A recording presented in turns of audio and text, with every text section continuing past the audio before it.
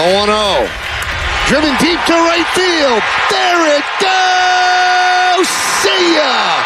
A monster two-run home run. And the Yankees have come back to take a 6-5 lead. Oh, my. He crushed that. Michael K. on the Yes Network. Juan Soto goes yard in the ninth inning. Yankees sweep the Giants. Third time the Giants have been swept this season. First time at home. Last time they were swept at home was by the LA Dodgers back in September. Juan Soto did his thing. Aaron Judge. All he's done against the Giants over the course of his career is 6 games. 12 hits, 5 homers, 10 RBIs, 8 runs scored. He's batting .522 against the San Francisco Giants. And you know what? My boy Jamal yesterday, you know who he is, Mr. J. Benz on Twitter. He said, boy, 95-70 game going to be fun tomorrow after getting swept by the Yankees. Well, you know what, Ball? It's going to be a lot of fun today because that is the difference between a contending team and a team that's pretending to be a contender. Outclassed in every way, outpitched in every way, outhit in every way, outmanaged in every way, just schooled. There's levels to this. And right now what we're finding out is that sure, the Giants may make a push at the wild card because the National League is very mediocre if you take away the Dodgers and the Phillies. Sure, the Giants may make a push for a wild card spot. Sure, it may look good at the end of the season when they're 84-78 or 83-79. But come on, who are we kidding? That's baseball over there in New York City. That's a real baseball team with real, legit players and stars. We're batting Wilmer Flores third yesterday against the New York Yankees. We got Wilmer Flores batting third. God bless his soul. God bless his soul. We're going to talk all about it all day long. All day long, Shasky. I'm a little fired up today. I am too. Let's start with Aaron Judge.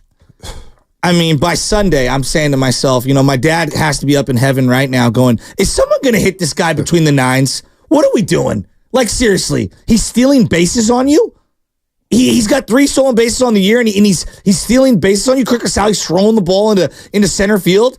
He's ripping bombs off you. He's deking you in center field, pretending like he's coming up to catch a ball, almost getting Soler, forced out at second base. And I hate to be like, I'm not trying to be Mr. Machismo. I'm just saying, like, at some point, somebody show some pride and hit the guy between the nines. I mean, you're getting ran out of your own stadium if you're a Giants fan. Can I start here though? He was born to be a New York Yankee. Him and Soto. Him and Juan Soto. Soto may look better in the Yankee form. Damn. Anyway, shout out to YouTube, Twitch, and Twitter. Brought to you by First NorCal Credit Union. Upgrade your savings dividend. Open a First NorCal First Class Money Market today. The Xfinity Mobile text line. I'm sure all the overnight dancers had a great time this weekend with all the Yankee fans in town. I'm sure they made a lot of money. All the graveyard shift workers, good morning to you. Everybody out there getting ready for work. Shasky, let me say this. So I go to the game Friday night after the company softball game, and I get there about the top of the second. I'm listening to that. I'm listening to the first inning, and I'm saying, please, God, Judge, don't hit anything, right? He hits a loud one, this first at-bat. So predictable. Loud. I think it was like 111, 112 off the bat, whatever. So he gets up there Friday night, gets Jordan Hicks. 2 runners on, and that count goes deep. It's a 3-2 count. And David Taylor, shout out to him, NBC Sports, invited me to the game. And when Judge was walking up to the play, I said, I feel like he's about to yank one. I really do. And he yanks a missile. And I said, wow, that's box office. Then he comes back up the next time, Shasky, and he hits one at dead center. And it was a no doubt about it. And I stood up, and I damn near gave Aaron Judge a standing ovation. Well, when you see excellence, you got to acknowledge it. I'm telling you, Shasky, walking out that yard Friday night, the buzz after that game, and the buzz and the jolt of energy that Aaron Judge produced Friday night, that was just Friday. The presence, the stature, the plate discipline, the size, the power, the speed, the composure. I walked in there and said, I haven't felt like that. And I've been to a lot of playoff games. Been to a lot of World Series games. The feeling I got from Aaron Judge, I haven't got that with Bryce Harper. I haven't saw Shohei yet at Oracle Park. That was Barry Bonds-like. I agree. I walked out of there thinking, did I just watch the right-handed Barry Bonds? I swear to God, that's what I felt like. It felt like, the Burrow performance that we had at Levi Stadium. Joe Burrow. Remember the Mahomes performance the year before? Yep. Steph Curry, when you see him in a certain situation, or LeBron James, like that's the category he's in. Aaron Judge, and we'll get to Juan Soto. We'll get to everything because like there's Volpe, there's levels. There's a litany of State things. even made his presence felt yesterday. And I want to get into Cashman at some point versus Farhan. Like we want to talk about one of the greatest GMs in any sport. Brian Cashman is so underrated. It's criminal, honestly. Aaron Judge, the stature, the look, the size, the swagger. What's the hole in his game? He's got a plate discipline. He can hit with 2 strikes. He can hit for contact. He can hit for power. He can run like the wind. He's an excellent defender. He's got a plus arm. He was born to be a New York Yankee. And when I close my eyes and I think of New York Yankees, like obviously you're going to go right to Babe Ruth, right? And he's robust and everything. But there's like this chiseled giant look. And he's born to be a Yankee. I mean, Aaron Judge is... Shame on me for ever thinking that the San Francisco Giants had a chance at him. Like, honest to God, Bonte, the fact that I absolutely thought that the San Francisco Giants, given their pathetic lineup, given their pathetic ability to draft and swing deals, their yard, everything about it. Shame on me for thinking he would leave them. The 27-time champions, 40 pennants, the New York Yankees, one of the most iconic brands sports has ever seen. Shame on me for thinking he would even consider coming to the Giants. He used the Giants to get an extra year and maybe $50 million out of the Giants. He was never coming here, and I feel like a giant moron forever entertaining that Arson Judge would be a Giant. Well, I remember his going into that free agency year. We were talking a lot about Judge as we're setting up the offseason. And at some point in June or July, I just said, you know what, Giants fans? And I think I told you this on the air. I said, I'm going to stop with the Aaron Judge stuff. Who are we kidding? He's not coming here. And then we go through the whole recruitment process, and I was just like, why would he leave? Why would he leave to come here? You got Farhan Zaidi and Gabe Kapler recruiting you. Gabe Kapler's already gone. We don't know what Farhan Zaidi's stature is. You got a lineup that's a revolving door right now. You're platooning left and right. He saw what was going on. He saw it. He wasn't leaving the New York Yankees, and I'm just looking at his month of May. His month of May, Shasky. It's just, I mean. He batted .361 in the month of May. His OPS is nearly 1,400. 14 homers, 27 RBI, 22 walks. Struck out 29 times in 97 at-bats, 35 hits. He's in consideration for Player of the Month alongside Jose Ramirez, another guy that I would love to have him too. But that's a difference, Shasky. Look at that Judge. And all the people who told me over the years, they told both. When I've been banging the table saying I want a star, and people try to say, well, the World Series teams didn't really have stars. Well, Lincecum was a star. No, I mean, come on. Lincecum was a rocket. He was a star. Yeah. Bumgarner by 2014 was a star. I agree. Hunter Page had cachet. Posey had cachet. Posey's one of the top 35 or 40 catchers of all time in the history of the game. Pablo. He was a household name. Pablo Sandoval. Just to clarify, there's only like 23 catchers in the Hall of Fame. Right. So there's only. I'm putting Posey in a high. Yeah, and Pablo charismatically because of the Giants fan base. Had personality. Yes, I agree. He was big time. But don't tell me that you don't need stars. And it just shows how much 2021 was a fluke.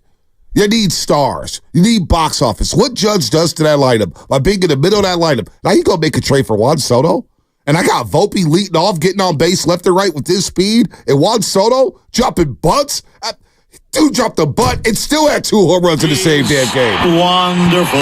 Yes, he is wonderful. Marvelous.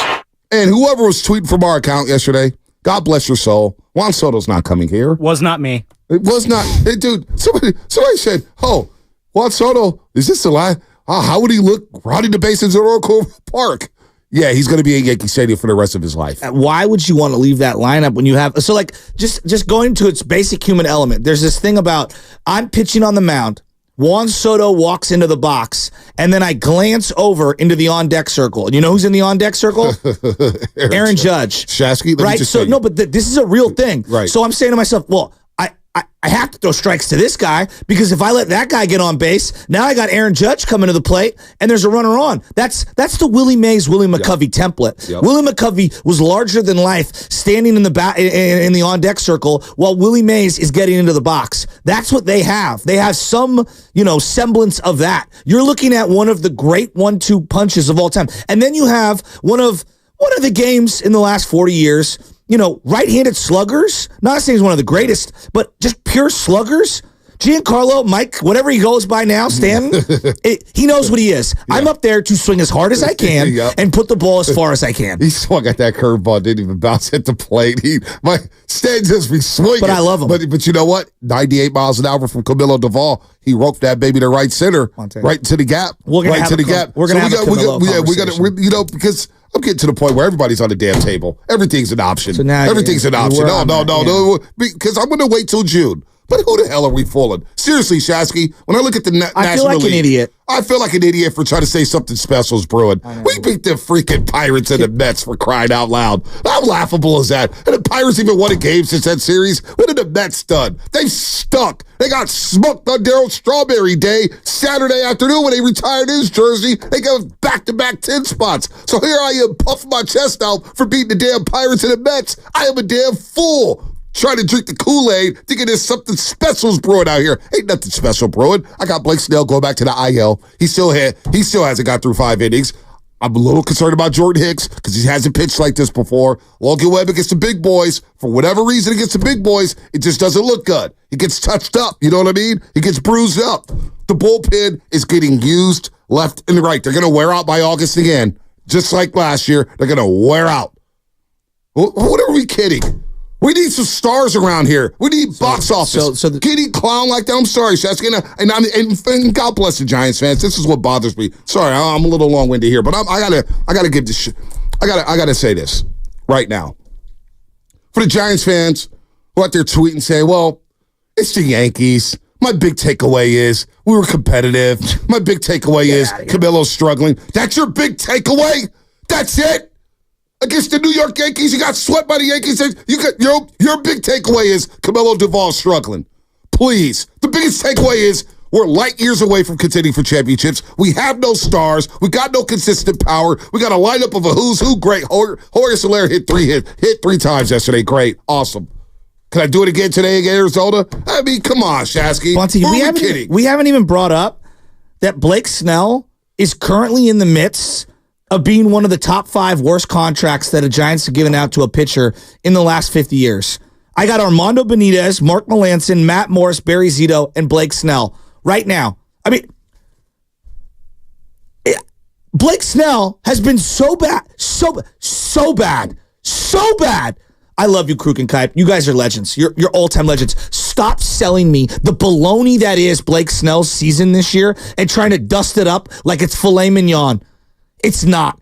He left the game before the 5th inning even started, and he had the bases juiced with Verdugo up. He couldn't throw a slider for a strike if his life depended on it. By the way, the slider thing. Dear God, Camilo Duvall cannot throw a slider for a strike to save his life. He throws right down the pipe, sinker after cutter after sinker after cutter. Every single one of those pitches in the 9th inning that got touched was right over the middle of the plate. It was unbelievable to witness. And then he waits 30 or 40 minutes to come out and talk to the press. Something's going on in Giants land. And I'm telling you right now, the vibes are all bad, but the reality has set in. You could compete for this phony-wony little wild card or whatever. The one thing I will not listen to this morning at all is that Farhan's job could be saved if you make the playoffs. Baloney. No. Baloney. You got to go. Baloney. It's the body of work. Bonte, I'm just going to go right here. You got to go. You know why the Giants are down bad? Because organizationally, from top to bottom, they can't see the trees through the forest. They can't draft. They can't develop. And hence, they can't develop their own stars. Then other teams don't want to trade with them. And then none of the free agents want to come here. It is a trickle-down effect. 2013, the Giants take Christian Arroyo. Now, that's not Farhan's fault. Yeah, they drafted Aaron Judge 11 picks later. That's what the Yankees did. They stuck with them. They developed him. You know where Christian Arroyo is now? On his 4th different team for the Giants. Okay? Anthony Volpe, who batted leadoff yesterday. 30th pick. 30th pick in 2019. Now, that was under the Farhan regime. You know who we took 10th overall? Hunter Bishop. And the only reason we elevated him is because a bunch of guys were hurt at the big league level and at AAA. They've traded for Juan Soto. They traded for Mike Stanton. They traded for Anthony Rizzo. They traded for Verdugo. They traded for Gleyber Torres, who they can't wait to get rid of. They traded for Trevorino. They signed free agents, and they've developed their own. Brian Cashman, on his worst year, is better than Farhan in his best year. And I don't want to hear anyone defend Farhan ever again. The proof is in the pudding. We can't draft. We can't develop. We overpay in free agency. And we're stuck batting Wilmer Flores 3 in a closeout gots-to-have-it game against the Yankees. I mean, I'm throwing my pen up in the air because I'm sick to death at how far we've fallen. And don't give me this mirage of the wild card. Oh, the Giants can get the wild card. Save Farhan's job. It's been 6 years. We're thoroughly underwhelmed. You picked freaking Gabe Kapler over Bruce Bochy, who won a World Series in his first year with a team that had no pitching staff. I am so exhausted by the Giants. They need to see what the reality is. You're getting taken over by the Yankees, the Dodgers. They're coming into your stadium. No, but hold on. I want to throw my headset. But you know what, though? That's what happens when a city doesn't keep its natives. When the cost of living gets spiked up and people aren't here to live, and all of a sudden you got all these transgens, you got all these transplants here going to stadiums left and right. It was a Yankees home game. Packed. But Warrior gets packed. Listen, because they got pride. Because they got winning players. You know why, Shasky? And I'm going to say it right now because I'm a Giants fan and I'm allowed to say this. Giants fans are soft. Well, that I agree with. Giants fans are cotton soft. Cotton soft. Fruit of the Looms, soft. You know what got the most headlines? You know why we're soft? Chapman's dog. No, exactly. Chapman's dog. Let me tell you why. Chapman's dog. Giants fans are soft. Look at Juan Soto hitting bombs. Aaron Judge hitting bombs. Yankee fans are chanting, "Let's go Yankees." And Giants fans ain't doing nothing to bat it up. They ain't doing nothing to combat that. Nothing. Giants fans are soft. You know why? We make excuses every single time. And I tweeted this out, and I keep asking the question. I've been asking it for years. Why do we cover the Giants differently than the Warriors and the Niners? The Warriors hung 4 banners up in the last 10 years, and everybody wants everybody fired and traded and everything. The Niners have been knocking on the doorstep of a Super Bowl. Shanahan has given us a 7-year run that's been unbelievable, and the only missing piece is a Lombardi trophy. But yet we want to fire this guy and cut this guy and say this guy stinks. He's overrated. But the Giants sit here and just live in 500 baseball. They're just swimming in 500 baseball. Mediocrity. And they sell us on Flores, and they sell us on Soler, and they sell us on... Still hasn't gone 5 innings at all this year. He actually lowered his ERA yesterday to 9.51. Barry Zito's second season thinks Blake Snell's first season is bad. But you know what, though? But you know what, though? That's on the Giants. That's on the freaking Giants for getting used. And you know what? You know what I want to do? Mark Melanson thinks Snell stinks. I want to do something. If you could find Farhan chuckling at the presser when they signed Blake Snell and Scott Boras, and Farhan tried to deliver a line like he got over on Scott Boras. Can you believe it? We did 2 deals with Scott Boras. And Boras is over there thinking, I just pimped you out another $30 million per year, and this guy's not even ready to go? He's going to opt out on you anyway, or he may be traded. We're back in the same situation again. I know. We're back in the same situation where I'm thinking to myself, what the hell are we going to buy? You might as well just sell everything and blow it up and fire everybody. Seriously, I need a complete reboot. A complete reboot. Hey, but you know what? Conforto's coming back. No, it's not good enough. Lamar Wade's out. It's not good enough. Jung-Hoo Lee's out for the year. I heard Bob Melvin explain that. I'm like, dog, not one of those guys is cracking the top 6 for the Yankees. No, Jung-Hoo Lee's a 7-hole hitter on a good team. Let's be real. Jung-Hoo Lee's not doing anything.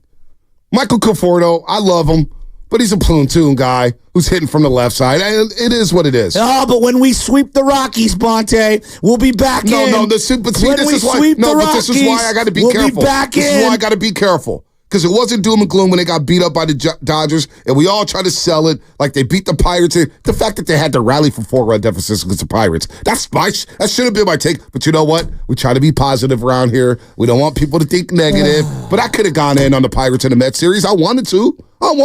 But everybody's feeling good about the Giants, right? Everybody's feeling good. Let's be real. They beat the Pirates and the Mets. The Mets are a dumpster fire, and the Pirates are 3 years away from being 3 years away.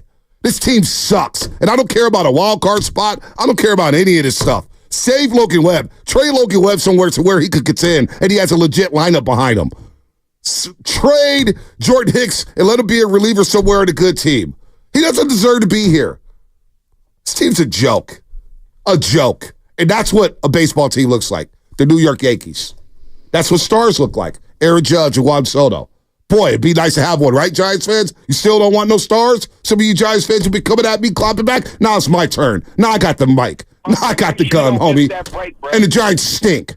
And our fans are a little soft right now and acting soft. Well, it's just the Yankees. They're one of the best teams. You didn't scratch a game. You didn't win a game at home. All right, more coming up here. Brought to you by Fremont Bake, full-service baking, no compromises. I'm David. I'm John. And I'm Chris.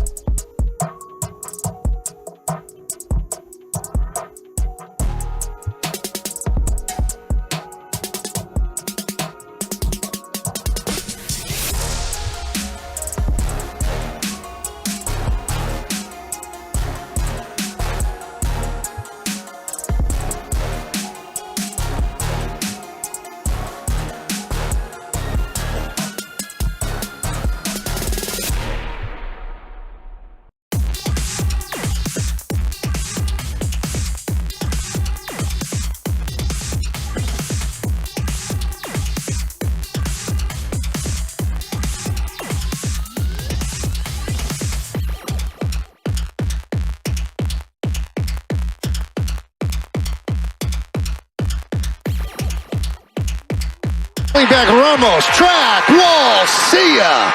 Welcome home, Aaron Judge, a 3-run home run, and the Yankees lead 3-1.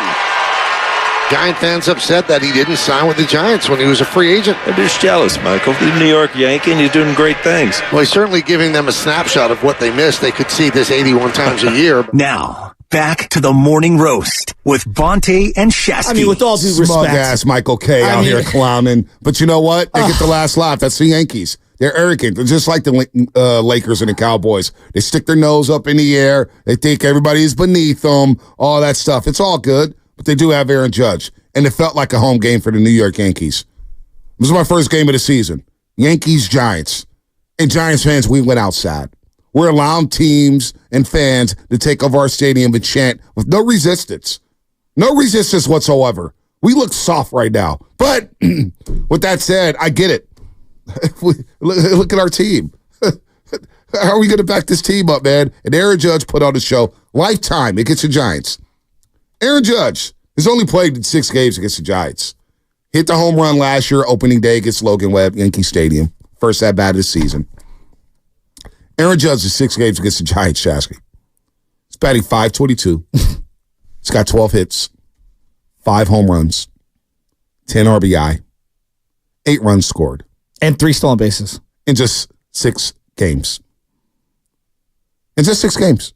He took off on Blake Snell with the high leg kick like it was nothing. I mean, he had like 5 steps before Snell could even get rid of the ball. It was unbelievable. They did the same thing to Camilo Duvall. You know, Kirk Casale, poor guy back there, has no shot when guys aren't slide stepping. And it's just, they don't throw over. And when you're not throwing over to first base, because you only can do it multiple times, but when you don't throw over, you don't hold runners on, guys they're just taking off on you.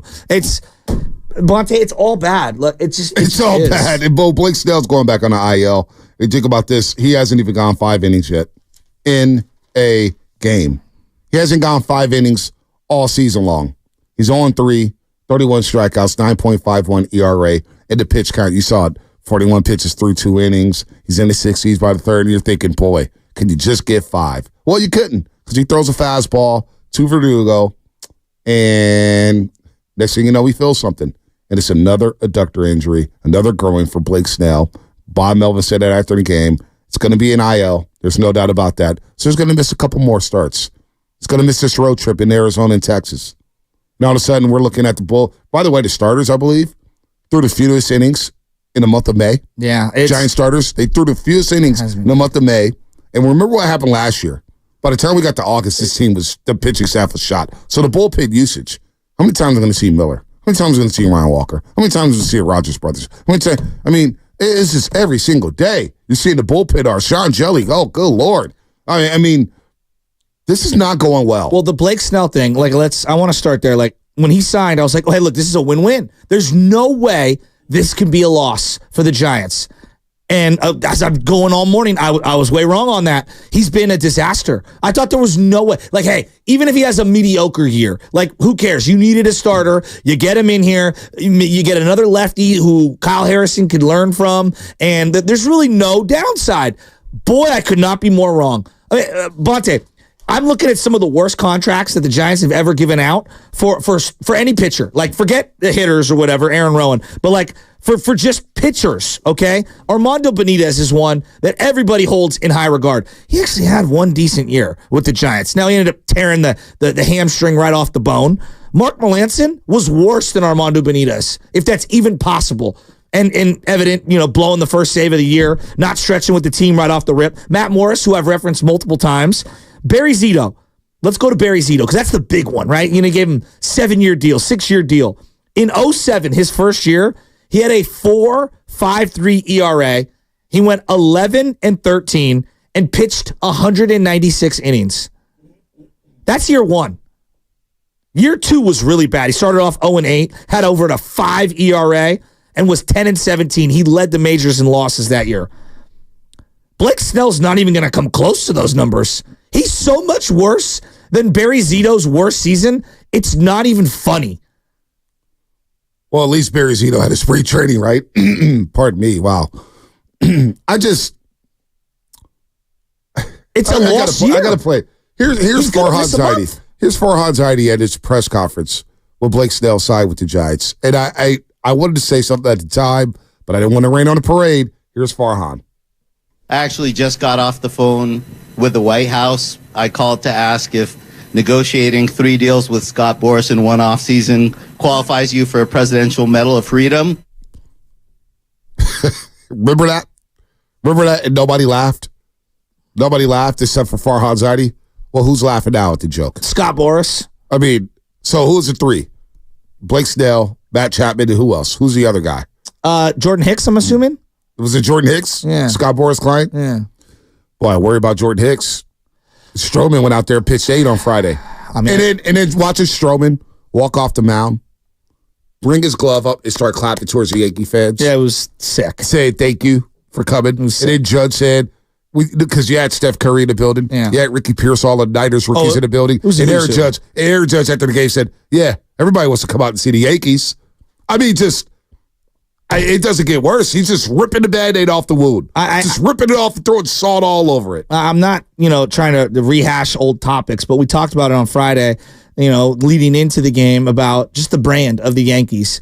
And I didn't go to any of the games, but watching it on television, it felt different. It looked different. And we could argue about it. Or they haven't won since 2009. Yeah, I don't give a damn. I don't care. Like all these people we won 3. Okay, theirs was 15 years ago. Ours was 10 years ago. There's not much of a difference. Like, it really isn't. So don't, throw a parade. We feel so much far removed from those 3 titles. It's getting farther and farther and farther away in my head, and it sucks. We're nowhere near that team. No, there's no resemblance of the championship teams. Yeah. You got nobody here that was part of those championship teams, with the exception of Pat Burrow. And the who's attachment to the coach. team doesn't feel the same. attachment's not. Sabian's gone. Evans is gone. Bears taking a step back. Farhan's running the show, and Greg Johnson's speaking for the team. Greg Johnson's speaking for the team now. But that's I'm watching it, and I'm saying to myself, it's all Yankee fans. It was all Yankee fans. And then when you see, it's literally Anthony Volpe drafted way after Hunter Bishop, who's a local guy like Hunter Bishop was, and they developed him. He is their starting shortstop, out of high school, starting shortstop, who's batting leadoff after a very tumultuous year 1. I'm sorry. Walking out of there, knowing that we got punked. Giants fans got punked. The Giants got punked on the field, and that bothers me. This is a very rabid fan base. We're a very loyal fan base here in the Bay Area. And to watch Yankee fans take it over it's the same thing's happening with the Dodgers. Dodgers have been doing it for a few years now. The organization has to meet us halfway and put a product Phillies, out there. They do. That can punch back. They do, but we had nothing. Bonte, nothing why would to you see go, us get punked. Why would you go to the bathroom when the Yankees are hitting? No, I wouldn't. Because you don't want to miss in that bat. But when the Giants come up, it's here comes Kirk Casale, and I think I'll go to the restroom. I mean, Wilmer Flores is batting third yesterday. God bless his soul. Come on. Wilmer Flores, batting third. Is Chapman the best everyday player they have right now? Yes, he is. Okay. Where's he batting the Yankee line? 6'7"? 6 or 7. Right? 6 or 7. Right? And Chapman, it's tough for me to rip on Chapman. No, I like Chapman. He should be in a 4-hole. No, but that's where we're at. I think that's the calibration. Again, Anthony Volpe, the kid I talked about, high school, they drafted and developed him. He bats leadoff. Number 2, Juan Soto, who you traded and absorbed the salary. And because you're the Yankees, your farm system is ranked, and so people want to deal with you, and you gave up a second-round pick prospect who was highly touted. But you know what? That's another thing. What? I'm going to stop you right there for a second. You just mentioned how they flip top prospects and all this stuff. They identify and they know who to get rid of. They've been doing this for years. And a lot of these prospects don't pan out that the Yankees trade. They move off of them. But here's my philosophy. Proven talent over prospects. I've been hearing this in this market. Talk about Luciano, Hunter Bishop, Wisenhunt, Kyle Harrison, Matos Ramos. I would flip these guys in the blink of an eye for a star. I would blink all of them. The key piece in the Soto trade was the 99th overall Major League Baseball prospect who was a late second rounder in 2022.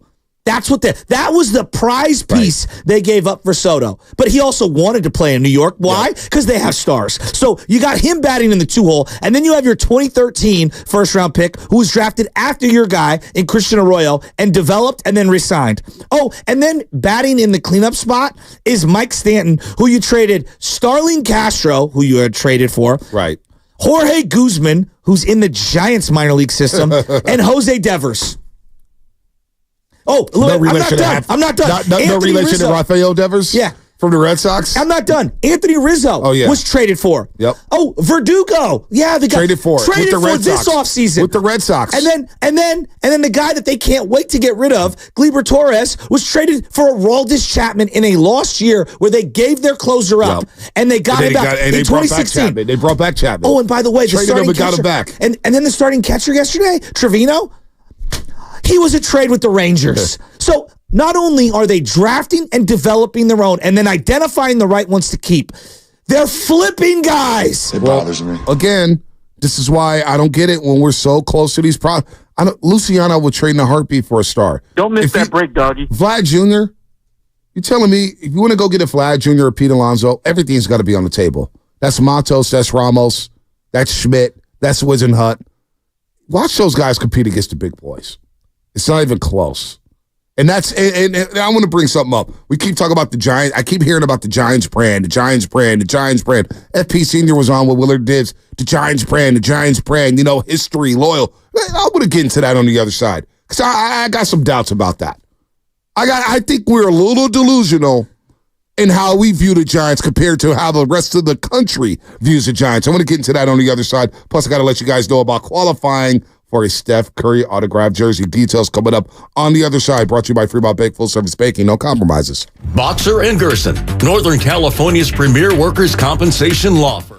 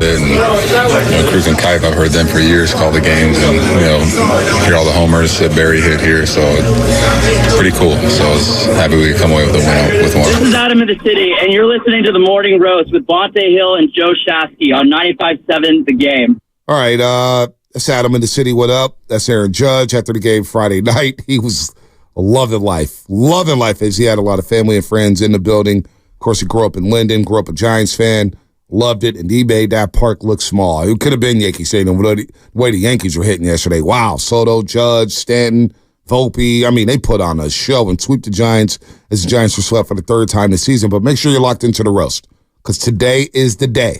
Between 7:30 and 7:45, you're going to get a chance to win some things. That's right. Not only are you going to get a chance to win things, you're going to be able to qualify to win a Steph Curry autographed jersey. Oh, my God. We're going to play You Know the Show. So when you hear this sounder, make sure to pay attention because at 7:50, when you hear that sounder again, we'll ask a question about the show that you have to get right in order to qualify for this jersey. And since we love you, we're going to throw in a little something. May the force be with you, everybody. We're going to give away this Andrew Wiggins Jedi. That's right. This bobblehead Jedi, Andrew Wiggins. So all you Star Wars fans, you got a chance to qualify. If you qualify, you'll also win this Andrew Wiggins bobblehead. By the way, Andrew Wiggins was on a podcast last week with some boys up in Canada. Oh. Says he needs to get his game right. He's not happy. Well, I know a lot about Jedi, but Andrew Wiggins is a Jedi. I didn't know that they had an invisibility cloak. Come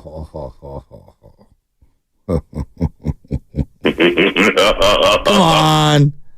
He'd be Gryffindor in Harry Potter, right? Hanging out with Harry Potter. I don't know the Harry Potter universe. Oh, okay. Sorry. That's where you draw the line. Yeah. Sorry. No, I just don't know it. I don't know. He draws the line at Harry Potter, Vontae. Sorry. It's a little too young for my, I didn't get into it. Sorry. I'm going to stay out of this. That and Lord of the Rings, that's not my wheelhouse. I don't know them. I'm going to stay out of this. I've seen them.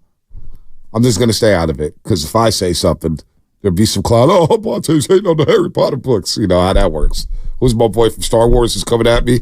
He's been coming at me for years. Well, if they ever Who's that guy? We seen him the other day. I don't know. If we ever bring Aaron Judge back, for a Yankee series, we should have an Aaron Judge bobblehead. We should. But instead of it being Aaron Judge, it should be Giants fans with a neck brace because of all the whiplash from the home runs that these guys were hitting. Every guy that they tried to get over the last decade came back to haunt them in this series. They tried to go after Stanton. The Marlins looked at your entire, and look, this is pre-Farhan, they looked at everything you have, and they're like, yeah, we'll pass. And I don't think he ever wanted to come to the Giants. Why? Why would you want to come to the Giants when the Yankees are staring you in the face? Because they're a bigger brand, they're a better team, they're a better run organization, and Brian Cashman's one of the greatest GMs of all time in any sport. And then you did the same thing with Juan Soto, not once but twice. And neither team wanted to trade with you. And I'm not sure, he was probably lukewarm at coming here at best. You got usurped by the Padres in the pecking order of landing destinations. And then Aaron Judge basically used you as Boo Boo the Fool in free agency, knowing damn well that he was never going to come here just to get a couple of extra years and probably an extra $50 million bucks out of the Yankees. The recruitment pitch was not good enough. He had a Warriors game that week. Aaron Judge should have been sitting courtside next to Joe Lacob. Billboards everywhere. All right? But you messed up when you brought Farhan and Gabe Kapler to the room because Aaron Judge knew, is Gabe Kapler here long term? And from what I hear in the recruiting meetings, Gabe Kapler was just on the couch sipping wine on the cell phone. Not even really being engaged with Aaron Judge. So the whole thing was a failed mission. But he's smart not to leave the Yankees. I mean, we overrate the Giants brand so hard. We do. Why do you say that? I've been hearing a lot about, the Giants brand and the history. And we only got 3 World Series in San Francisco. That happened 10 years ago. All right? Even the greatest era of Giants baseball under Brian Sabian, we got the 3 World Series. That's it. I mean, look at how many division titles the Giants have in the city of San Francisco. Not many. Well, not many. I'm gonna throw this out there, and you tell me whether I'm right or wrong on this. I mean, you could make the argument if you're a baseball fan, the Giants are closer to the equivalent of the Detroit Pistons in their respective sport than they are the Laker brand. Yes, absolutely. Right? Absolutely. Like, we don't look at the Pistons as some, like, glamour franchise. Right. They rose up a few times, won some championships, and for the most part are an afterthought. Right. I think the Giants are more, like, look, I'm a Giants fan. I love the Giants. I think they're higher than they always are. But if I'm being realistic, they're a middle-of-the-pack brand in baseball. Right. Now, they might be upper middle, but you're definitely not top of the heap. Like, you're not, okay, Yankees, Sox, Dodgers, in whatever order you want. Cardinals. And then there's a bunch of teams. I put the Cubs above the Giants. But there's a bunch of teams vying for that upper part. And I think right now the Giants are closer to like 15 than they are 8. Wouldn't you agree? The Giants were trying to, the Angels were trying to jump into that upper echelon. They failed for many years, but they had a run. They had a run with Mike Scioscia and Garrett Anderson and Albert Pujols later on, and obviously Mike Trout. They had a little bit of a run. They kind of reminds me of the Angels in the way you're trying to sign all these guys, and you just kind of fall flat on your face. By the way, breaking news here. We've been sitting on it. We're going to do it in the first block, but Justin Jefferson has finally reached an agreement on a 4-year, $140 million contract extension that includes $110 million guaranteed dollars. Money time! Makes him not only the highest paid wide receiver in NFL history, but the highest paid non-quarterback in NFL history, sources tell ESPN. Jefferson's deal includes over $88 million due at signing, the highest non-quarterback guarantee at signing in NFL history, and it resets the wide receiver market. What does that mean for Brandon Ayuk? He's probably not going to get Justin Jefferson money, nor should he get Justin Jefferson money. Yeah, I was going to say. But Ayuk's still sitting out there, and CeeDee Lamb's sitting out there as well, looking for a new deal as well. So the number's pretty straightforward. Right. It's, okay, the top end is the money JJ just got, and then all the way down to what Waddle got. So it's somewhere in that range. 925, Xfinity Mobile text line. I want you to go look at what the Angels did when they won the World Series against the Giants in 2002. Look at how many playoff appearances they had under Mike Scioscia. They were humming.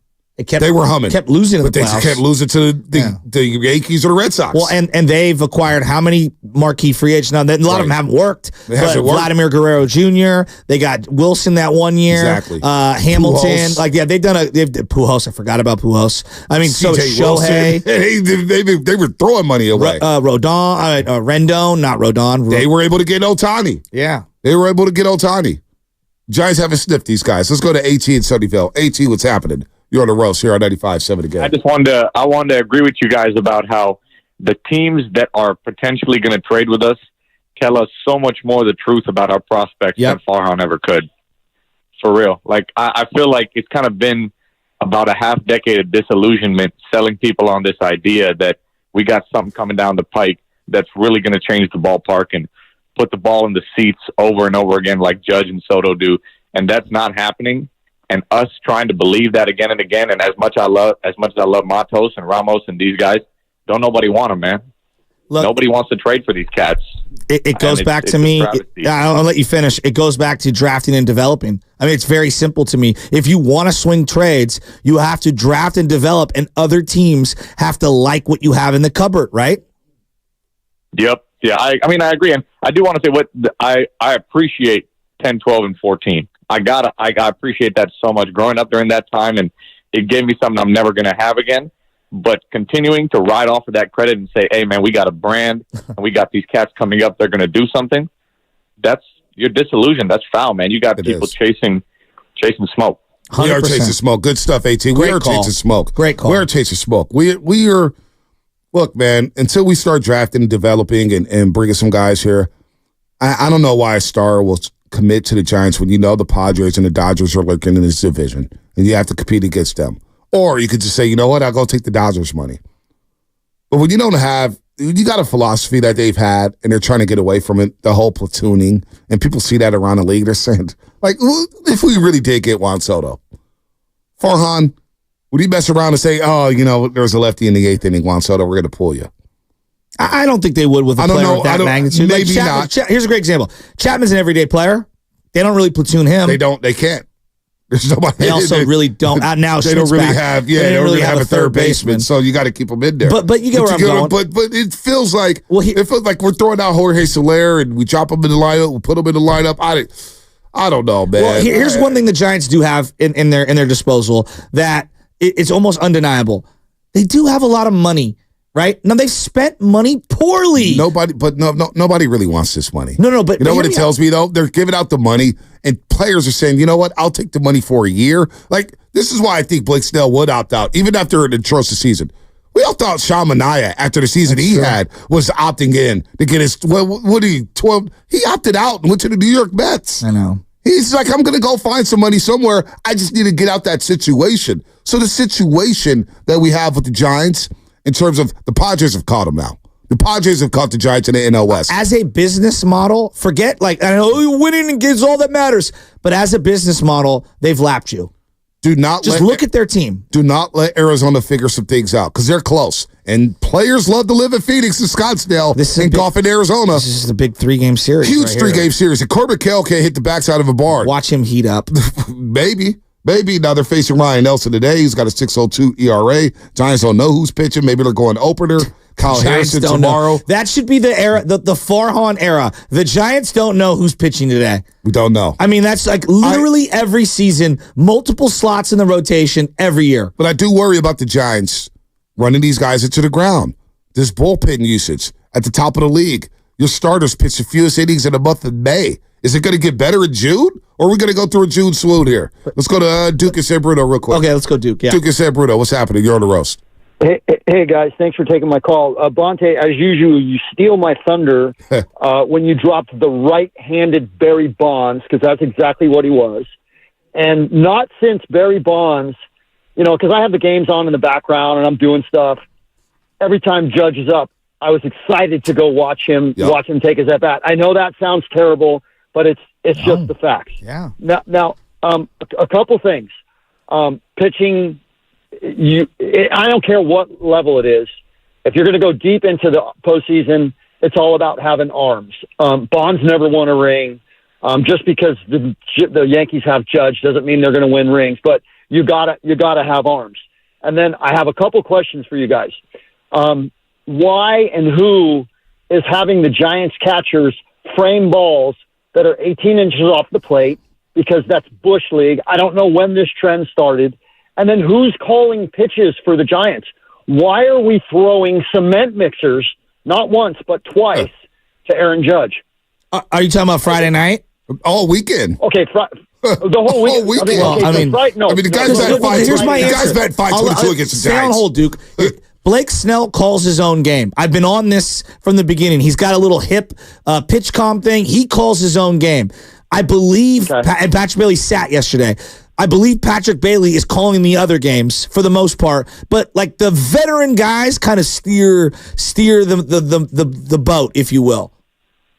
Okay, but I mean, okay, so you got Hicks. He's a young pitcher. Every pitch he should have thrown should have been low and away. I mean, a Bodie Concrete would have been proud of those two pitches because they had 5 yards of concrete in them. Well, and Judge was just sitting on them. Look, same note is like Camilo Duvall right now has zero command on the sinker or the cutter, so he's falling behind in counts. He's not hitting the edges. Like the pitch before the Soto home run, he threw it 7 feet right. Yep. And then he goes right down the pipe. I mean, it was literally right down the middle like a video game mistake. And Juan Soto put 2 butt cheeks into it and blasted it into the bleachers. So Camilo Duvall over the last 3 years, thanks for the call, dude. Good call. 3.0 ERA as a 23-year-old, 2.53 ERA as a 24-year-old. He's an all-star last season, 2.93 ERA. He comes up with 39 saves. And I believed back in 2022, because you put me on Duvall, and I thought he had the stuff to become the greatest Giants closer in their history in San Francisco. Better than Rob Nen, better than Brian Wilson, better than Rob Beck, better than whoever you want to put out there. And this year he is scuffling. There's something up here. 4.24 ERA. He don't lock it down yesterday. You had a week of rest. You had rest. After they used you left and right on the road trip, you had plenty of rest.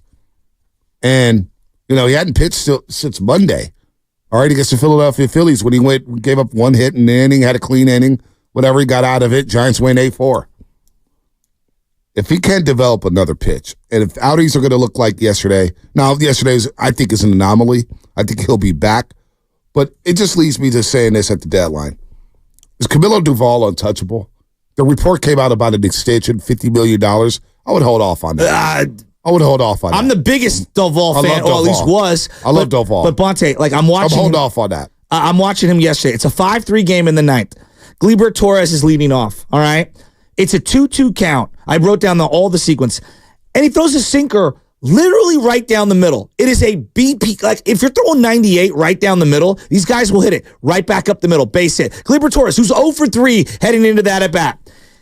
Up steps Trevino, okay? Trevino grounds one to Schmidt. They get the force at second. Here comes Volpe. He's 2 for 4 in the game, cutting down. He's their leadoff hitter.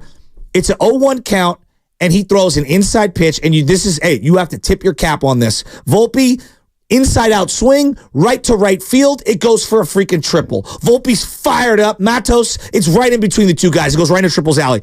And then Juan Soto. Okay, Juan Soto's up. I'm thinking, all right, do you walk him to get to Judge righty on righty? Probably not. There's one out. If the situation sucks, he throws a cutter so far away from the strike zone. And then the 1-0 pitch is 98. 1-0. Driven deep to right field. There it goes. See ya. A monster 2-run home run. And the Yankees have come back to take a 6-5 lead. Oh, my. He crushed that. That was literally right down the middle. Michael K on the call there for Juan Soto couldn't believe it. No, he could believe it. He was fired up. No, he could believe it. I'm not done. He could believe it. Well, I got to read the legal here, so you got to segment sponsored by Golden State Lover, serving the Bay Area for 3 generations. When you succeed, we succeed. Visit GoldenStateLover.com. I don't have to do the show today. I'm just sit back, man, at this point. You're listening to 95.7 Game, KTFC, FM, and AC1 San Francisco and Odyssey Sports Station. Always live on the free Odyssey app. Don't forget that you can also watch us every single day on our YouTube, Twitch, and Twitter streams. Powered by First NorCal Credit Union. Upgrade your savings dividend. Open day First NorCal First Class Money Market today. Real quick on Soto.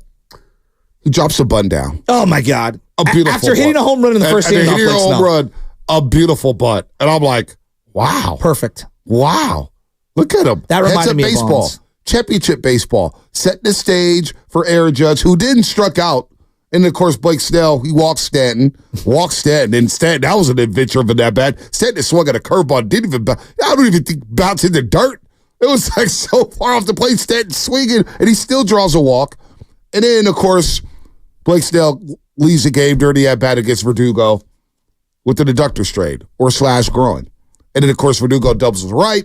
Lucky the Yankees didn't take the lead in that inning. But Juan Soto, that is the difference between having a star. And that's what made me so jealous over the weekend. I'll let you finish about the ninth inning because Judge and Soto, the big takeaways is that is the difference between having blockbuster players 100%. And just having a bunch of guys who you're hoping to get hot. Like, we're hoping Lamont Wade Jr. can sustain his success. And with that said, what he's at, 2-3 home runs? 2-3 home runs? I mean, seriously, you got to have power. You got to have stardom. In all these leagues, you got to have stars. Monte, I like Lamont Wade Jr. That's like taking a butter knife up against an AK-47. Look at their lineup. I mean, their leadoff hitter had 20 home runs last year. What, you think I'm joking? It's like, okay. It's a butter knife AK-47. It's like, damn. And I like Lamont. but again, Volpe is a 23-year-old shortstop, first-round stud who gets on base, who can run, and he's putting the ball in play. And then the Soto home run. So they go up 5-6 in the ninth. All right? Here comes Aaron Judge again. And he's so rattled, Camilo Duvall. And he walks him. I'm saying, like, at that point, Camilo just hit him. I mean, geez Louise, you're not even throwing strikes. Completely rattled. But you know what? Who are we to try to hit Aaron Judge? No, I know, but I'm just saying, come on. I'm frustrated. So then, like, Mike Stanton comes up, and he rips one into right center again. Ripped it in the gap. And then it's like, okay, here we go. Verdugo, walk. And then you get the strikeout, and then you're going to take him out? And then you're going to take him out, Bob? He was done. He was completely done. He was so rattled after the home run with Soto. Camilo was very fragile in that game, and it comes back to he has zero command of a second pitch, and even his fastball he can't command right now. Brian Wilson was basically a fastball slider guy, and the slider was, it was basically fastball. But at least he had moxie with the fastball, and he was going to come into the zone, up and in, and paint. Camilo can't do that right now. He's falling behind in counts, and he's throwing meatballs up there. And it's not Yesterday just Camilo. was bad. It's not just Camilo, though. This bullpen, what are they? Team of ERAs, what, 26 in the league? 27th? They're bottom of the league. Your starters are not going 5 innings. I mean, Logan Webb against the big boys this year. You know, he's had some good starts. He's had some struggles. The Yankees tattooed him Saturday night. They were all over his stuff. All over it. So when I look at the starters not going 5 innings, when I look at, and again, the starters threw the most innings in all of baseball, or threw the fewest innings in all of baseball in the month of May.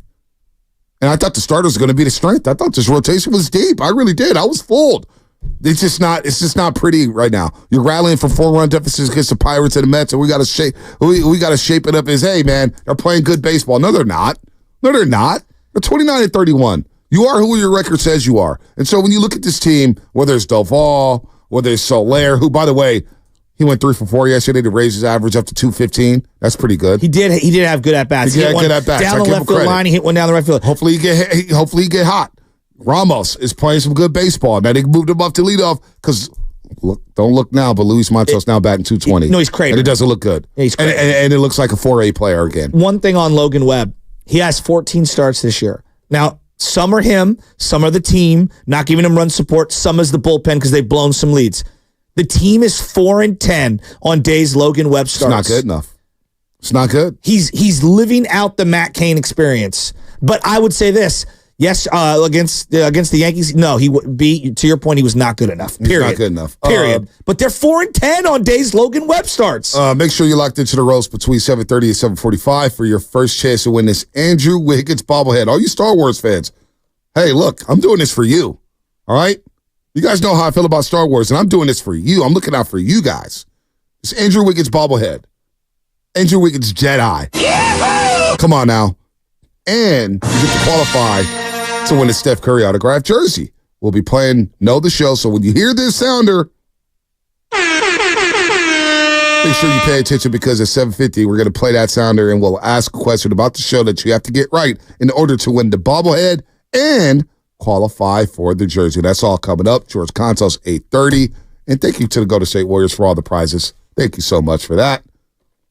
Who loves you? 95.7 Game does. We'll talk more about the Giants and Yankees. Do want to get into some things about Caden Clark that has me scratching my head. I don't want to do a full segment on it, but I definitely want to touch on it. A lot of jealousy going on in the WNBA, man. It is wild what's going on in that league. That's what's coming up, brought to you by Fremont Bank, full service banking, no compromises. Save at Whole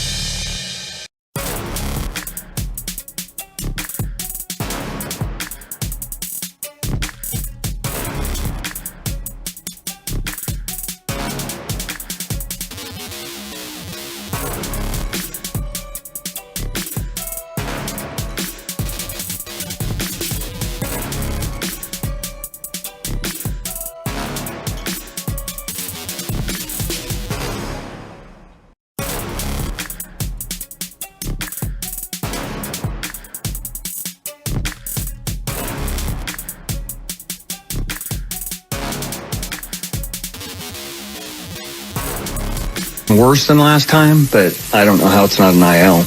What up, what up? This is Big Pun from South City. You are now listening to the morning motherfucking roast with my boys Bonte and Shasky on 95.7 The Game. How's Big Pun feeling this morning?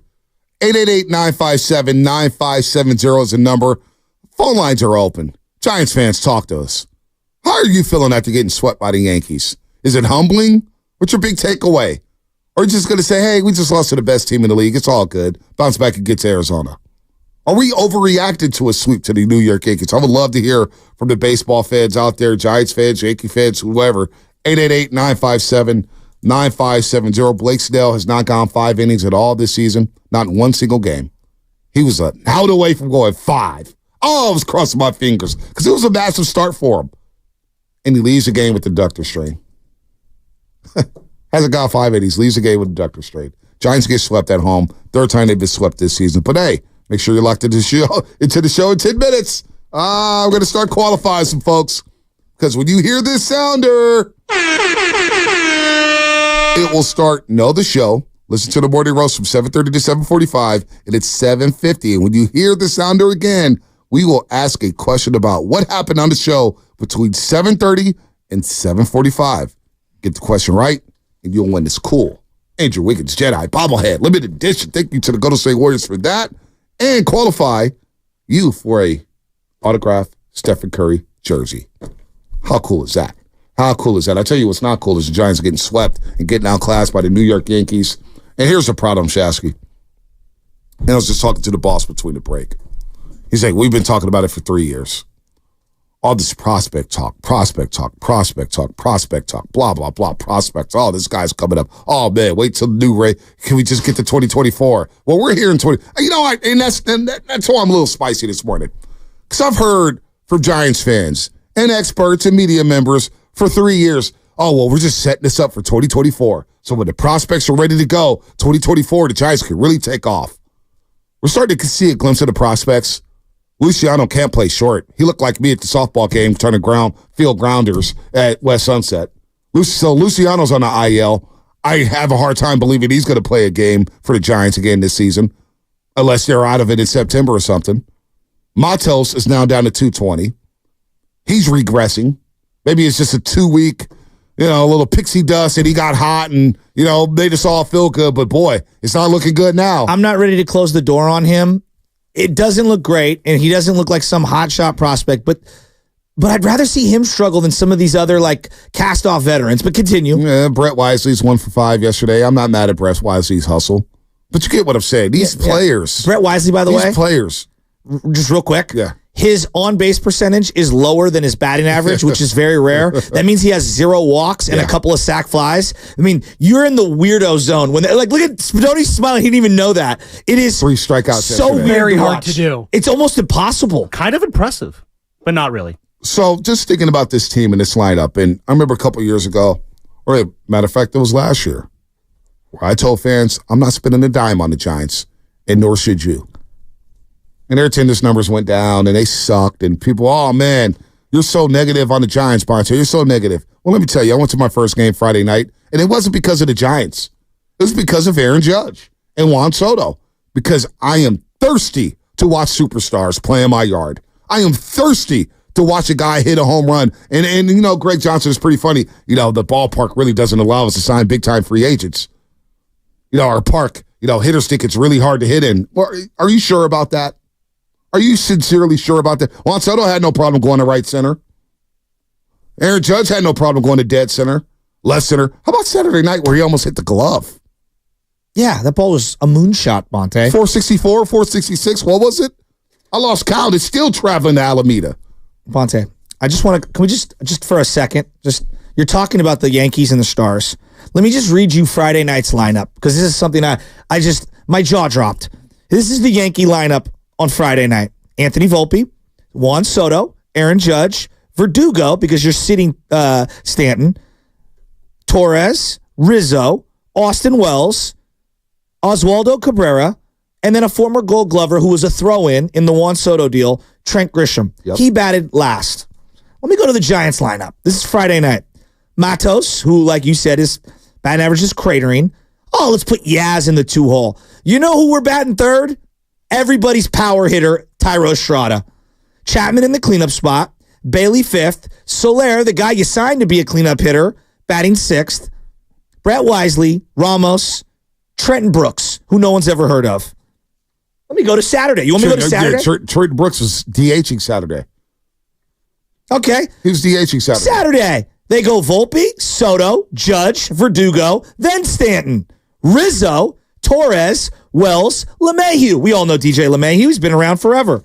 Let me read you the Giants batting lineup. This is Saturday. Luis Matos leading off, cratering. Wilmer Flores in the 2-hole. Everybody's traditional. Bailey in the 3-hole. Chapman cleanup. Yaz in the 5-hole. Do you get where I'm going with this? Just compare the lineups. Now, we've done this for the last 4 years when it comes to the Dodgers, but the Yankees haven't won squat. And I look at their just the lineup. And if I'm a Giants fan going to the game, and God bless Wilmer Flores, I like Wilmer Flores. When I saw him in the 2-hole, I'm like, what are we doing? When I see Estrada in the 3-hole, I'm like, what are we doing?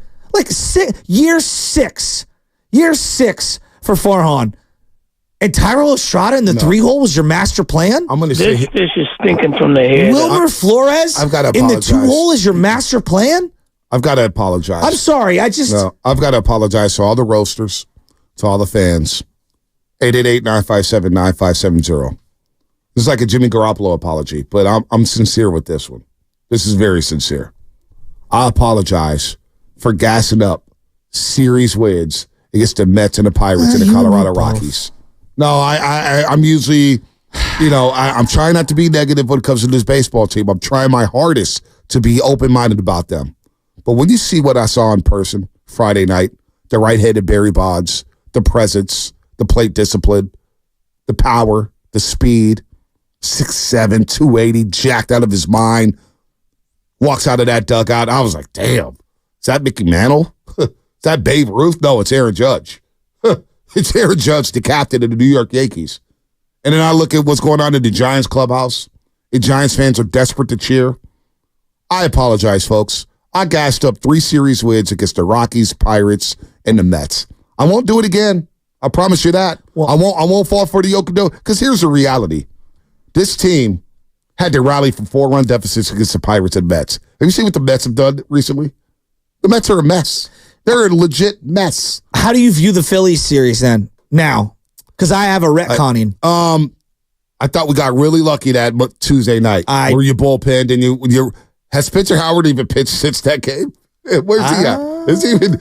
He might be pitching in Arizona this week. Might be. So look, here, the way I look at it is you score 1, 1, 2, 3, and then you got to 5 yesterday. The offense has been scuffling, but also the pitching is. I mean, who do you trust in the bullpen right now? Everyone can't stand Tyler Rogers, the submariner. He's one of the most reliable guys right now. And if Camilo's going to continue scuffling, listen, man, it's Tyler Walker, it's Ryan Walker, and it's Tyler Rogers. Like, I'm being fair off what my eyeballs are telling me. And Bonte, we haven't even got to. Blake Snell right now looks like one of the worst Giants pitching signings I can remember. Let me just really quickly. I just want to rat-tat-tat this. I just got off the phone with the White House. I called to ask if negotiating 3 deals with Scott Boras in one offseason qualifies you for a Presidential Medal of Freedom. That's our president of baseball after he felt he got over on Scott Boras with the Blake Snell deal, man. The baseball gods cursed us. Honestly, though, but I thought there was no. I'll raise my hand. I really thought there was no downside to acquiring Blake Snell. I'm like, hey, it's a 1 or a 2 year deal. You can't lose. It has been an unmitigated disaster for the Giants. It's like, oh, it's just money. That was my thought. No, you had holes in the rotation. You brought someone in that you thought would at least start games. Not only is he not pitching because he's always hurt, but when he's out there, he's not good. I mean, Bonte, I wrote these. I just want to write these down. These are what I consider the worst free agent signings for a pitcher for the Giants in my lifetime. Armando Benitez. He had 45 saves over 3 years. He was not a good Giant. No, terrible. Mark Melanson had 15 over 3 years. It was a joke. Okay, Matt Morris. A 4.73 ERA and was 17-22 over 2 years. Barry Zito, his first year, a 4.53 ERA, 11-13, 196 innings pitched. We're not getting that from Snell. His second year, he lost his first 8 decisions and had a 5 ERA with a 10-17 record and led baseball in losses. What is Blake Snell's numbers? What are the numbers? I know you have him up. His ERA dropped to 9.51. 9? It is double. He finally got under 10. He got under 10. It's double. You know what, though? It's you know double. What, though? I do think Snell. Zito. No, I don't think Zito. I do think, I understand the circumstances. The circumstances was he should have been in spring training. That is right. It's partly his fault. It's partly his agent's fault. It's a lot about his agent. He should have signed and got with the team during spring training. That has set him back. Now all of a sudden he's trying to work himself out, and he's a 580 pitcher right now. Now the lifetime numbers aren't. What gives me hope about Blake Snell is that he does have a good track record when it comes to July, August, and September. But by the time July comes around, who the hell knows where the Giants are going to be at? They could be saying goodbye in July. I don't know. They could be selling everybody before the dog days. I have no idea. But he does have a good track record. He does have a good track record in July, August, and September. So I'm not going to go Zito yet. And it could only be a one-year deal. Zito, you gave 7 years, $126 million to, and it didn't work out. Now, you did win World Series in spite of him. And, of course, in 2012, he comes up big. It is what it is. But you know what the difference is between Brian Cashman, who's been running the Yankees, and where Farhan's at? The inability to realize that this is not your year, right? So, like, the Yankees, in 2016, they had Aroldis Chapman. He knew that the Cubs were out there, and they wanted a closer, right? And they said, you know what? He's going to be a free agent. Maybe we can end up signing him in free agency. Let's trade him. Well, they ended up getting Gleyber Torres. Now, Torres isn't great now, but they've squeezed the lemon on that, right? They've gotten the better end of that deal, even though the Cubs got what they wanted. So if a Blake Snell deal is out there, Bonte, you have to be realistic and see the reality of where you're at. Like, you could still fight for a playoff spot and move Blake Snell. It might be too late. I would sell Blake Snell. Now, this is interesting. If you can. I think Kawakami, this was on Willard and Dibbs. Here's Kawakami on Farhan's job. They stay like this, it's fine. They have a terrible season, different question altogether. But that's for anybody. That's for anybody in any executive or coaching position. I think Greg Johnson likes the way Zaidi thinks. I think the ownership group likes the way he operates. They want better players. They want better results. But I think generally, if the Giants end up at 84 and 78 and they're in a wild card or they're one game out, I don't think that will cause a disruption. Because there's two things. If you move off of Farhan Zaidi, what do you do with Bob Melvin? And they really like Bob Melvin. And Bob Melvin came to work with Farhan Zaidi. So barring a disaster, which I don't think is happening and has not happened, really under Zaidi's watch, except for the first season, and that wasn't his team at all. With the young players they got, again, no superstars, but solid players. And, the trajectory of this team, the pitching that will be there at the end, Alex Cobb and Robbie Ray, we know that they're due to arrive at some point. If Blake Snell can put together any decent outing, I think the Farhan Zaidi is safe. How do we feel about that, Giants fans? 888-957-9570. At the start of the show, be locked in for the next 15 minutes, and at 7:50, we'll ask a question about what happened during this time. And if you get the question right, you'll win this Andrew Wiggins bobblehead and qualify for a chance to win a signed Steph Curry jersey, the perfect gift for Father's Day. All right, so Kawakami says all that. He said basically his job is safe if they go 84-78 or if they miss out on the wild card. I say you got to blow them out. I don't care if you are 84-78. You got to blow them out. This is not, who's happy? And it's not a package deal where, let me see. We had Bob Melvin, so we have to keep them together as a tandem? No. How can anyone be satisfied with the trajectory of the organization? Not with these players. But like, and when I heard him say that Greg Johnson and the ownership group likes the thought process, and I'm saying to myself, well, hold up. Like, life, I love being the try-hard guy. I love being the effort guy. Don't get me wrong. But at the end of the day, you have to produce. You have to have results. So we could talk about like the thinking process and how they critically analyze things and blah, blah, blah, blah. They are not producing. You are not connecting with the fan base. You're getting dominated at the gates by the opposing team. Not only that. And if you're in it just to print money, well, then you better hope you have a dominant team coming in every single week. Rewind for a second, though. What he said was that they like the thought process. Stop right there for a second. Greg Johnson doesn't like the thought process. He just told him, Kawakami, that, yeah, we had to get away from the platooning. That's what I'm saying. Like, so the thought process, actually, they told Farhan, you need to change your thought process. We need big boys in here. We don't need platooners. We need guys. We need pitching. And at least they try to get the pitching, but you're turning in a reliever to a starter in Jordan Hicks, and I'm really concerned about Jordan Hicks moving forward here. He's pitched a lot of innings. He's not used to pitching like this. I'm really concerned about his durability going into the last 4 months of the season. Then you got Logan Webb, who's fine. I'm cool with Logan Webb. Yeah, but they're 4-10 on days where he starts. That's not good. Not good at all. Then you got Blake Snell, who can't give you 5. He's going back on the IL. And Keaton Wynn, where the hell is he at? Because he was getting touched up. Where is he at? Ponte. And then Kyle Harrison is starting to hit a speed bump. He gives you 5 innings, but he walks about 3 guys and gives up 5 hits and 3 runs. That's not good enough. But I keep hearing the thought process, they don't like the thought process. They told Farhan to switch the thought process. The thought process sucks. But everybody keeps telling me, oh, the pitching's good. It's not good, though. Again, results. Just because you think someone is pitching well. Like yesterday, I'm listening to Kruk and Kipe, and I love Kruk. They're legends. Stop shining it up. Blake Snell left the game without completing 5 innings, and the bases were juiced. What? What? He was lucky. He served up a bomb on the second batter of the game, and we were down 1-0 again in a Blake Snell start. Yep. Like, stop pretending that this guy's going out there looking like prime Lincecum. No, Johnny Sanchez was infinitely better than whatever the hell I've been watching from Blake Snell this year, right. And I'm paying him $33 million. It's just, I'm tired of Giants fans being duped for the same thing over and over and over again. Over and over and over again. It's me. It's guys like me. I keep falling for it. I'm not doing it. I'm falling for the banana in the tailpipe. Look. I've said this season I will be open-minded to the Giants. But you guys have been listening to me. I've been here at 95.7 The Game over 7 years. For the last 4, I screamed about, okay, the prospects. Sell the prospects. Give me some bona fide, legit major leaguers. Bona fide, legit major leaguers.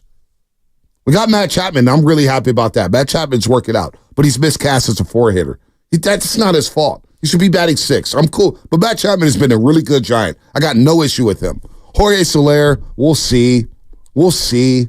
He's starting to find it. I hope he's starting to find it. Hopefully he can start hitting for some power. But I saw a lot of warning track shots from not only him, from Ramos, from Matos. Big boy power, non-existent.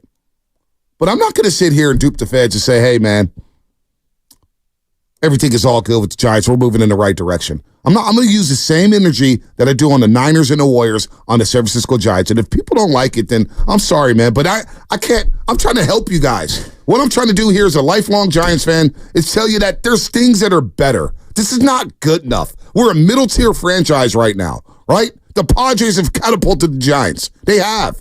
Don't let Arizona figure things out because they're knocking on the doorstep. And they went to a World Series last year, and they got some nice young talent down there. St. Louis is always going to be making things happen. The Cubs and Brewers are fighting neck and neck in the NL Central. The Pirates got a lot of young stars, and they took the Giants tooth and nail. Yeah. Tooth and nail. You had to rally from 4-run deficits against the Pittsburgh Pirates. The Pirates, for crying out loud. I'm not here to dupe you no more, Giants fans. I'm sorry. It is what it is. We have a mediocre baseball team, and we have no direction. None whatsoever. If Chapman was smart, he'd opt out and go sign a deal somewhere else in the offseason. You don't think his value's going up? He'll get the hell out of here. He wants to win, right? Bonte, this thing that the stadium is the problem is a joke. Well, we're always blaming something. No, it's a joke. We had Candlestick. So, no, they did this with Candlestick. Like, oh, we can't win at Candlestick because of the money. Now, that was a real thing in terms of revenue and being able to reinvest into your team. When you only have 5,000 fans at a game, I'll hear that. But was that place a great place to hit? No, it was not. But you know what you did? You drafted and developed your own and made shrewd trades. I'm listening to Lubman. He comes walking in here during the break, and he's like, well, you're right, drafting and developing. I go, look, because he says he hasn't been around when they've been really bad. I go, when they drafted Will Clark, it was Will Clark, Robbie Thompson. They brought those guys up, and they brought up Matt Williams, and he was going up and down, similar to what Casey Schmidt is going through now. And he went from shortstop to third base. They made shrewd acquisitions, okay? They traded for Kevin Mitchell. And everything kind of came to a head, and they showed promise. And then they found these Jeffrey Leonard types and guys that they could squeeze the lemon on. They acquired a Brett Butler. Like, they did a really good job piecing that thing together. But it started with the drafted and developed guys who don't know any better. Yep. They don't know about what stadium to hit in and this and the other. And I watch every other team come into our stadium, whether it's Mookie Betts, Freddie Freeman, stars from other teams, hit the crud out of the ball in our stadium. Bombs. So don't just give me, it's Judge and Soto and their premier talents. I've watched Christian Walker, who is like a middle-of-the-pack first baseman, hit bombs at Oracle. I watched the guy, who was the guy, Canna, who played at Bellarmine, hit one of the farthest balls I've ever seen at AT&T, Oracle Park, in an A series a couple of years ago. Every other team has 4 and 5 guys who could launch it up. Stop telling me the stadium stinks. Volpe, who's not a power hitter, had 5 hits in the series. All gappers. Create your team so it can hit in your ballpark. Start developing and drafting and identifying those guys and bringing them in. This is on the GM. That's why they are where they're at. When you are trotting out Estrada and Wilmer Flores and all of these guys aren't on the level of the other teams that you're vying for. And also, too, if it is the ballpark, then why aren't you overpaying guys when it comes to contract offers? The one thing I kept thinking about with Aaron Judge, a 650 Xfinity mobile text line just texted said, Bonte, can we circle back to the recruitment of Judge? To not start with an offer of 400 plus was illogical. You knew you had to overpay him. And I remember yelling on these airwaves, 450, 500 million. People called me insane for doing that. But that is a tax you have to pay when you got no players. And all it takes is one player. You get one player, others will follow. Others will follow. The Dodgers, all of a sudden they start getting players. Players started following, right? The Phillies. Oh, Bryce Harper signed there? Well, what do you know? JT Realmuto's there. Nick Castellanos, who's hitting 200. He said, Trey Turner. Oh, I'm going to leave the Dodgers and go to Philadelphia. Machado in San Diego. All that stuff. Baltimore's now but they're drafted and developing. They're doing a great job. They just brought another guy up, not even named Jackson Holiday. Some dude named Norby. He's got 9 home runs, 36 RBIs in AAA. And I'm thinking to myself, what's in the Giants farm system right now as a bat? What is there as a bat? Who is out there playing well in the Giants farm system outside of your boy at first base who's in San Jose? Bryce Eldridge. Yeah, that's it. And he's, 2 years away? I mean, he's 19. He's 19 years old. I mean, come on. Now we're pinning our hopes on the 19-year-old saying, maybe that's our power hitter. We have no idea who he is. We have no idea. And if you put a gun to my head, hopefully nobody does. I shouldn't even joke like that in today's society, but I would trade him in a heartbeat for a guy with a track record who's a legit bat. Give me proven talent. I need major leaguers. I'm tired of watching Shasky. I swear to God, I've been so invested in the team because I said I'm going to be open-minded about the Giants. And, there's this myth out there that I don't watch baseball games, but I watch all the time. But I am beating my head up against the wall every single day watching this team saying, can I just get a star? Can I just get one star? But there's just one legit bat where I know if he comes up, he could flip a game with one pitch. But here's one swing. Here's the part that I don't understand from Giants fans. They do this thing like, Padres haven't won anything. The Dodgers have only won one World Series. Dude, our titles were so far ago. It was 10 years ago.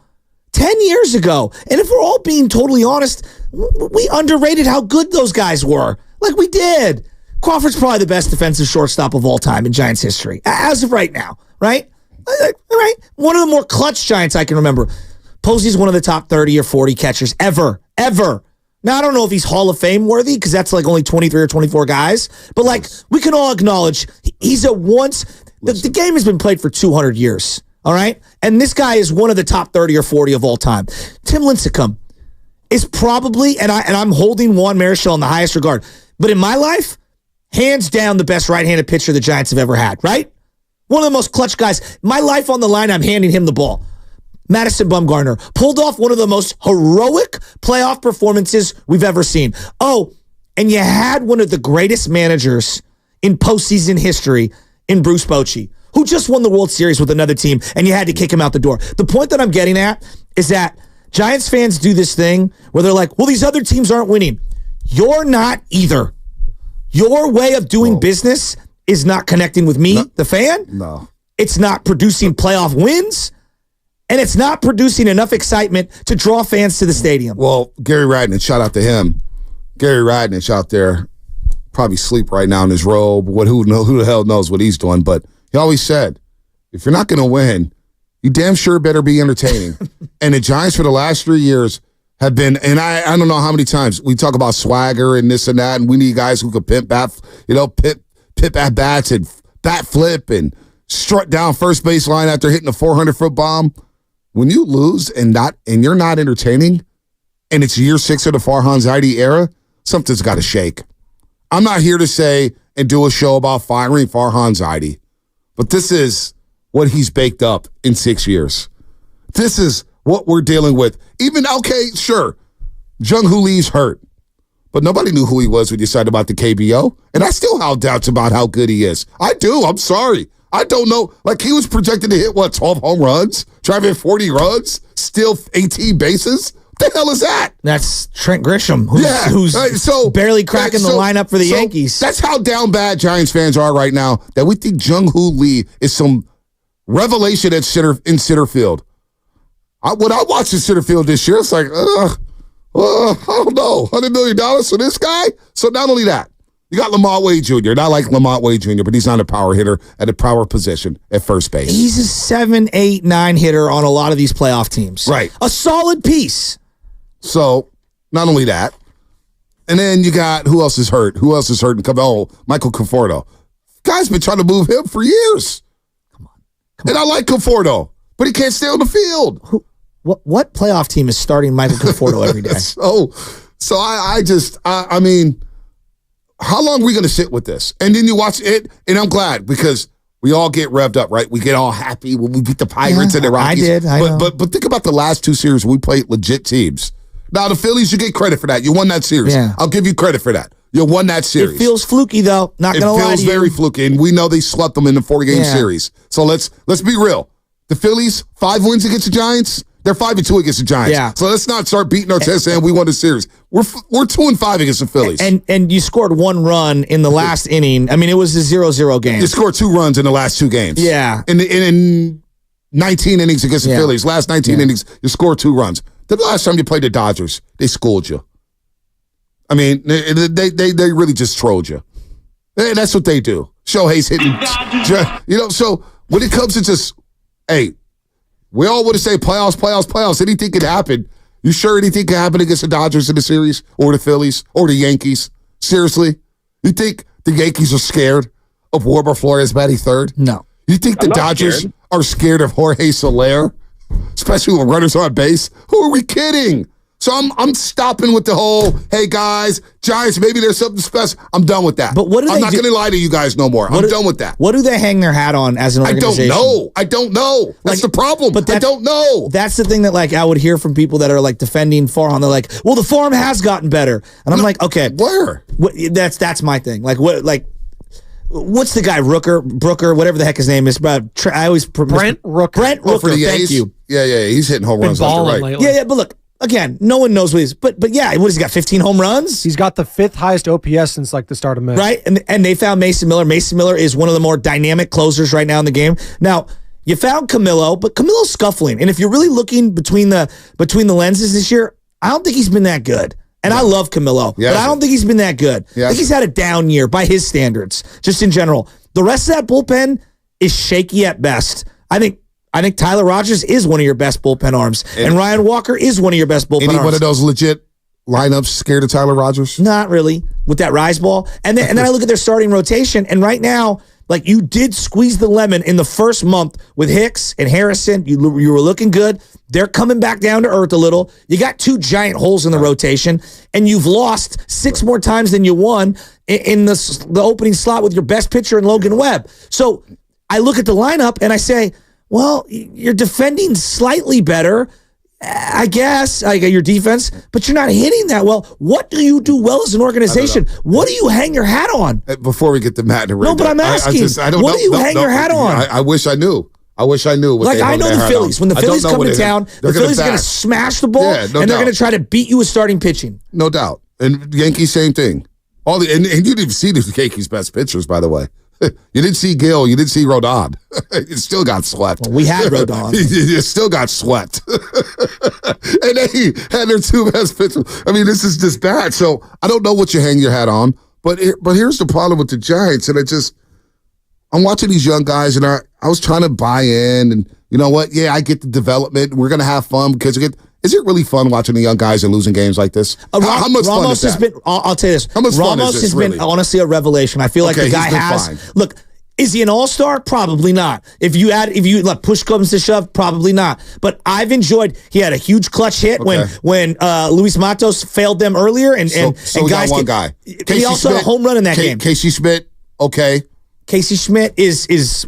Look, we're early. He's back for like a small period of time. He makes some plays on defense. He had a play coming in. He did. But can he hit consistently? Volpe's in another class than him. Like, let's just he is, all right? Matos is coming back down to earth. But I've been excited watching Ramos. But Ramos, on the level of prospects, he's 24. Yeah.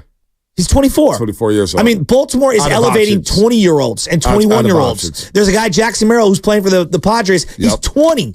Like, there's a level to this. Let's go to Matt and Arinda real quick. Matt, what's happening? You're on the roast. Gentlemen, good morning. Hope you both are doing well. I want to shout out all the overnight air conditioners because we got a heat wave coming, so let's hope they work. Oh, boy.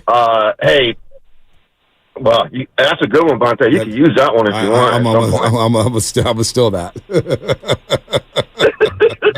By the way, I might, as you said last time, I might have to switch it up to Matt in the corner pocket.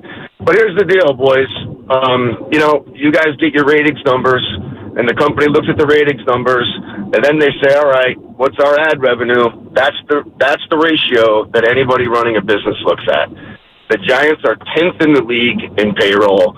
They are 15th in winning percentage. And you got to look behind the details on that one. The Brewers are at like $110 million or something like that. That's $100 million behind the Giants in a harder division, in a harder league in the American League. And that's what Farhan gets measured against. All this stuff about the farm system and this and that, it all comes down to that math, and I just don't understand why the Giants don't look at it and say, this is not success for what we're spending our money on. It's insane. It's such a great point, Matt. Great call. It is insane. It is literally insane trying to figure out what the thought process is. Then I hear the owner, Greg Johnson, who loves to speak up with Kawakami, talking about, the park is now a problem. First it's the city. Then it's the ballpark. What is next? The garlic fries are too soggy? Who else are we going to point the fingers at? Just admit you're not good enough and you need to reboot the whole situation. You know what they're going to blame next? StubHub. Ticketmaster. Right? Like, they're going to blame them. How dare they put these tickets back on sale? You hear that sounder. You hear that sounder. It's time to qualify somebody to win possibly a Steph Curry autographed jersey. But if you do qualify, you'll win this Andrew Wiggins bobblehead. Shout out to the Golden State Warriors for this gift here. Andrew Wiggins Jedi. All right, here we go. 415-523-4652 is the phone number. Know the show. Know the show. And Joe just said this. If his life was on the line, Joe Shasky is giving the ball to this former Giants pitcher. Who is that pitcher? Again, if his life was on the line, Joe Shasky is giving the ball to this former Giants pitcher. 415-523-4652. 415-523-4652. Call the contest line right now. We'll get the name, and you will win this Andrew Wiggins bobblehead if you get it right. If you get it right. And you'll be qualified for a Steph Curry autographed jersey. There it is. There you go. Know the show. Yay! Yay! Yay! Yay! You know what I'm going to yay about? Yeah, that's the thing about the classic home run hitters. I mean, their fly balls just go over the wall. I mean, they're just fly balls. Mere mortals, they're 30 feet short. Oh, my gosh. Damn. I don't think this one's coming back either. Gone. Wait, one more time. Did you hit us? I was in there parked that night. I was like, oh, my gosh. Soon as we heard the sound, I was like, oh, where's that going to land? Kruko's voice. Listen to the noise he makes after that contact, too. Yeah, that's the thing about the classic home run hitters. I mean, their fly balls just go over the wall. I mean, they're just fly balls. Mere mortals, they're 30 feet short. Oh. I don't think this one's coming back either. Gone. I walked out that place. I did a video after the game, Shasky, because I hadn't felt like that since I watched Bonds at that park. I've been to a lot of playoff games, some World Series games. Now they're great. You feel great. I'm not gonna underrate those. But just in terms of just being entertained by one player, box office, having that presence, boy, we miss having a star out here. Oh, Steph Curry's in the building, Podziemski's in the building, Guy Santos is out there. It's African American hitters. You did not just throw Guy Santos. Yeah, absolutely. I'm throwing Guy. That's my guy. We were in the Waymo together doing a video. Who else was in there? The 49ers rookies, Ricky Pearsall, my boys from Florida State. They're in the suite. Curry's in the suite. It's African American Heritage Night. The stars were out, baby. The next night it was Wu-Tang Night. Larry June is there. And they're all there to see Aaron Judge. Here comes the Judge. Oh, my gosh. What did Judge say after the game? Yeah, I think it was rounding the bases. I kind of looked out to left field and being on those bleachers a couple times and just brought back some memories. But it's a special place. Grew up a Giants fan. Love coming to games out here. So pretty cool being on the opposite side, being on the field now. So read that graphic because my boy Garrett sent me that last night. GT. Yeah, so I got this yesterday. It was during the game on Sunday. Most home runs at Oracle Park, the Giants' home stadium. Aaron Judge, this is for anyone. Aaron Judge has 3 in 8 appearances. 8 plate appearances. Tyro Shada has 3 in 109. Mike Yastrzemski has 3 in 90. Oh, again, man. Aaron Judge has the same amount of home runs as the total of Giants guys do, as in 2 of them, Tyro and Mike Yastrzemski. They have 3 each. So does Aaron Judge this year. That reminds me of that Donovan McNabb stat. Donovan McNabb has 2 passing 300-yard days at Candlestick, oh, yes. and Alex Smith has 1 in his career. That's what that stat reminds me of. By the way, you want to know what Aaron Judge is batting against the Giants over the course of his career? I don't know, like 7,000? After the failed recruitment of Aaron Judge, since the recruitment of Aaron Judge, in 6 games against the Giants, couple solo bases, he's batting .522. 12 hits, 5 home runs. 10 RBIs, 8 runs scored. Just 6 games against the Giants. He's batting .522. He's still in bases. He's hitting singles. He's hitting bombs. He's catching. He's doing everything. We thought we were going to get that guy, and we tried to lowball him. Say, yeah, we're going to just offer maybe $20 million more to the Yankees. Not good enough. He had 1 steal heading into the series. So, of course, he swipes 2 bags in the series. It's a good thing he didn't get injured. Ow! Ow! Ow!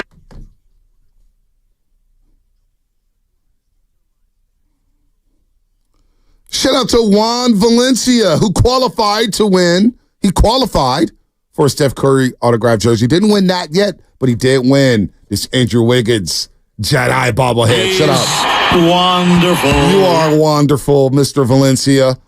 Speaking of injuries, Blake Snell, man. How do we need to do it? I just can't believe this, man. This guy hasn't got 5 innings yet. And as he's pitching there with the bases loaded, game on now the Giants got out of that inning, just tied 3-3. They ended up taking the lead again, but he still hasn't got 5 innings.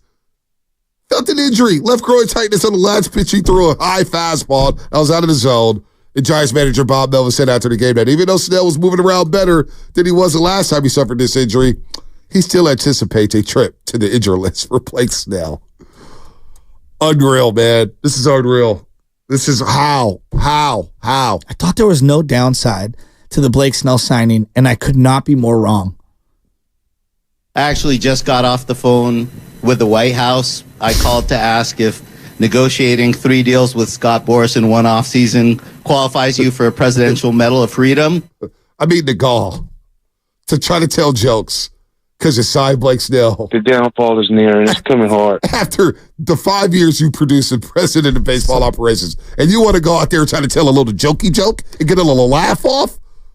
Not only has no eye for talent, he also can't read the room. Monte, make sure you don't miss that break, bro.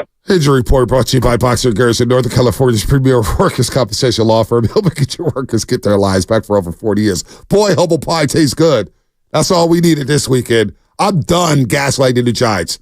I won't gas them up if they win 2 or 3 against the Diamondbacks. I won't gas them up if they win 2 or 3 against the Pirates. I'm not going to do it no more. I promise you, Giants fans. I, Bonte Hill, will never lie to you ever again. And that's what's coming up on the game, brought to you by Freeball Bake, full service baking, no compromises. I'm David. I'm John. And I'm Chris. We're the three brothers that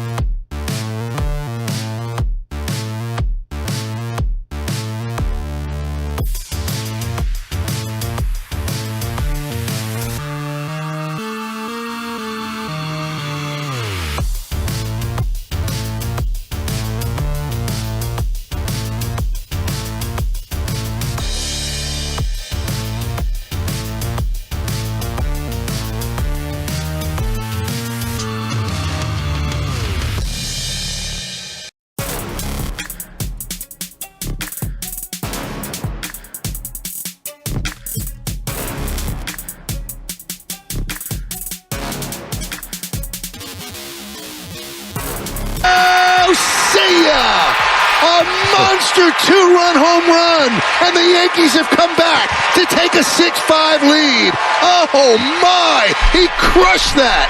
I'm actually excited about the Giants. No way! No way!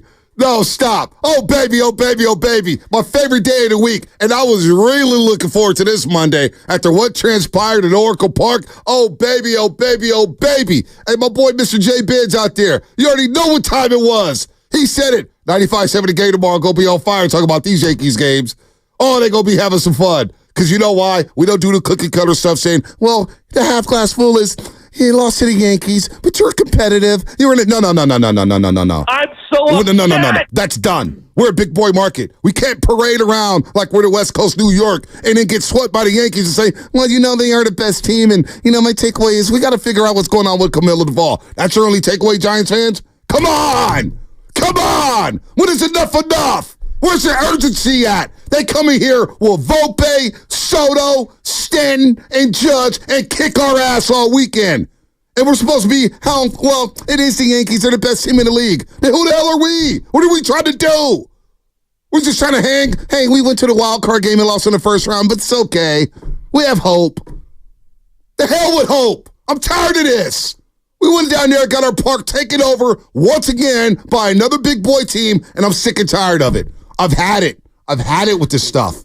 I swear to God, I saw Wilbur Flores in a 3-hole yesterday. And I said, this is where my Giants are at. I grew up watching Will Clark and Kevin Mitchell, Barry Bonds and Matt Williams, Buster. And we got Wilbur Flores back third yesterday. Jeff Kent.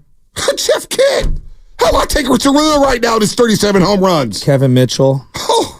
So, like, I'm sorry, Shasky. No, It's nothing to be sorry it bothers about. me. I'm sorry. bitter. I'm not cool with having a payroll of 190 and 200 million, and we're up here playing mediocre baseball, not even 500. I'm supposed to be okay with that, saying, well, at least you're playing the youngsters. Well, at least they're getting experience. Well, you did play competitive baseball against. What the hell with that? I'm tired of this. I'm tired of it. Oh, I know that, Aaron Judge rightfully is the story coming out of that weekend. And Juan Soto is also a big part of that story. Oh, my gosh. Two guys that want to know part of the Giants. And, obviously Mike Stanton, same thing. And those are the headlines, the boppers, no question about it. The failures of our pitching staff to even remotely pitch around those guys and get outs. The one that hurts me the most, as kind of like the final straw that broke the camel's back, is Anthony Volpe. And the reason why I say that, we were hoping that when Farhan got in here, he was going to draft and develop, and he was going to be smarter than everybody, and he's going to find gems, and they're going to fix the farm, and those guys were going to come up and make an impact. In the first full draft for Farhan, they took Hunter Bishop 10th overall. That same year, Anthony Volpe went 30th overall. A homegrown kid, 30th overall. Shortstop, opening day, last year as a 21, 22-year-old for his hometown New York Yankees. And he was up and down offensively last year. He batted leadoff yesterday and had, I think, 5 or 6 hits in the series. Played really good defense for the most part. Volpe's triple started that whole inning. It sparked the entire inning. And to me, it was the final straw that broke the camel's back. Yeah, you miss out on the stars. Okay, guys don't want to sign here. I'll listen. Okay, fine. I get it. That's their choice. They're free agents.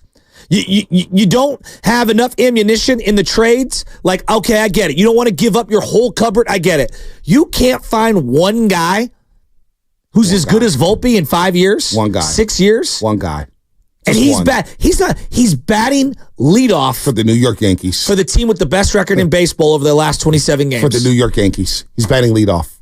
And you know what? That kid plays with so much fire. And so much flair. When he went into third base and he was like, like screaming over. Oh my gosh. I mean, come on. Juan Soto. Oh my gosh. Juan Soto. Gets out there, he gets fired up, and they make the deal for Juan Soto. When people were kind of down on Juan Soto, well, I don't know if he's going to get $300 million. I don't know if he's going to get $400 million. Blah, blah, blah, blah, blah, blah, blah, blah, blah. Well, actually, he is worth that. He's worth every single penny. Because what we're not thinking about is if you do get a guy like Aaron Judge or you get a guy like Juan Soto, the jersey sales, the ticket revenue. All of a sudden, the popcorn, you're running out of popcorn because everybody's rushing to go get popcorn and go watch these guys hit. They got none of that right now. There's still not one player. Maybe Logan Webb. You walking down there to go buy a jersey on the Logan Webb by default. By default. He's in the Matt Cain zone. You love having him on your team, but he's not a guy you go out of your way. You know what I mean? He's just not. You don't have one guy. Not one guy. In 6 years. I haven't heard anything about Wisenhunt. I haven't heard anything about any other pitchers down in the system. I'm hearing about a guy who's 19 years old in single A. Well, I like Harrison. I think he's shown some promise, but he's obviously very raw. Like, Bonte's got a long way to go. Long way to go. Long way to go. And even then, like, I don't know. I don't know what he'll end up being, but I really like him. I like him as a prospect, and I'll give Farhan that. Like, he's found Harrison, but Harrison is still a work in progress. Volpe's batting leadoff. And playing shortstop, the most difficult position for the best team in baseball. And they tried to give up on him. A lot of people gave up on him last year. Look, you're going to struggle. But they played it out. They let him play. And maybe that's the silver lining here is that we'll see Matos, Ramos, Schmidt, hopefully Luciano, Wisely. We'll see these guys just get at-bat after at-bat, and hopefully we can have an idea of who they are by the end of the season. But I don't have any faith that the Giants are going to let these youngsters just play the string out. I feel like, yes, when Slater gets back, when Conforto gets back, they're going to play. And they're going to take playing time away from the youngsters. It truly feels like that, Shasky. You know, I'm like pissed off this morning. I'm pissed. No, and I am. And for a variety of reasons. And you know who I'm most mad at? People defending the Giants the last couple of years. Oh, my God. And fans like this from the 707. I'm out. Your show never improves. Scream, scream, scream, contrived. No, contrived is the fake crap you got at the other station where they blow off the ownership and the team left and right for decades when it's been junk. Yep. You know what I am? I'm a real fan who's from this area, born and raised with this team. It's my dad's favorite team. It's my grandfather's favorite team. It's going to be my son's favorite team. That's BS, all right? I support this team. I buy merch. I just bought my kid a freaking authentic, Shasky 24 jersey for Christ's sake. You don't think I love Giants baseball? You know what pisses me off? It pisses me off that others don't see the light, that this is unacceptable for us to continue to support this. All right? If you want some fake pom-pom, here's filet mignon, even though it's bologna, then you can go to the other station. You can be out. But you know what I'm out on? People defending the same old stuff. And then have the gall to criticize Kyle Shanahan or Steve Kerr. Bob Myers, when they have been winners 10 times over. 10 times over. We never. That's the part I don't understand. I'm glad you brought that up. I don't understand. No. I do. It drives me nuts. I sent that tweet out again yesterday. I love this team. I sent that tweet out again yesterday, Shasky. I sent that tweet out again yesterday. We'll get to the lines in just a second. It makes me angry. No. How dare you question my fandom when all I've done is just wanted to have a fun, exciting young team, and they failed to deliver. Over and over. I've been saying this for 3 years, and I'll never forget it. Mark Willard, shout out to Mark Willard. It was good to see him Friday at the softball game. But I'll never remember this crossover we did when we were down in Atlanta in 2022. And yeah, there were 8 games over 500. But I was starting to see it. I was like, oh, this ain't sustainable. No way. This is not sustainable. I don't think it is. And I was like, I'm not having fun. They're not entertaining. And people, Willard was like, oh, man, they're 8 games over 500, blah, blah, blah, blah. And I was like, Willard, they're not entertaining. They have no swagger. This is not a good, sustainable product. And it played out the way it played out. And I'm not trying to sit here and say, hey, Willard, you're wrong, blah, blah, blah, blah.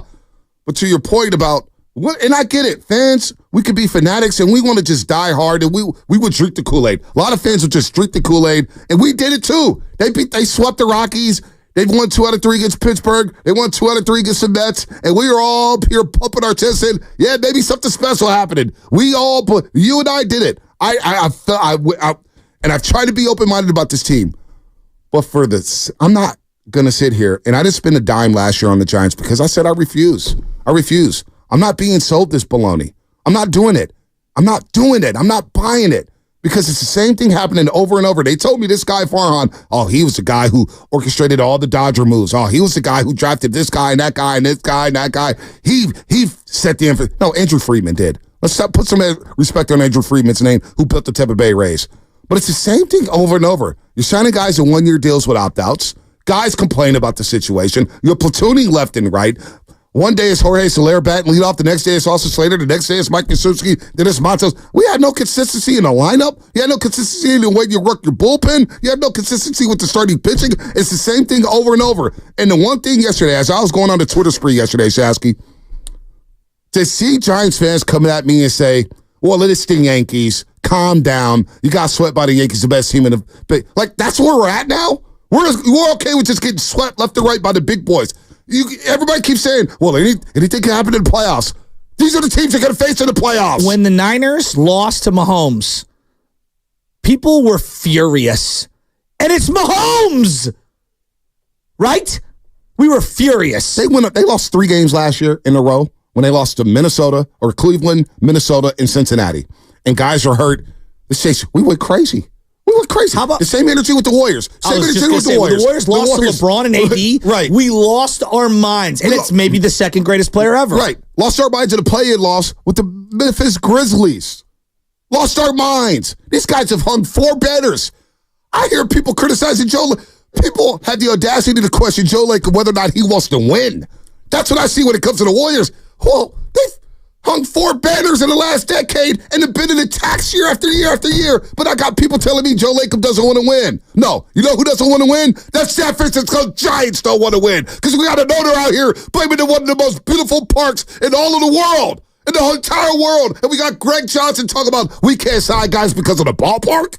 Really? That's where we're going? No, we can't sign guys because you're the competent owner. And the president of baseball operations stinks at his job, can't draft, can't develop, can't sign anybody, yet he's getting off jokes like this. I actually just got off the phone with the White House. I called to ask if negotiating 3 deals with Scott Boras in one offseason qualifies you for a Presidential Medal of Freedom. So that's why we're screaming. We're not screaming. We're passionate. We're tired of being kicked in the shin over and over and over again. I sat there for the first game all season, my first game in attendance at Oracle Park, and watched Yankee fans act like it was like they were in the Bronx. They were in the Bronx, Shasky. Let's go, Yankees.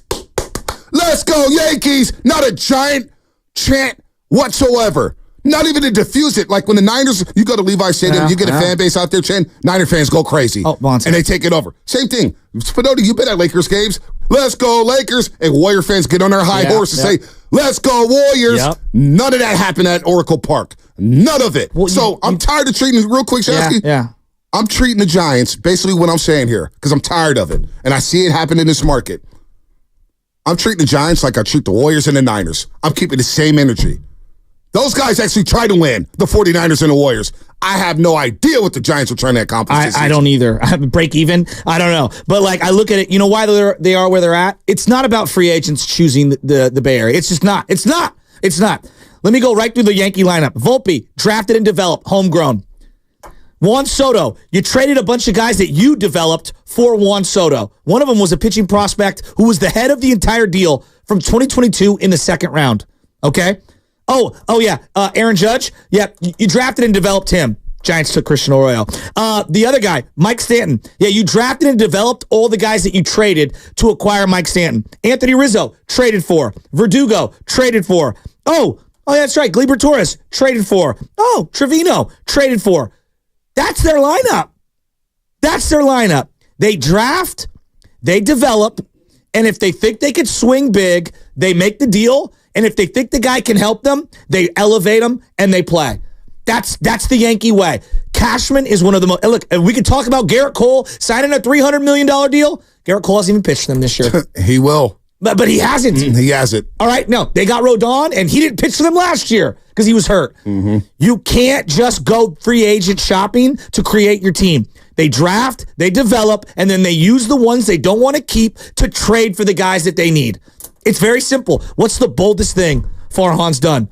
Give Mitch Haniger a 3-year deal? Yep. No, you're so right. Trade a broken Robbie Ray for the carcasses of DeSclafani and Mitch Haniger? You're so right. What? Give Blake Snell an opt-in? What?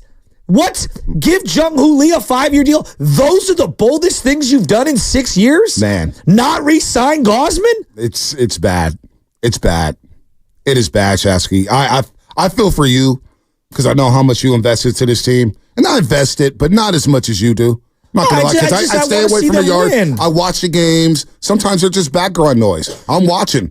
I'm watching. I'm just saying this team. I'm telling Anna and Baby Chess, this team don't have a shot. Look at this lineup.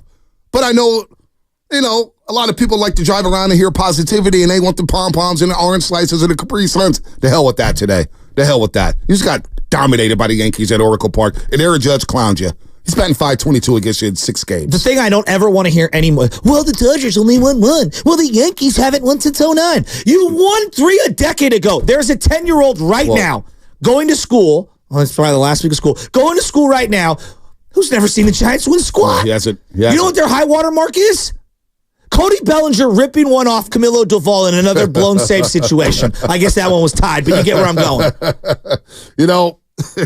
Am I wrong? We'll get to the calls. No, you're not wrong. The high water mark was Buster in the first inning of the Dodger 5-game series, hitting a home run, and we acted like we won the World Series. And here's my problem, too. And we lost the series. To your point about, the Dodgers and fans. Well, the Dodgers only got 1. They got the Mickey Mouse because I'm guilty of it. Or the Yankees haven't won since 09. I do too. But you know what, though? Those teams, they don't win, and they reload to try to win again. 100%. Giants won 107. What did they do to improve the team? What did they do? Monte, what did they do? The Warriors are talking about trading Kuminga because he's the only thing they have. Kuminga, there isn't even an equivalent player that's had close to the impact Kuminga's had with the Warriors on the Giants roster. Right. Unbelievable. Maybe Doval. We got George Consos coming up in 10 minutes. He didn't look happy yesterday. He was looking dapper on the post-game set, but he wasn't looking happy. Jonathan de San Leandro, what's happening? You're on the roast here on 95.7. Good morning. Good morning, Bonte. Good morning, Chef. Yeah, I'm with you guys. It's time to rip the Band-Aid off. I'm tired of, like you said, perfect work, gaslighting. We're making things that they're not. And like you said, it's just, when are we going to turn the page? It's the same book each year. And we go, okay, well, we'll change out we'll get a new coach in there. I don't think it's, like you said, I don't think it's the park. I don't think it's the Bay Area, San Francisco alone. Like you said, I kind of let that, persuade me for a second, thinking maybe it is that. I think there's a cancer in the organization, inside that office, and they don't speak about it, and they give us Mickey Mouse answers like you said. Oh, the park's not good. It's like, what are you talking about? Do you know how much money was spent to make this park for ball players? That doesn't even add up. I'm with you guys, and sadly, I'm a huge Sharks fan, so I'm getting it on both ends. We're kind of doing some cleanup now, but like you said, it's just management wasting opportunity after opportunity, and I'm sick and tired of seeing other teams get it together, even these franchise teams that are, getting it together and haven't even been around that long. So I'm with you guys. Let's demand a little better here, and let's stop getting excited over 1-game wins in a losing series. I'm tired of it. Good call, Jonathan. I want to defend Shasky here. 650. I don't know who's more bipolar, my wife during the pregnancy or Shasky about the Giants season. Look here, 650. You need to chill out for a second. Because my brother over here has been a diehard Giants fan for many, many years. His dad loved the Giants. This guy wears it on his sleeve every single inning, looking at prospects, doing a podcast, Garlic Fries and Baseball Guys, for you guys, to try to give you some real Giants talk out there. Not some cookie-cutter stuff telling you, oh, well, Blake Snell, he hasn't got a 5, but you can see the curveball. He's starting to snap. No. He's not doing that. So I don't blame him. I feel the same way as him right now on a Monday morning, getting swept by the New York Yankees when we flirted with Aaron Judge. We flirted with Carlos Correa, and we pulled out of that deal. If Shohei Ohtani and Sten and Harper and all these names that we hear, even now what's happening. The Giants are the favorites to land Bo Bichette. Oh, the Giants are the top 5 to land Vlad Jr. Come on, man. Let's stop it. Stop the cap, please. So get off Shasky's back here, because a lot of fans feel like Shasky, not feel like him right now. How are you supposed to feel like it? You want us to sit here and say, well, they're the best team at baseball, and Stanton and Jones are 2 of them. It's okay. No. That's the problem with the Giants, and that's the problem. You got to start putting some pressure on this franchise if you're a fan. That's gone too far. Yeah, you got to put some pressure on these guys. There's got to be some type of urgency here. Here's the thing, Farhan's job is to get it right. I can like the moves, and if they don't work, there are consequences. When the Warriors drafted James Wiseman, I was like, yeah, I'd probably draft James Wiseman too. We all did. I was wrong. Guess what the consequences are? Bob's no longer here. Right. And I bet that has a big part of it. It's not the only thing. There's many other ones, but that's a big part of why he's not here. I mean, it is. It's just one of them, okay? Farhan's job is to get it right. Jung-Hoo Lee signing has been a nightmare this year. Even if you think it's promising, he's hurt. He's out for the year. Blake Snell, I liked it. How many walls It's been a nightmare. How many walls did Jung-Hoo Lee crash into? A zillion. Soler, how's that signing look? Oh my gosh. It's been bad. He went 3 for 4 yesterday to improve his average to 215. But like, his job's to get it right. My job is to be like, yeah, I like that move or I don't like that move. I didn't think Camilo Duvall had any command yesterday. Right. I'd have yanked him after the Volpe triple, but that would have been insane. Right. Like, there's a lot of things that I have an opinion on, but the job of the coach, the manager, is to get it right. And when they don't get it right, these are the consequences. So get off Shasky's back for having some passion. Somebody's got some passion about the damn Giants. Somebody cares. Somebody cares. Steven Santa Rosa, what's happening? You're on the roast. Yeah, after listening to you guys this morning, I'm pretty fired up. I think we should change the name of the show from The Game to The Heat and keep putting the heat on. You know, the Giants have really failed in putting a bunch of stars on the field that were available. They were all available, and they didn't get the job done. So now you're going to get the heat from the real fans that are out there. That's real. And we need to point out that we still have in this area the white wine sipping front runner fan base that infects this area and backs up the team and then cries for, oh, let's go sign Brandon Belt, the baby giraffe. No. Let's go get a big superstar or two and be serious about the deal, all right? And quit talking about yesterday. Today's today, and we're going to have to live with center fielders that can't catch a routine fly ball in a big game. Don't tell me the guy's a star until he proves it. So we have what we have, and we're going to have to live with it, baby. Hey, you know what? We'll continue to bring the heat. Hey, you can count on us for that.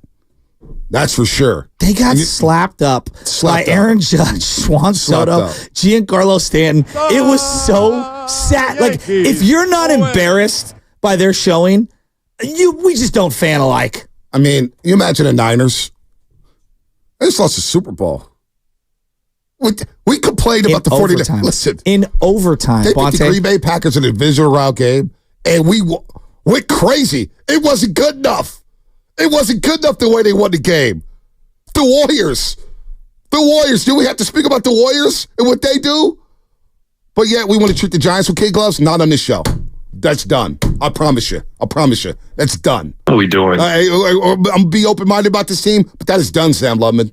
That is done. I'm actually excited about the Giants. Not anymore. Not anymore after what I saw this past weekend. I'm excited for the season to be over with the way they're playing. Damn. George Console's coming up, brought to you by Chilton Auto Body. Have you been in a car accident? Chilton Auto Body has 15 convenient Bay Area locations to help restore your vehicle to pre-accident condition. Chilton Auto Body is also actively hiring for all...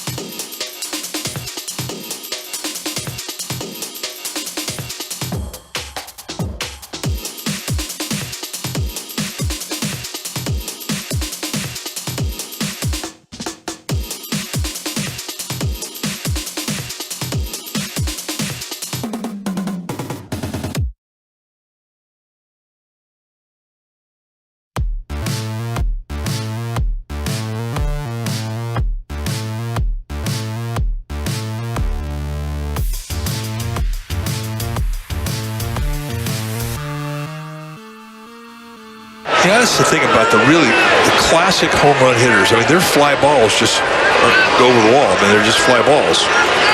Mere mortals, they're 30 feet short. I don't think this one's coming back either. Gone. The hell with hope. Now, back to the morning roast with Bonte and Shasky. Oh, baby. Oh, baby. What a bomb that was. Oh, my God. I've been thinking long and hard about this Giants team, and it's just like, no, I'm being serious. No, I know you are. I'm just laughing at the home run. It sounded like a Joel Gage shotgun, man. Damn, son-off shotgun. Damn. So they duct taped their way. They duct taped their way to a wild card spot, okay? And they faced the Brewers in the wild card. And they're an 85-win team, and they're starting Nick Ahmed at short and Conforto in left. And that does what for who? I don't know.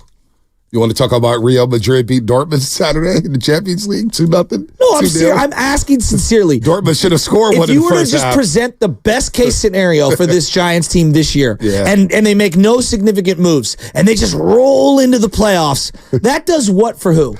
As Fedoni just said in my ear, what was the bigger layup? Real Madrid against Dortmund or the Yankees against the Giants?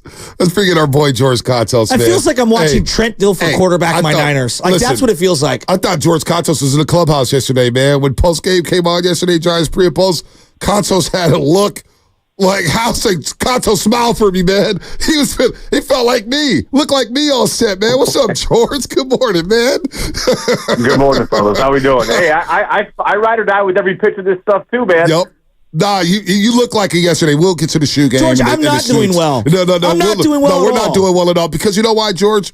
We're watching the game yesterday, and I'm not trying to crush fans, but when fans tell me on Twitter and stuff like that, well, it is the Yankees, and the biggest takeaway is just Camilo Duvall blew a save. No, that's not the only takeaway. The takeaway is the bats, the power, the stardom, just everything about the Yankees. They outclassed the Giants in every single way. So I don't know, man. The pitching, Hicks, Webb, Snell. I guess let's just start with Snell, who's failed to get through 5 innings this season. And we knew it was going to be an uphill battle for him after not having spring training. But what a massive disappointment, George. What a massive. If there's any positives, because we're searching for one right now, what is the positive from yesterday's start from Snell? Well, the breaking balls looked a lot better yesterday, in our opinion, at least before the groin injury. But I mean, adding insult to injury with Snell. I mean, you got to just kind of at this point check it off. We'll get him back when we get him back. There's no use getting frustrated out of things that you can't control. Mm-hmm. I mean, he has a history of this groin injury. We've known that in the past. He had it in 2020, I believe, or 2022. He's missed time from it before. It's just unfortunate that it looked like we were going to get him back. Hopefully, start rolling, getting Robbie Ray back here soon, getting Alex Cobb back. It looked like there was a promising little stint where we were to be able to get the things that make the Giants organization tick, which has always been pitching. It looks like we were going to get some of that kind of getting rolling, and then he kind of goes off and has it happen again. It's unfortunate. You could tell afterwards he was just not really thrilled with kind of everything that was going on. But at this point, you just got to roll with the punches. There's nothing else you can do. All right, let's walk through the 9th inning with Camilo Duvall. And I know there's a big picture Duvall conversation, but in this particular one, he's got a 2-2 count with the leadoff hitter, Gleyber Torres, and then, boom, sinker right down the middle, base hit. He gets the force, the fielder's choice play. Then the Volpe pitch, I thought it was a good pitch, a better piece of hitting from Volpe for the triple into just an unfortunate spot on the field. Fine. But then he throws the worst first pitch to Soto, not even close to the zone, and then 98 right down the middle.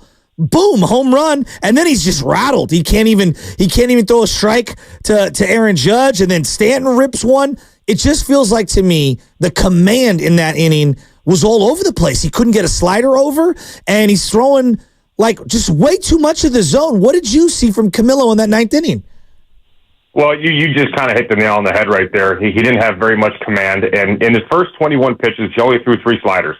And one of the sliders that he threw was to the backstop, and it went about 55 feet. And when you lose confidence in that pitch, when you're on the mound, you become very one-dimensional. Granted, his one-dimensional is triple digits, but you're not going to get that by Aaron Judge, Juan Soto, these guys that know it's coming. They're going to get the foot down, and they're going to try and just hit the ball where it's pitched, which is what Volpe did. He did a good job of not trying to pull that fastball away. He went with it. And when Camilo is putting all of the charge into it, you don't have to hit the ball that hard, and it's still going to go.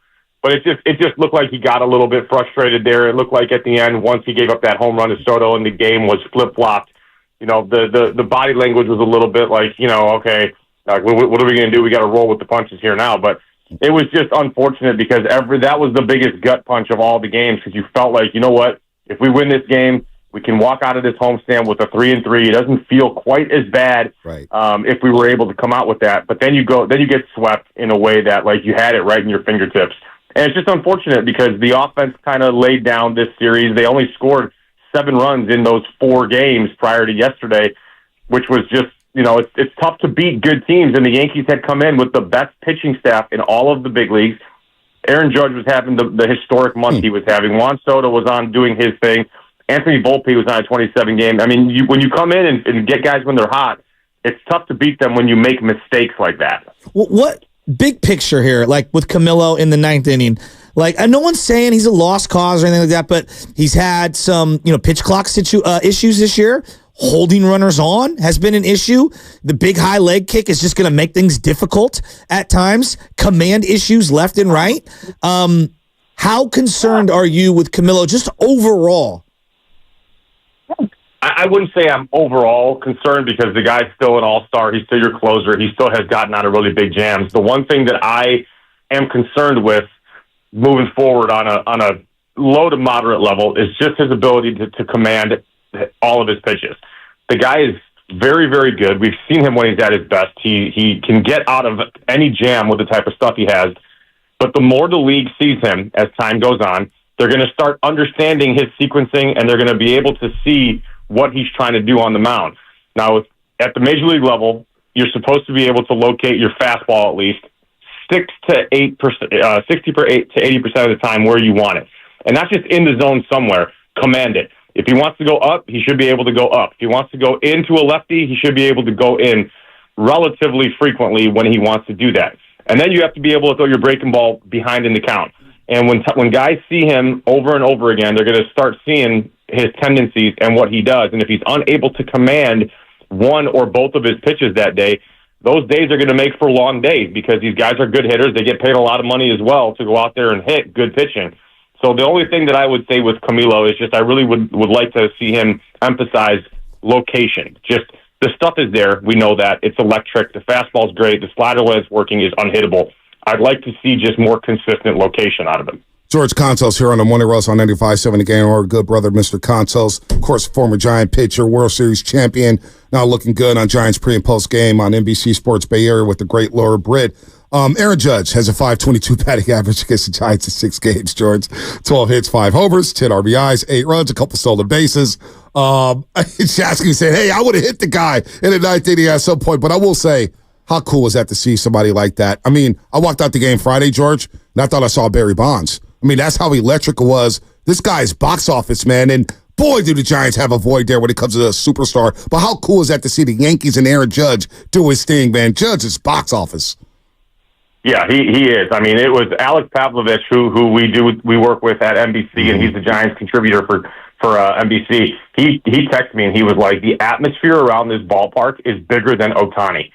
And that is like a massive statement. But Judge has this presence, and the guy's doing it in New York. He's doing it as the captain. He's doing it at such a high level. And I spoke about this the other day on the postgame show. What makes him so good is his ability to handle it all with humility. He's likable. He just came up here and destroyed us for 3 days. And people are like, man, I really like that guy. He's a nice guy. He does it with this humility. And he's this larger-than-life personality. And, I mean, look, first at bat just thunders the homer out here. And then everybody, I think, was just scratching their head being like, oh, man, is this the kind of series that we're going to have out of this guy that we almost had in this lineup? So it was just almost like the perfect storm. But you're exactly right. I mean, he's box office. People go pay to watch Aaron Judge play baseball. I mean, it was unbelievable. Then you get Juan Soto. Can you talk about what Juan Soto did? I mean, the home runs were special. Obviously, the go-ahead home run in the 9th inning. How about the bunny lay down in the middle innings in the 5th inning against Blake Snell? He lays out a bunt. Juan Soto feels like he's not going anywhere. He looks like the perfect Yankee. He was born to be a Yankee, George. I agree with you. He looks good in those pinstripes. He thrives under the big lights and the high pressure situations. And Blake Snell, he laid down that bunt, I think, because after that first at bat, he wanted no part He wanted no part in those breaking balls that Snell was throwing. He made him look really bad in that second at bat on that 2-2 slider that was down and away that he struck out on. And then that third at bat, he's like, you know what? I ain't even going to deal with these breaking balls. I'm just going to lay this bunt down. I'm going to take my single. The average is going to go up, and then I'll see the next pitcher that comes in my next at bat. All right, I'm going to ask you a couple tough questions because we all like Logan Webb a lot. We all do, and some of it is, actually a lot of it is not in his control. You don't. Once you get yanked out of a game, you have no control over the bullpen. You can't control run support. But the Giants are 4-10 on days as a team that Logan Webb starts. What's your make of that? I make of it that he doesn't get much run support. I mean, Logan Webb is going out there facing the other teams as better pitchers, one or two pitchers, number one or twos. I mean, even after the start the other day, I mean, he threw in the first 3 innings, he had 60-some pitches, and then he went 7 innings. That's what an ace does. They go out there and they forget about what happened prior. And it looked like to me a little bit that his sequencing was a little off in the first few innings when he gave up the 4 runs. It looked like he was trying to protect his sinker and his changeup because the Yankees are the best sinker hitting team in all of baseball. And I think he was cognizant of that. So they tried to maybe change up their approach a little bit to protect the sinker because they were looking for it. So he threw a few more sweepers or sliders earlier in the game. And then it looked like he finally said, you know what, screw this. I'm going to go back to being myself. And then he just got comfortable and just off to the races and was able to get through 7 innings with minimal damage after that. But it was a ton more sinkers later on in the game. Logan's going to have to pitch to Logan's strengths, and he knows that. And his strengths are really good. His changeup is one of the best pitches in baseball. And you got to protect that changeup by using your sinker. And even though this team was a good sinking team, he's going to throw sinkers because his good sinker versus their ability to hit it is going to win all the time. Logan still has an ERA sub-3 even after giving up 4 runs in his start the other day. I like the job he's doing. I love how much of a gamer he is. And it's just a matter of the Giants' offense being able to get a few more runs on days that Logan Webb pitches. You've been in this market. You've been in other markets. You're from Chicago, so you've got a good feel for the country. Do Giants fans overrate the brand of the Giants in general? Absolutely not. I mean, this brand of baseball, and I'm obviously very biased of it because I was a part of it through the best years in the history of the San Francisco part of this organization. This brand of baseball that we have is fantastic, and there were a lot of people that tried to emulate what we were doing about a decade ago. I mean, I think Giants baseball is right up there with Yankee baseball in the lore of like what we've done. You know, they have a few more World Series championships, obviously, in the history of the organization. But what we've done in this organization here, there's a lot of people that are very proud to be Giants baseball people. And I think that the brand of baseball we play will be emulated and will be consistently good for forever. I mean, you can't beat good pitching and good defense. That's just a style of baseball that the Giants have played and will play. And that's what will win. I mean, when you go up against great offenses, they get stifled by great pitching, and that is what has made Giants baseball so effective over the course of time here. So I definitely do not think it's overrated. I think that maybe it's a little bit different right at this very moment that it has been, but I think everybody has a really good idea of what Giants baseball is all about. Yeah, playing the Diamondbacks today, a team that went to the World Series last season. Corbin Carroll struggling. Diamondbacks trying to find their way, a big series for both teams out west here. Look, the bigger question is, and a lot of people have commented on this, what were the shoes you were wearing yesterday? That's what they want to know about. They want to know about the trip, Georgie. Oh, man. You know what I was wearing? I was wearing the original Trophy Room lows with the clear gum bottom with the Chicago flag. I hate you so much, man. That's right. That's right. I almost turned the TV off. I said, look at George. I told my fiance, man, look at George, man. How's he pulling this off on the set, man? That was pretty dope, man. But Giants got to get winning, man. That was humbling to get swept over the weekend by the New York Yankees. They got to get going here. The youngsters starting to flail. We'll do it again soon, man, because I'm really concerned about where this team is at in the month of June, and we'll see. We'll see where they're at the end of the month. We'll see if Matos can start to figure it out again. He's scuffling. Soler, maybe he comes around. I don't know. But a lot of frustration right now when it comes to Giants baseball. George, thanks so much for spending a couple minutes with us. the big thing, Bonte, is a one good week changes your opinion on all of this as well. One good week, and they gain 4 or 5 games, and they're maybe 2-3 back of the Dodgers, and all of this goes away, and we're back excited again. But thanks for having me. Looking forward to talking with you guys. Listen, George, we do flip-flop on the show a lot. We thought something special was brewing a week ago after they beat the Mets and the Pirates. I don't know, George. Well, no, now it's the Ice Bucket Challenge. See you, buddy. See you, man. Thanks, guys. All right. Be sure to be locked in at 95.7 Game all week for a chance to win some awesome Warrior prizes, as well as qualify to win the perfect Father's Day gift and autographed Steph Curry jersey. Tune in to 7:30, 12:30, 4 o'clock every single day this week for a chance to win. Shout out to Juan Valencia, who won this cool Andrew Wiggins bobblehead. Again, you got another chance to qualify and win the prize at 12:30 with Steiny Guru. He's wonderful. Oh, my gosh. All right, 2 texts I want to read. First one. Yesterday was the lowest point in Giants baseball since the late 2000s. Wake up, Giants fans. And anybody who disagrees is part of the issue. Down the street, we will run an all-time great like Klay Thompson out of town. Yet you clowns are okay with this? Enough is enough. He's right. He's right. Klay Thompson led the league in made threes and shot 41% from 3. And we had a dialogue talk about he was washed. People was talking about he was washed. He's not having a good year. He's washed. Same old Klay to me, right? But no, that's the difference. Same old Klay to me. We put pressure on these guys. Think about Draymond Green. Yeah, that's pretty lame. I mean, he's probably the greatest defender in Warriors history outside of Nate Thurman, Al Adams. You can put him on the short list. Will. And look, Draymond all drives us crazy at times. But we can't dispute the accolades in his play. But yet some of the things are, and we talk about it. The Niners, Brock Purdy, we still don't know about him resetting the quarterback market and whether or not he's going to look good this season and what's going on with Debo. He's an all-time Niner, yet the rhetoric around Debo and Kittle and all this stuff. Yet when it comes to the Giants, you guys need to calm down. It's not all bad. They just played the Yankees, that's all. And the biggest takeaway is Camilo Duvall. That's your only takeaway? No, my takeaway is we need to start so damn bad. So bad. Giants fans were standing up applauding Aaron Judge. We couldn't believe it. I was like, wow. David Taylor sat next to me. Shout out to David Taylor over there at NBC Sports Bay Area. Taylor's really an easygoing, cool, calm, collected character. So he doesn't like me? No, he loves you. He loves the show.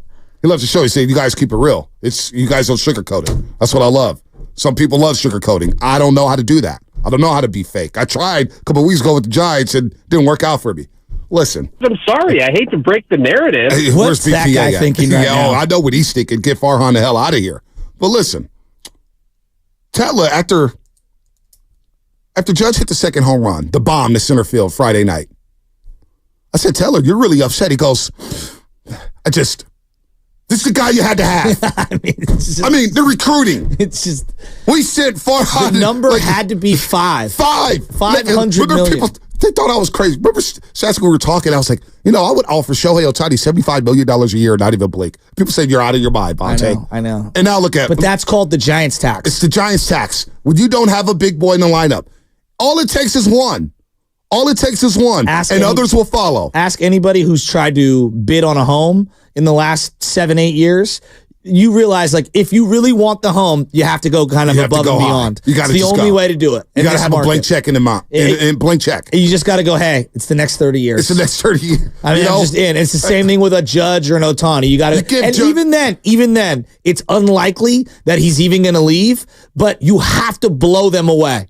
You have to. You have to blow them away. To even have them consider it, because the more and more I think about it, they're like, I don't even think it was even, he laughed. I think he laughed at whatever that deal was. He said he was close to signing to the Giants. I don't think he was close at all. Because you know why? That number needed to blow him away. Yeah, because you know why? The San Diego Padres came in at the last minute, and it was like, oh, here's an offer, and it was kind of too late in the game. The Giants, when it comes to the Yankees, and people could laugh and say, man, $500 million, what if he bats 250? He hasn't won anything, blah, blah, blah. You're not thinking about the jersey sales. Yeah. You're not thinking about the new fans you're birthing. How many kids out there right now in your little league team, SFYBL, San Francisco Youth Baseball League, how many kids right now, their favorite players, probably don't have one on the Giants? There's a kid, Bernardo, whose dad is, connected with the Giants very highly. What do you think number he wears? 99? 99. He wears 99. I swear to God. Me? Yeah. Are you kidding me? Yeah. That's what I'm talking about. So when you sign these guys, that's exactly what I'm talking about. When you sign these guys, why is it so hard to grasp this? You overpay for a guy like him. You may not get him. I don't think Judge is leaving the Yankees. Yeah, but you got to put your best foot forward. You have to say, here's $500 million, and this is where we're starting. Because that kid Bernardo, he's not wearing 99 with the New York Yankees. He's wearing 99 in cream. Yeah, that cream jersey. Yeah. You know what I'm saying? Yeah. Like, you got to get box office players here. Everybody's favorite number for the young guys is 28. Buster, but he's not here. He's not here anymore. So, like, yes, to your point, yeah. And that ballpark, without Barry Bonds, I'm not sure if it gets built. But with Barry Bonds, you get sellouts for the first how many years? Yeah, no 8 doubt. years? The because of Barry novelty of Bonds. seeing him. I mean, he broke the record, the home run record, went 73 home runs. Do we even bring up the fact that they didn't even make the playoffs that season? No. We never bring it up. No. Why? Because we were entertained. You had Bonds, you had Kent, you had Richie, you had a who's who. Yeah. This team has I was there to see the Yankees. Because whatever was on the Giants side of the board, and Taylor's looking, he's like, look at Matos' on-base percentage. Yeah. Look at Ramos' on-base percentage. This is not good, bro. This is not good. So that's why we're a little fired up today. Well, but there's also been a slew of great trades. Because, like, we can highlight free agency all we want. Your cupboard is not desired enough. The farm system is not desired enough. You weren't in the Matt Olson deal. Nope. You know, you weren't in the Mookie Betts deal. You weren't in either of the Juan Soto deals. You weren't in the Trey Turner deal the year before that. You weren't in the Francisco Lindor deal before that. Like, think of all of the big time trades. Luis Arias has been traded how many times? And you haven't been a part of any of those? So the point that I'm getting at, it's not just free agency. You haven't developed your own, and so now no one even likes your farm system. Bonte, I'm so sick when it comes to the Giants. I'm looking at a single A player to save the franchise in Bryce Eldridge. I know. That's how bad this is. You're looking for a single A player. Eldridge, I just found out who he was a week ago. And I've you know sent why? you like 7 videos. I know, and I was impressed. Exactly. But after talking to the boss, he goes, Bonte, you and I have had this conversation for 3 years now. The hell with the prospects. I know. I've waited for Matos, Ramos, Luciano, and now what? Now what? Now what? I don't even know if you can deal these guys anymore and get value back. We want to talk about Andrew Wiggins and what we could get back for Andrew Wiggins. Well, what about Matos, Ramos, Schmidt, Wisely, Luciano? I heard Lubman tell me 2 years ago, and now, God bless Lubman, because he's a bigger Giants fan. He's up there with you, Shasky. He lives and dies with the Giants. Goes out there every single game, lives and dies with them. Well, it's all about getting ready for 2024. I kept hearing about 2024. Because remember, we were having a dialogue, we were skipping over 2023. It's all about 2024. 2024 this, 2024 that. Well, we're in 2024, and it's early June, and they're 2 games under 500. And Luciano can't field a grounder. He looks worse than me fielding grounders. And you see how I look fielding grounders at second base, and I'm a lefty. I was awful. My hip still hurts from falling over on the turf or on the dirt. Ow! So we see Luciano. So enough of it just sounds different. The ball sounds different coming off his bat. Well, the ball coming off his glove, too, looks a little different. Pops a little different, right? E5, E4, whatever it is, E6. Like, we waited for 2024 for prospects. This is why I will always, and the Yankees do it. Cashman does it. Give me the major league proven talent. He flipped those prospects so fast for Juan Soto in a heartbeat. Let me give you just a real... In a heartbeat. Let me give you... You're going to bat second for the Yankees. Right. You're going to bat in front of Judge, and now you got 16 home runs, and we're not even at the All-Star break. The Juan Soto deal, not only did they take on Juan Soto, they also took on Trent Grisham's contract, right? Which actually you've seen in multiple deals. Mookie Betts deal, They had to take on David Price's contract. So that's one thing the Giants have going. They will absorb your contracts. They have so many bad ones, trust me. What's another one? But... the main guy was the 99th overall prospect in baseball, Drew Thorpe, who was a second rounder in 2022. That's what they gave up. Damn. Now, in the Mike Stanton deal, they gave up Starlin Castro, who at the time was a multiple-time All-Star. Oh, my God. Jorge Guzman, who no one can name, and Jose Devers, who you never heard of him. You've just never heard of him. I heard Rafael Devers. Anthony Rizzo, who's not what he was, but is a solid player, was traded for in 2021. Verdugo was traded to with their own rival, the Boston Red Sox. And then I obviously have brought up Gleyber Torres, who was traded for in 2016, and Trevino, who they traded for from the Rangers. So, like, I mean, B, your point about their prospects, not only do they trade those guys away, they realize, oh, yeah, this guy, Aaron Judge, who we took, 32nd overall, yeah, he's going to be a keeper. This guy Volpe, who we took 30th overall, yeah, he's going to be a keeper. You know, that 2019 draft looks worse and worse and worse. It does and look. worse. It ages. It doesn't age well. And believe it or not, Aaron Judge, when he was first coming up, spring training game, Tampa, Florida, Yankees facility. I don't know what I'm doing. I could have been rolling a joint. I have no idea. But Danker happened to be over. And Aaron Judge is at the place. First time I ever saw Aaron Judge. He looks like an alien on the field at that time, too, being 6'7". I didn't. So it's a spring training game. Don't know who Judge is yet. And all I hear is, clock! I turn around, look at him. I was like, hey, yo, what was that? Is that something outside? Baker goes, no, look at this. And Judge smoked one. And I was like, oh, my God. This was the first time I ever saw him. Whatever it was a spring training game on ESPN. I was like, damn. When the last time the Giants had a guy like that? And then come Friday night, he hits 2 bombs. And the second one at Oracle Park. We didn't even talk about the one on Saturday, which was Andres Galarraga territory. He almost hit the glove. I'm not talking about Matos' glove. I'm not talking about Ramos' glove. I'm talking about the glove next to the Coke bottle. That's where he almost hit it. My friend Mika was sitting next to the person who caught the ball. Shout out to Mika out there. The second home run. It's Friday night. Just listen to the sound, Chasky. It's the same sound I heard in that spring training game when Judge was coming up. Yeah, that's the thing about the classic home run hitters. I mean, their fly balls just go over the wall. I mean, they're just fly balls. Mere mortals, they're 30 feet short. Oh. I don't think this one's coming back either.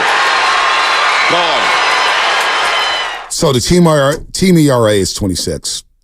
The starters pitch the fewest innings in all of baseball in the month of May. So you're not pitching well. The bullpen's a mess. Duvall's a mess. You're not getting good situational hitting. I mean, you look at what happened since Lamar Wade Jr.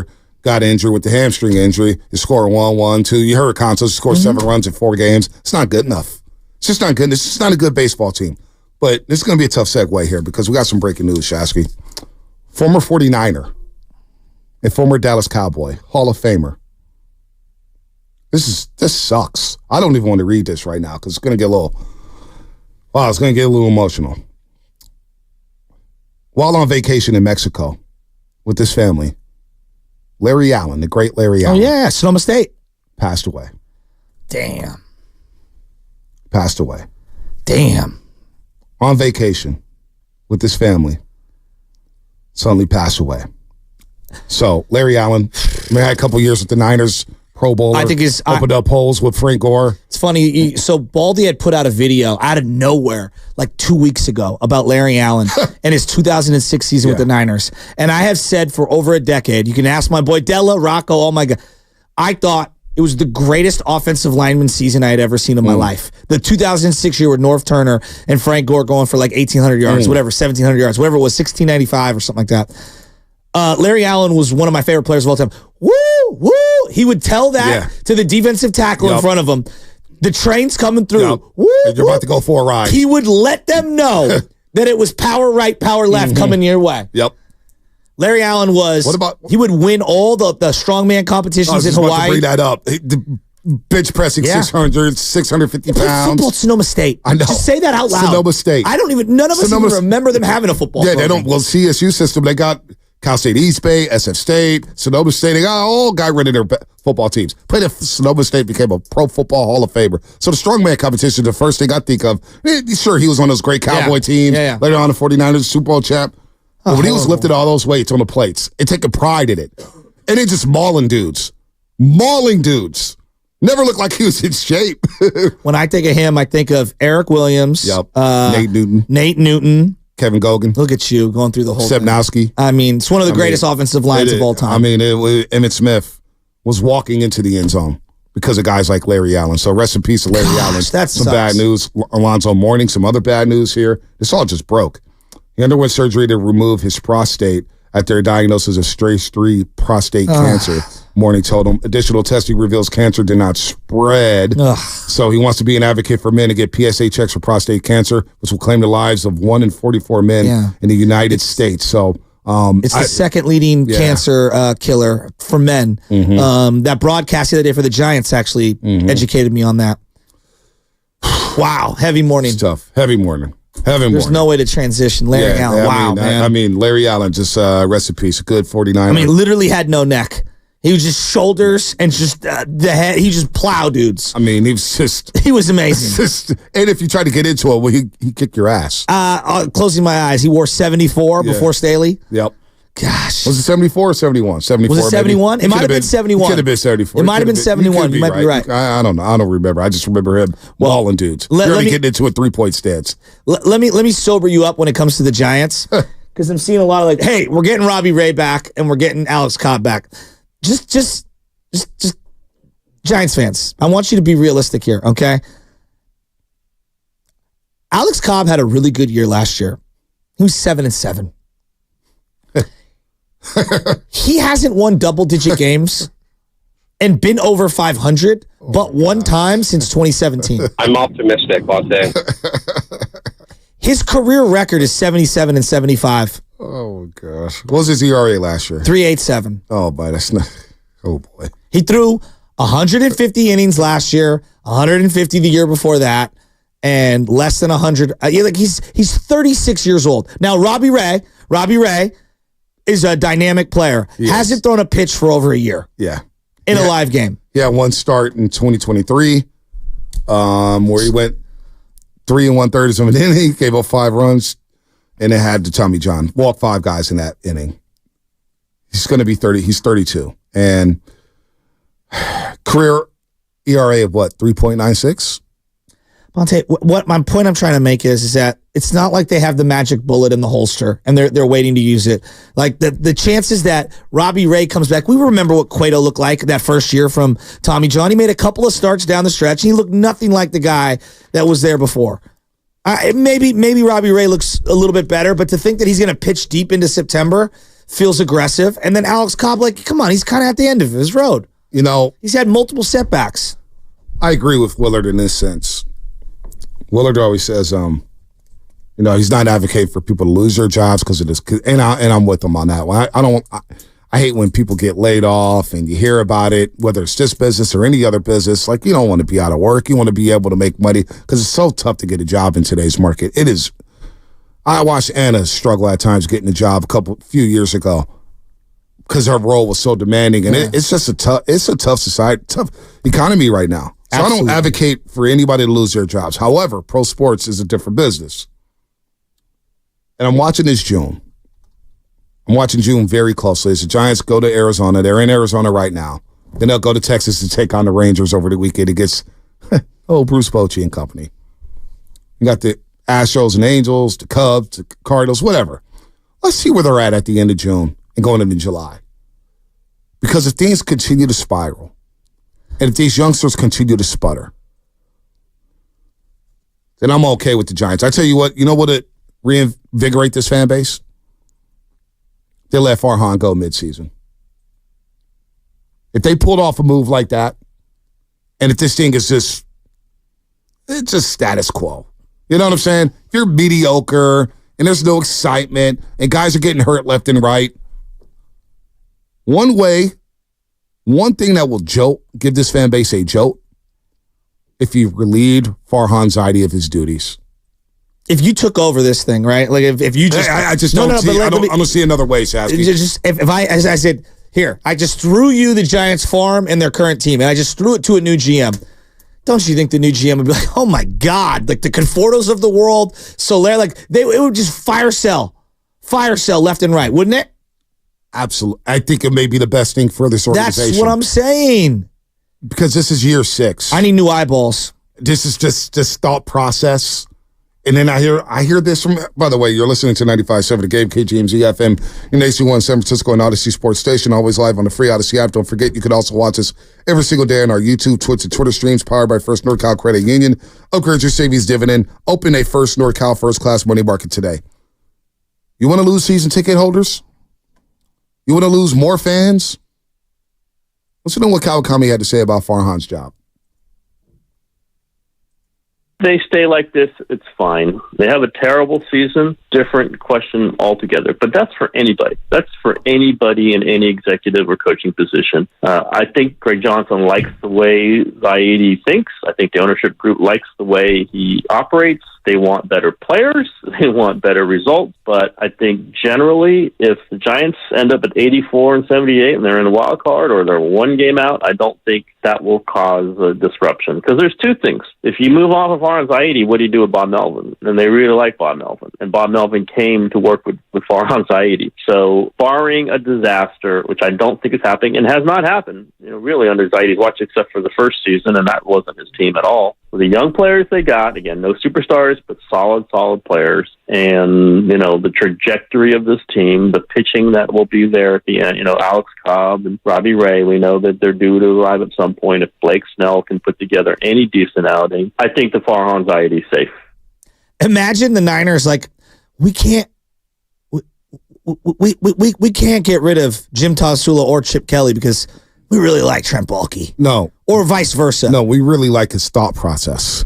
I mean, come on. The Giants like Farhan's thought process so much that they told him to stop platooning. I mean, come on, man. They told him to stop platooning. I mean, you could like Bob Melvin, who says, and most GMs aren't going to blow out the coach in the first day. They're going to give themselves some leeway with that because they know it's important. That first hire is extremely important. Gabe Kapler. And so, I don't know.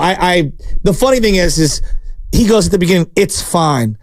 No, it's not fine. What are you talking about? Go to the yard last weekend. Do you talk to fans? I mean, I love TK. TK is my guy, but I 100% disagree with him on that process. You know what? Farhan Shaw may be fine. It just shows how incompetent this ownership group is. But I believe what I've seen through half a season, you cannot bring the guy back to run this baseball team. He's overwhelmed. This job is just too much for him. It is. It is just too much for him. And I think Giants fans would be relieved to just say, yes. Look at his free agent signings. All right, Chapman's been fine. But you look at the batting average, you're kind of, I like Chapman. I'm warm. Chapman's cool. I got no problem with Chapman. I really don't. Snell has been an absolute disaster. Mitch Haniger was an absolute disaster. Anthony DeSclafani was an absolute disaster. Who else? Rodon left after one season. You let Gossman go. Mitch Haniger. Ross Stripling, DeSclafani. He traded what? for J.D. Davis. What? I mean, I can't do it. They traded for Drew Pomerantz or whatever, gave him money, $1 million, and he was here a day. And it was I'd rather be a free agent. What was that? Lubman, it made no sense. It made no sense. You trade for Matt Beattie on opening day last year. Give me the $1 million. You traded for Matt Beattie on opening day against the New York Yankees. I mean, I just don't know what the thought process is. Excuse me. And this is what the product is. Guys get hurt. Okay, you should be able to. Okay, Jung-Woo Lee, he gets hurt. Can you sustain some things? Conforto, we're counting on these guys. Think about that. And I love Michael Conforto, good player, but we're counting on him.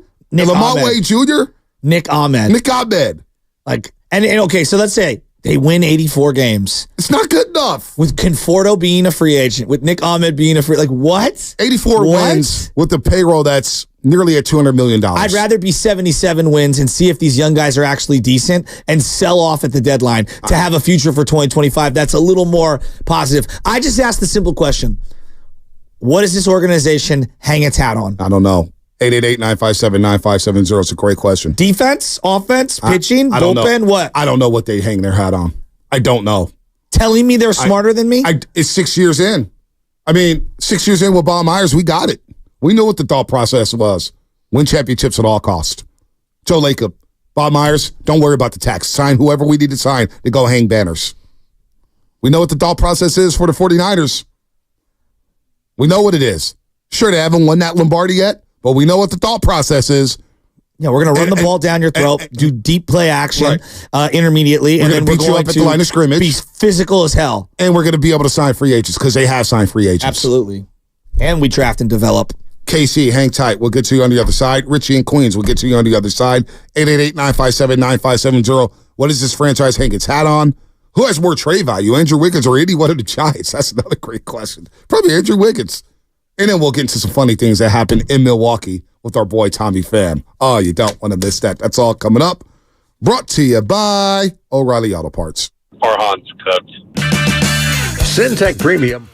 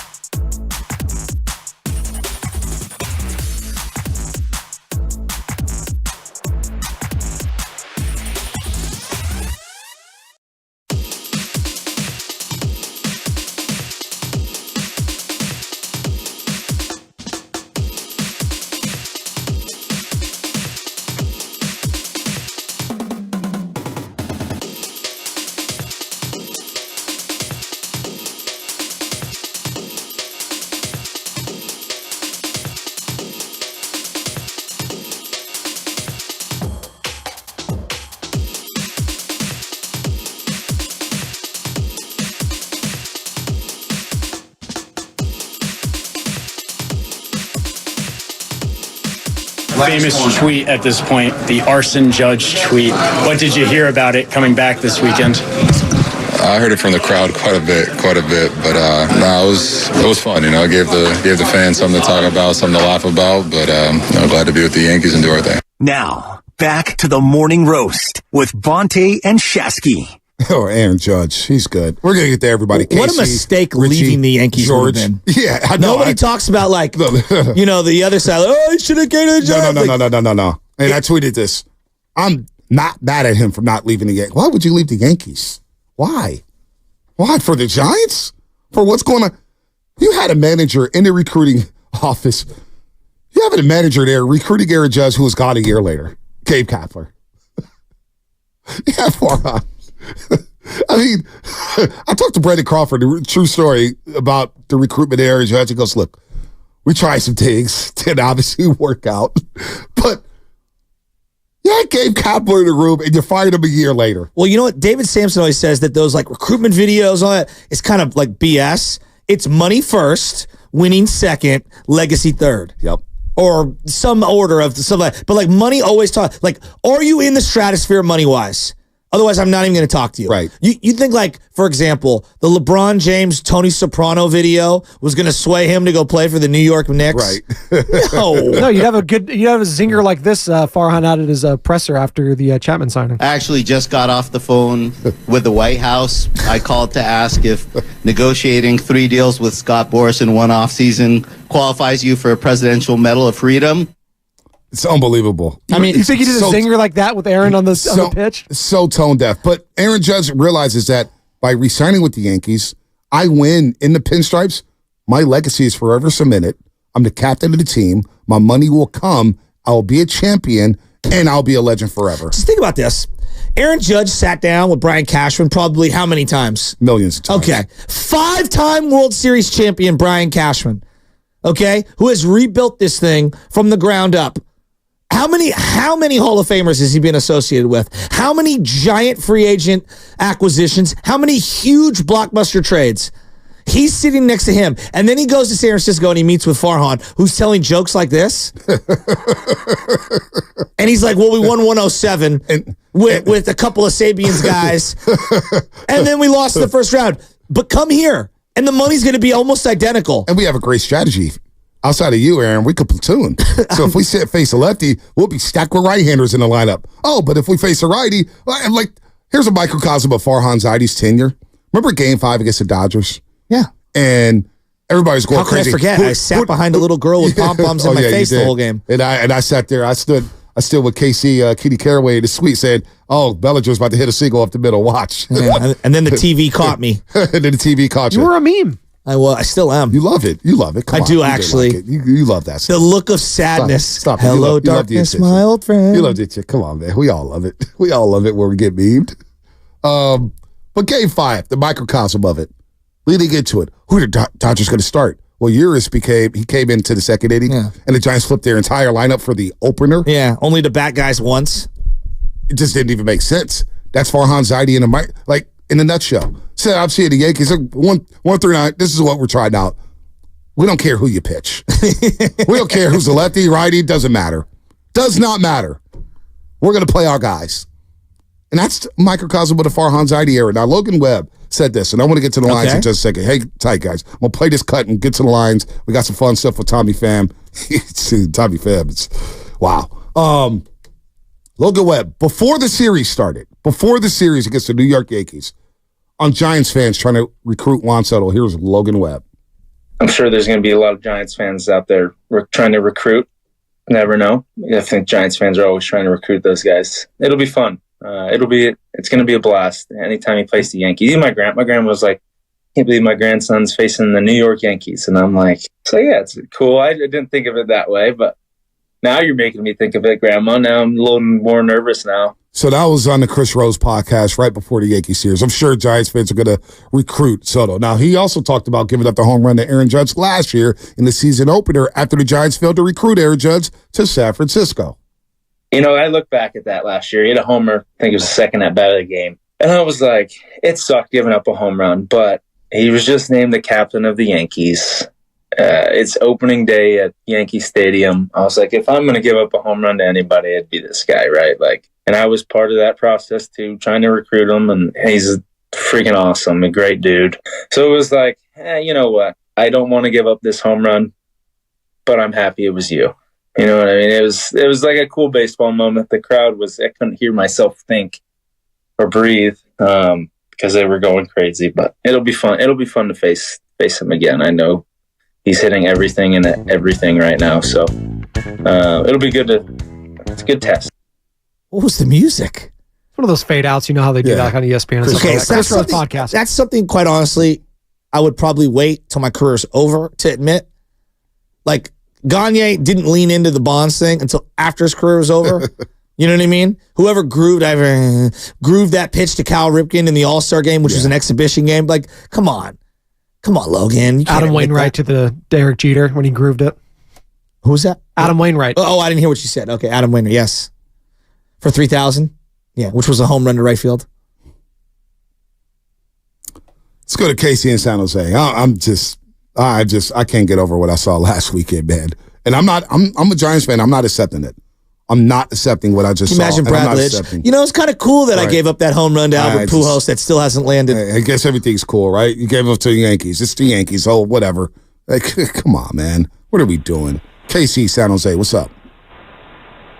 Hey, guys. Thanks for taking my call. So I moved to the Bay Area in 93.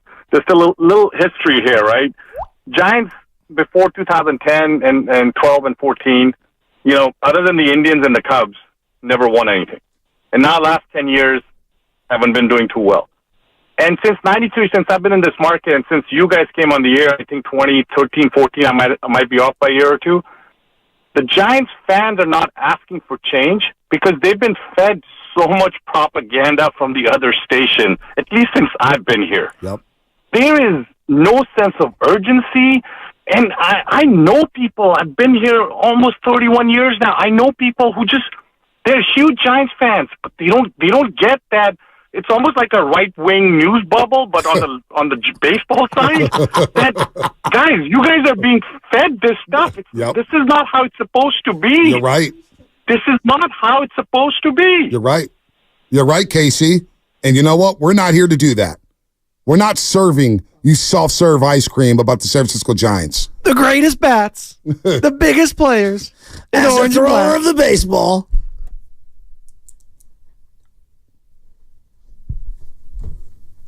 Actually just got off the phone with the White House. I called to ask if negotiating 3 deals with Scott Boras in one offseason qualifies you for a Presidential Medal of Freedom. Who the hell is Farhan Zaidi to try to tell jokes after having one postseason berth in 5 years, going into year 6?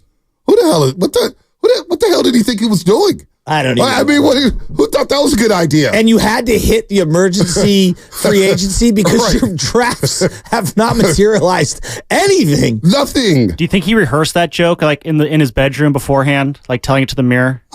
Probably, but I didn't laugh. Like, oh, they're gonna love this. They're gonna love this. Watch this little. Scott Boras didn't laugh. Scott Boras is thinking, I just pimped you out of 2 late signings. Got my guy signed because I already knew I had you in my pocket. And I got you on Haniger. Right. After the Carlos Correa deal and the Aaron Judge thing went through. You're getting used by Scott Boras. And you're out here cracking jokey jokes? Come on, man. George in San Jose. George, what's happening? You're on the roast. Yeah, hey, so the thing I was thinking is that, you know, when they won in 2010, 2012, 2014, obviously they had excellent players.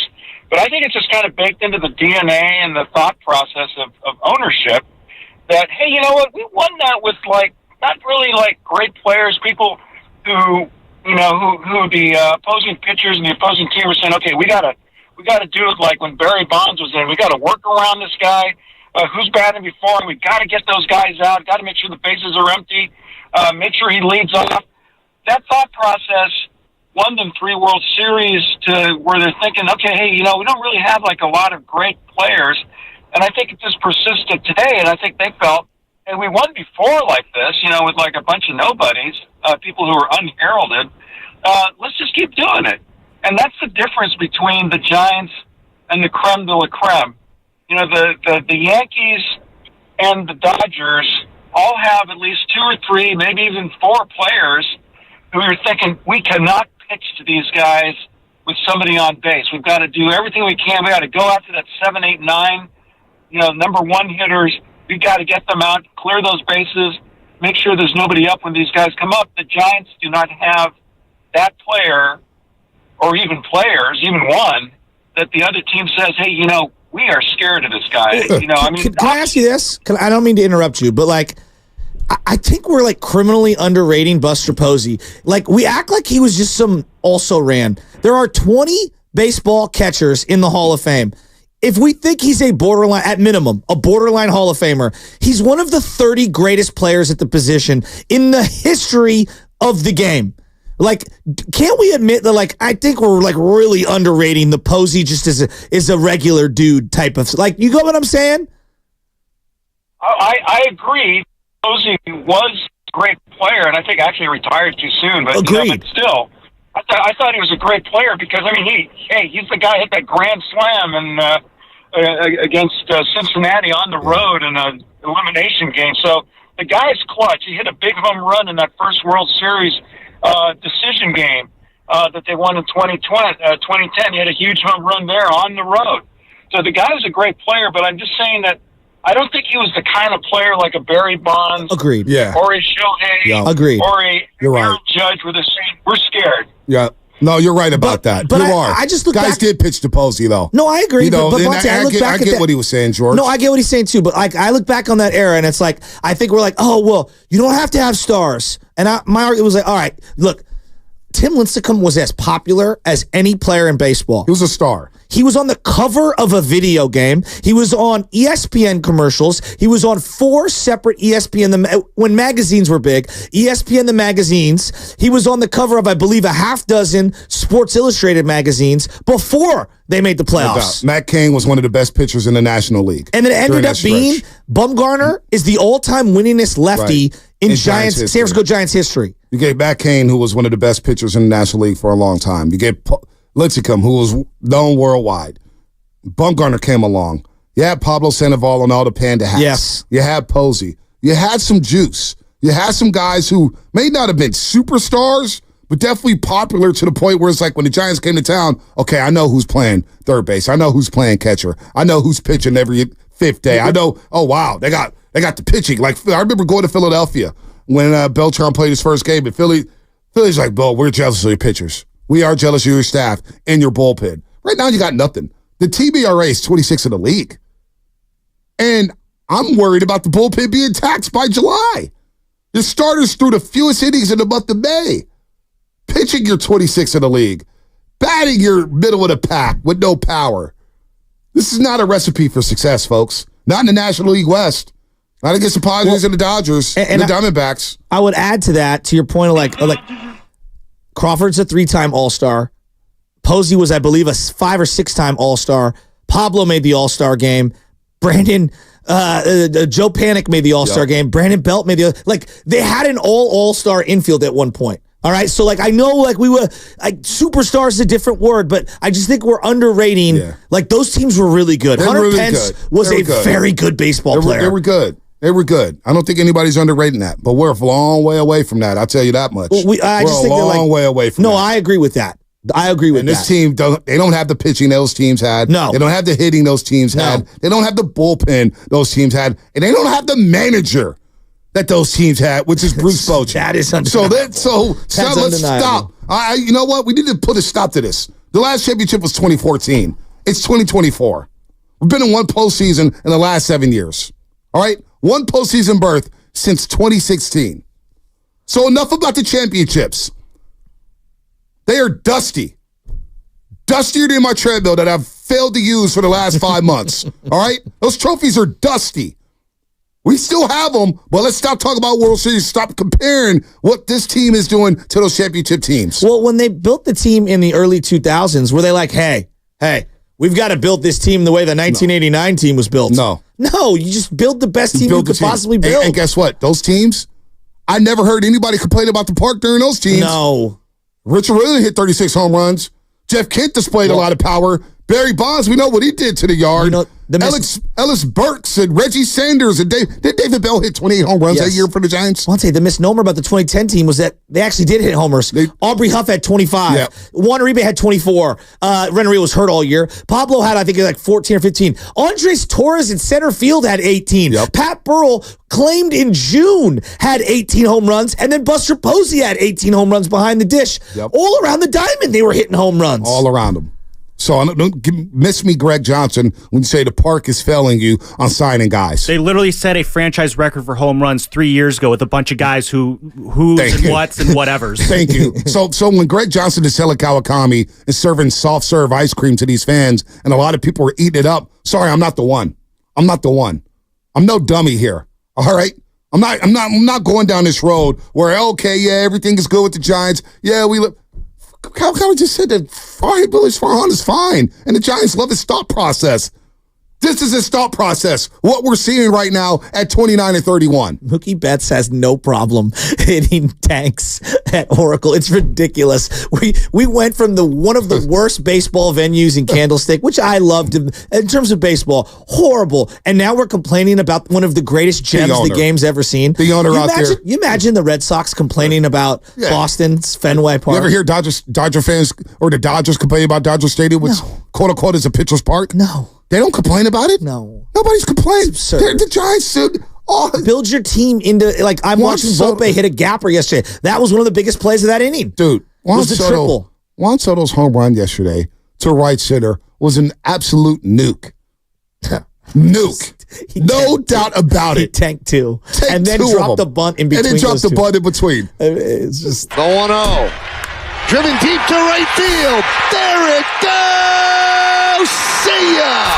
A monster 2-run home run, and the Yankees have come back to take a 6-5 lead. Oh my! He crushed that. Michael K on the call. Was that Yankee Stadium? Did they play in the Bronx? No. Or is that down the street? Down the street. Saturday night when those like really, really loud "Let's Go Yankee" chants were happening.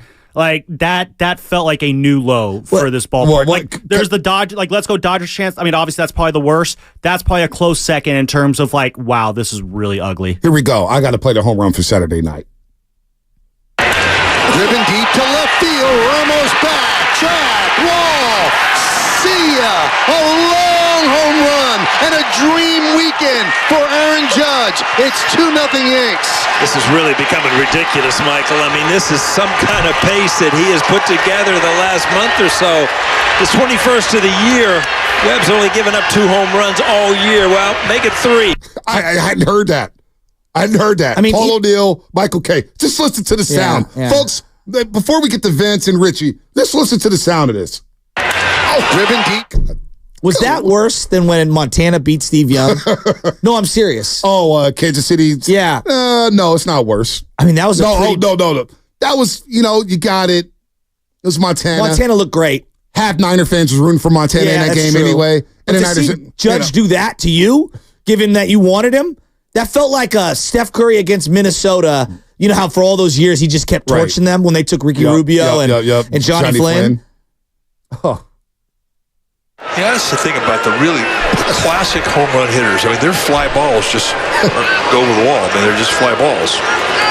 Mere mortals, they're 30 feet short. I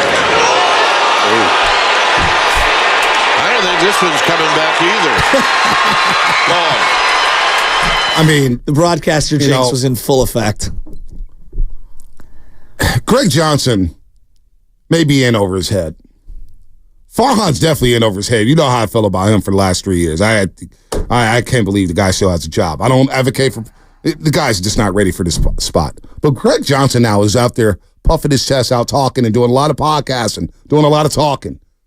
In the way they went about their business when they introduced Bob Melvin to the market as a new manager of the Giants, and in the middle of it, just, oh yeah, by the way, we're giving Farhan an extension. Wait, what? And then later on in the offseason, it's like, well, Farhan hasn't signed it yet. I don't know what's going on.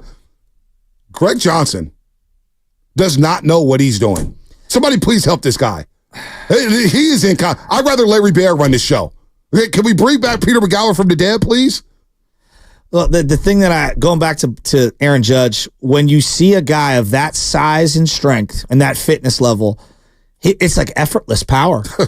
And I look at the Giants organization, and this is why I'm so high, and I know I'm going to sound insane. Most of you listening to me right now have never even heard of the guy's name I'm going to bring up. But when I look in the farm system, because I'm obsessed with the Giants farm system, and maybe too much, I see this kid Bryce Eldridge in single A, and it's the only thing that I've ever seen that the Giants have that looks like Aaron Judge. 6'7", effortless power, and a swing that looked like it was catered to hit tanks.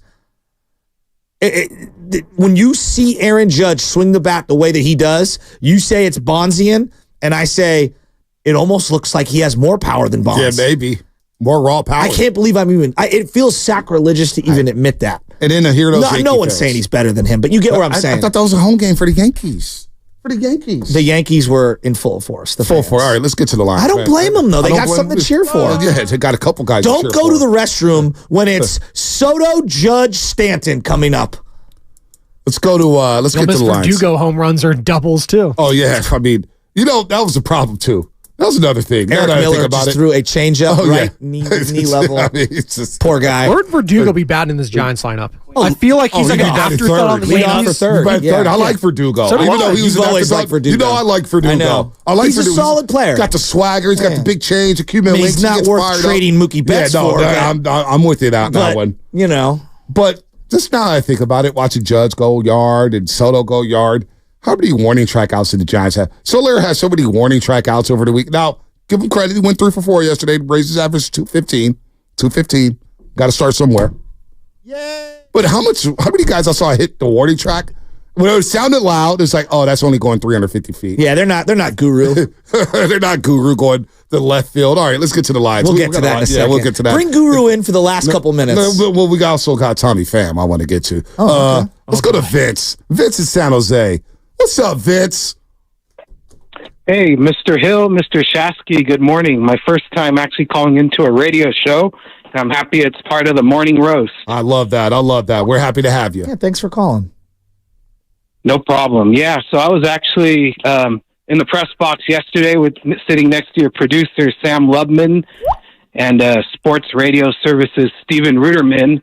And, I've been following the Giants since 1998. So, I've seen a lot, even in the Candlestick days. But as Juan Soto hit that, let's just say, booming, heartbreaking home run for Giants fans, I was thinking to myself, what has happened where Giants fans feel they have to sell their season tickets to opposing teams' fans that, turn them off to the team?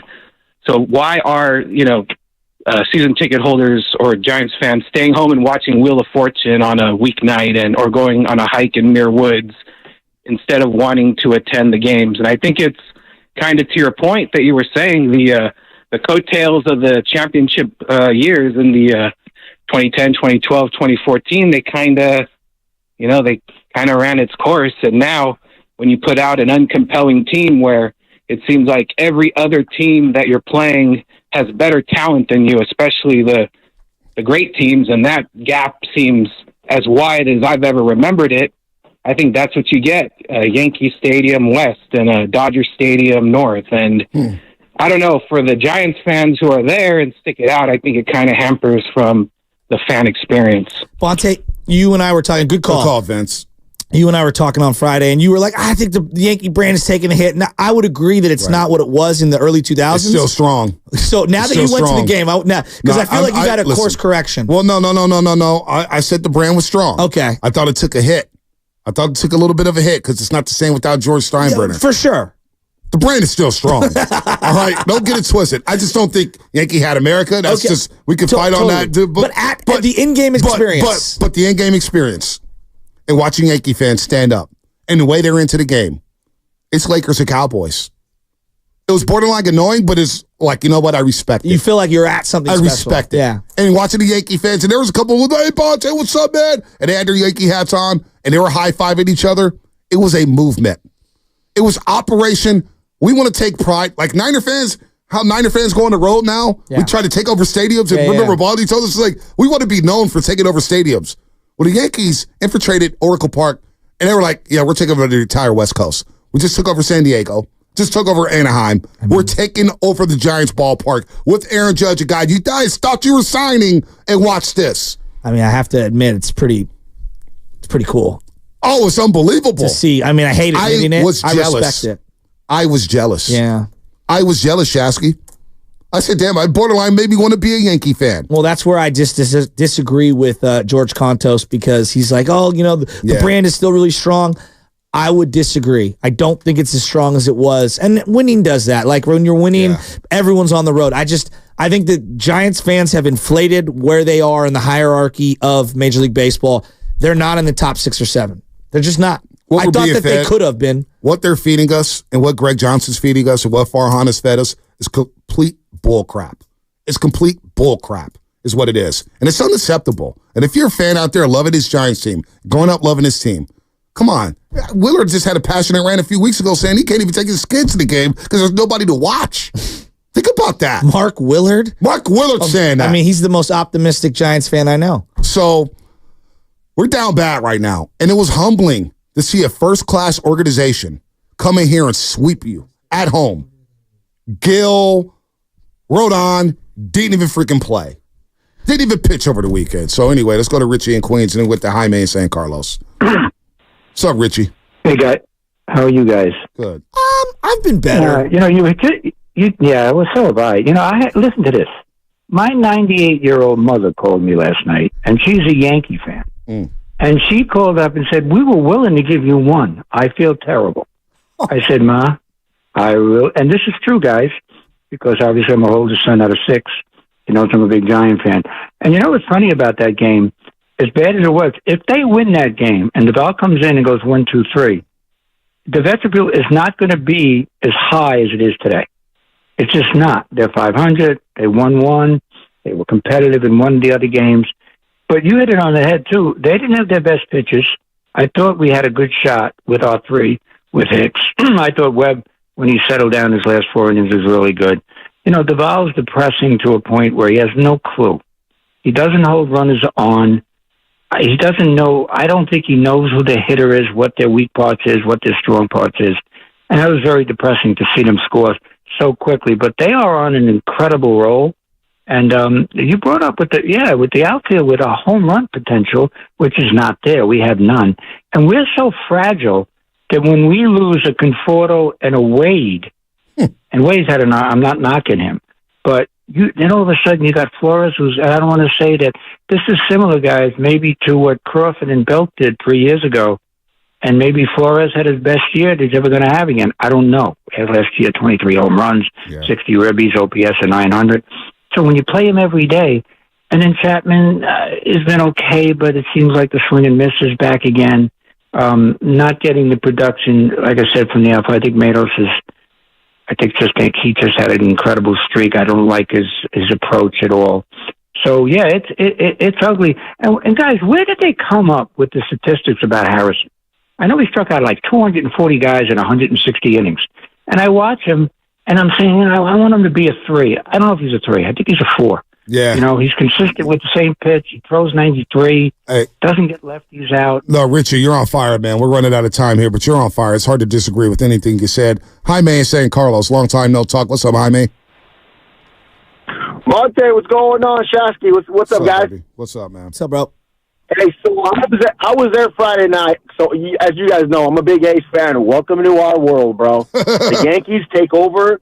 They are like the Niner fans. Yep. They take over the stadium.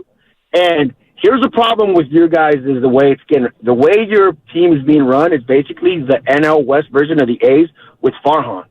And they're not. You guys have to overpay for power hitters in that ballpark, and they refuse to do that. That's the only way you guys are going to get good. But on a side note, is I was in a suite up there on Friday night, and the company paid for it, and Will Clark was passing by, comes into the suite, hangs out with us for 2 to 3 hours, drinking. You know what? He is one of the coolest ex-players that I've ever sat down and talked to about baseball. One of the best guys, and I didn't really like him as a player, but I got a newfound respect for him now. Good call, Jaime. Will Clark is a legend. He is a legend. We're going to end this laughing. We're going to end the show laughing. Because yesterday in Milwaukee, our old boy Tommy Pham was in the mix. And only the White Sox who've lost, 11 straight? They're on a 40-win pace right now. A 40-win pace. I mean, I want to say, hey, the Giants should go get Roberts and Eloy Jimenez, but I'm not even going to do that. I'm not going to gas up Giants fans. We'll get Benintendi for a bag of chips. Yeah, I mean, you'll probably go get, I don't know, their eighth outfielder. There's nobody on their team I want. Eloy Jimenez, I'll take him right now. You batting fifth for the Giants. He'd be more of a threat than what we got right now. I mean, he looks like something in the batter's box, but continue. I mean, Robert Jr., Luis Robert. I mean, the guy you wanted probably would have been Dylan Cease, who's having a pretty good year at the Padres. Yeah, I mean, but he's with the Padres. He was with the Padres, yeah. They make moves. Luis Ariz, they make moves. But here's the deal. Tommy Pham and company, the White Sox had runners on first and second. They get a runner thrown out at third. Then they got runners. They move the runners up. And then it comes to a tag-up play where a ball gets hit the left field, shallow left field. And here, I'm going to let the White Sox announcer take it away. Here's the throw to the plate. And he's out. And Contreras is barking at him. Tommy Pham's barking back. He's not backing down. He doesn't like that. And now home plate umpire Edwin Jimenez has to hold back Pham. Nah, we ain't taking that. We ain't taking that from the Brewers. I don't care how many L's we got this year. We ain't taking that. Now they're holding back Tommy Pham to make sure that everybody cools down. I mean, it was a clean play on all sides, well executed. You've got to take a gamble there. Maybe the throw is off the mark. For whatever reason, William Contreras decided he was going to give Tommy Pham an earful. Might be the wrong guy to do that to. Oh, that's the last dude you want to do that to. Well, so the play-by-play announcer, Jason Benetti, remember he was doing the White Sox games after Hawk Harrelson. He took a role with the Detroit Tigers over the offseason.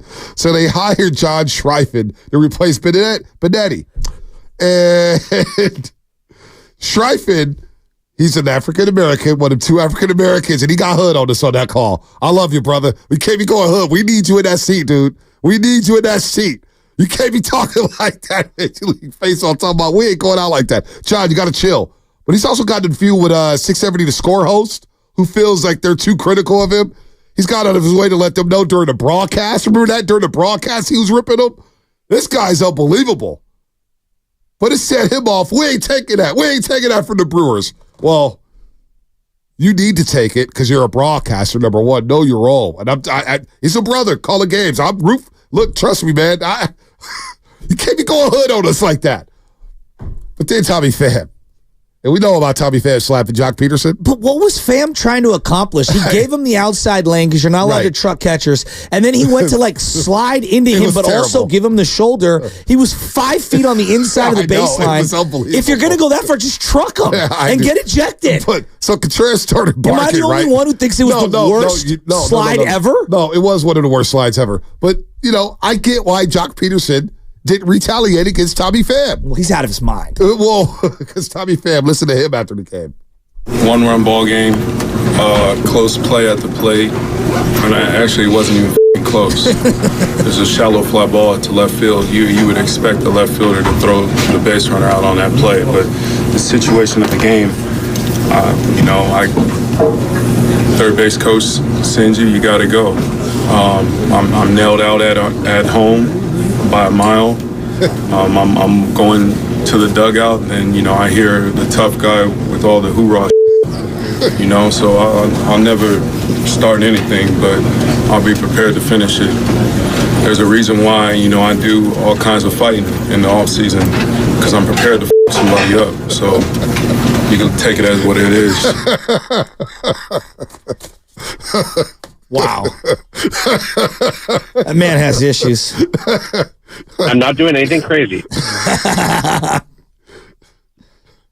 Hey, man, he's got a little Milton Bradley in him. I mean, Milton Bradley could play. I mean, Tommy Phab's had a decent year last year, right? He had a really good postseason with the Diamondbacks. Yeah, He broke right? records, I think. He was platooning as a DH. I know, but he had like a 13-game hitting streak. Right, he was rolling. He was rolling. But let's be real. Like Milton Bradley was a really good player. He was good. A's legend. Yeah, he was good for the Cleveland. Good. He was good. He has some All right, issues my final upstairs. thoughts. All right, Hey, Tommy my final Pham, thoughts. would you mess with Tommy Pham? No. He's going to play on a contender this year. He will get traded for the White Sox. Or somebody's going to scoop him up. Or he'll be in the UFC.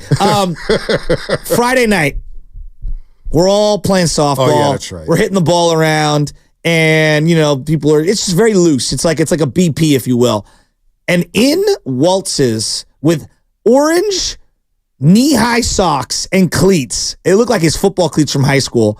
Sam Lubman, who goes down the line and starts stretching in a way that I don't even know how to describe. It was like calisthenics meets stretching.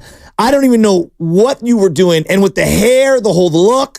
It's called warming up. What you do is you warm up before you do physical activity so then you don't feel sore the next day. And this is why I should have probably followed Lubman. Even though I laughed at him doing high knees on the side, I felt sore Saturday, and I feel sore this morning. I did not feel sore on Saturday, so See? therefore it worked. Must be nice to be young. Or just stretch. Sam Lubman, my MVP of the Friday softball. Shout out to Daryl Guru Johnson who hit that home run, 320 feet to left field, and Dan Dibley was hating on him. No, don't hate. Don't player hate. Guru had a nice swing, made some nice catches in center field. That was a lot of fun. Look, my final thought is this. Walking out at Oracle Park, I hadn't had a feeling like that in a very long time. I felt reinvigorated. I felt re-energized. And it wasn't because of the Giants. It was because of Aaron Judge. Aaron Judge doing things like this. Yeah, that's the thing about the classic home run hitters. I mean, their fly balls just go over the wall. I mean, they're just fly balls. The mere mortals, they're 30 feet short. Ooh. I don't think this one's coming back either. Gone. Must be nice to be a Yankee fan this morning. Go ahead, Spadone. Must not be nice to be Caitlin Clark right now, or Oh. the teammate of Caitlin Clark. We might get into it as the week goes on. Yeah. Very interesting what's going on with Caitlin Clark, her perception around the WNBA. It's very odd and strange to me that this is probably going to be the face of the league for some time, but she ain't getting any respect. Have you ever heard of Cougnut? Yes. What's that cologne you got on? Smells like jealousy. There's a lot of jealousy and a lot of pettiness. I want to get into that at some point tomorrow, the WNBA and what's happening there. It is disgusting. Borderline disgusting. A lot of jealousy, a lot of pettiness. And Caitlin Clark is struggling right now. They played 11 games in 20 days. She's gassed to go to the final. Like, I'm not making excuses for her, but that's a bad team. And none of her teammates having her back. They need an enforcer. Go ahead, Lubman. Go ahead. Just really quick, my final thought is, Stanley Cup, Edmonton Oilers, Yes. Florida Panthers. We locking in. I'm actually trying to lock in on that. Yeah, I'm kind of curious. I want to see what happens if Canada could finally bring the Stanley Cup north of the border again. Hasn't happened since 93 with the Canucks. So very interested to see that happen. Montreal Canadiens. They beat the LA Sorry, the Kings. Canadiens. That was great. The Canucks were the lost. last team that lost the Cup. That's right. And the Canucks had lost next year in 94 to the New York Rangers in 7. Captain Marvelous, Mark Messier, helping the Rangers win that championship. Big old riot afterwards. I got to say, that post-game show after the game, I was watching it. Gretzky, Anson Carter, Henrik Lundqvist, who was a longtime goalie for the Rangers. That's a very good post-game show. Gretzky's good, man. That is a very good one. I was locked in on that. NHL on TNT. Really good stuff. Largest distance between two championship teams. So Florida all the way to Edmonton. Connor McDavid trying to win his first Stanley Cup, first ever Stanley Cup Finals. Real Madrid wins the Champions League. They're probably going to get Mbappe. That's it for us. That was Fast Five, brought to you by Xfinity at home. We're on the go. You get the fastest internet to all of your devices. Have a great day, everybody. So, after you lift weights, your body keeps burning calories for hours.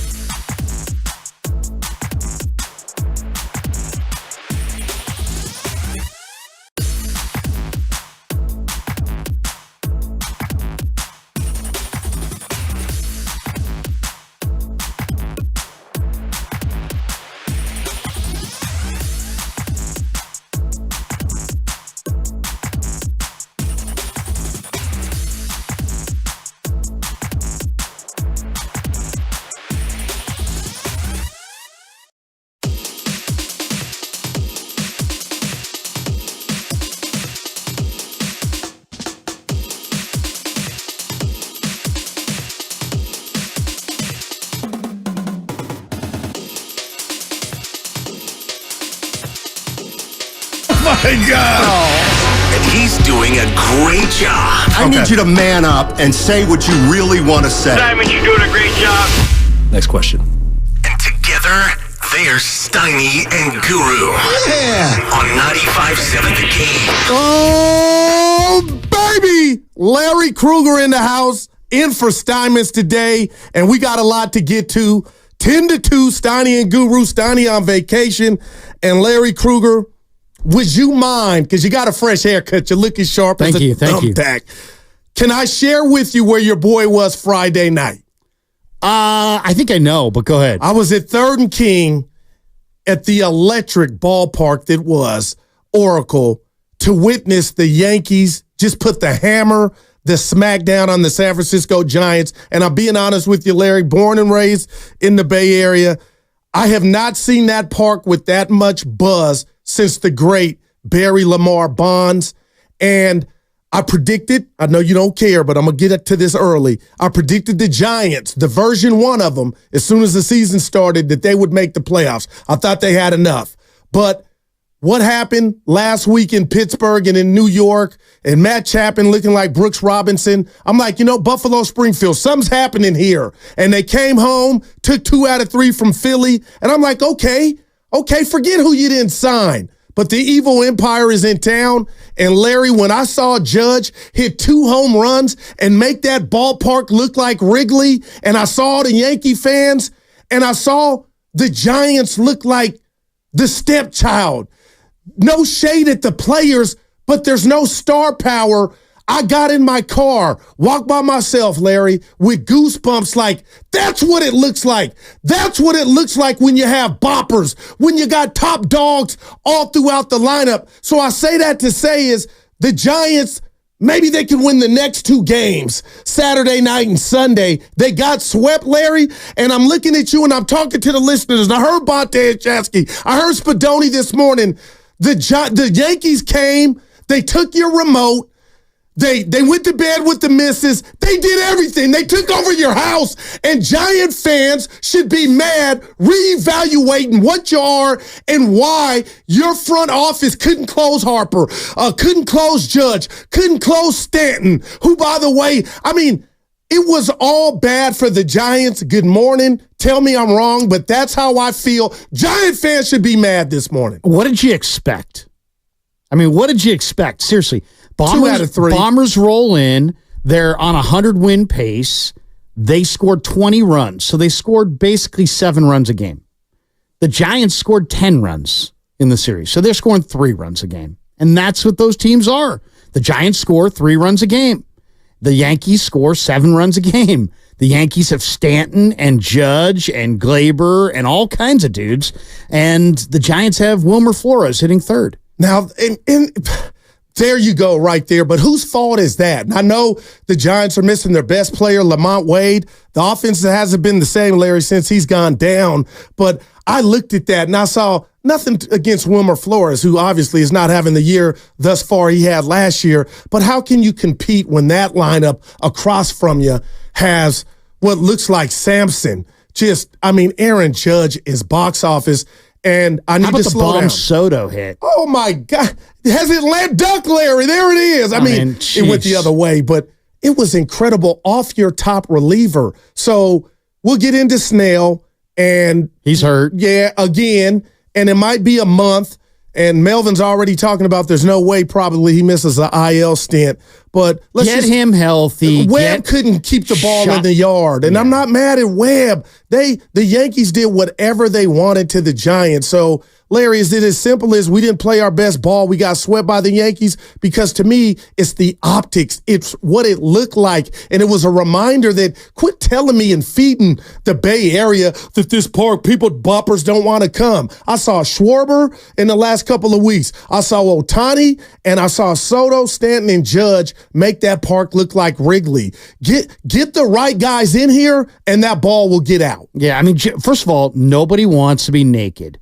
Nobody wants to sit here and break Barry Bonds' intentional walk record. That's what's going to happen. If Judge signed here, he'd be intentionally walked. If Soto signs here, he'd be intentionally walked. If Harper signed here, he'd be intentionally walked. Nobody wants to be the sacrificial lamb. That's one. 2, it's not that they don't want to play in the park. It's that you have to overpay because what you're doing is these are younger players that are going to have a second contract in 3, 4, 5, 10, whatever number of years. They want to make sure they get paid on that contract too. So that means that they've got to make sure that they're hitting the ball out of the ballpark. And so it's not that they can't hit it out. It's just they're going to hit fewer here. It's going to depress their numbers and depress their earning potential. Now, if the Giants were some awesome winner, I think they would probably say, you know what, I'll go there. But they look at that lineup and say, I'm going to be not going to be protected. They're going to pitch around me. I'm not going to get good pitches to hit.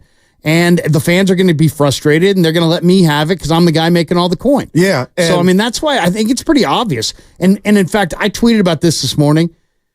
Enough of the Soto, should the Giants go get Soto in free agency? He's staying in New York. He's perfect. Stop. Farhan needs to stop doing this to Giants fans.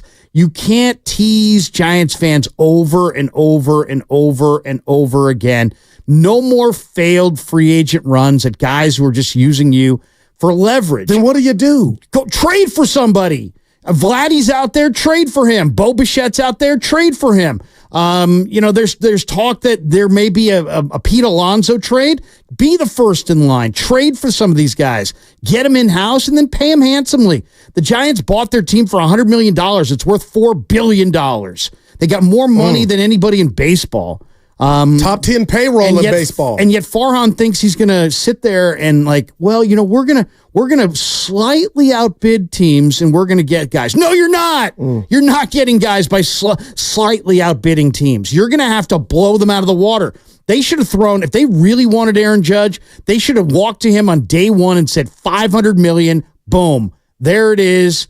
Yankees, you want to match that? Match it. They should have blown him out of the water with a massive offer. Instead, they got led around by the nose. They got their fan base, once again, hot and bothered, leaving him with nothing. I thought he was coming, Larry. And then look at the pivot. You pay $150 million for, improvements that were what? I mean, you went out and got Chapman. Okay. Did you need Chapman? He's a good third baseman, but you have a good third baseman in Casey Schmidt. Chapman. Well, hold on, Larry. We can't say you got a good third baseman. He was very Casey good. Schmidt up until the great weekend, 2 bombs. But for you to say a good third baseman, come on now. Okay, no. Casey Schmidt's an outstanding defensive third baseman. I agree. Now he's not Matt Chapman. Right. Matt Chapman's the best. But you got to hit. Matt Chapman hasn't hit over 250 in 5 years. Casey Schmidt, you're seeing him right now. I don't know that what he would have hit, but is the difference between what Casey would have done and what Chapman's doing worth the money that you paid Matt Chapman? No. And then you went and got led around by the nose and you paid Snell way too much. Here's the plan on Snell. Get him healthy, spot him a couple times in July. Hopefully he rebuilds his trade value and hawk him at the end of July for younger players. That's got to be your plan. Otherwise, you're sitting there, you sign these free agents, you give them 1 year outs. If they play terrible, they opt in. If they play great, they opt out. To me, Farhan Zaidi's never won a playoff series. It's year 6. Larry, if you say get rid of or trade Snell, to me, it sounds like you're giving up. I am and we giving just up. had Greg Johnson talk about it was apparent that this team needed to make the playoffs. No. Why? What? They're going to make the playoffs, and what are they going to do in the playoffs? Jim Carrey. So you're saying there's a chance. They're taking down the Phillies. They're taking down the Dodgers. They're taking down this is an organization ownership-wise that kissed off Brian Sabian and Bruce Bochy for Gabe Kapler and Farhan Zaidi. And now here we are 6-7 years down the road. You've never won a playoff series. Your farm system isn't necessarily cooking at any real high level, though it is showing a little bit of signs of life. But the Giants, I don't know, the Giants fans can handle another failed high profile.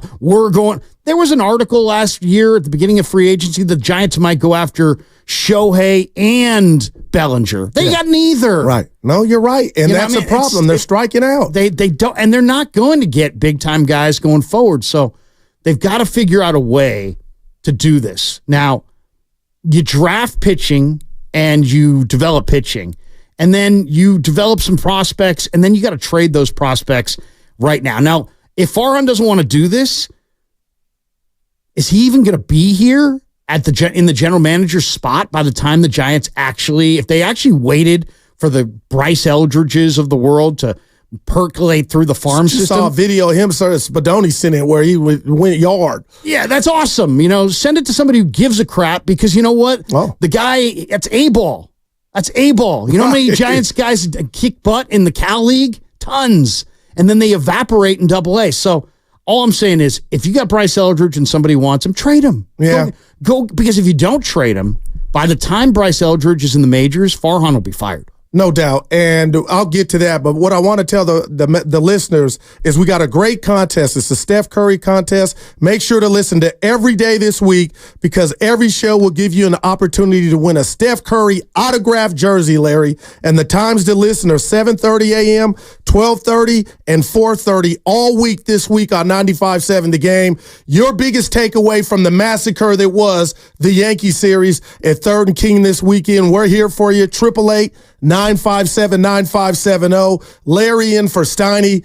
And I'm all over schizophrenia. So help me, Larry. Like, I hear what you're talking about, Farhan, but hearing the Greg Johnson sound, I think it was Thursday or Friday when he was with Tim Kawakami and Steiny and I played it. It doesn't look like Farhan's on any hot seat, but that's neither here nor there. Larry, let's keep it real. If you and I hooked up on this show the Monday after the Sunday that the Giants and Matt Chapman was going, Brooks Robinson, and they had that phenomenal comeback, and there was some synergy around the team, and they were scoring runs, would you really be saying Chapman you could have had Schmidt in for Chapman? I don't think you would have. I like Chapman. There was energy around this team, and it's just all gone down the drain, and I'm not making excuses. My takeaway Friday again, Larry, is that park can be electric.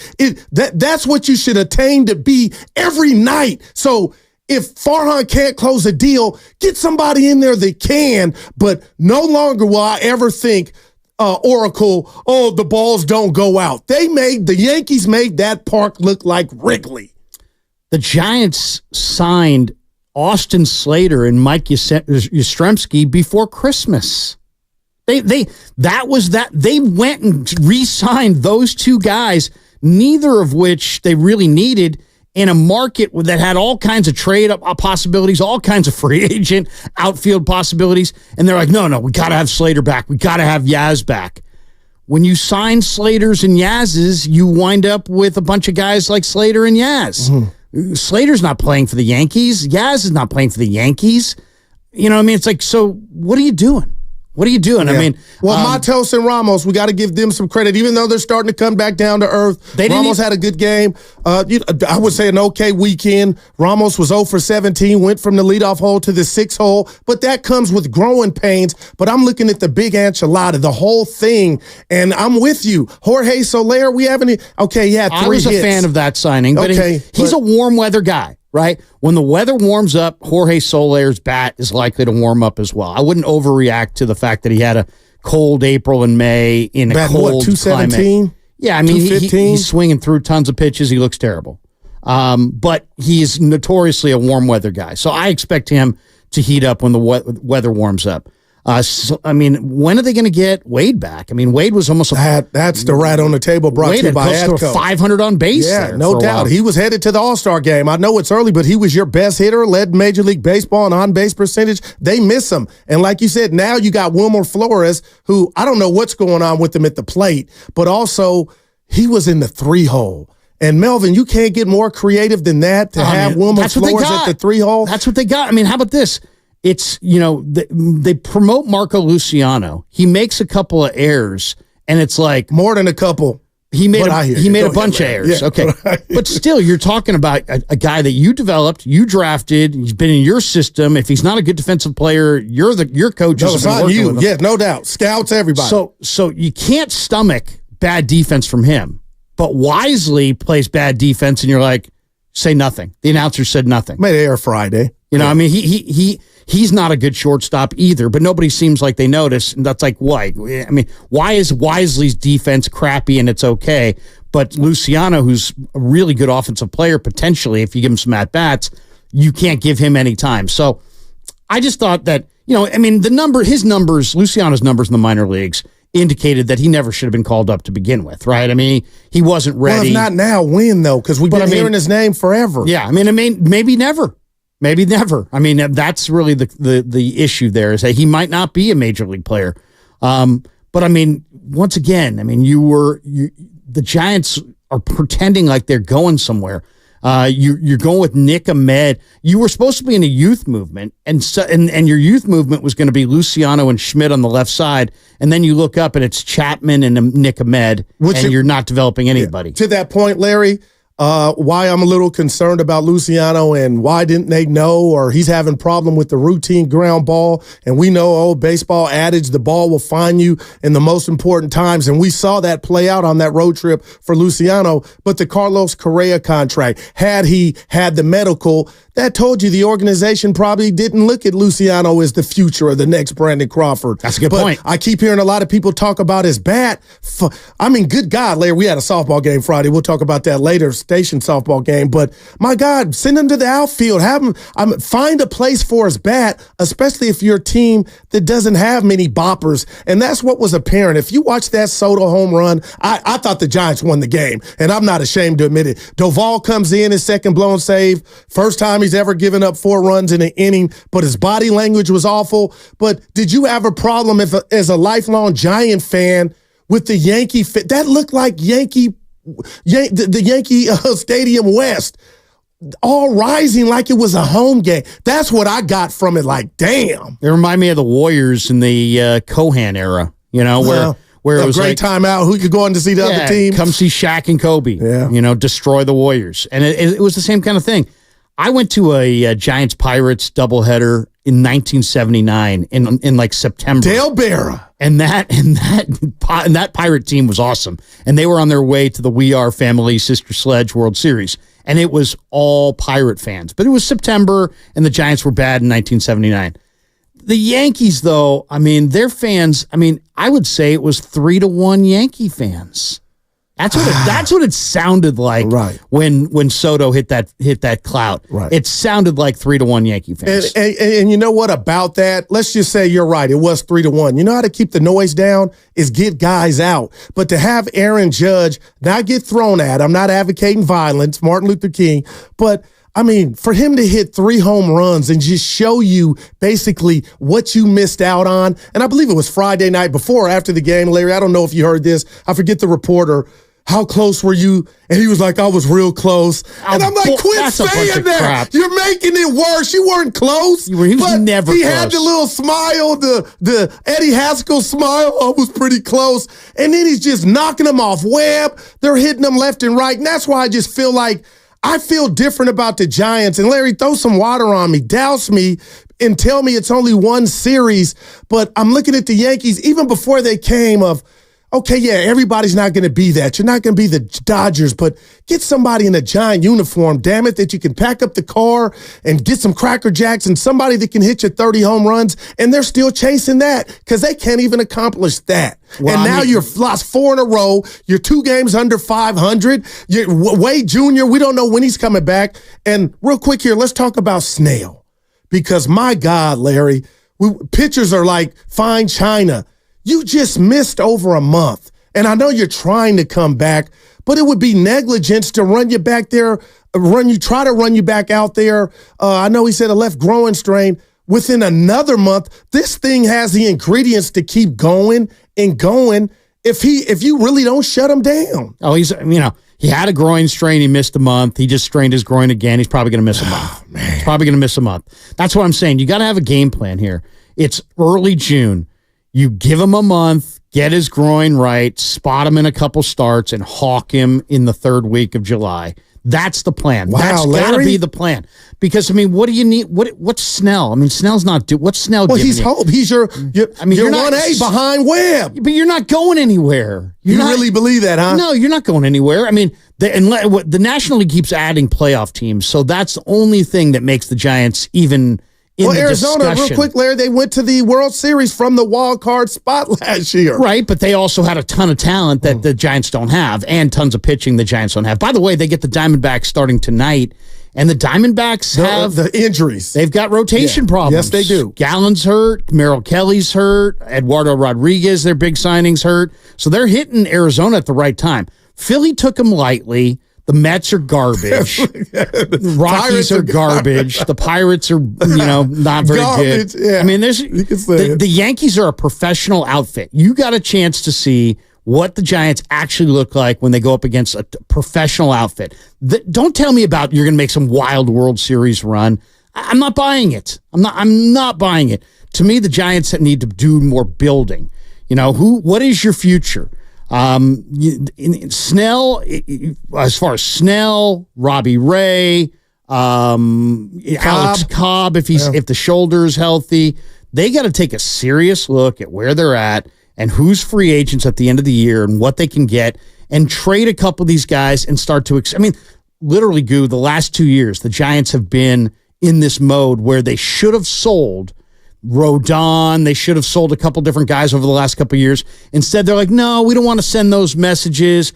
Last year, Farhan talked a huge game going into the trade deadline. He came out of it with A.J. Pollock and watched his team sink like a freaking stone in the second. They went like 18-40 or something like that down the stretch last year after trading for the great A.J. Pollock, who got no hits with the Giants. So all I'm saying is, get realistic. You've got some pieces that contenders would like. Trade those pieces, accelerate your rebuild.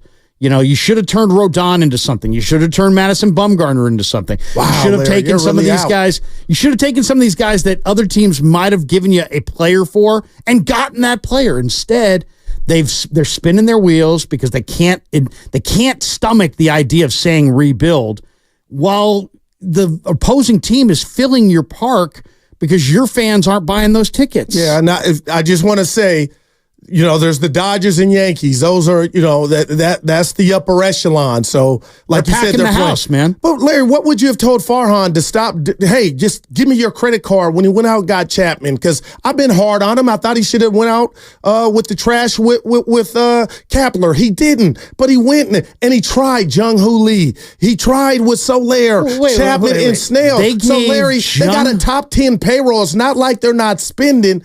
It doesn't look great now. It's not about spending, but they're not going to sell. Is what I guess. Spend on. Yeah, but they had to dance with who would say they want to dance with. Well, then dance with you, and that's what they did. Yeah, but that's the problem. If you can't attract better players, then it's not. Then your job as the general manager is to do sales. You can be the smartest guy in the room, but if you can't do basic sales, which is I'm with you. To your fans, under promise, over deliver. Farhan's done the opposite. He's over promised and under delivered. Then you have to sell agents that you're a viable home for free agents and where their guys want to play. Then you have to sell ball players. You got to sell ball players' wives.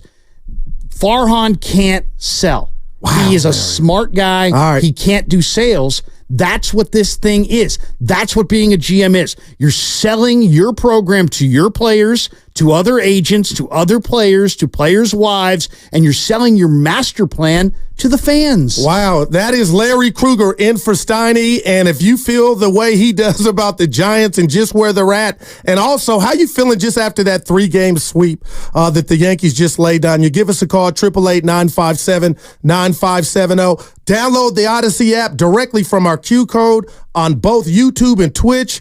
Brought to you by First NorCal Credit Union. Upgrade your savings dividend. Open the First NorCal First Class Money Market today. Also, that segment was sponsored by Liberty Mutual. Hi, we're Comparion Insurance Agency. Never heard of us? We know.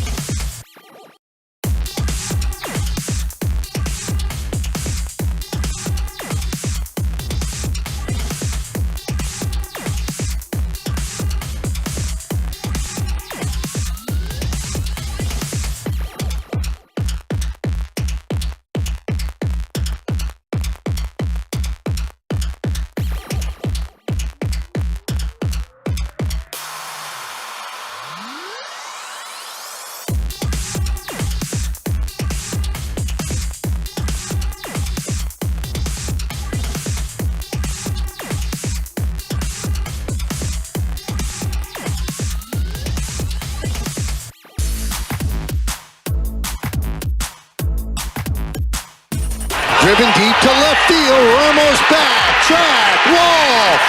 See ya. A long home run and a dream weekend for Aaron Judge. It's 2-0 Yanks. This is really becoming ridiculous, Michael. I mean, this is some kind of pace that he has put together the last month or so.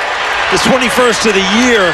Webb's only given up 2 home runs all year. Well, make it 3. Now, back to Steiny and Guru on 95.7 The Game. Yes. Unfortunately, that was from Saturday's night game. The Yes Network with Michael Kay and Paul O'Neill. They were giddy, and they were giddy all weekend. I mean, man, you hit you Friday night.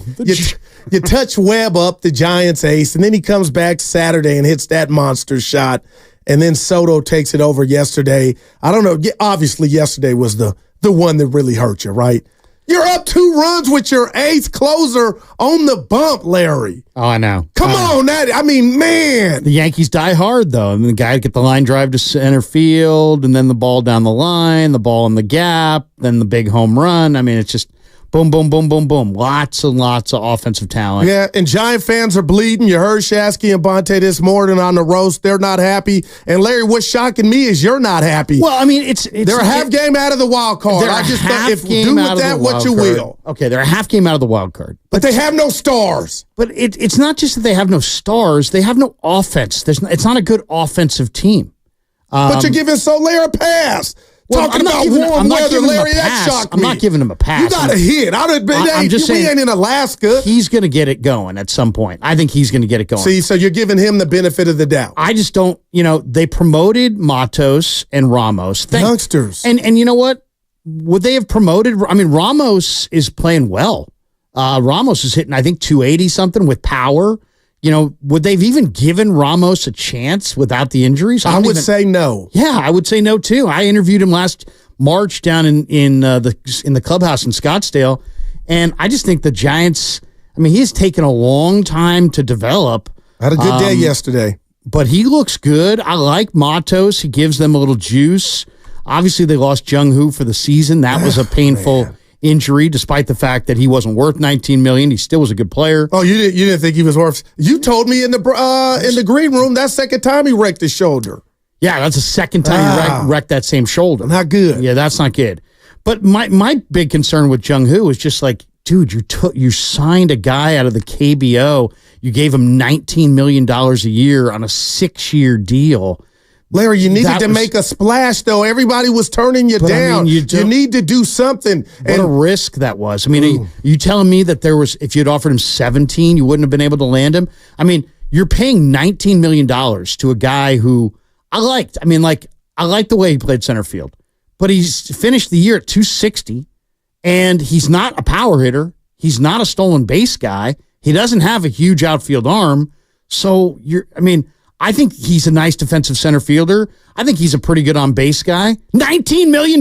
Yeah. For that? $19 million. I'm with you, and I'm not going to throw rocks at him. That was Farhan getting taken by Boris. Yeah, but when you're desperate, you do desperate things. And that's why these signings. Wait, why are the Giants desperate? Because the Giants are you're rich. Trying to mimic what go ahead. The Giants are rich. They're iconic. They own their own ballpark. They're financially set up. The Giants are a top 5 revenue team in baseball. Why can't you get a star then, Larry? You can't close a deal. In the have-not conversation, they're one of the haves.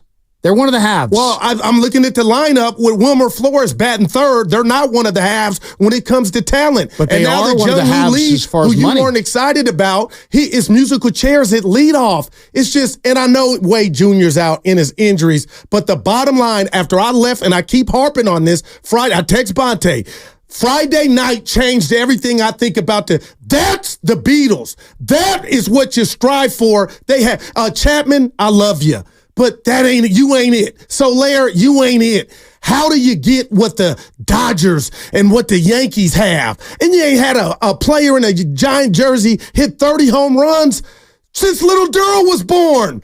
I'm just like, and it's more than that. Like, you can go side off what you just said, and I'm with you. They're one of the story friends. Get somebody to close a deal, Larry. This is getting ugly and stale. And then I'm telling you, this is my thoughts.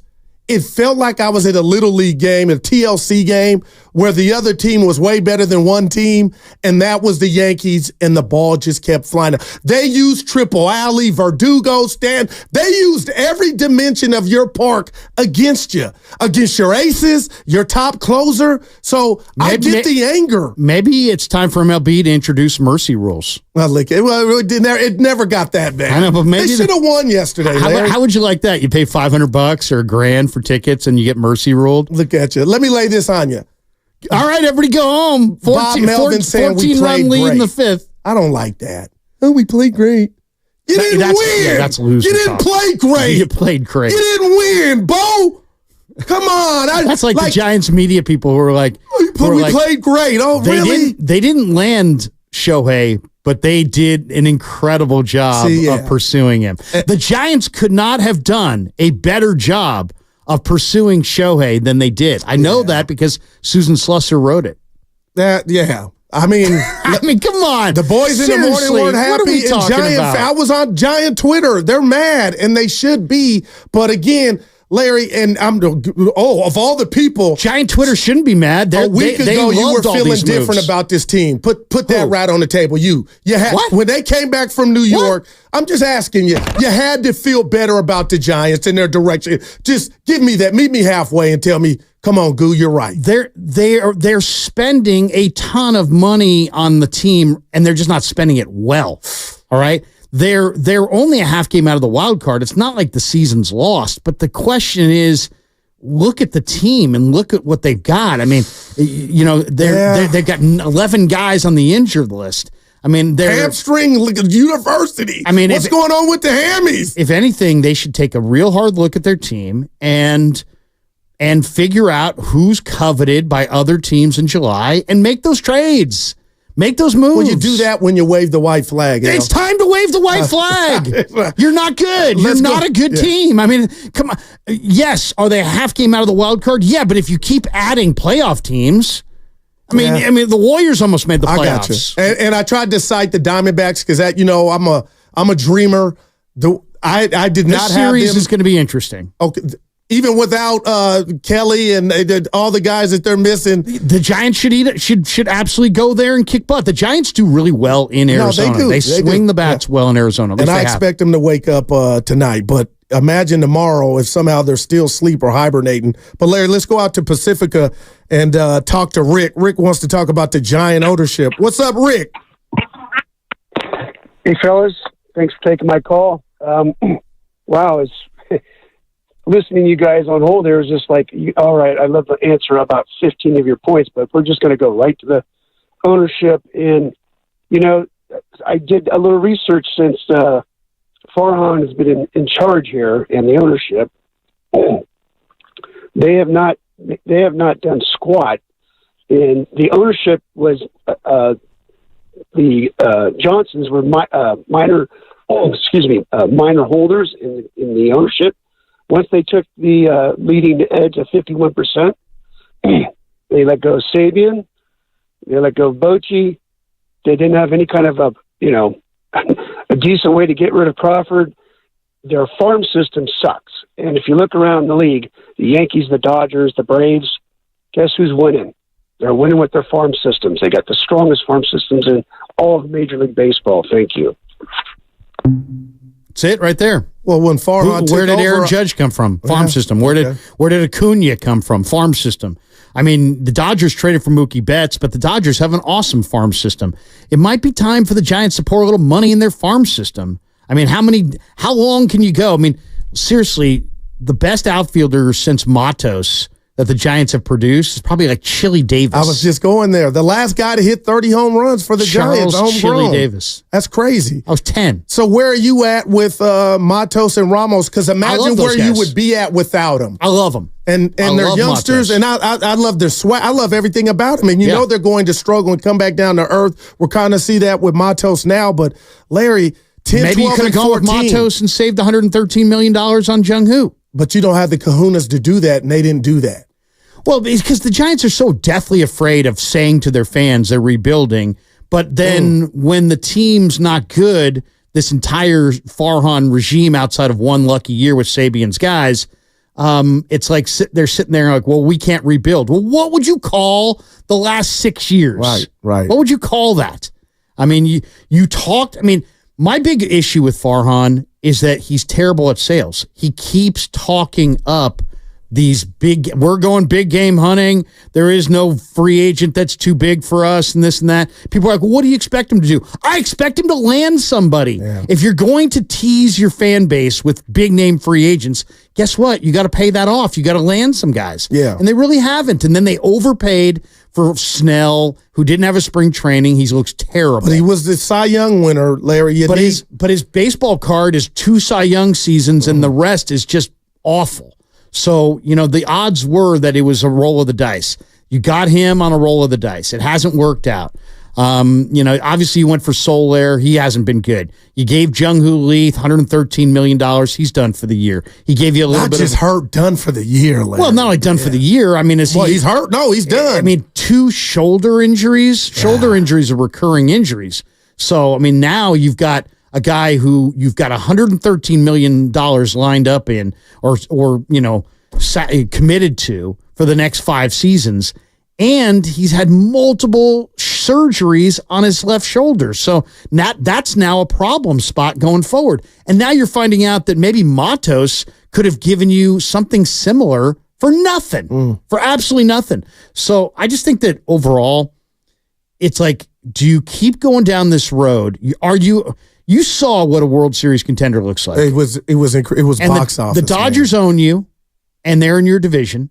The Yankees are a World Series contender. They're going to win 100 games. You got lucky against Philly because Philly didn't take you seriously. Padres got 2 studs. Padres are coming on. They just traded for Reyes, who's gives them another hitter. And you look at some of these teams. Diamondbacks are going to get healthier in the rotation. They're going to get it going. Cubs probably get it going. Nationals probably get it going.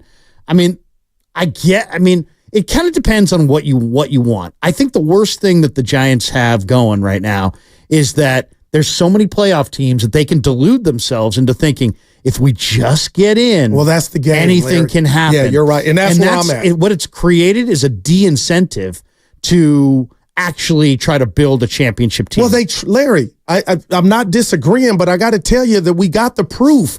They tried to court the big free agents, Harper, Stanton, Judge, Ohtani. So it's not like they're not taking a flyer and they're saying, we're doing it our way like Berg. They tried to close the deal. They can't. And that's what because hurts. You got to when you're not coveted, you got to overpay. Weekend. You got to overpay. They don't overpay. And I'm hearing Farhan wants Soto to next year. Miss me. No, stop it. He's not leaving New York. Stop. And if he left, you're not going to get him. He's not leaving there, and he's not leaving there for here. Yeah. Okay. But beyond that, what do you really want? Do you want to, I guess, just slip in and maybe magic can happen in the playoffs? That's kind of in their mode.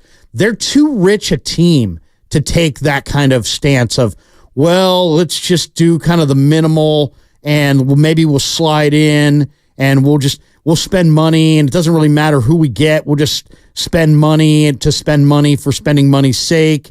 I mean, they haven't built a very good team. It's not a vintage, awesome Giant team with tons of potential. Mm-hmm. So to me, I think the better route is you got Eldridge, who's a couple years away. You've got Carson Wisenhunt, who's a couple years away. You've got some players. You've rejuvenated your farm system a little bit. What are you telling the fans, though, Larry? It looks like you're telling them the W word, wait. And then you're not even giving us a time frame on how long to wait. They've been waiting for 6 years. I think whether 107 was a couple years ago. I know it didn't pan out, but you made it. You qualified. That was a freak stroke of luck with Sabian's guys. I mean, it happened though, Larry. That was a freaking aberration, man. I mean, you telling me that 2021 was a signal of anything? It was Charlie Sheen platoon. Luck. And everything went your way. It was the pandemic, and guys having career years. But you made the playoffs. Shasky was running down in Embarcadero. You didn't win a playoff game. People were excited here. Series. I know. Had you played anybody but the Dodgers, Larry? I hear what you're like. What you're saying is not what the org is doing, though. This season's not over. There's different game plans for different people. If you're sitting there and you got millions and millions of dollars in the bank, you shouldn't be driving a Prius. You should probably have a Rolls. You know what I mean? But if the lot doesn't have a Rolls for me, then where do I get it from? My point, that's the problem. You bid what you got to bid to get it done. I mean, do what you got to do. Don't tell me about the labor pain. Show me the damn baby. Yeah. I mean, how many years can you fail and fail at going after these free agents? How many years can you? I mean, first of all, it's bad business. It's bad business to sit there and be like, we're going to go after Ohtani. We're going to go after this guy. The fans get all excited, and then you disappoint them. Right. How's that a good thing? It's not a good thing, and it's been the reality of the San Francisco Giants here the last 4 or 5 years, especially under Farhan. We want to hear from you. How are Giant fans feeling? Your biggest takeaway from the weekend? Larry in for Steiny, 888-957-9570. So I'm going to throw it right back at you, Larry, because I see your list of what has you irate, but what are your answers when you're trying to spend some of that moolah and you can't close? I'm getting rid of my guy. You never should have extended Farhan. You should have just kicked him to the curb when you got rid of, Gabe. You but should have he's said, here now. Okay, but he you doesn't got have to be 100 here. games left, Larry. He doesn't have to be here. Yeah, now. but you got 100 games left. The season is still salvageable. Well, I'm not saying don't show up for the game tonight, but what I would say is don't empower Farhan to rebuild this team when he's been on the reins of the deal for this is year 7, and they really don't have very much to show for it. I don't know if you heard Russo on NBC Sports Bay Area the other day. He's like, hey, if I had a radio show and I had 7 years of being on the air and 6 years I didn't have good ratings, I wouldn't be getting a contract extension. Why did he get a contract extension? That's why Giant fans are mad, and he's symbolic, Farhan, that is, of not getting it done. And when you're desperate, again, I've been there, Larry, in life, you do desperate things, and that's why, shame on me maybe, I gave Farhan credit for the Chappie signing, especially Snell, Soler. I was like, okay, that thing about 30 home runs is going by the wayside. It's early, but it can get late. But now you got injuries. Lamont Wade, your best player.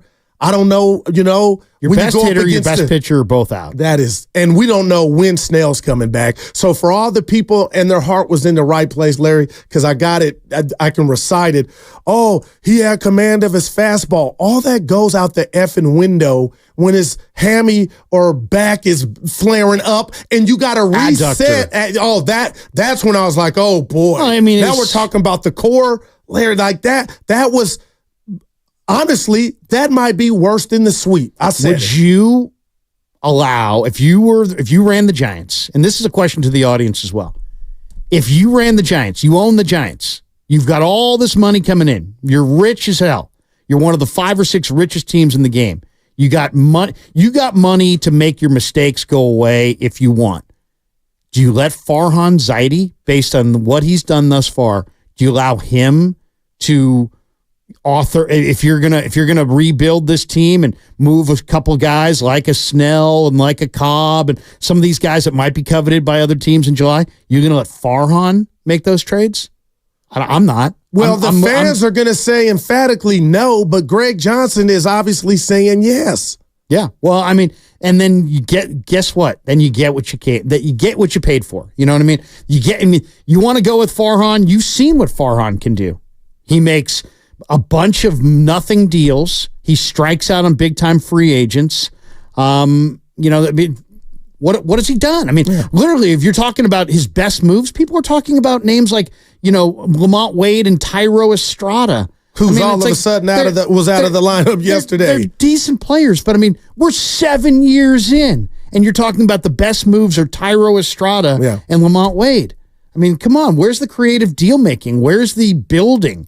I mean, even if you just built a piece at a time, you're 7 years in. Yeah, Larry, I feel you. You should have 6, 7, 8 foundation pieces set. Instead, let's blame Bobby Evans. Let's blame Brian Sabian.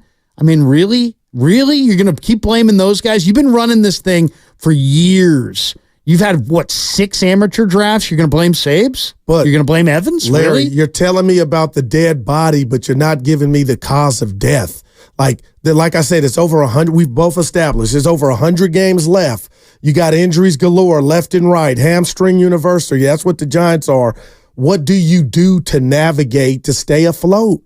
Because it sounds like to me you would have pulled the plug, and you're not by yourself with the Farhan era. He's still here. They still got games to play. How do you navigate the now? You absolutely go do inventory on what you have in the minor leagues that can help you this year. You do inventory on what you have at the major league level that other teams covet, and you try to make a couple good deals and kick this can further down the road. But I mean, let's be honest. They went from, once Jung-Hoo went down, I think that the outlook on this season changed.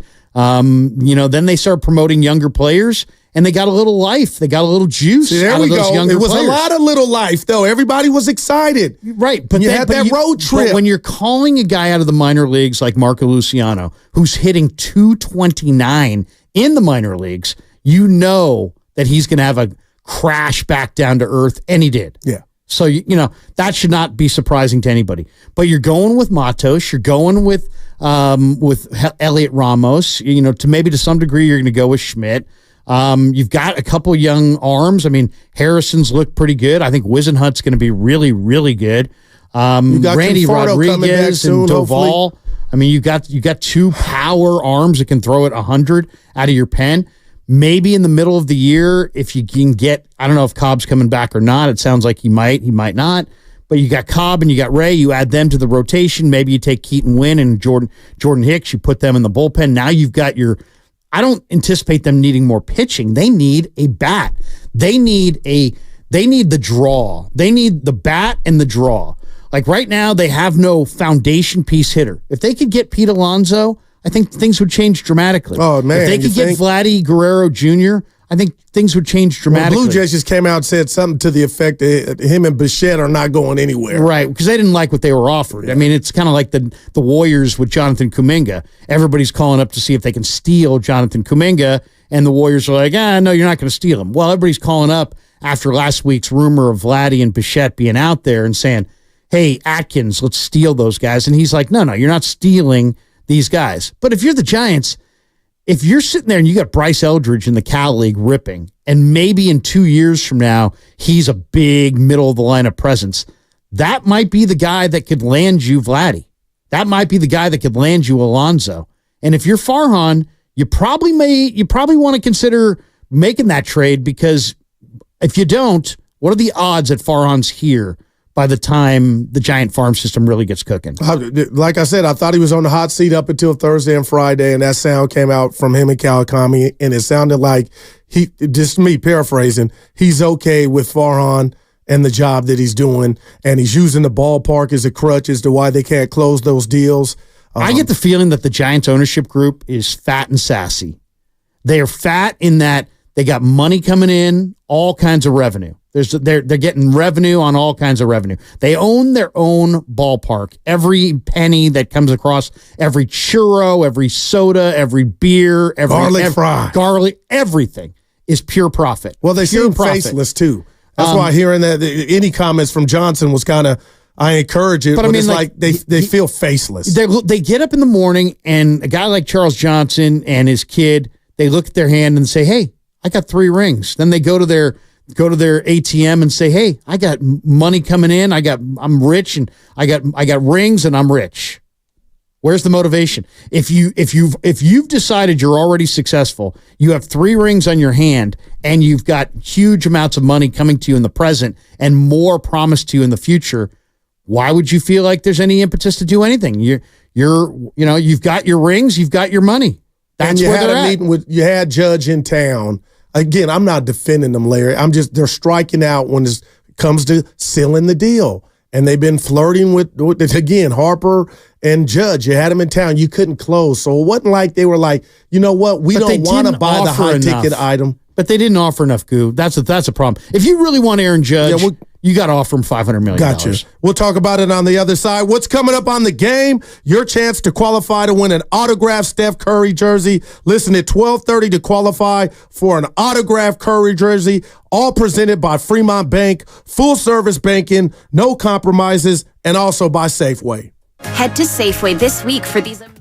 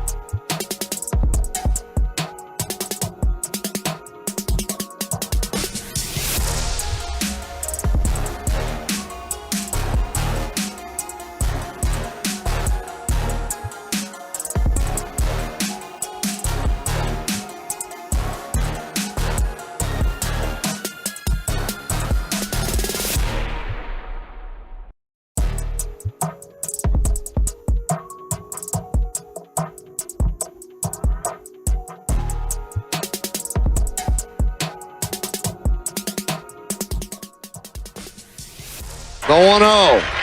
Driven deep to right field. There it goes. See ya. A monster 2-run home run. And the Yankees have come back to take a 6-5 lead. Oh, my. He crushed that. Now, back to Steiny and Guru on 95.7 The Game. Yes, Michael K. on the Yes Network, and that was yesterday. A shocker, Larry. I call that in the Guru household a shocker, because when the Giants gave the ball to Doval, I thought it was night-night, and unfortunately for Giant fans, it was a comeback for the ages and completed a 3-game sweep. And I'm just like, man, maybe it's a good thing. I know you hadn't played Major League Baseball, a little softball. We'll get to that later. Maybe it's a good thing they're going on the road, huh? Yeah, I mean, they were looking good. I mean, they had a good road trip. When they go, what, was it 5-1 on the last road trip? Pittsburgh and New York, and came back. So maybe from the abyss. You know, the one thing about the Giants is they're going to hit more home runs on the road. You know, I mean, and so they can win. They can score a few more runs on the road. It seems like at home they have a rough time. But who scares you in this Giant lineup? And that's what another takeaway just from this 3-game set. And of course, who are you talking about, the best team in baseball? No, it's just the fear factor. Great TV show a couple years ago, Larry. But who are pitchers really scared of in this Giant lineup? I mean, that's the rat on the table. I mean, Bailey is kind of clutch. He's a little clutch. Obviously, Lamont Wade's having an all-star type year. I mean, he's on base approaching 450 or something like that at one point. So he's he looks good. Yeah, I mean it's Elliot Ramos at times looks like a pretty nice player, but I mean they don't have anybody who can hit 3, 4, 5. That's really it. I mean, damn, Larry, that's one guy. Essence of your lineup, though. Listen to what 3, 4, 5. I mean, they're hitting. Look who's hit 3, 4, 5 this year for them. Well, Flores, Slater, Yaz.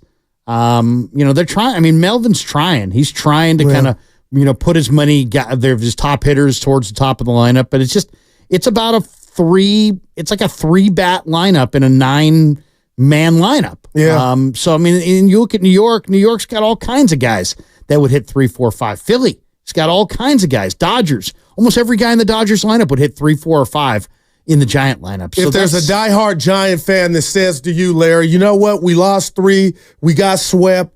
But who I am and how I root for my team, I'm mad that they let Judge and Stanton get in there and just get comfortable. Would you have thrown at Aaron Judge? Or do you call that Bush League? No, I'm not advocating throwing at guys. But you know what I mean. You got to back them off the plate. Yeah. You got to compete. Yeah, you got to compete. Yeah, you got to compete. But I mean, Stanton's standing right on the plate. Yeah. You can pitch him off the plate and he can pull it. I meant to say Soto. He's crazy. Yeah. I mean, he's just, all those guys. Yankees are the Yankees. They're extremely professional and they've got, a monster. They throw money at their problems. They do exactly what you've been clamoring for the Giants to do. You went checkbook on them and how much money this team and organization has. I just feel like they don't have. I didn't tell you this, Larry, and you probably don't care, but I was +1 with Bonte at the Bay Area Sports Hall of Fame, and they had the great John Taylor getting inducted. Sabes. A lot of great. Oh, it was awesome. And I watched Sabes, Bobby Evans work the room. And again, that's not their job, but it was a natural something I got to watch and monitor. And then I saw Farhan, Larry, and he didn't do anything wrong, but I was watching him from afar like, not he ain't working the room, but I thought, whatever you're doing is probably what you're doing when you got that big prima donna in front of you or that big prize that you're trying to get to don the orange and black. There was a disconnect. And just, again, leaving that ballpark and watching 27 innings of baseball this weekend as the Yankees did whatever they wanted, slept in the Giants' bed, ate their food, grabbed their remote, drove their car. It's like maybe that is part of the bigger problem is if you're going to say this ballpark's an issue, Johnson and company or whoever's in control, you got to get a real – I remember I was in sales and I was, hey, boss, these leads aren't that good. All right, give them to Larry. And then you were a badass salesman and you'd close it. And maybe that's what's going on with the Giants, because I don't know how long this can continue or how much Giant fan is going to root for runner-up or third place in regard to get a big bopper in. Because I'm envious, call it jealous, because I was all in when we were hearing the rumors about Judge. Willard and Dibbs did a show in Linden, Larry, for the station, thinking he was coming. And so did a lot of other people. And to watch what we missed on display for 27 innings, I'm jealous, man. But you weren't. How about this? How about a little bit more realistic target?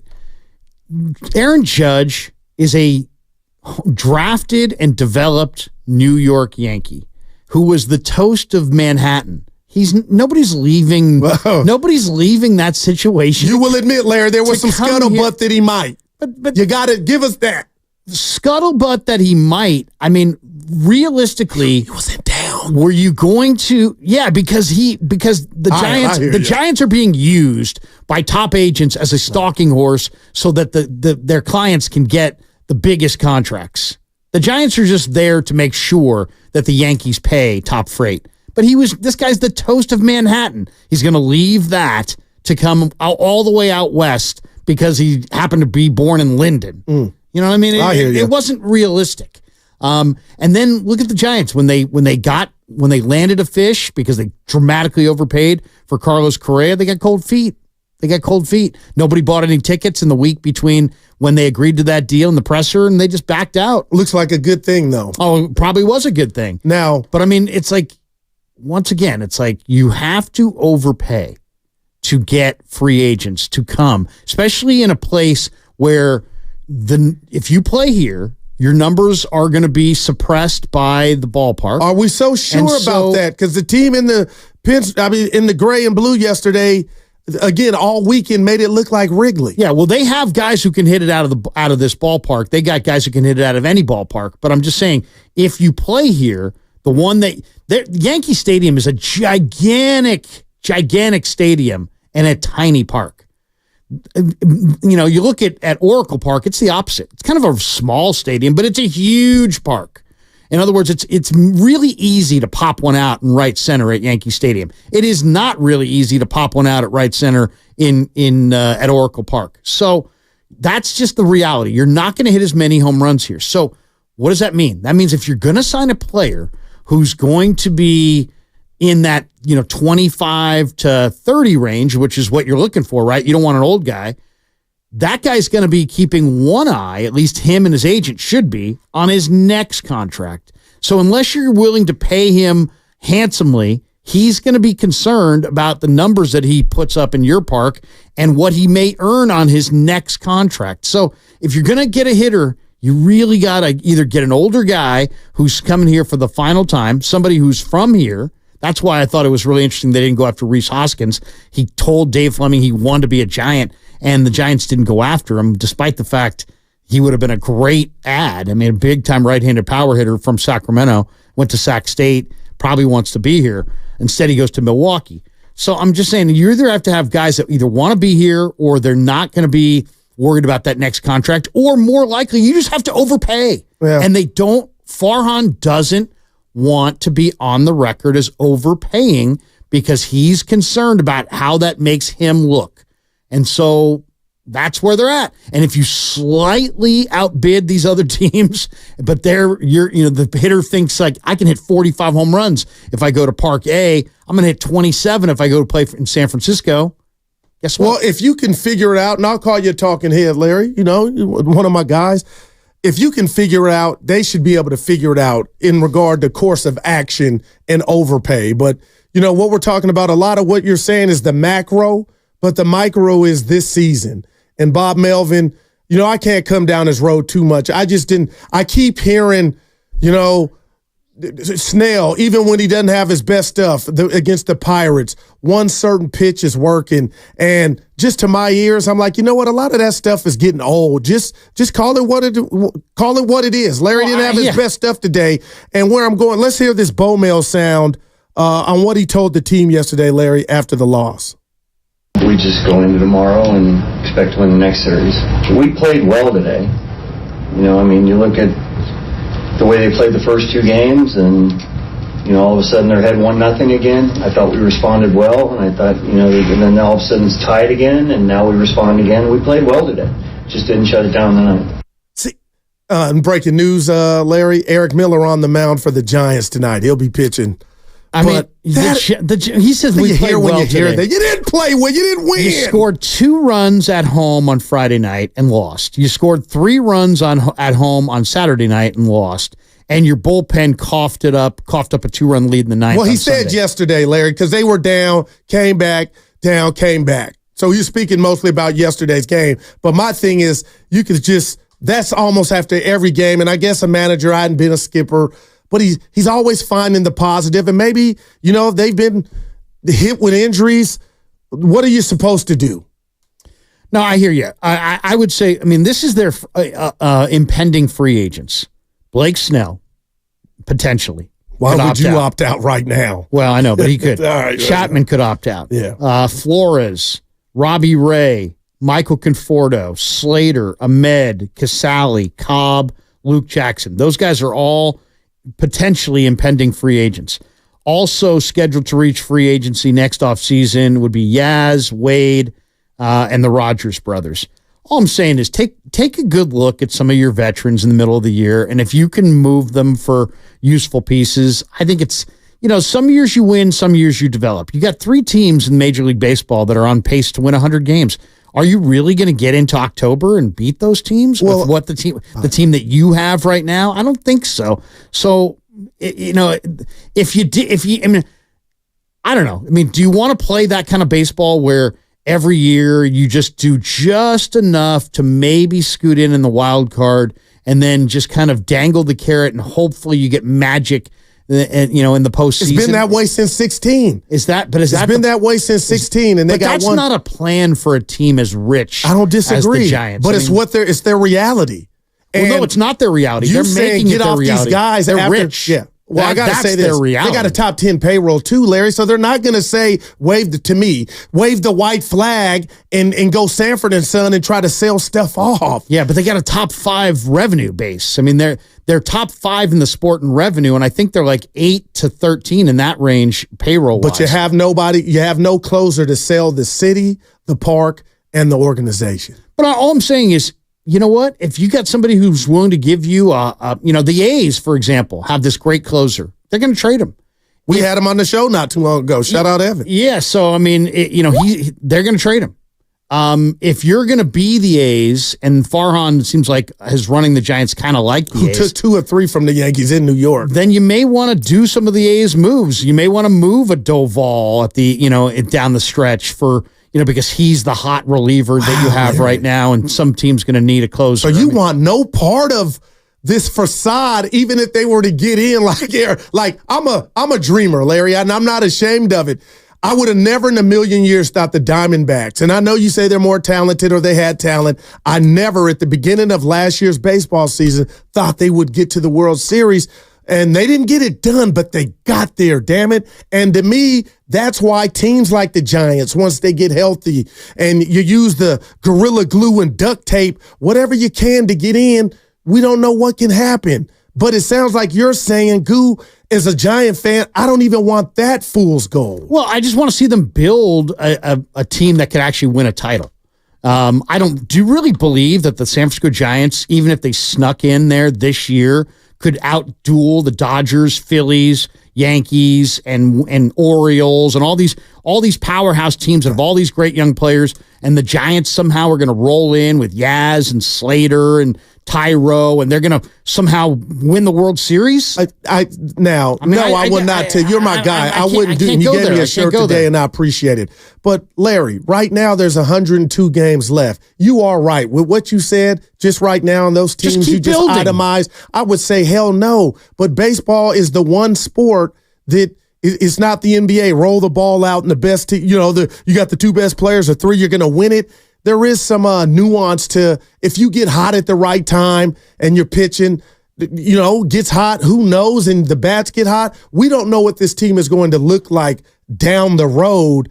I'm wondering, are they drowning at a pace to where there is no down the road. And that's why the Snell injury is like, oh my God, again. Now I'm hearing reports that he's dealt with this last year. This is something that he's kind of been dealing with. I mean, we're talking about a pitcher you paid to come here and be an ace or a 1A. He shut down what looks like another 30 days. I feel like the Giants don't have those 30 days. And now here they're piecemealing again with the rotation.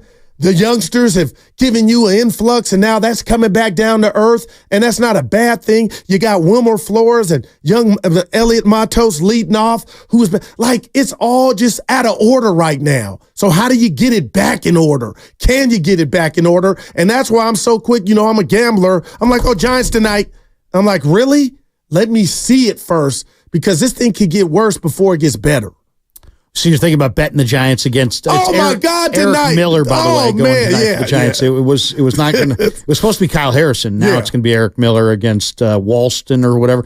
I mean, if you want to bet the Giants tonight to make a few bucks, go for it. Go for it. I'm just saying that when you really look at where they're at, the smarter play here, I think, is just keep building. Keep building, right? You've got off of what, if you don't mind me asking? Well, you've got Ramos, you've got Luciano, you've got Schmidt, you've got some young players that are starting to make their way to the big leagues. Gotcha.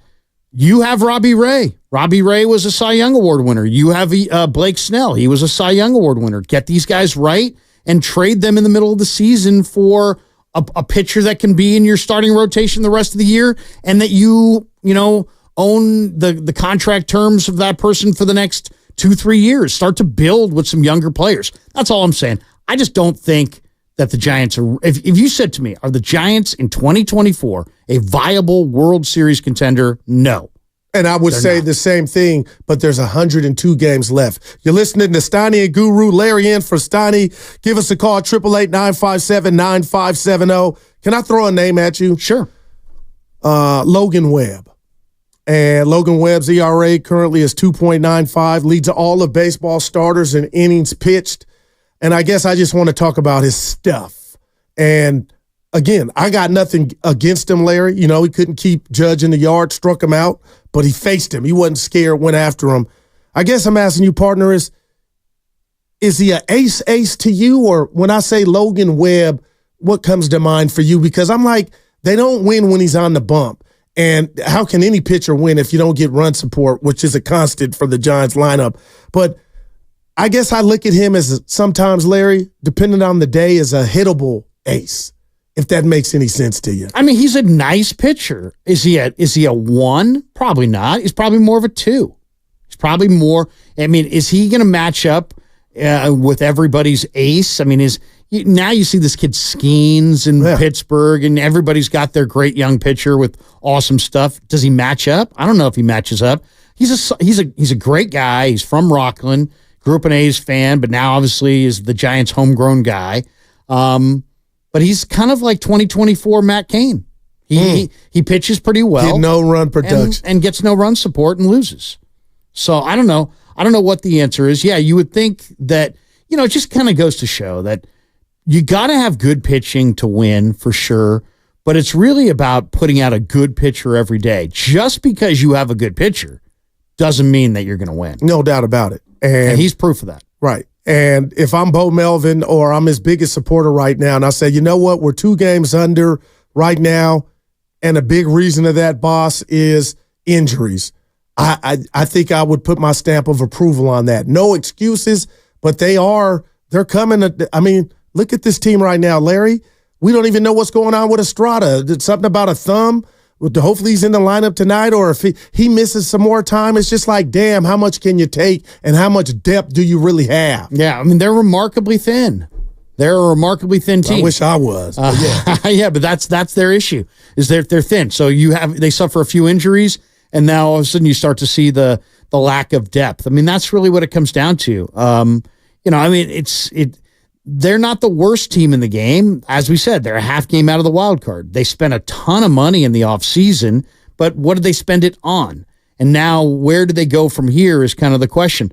Obviously, you're not going to just, say goodbye to sign off on the entire season, but I think you've got to be responsible and start looking. I mean, you're either going to trade young prospects for guys that can help you win this year, which I don't think is a good idea for them, or you ought to trade guys who are, useful pieces that are veterans for more prospects and see if you can, build a contender that's has a little bit more staying power in 2025, 2026, 2027. And those are your two options. So what would you rather do? I'd rather move, Cobb and Ray and Snell and basically anybody that anybody wants for Larry prospects. Because they're 60 games in. If the Padres have already made moves. I mean, you can make moves at any time. I would say, the deadline's in July.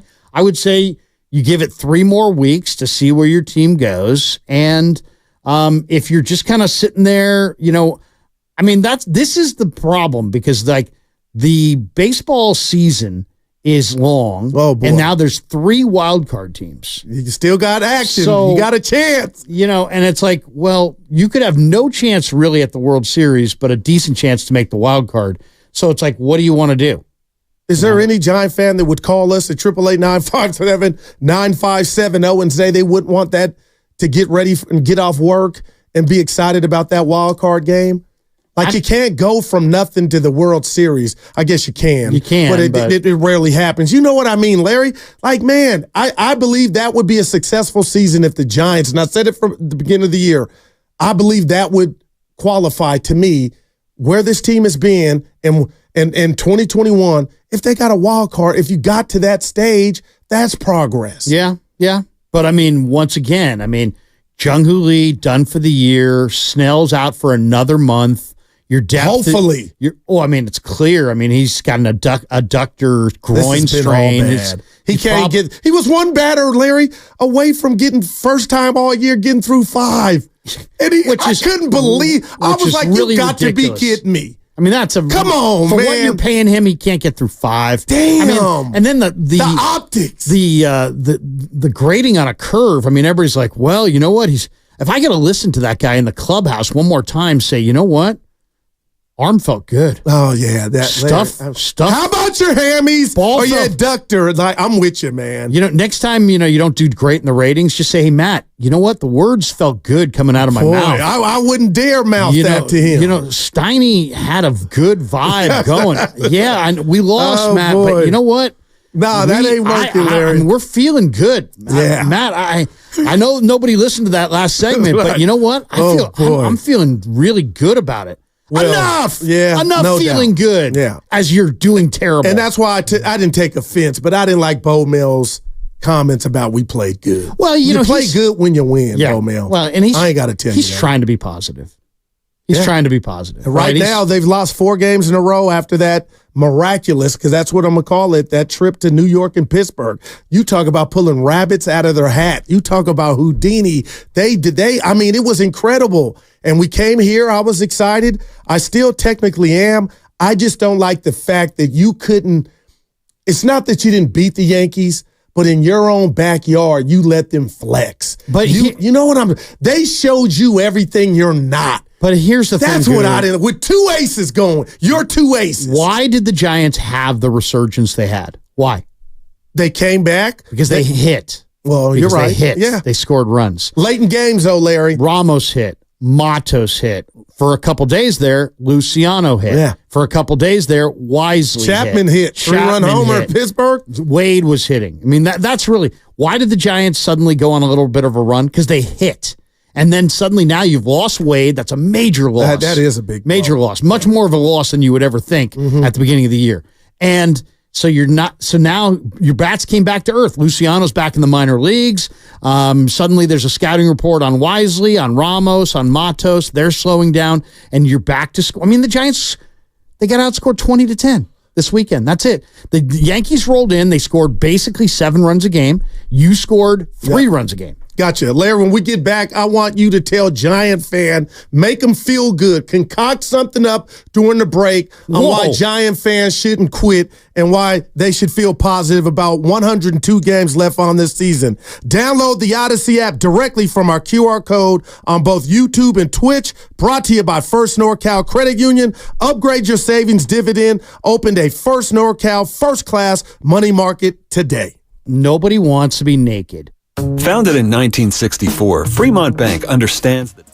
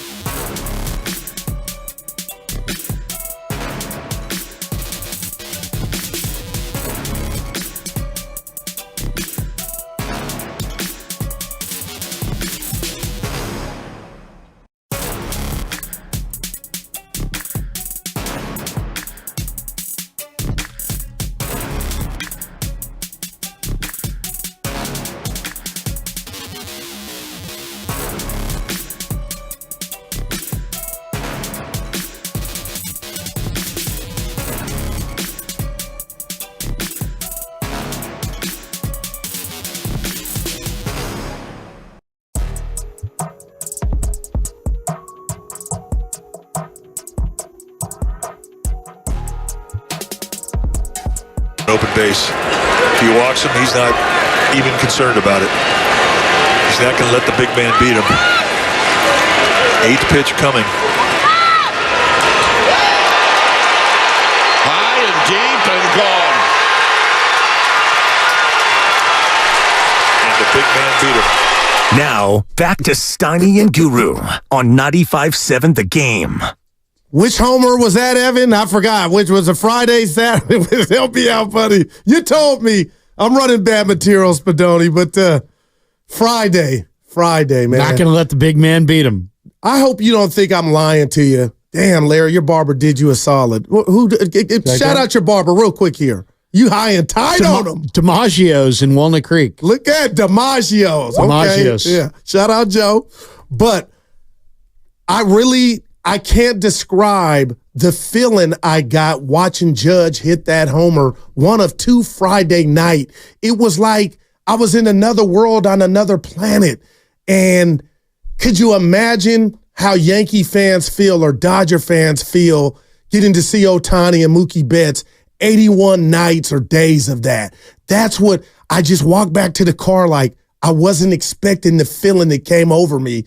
It's incredible. And then if Judge doesn't interest you enough, you got Soto, you got Verdugo, you got Stanton, you got Volpe. Yeah. Man, dude, that was just Stanton. That was what you call flexing, man. Yeah. That was. I mean, this is this Yankee team. I hope Giant fans don't get mad. I'm just keeping it real, man. No, was like, damn. That's what a $250 million payroll, or what's their payroll at? I mean, it's huge. Yeah. Let's just round it to 5. Massive payroll. That's what a massive payroll club looks like. And they're a really good team as well. So the Phillies came in. They kind of took the Giants lightly. The Yankees did not. You know what? The Yankees came in. They were very businesslike. They took the first 2. The Giants had a really good chance to win the 3rd game. Many teams would have just laid down in that 3rd game and just been like, hey, man, we came to San Francisco. We got our 2 of the 3. Soto went deep off of your boy early on 1-0. Snell, I was like, oh, God, he crushed it. He smoked it. Damn, Larry. Soto's ridiculous. He is. Ridiculous. And the stuff he does at the plate. I mean, give you an example. Throw at him. I mean, give you an example. This is such a great, comparison because these guys, you think of the Nationals. They developed Juan Soto, right? That they did. They also developed Victor Robles. Well, Victor Robles was actually considered to be the better prospect of the 2. Yeah. And they released Victor Robles this weekend. But they got a World Series out of it with your boy. Yeah, but I'm just saying, it's like, it just goes to show that, this is why I'm all for the Giants trading Bryce Eldridge and whatever prospect, Hunter Bishop or, Carson Wisenhunt or whatever. Because the reality is that it's about 50-50, if that, right? That you're going to hit. So, yeah, you could be trading a young outfielder and it could wind up being Juan Soto. No but doubt. it could wind up being Victor Robles. And that means you're ready. You're ready right now. Larry, we got a lot of good stuff going on today at 12:30. Call the station and you can qualify to win. Get this, an autograph, Stephen Curry jersey. He was there this weekend. Yeah, he was. A lot of other people will name here. And also a Steph and Klay Thompson Golf Brothers limited edition bobblehead. You can win that today if you call at 12:30 to qualify for the Steph Curry jersey and get this dope-ass Steph and Klay bobblehead. It's nice. Speaking of which, Steph I went just Friday. got a new little boy, right? Yeah, 2 of them now. Family growing.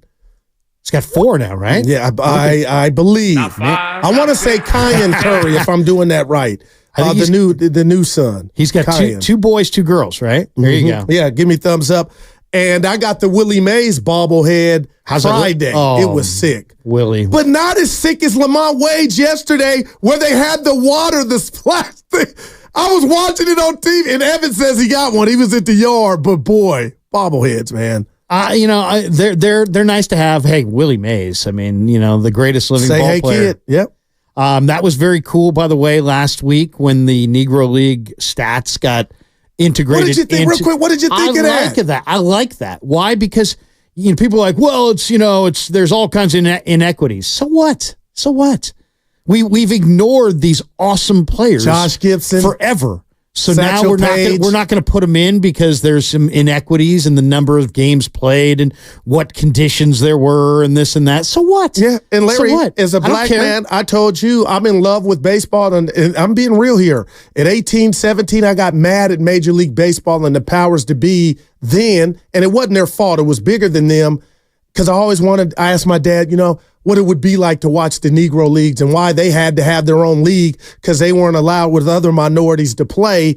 But I got to be honest, it felt like, and my wife got mad at me for this, baseball's versions of reparations, putting those stats in the sacred set. But I can understand. I'm not saying it's right, Larry. A lot of people, because nobody knew it happened in the middle of the night.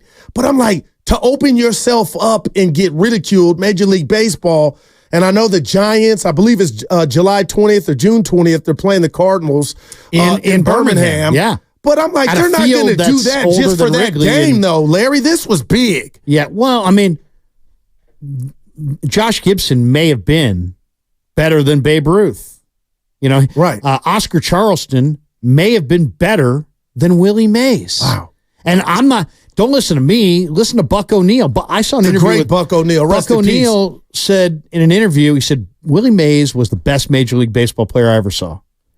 But Oscar Charleston was the greatest baseball player I ever saw. Now, for Buck O'Neil to take his time and say that there's a player that he, in his mind, was better than Willie Mays, wow. The fact that we can walk in every city in America and nobody's ever heard of Oscar Charleston. I was just going to say, I hadn't, Larry. Shame on me. I hadn't heard his name. That's not good. Wow. And I'll say this. I hear the stories of Buck O'Neil talking about the Major League Baseball All-Star players used to play the Negro League All-Star players, and they would, it would be a great game. And when the Negro League players started to actually beat the Major League teams, Kennesaw Mountain Landis ended it. Wow. So he was a hated racist. He wanted no part of integration. Gotcha. That was the reason that the game didn't integrate until the 40s. Kennesaw Mountain Landis. They could have integrated in the 20s or earlier. He didn't want to. He pushed against it. But now you've got those stats there, and it's at least it's not when you record the stats and blend them together, at least there will be more people asking questions about the players that they never saw. And if you leave the stats out, it's almost like you're still hurting those players. Yeah, no doubt about it. And it's kind of funny you brought that up. I love you, Larry, for bringing that up. It's kind of been quiet on the set since the inception of that idea actually came to pass. And then 12 midnight, those stats were going to get implemented into, with Major League Baseball, the Negro Leagues. It's kind of just gone away. You know what I mean? There's been no talk about it until you bringing it up right there. But I was just sitting at home like, I kind of was moved. And then my other friends, of course, there's something to it. But I'm like, there's a reason they did it. Until you find that out, you can't hate. Well, you mean there's a reason they did it? Yeah, Major League Baseball had something that, would people suggesting that it's nefarious reasons about it. Yeah, but if you don't have that answer, then come on, man. Okay. You can't live life like that. The sin was committed. So now you just want to, what are you going to do about it? It's 2024. And we're talking about years and years and years later. What are you going to do about it? Well, you can't go back in time, but what you can do is make those stats, higher profile and relevant and blend them into the existing Major League Baseball stats. And I think it's the right thing to do. I don't see who's opposed to it. Who would be opposed to that? Well, you got to be careful for the people that are to voice that now because you'll get canceled. Yeah. But we're grown enough to know. We've been around a few blocks to know a lot of people are like, they didn't. And I took it one step further real quick here. What about the leagues in Japan or the Latin leagues? I'm sure they were probably like, well, what about our records if they kept their book? You know what I mean? Like, is ours coming in? And who knows? Maybe that may happen. But I just looked at the big picture. Like, I couldn't believe they did it. I was moved. And, we'll see if that happens. But it kind of came out of nowhere. And I think a lot of people have a problem because they did know that was going to happen. The purists are the ones that the record books were sacred. Why would you? They didn't play Major League. Sacred. Yeah. None of those record books are sacred. And not only that, there's been all kinds of, if you know your baseball history, and I know you do, people, there's been all kinds of changes. Babe Ruth had several home runs that hit the warning track and bounced over the fence. They called those home runs back in the day. So there have been a lot of changes to baseball, as far as who's participating, but also just the basic rules of the game. So you're never going to get it 100%. Yeah, you know I what got I mean? you, no doubt, Larry. And that's why, for right now, I'll take the heat. Who cares? I got to give kudos to Major League Baseball for doing that. And I know we'll find out whatever that moved me. But I want to run this by you. I want you to hear this because this sound from Bo Mail. Because, Larry, tell me if I'm wrong trying to identify, or I'm going to tell you all what I'm trying to identify as the biggest problem for the Giants going forward. You tell me if you agree. Left adductor groin, so he's going to get an MRI tomorrow. Any sort of idea on potentially what you're looking at with that? I mean, I don't think he's moving around worse than last time, but I don't know how it's not an IL. So this is your star pitcher you went and got. And it's already, can we say, been all bad. His ERA is what, in the high nines now, under double digits. But Larry, that might be another 4 weeks. And if you want to say proceed with caution, it might be 6 to 8. How can you ever get any traction if, there's a pull in your back or you're growing? Like, if I'm a Giant fan or just I'm Bo Mail, I'm shutting them down for, get this, 60 days. I mean, shout out Larry June, the rapper for San Francisco. Yeah, this is why LA is always beating the Giants. Is that LA's deeper? I mean, Walker Buehler. Feels like an after. They're not rushing him back. They're like, yeah, come back whenever. Why? Because what they really want is they want Walker Buehler in the playoffs, and they know they're going to the playoffs, so they can sit there and be like, hey, Walker Buehler. Take off the entire first half of the season. So how long would you keep him out, Snell? Even if he said, I'm ready in 30. In 30 days? Yeah. I mean, I don't want to put any hurt player on the field.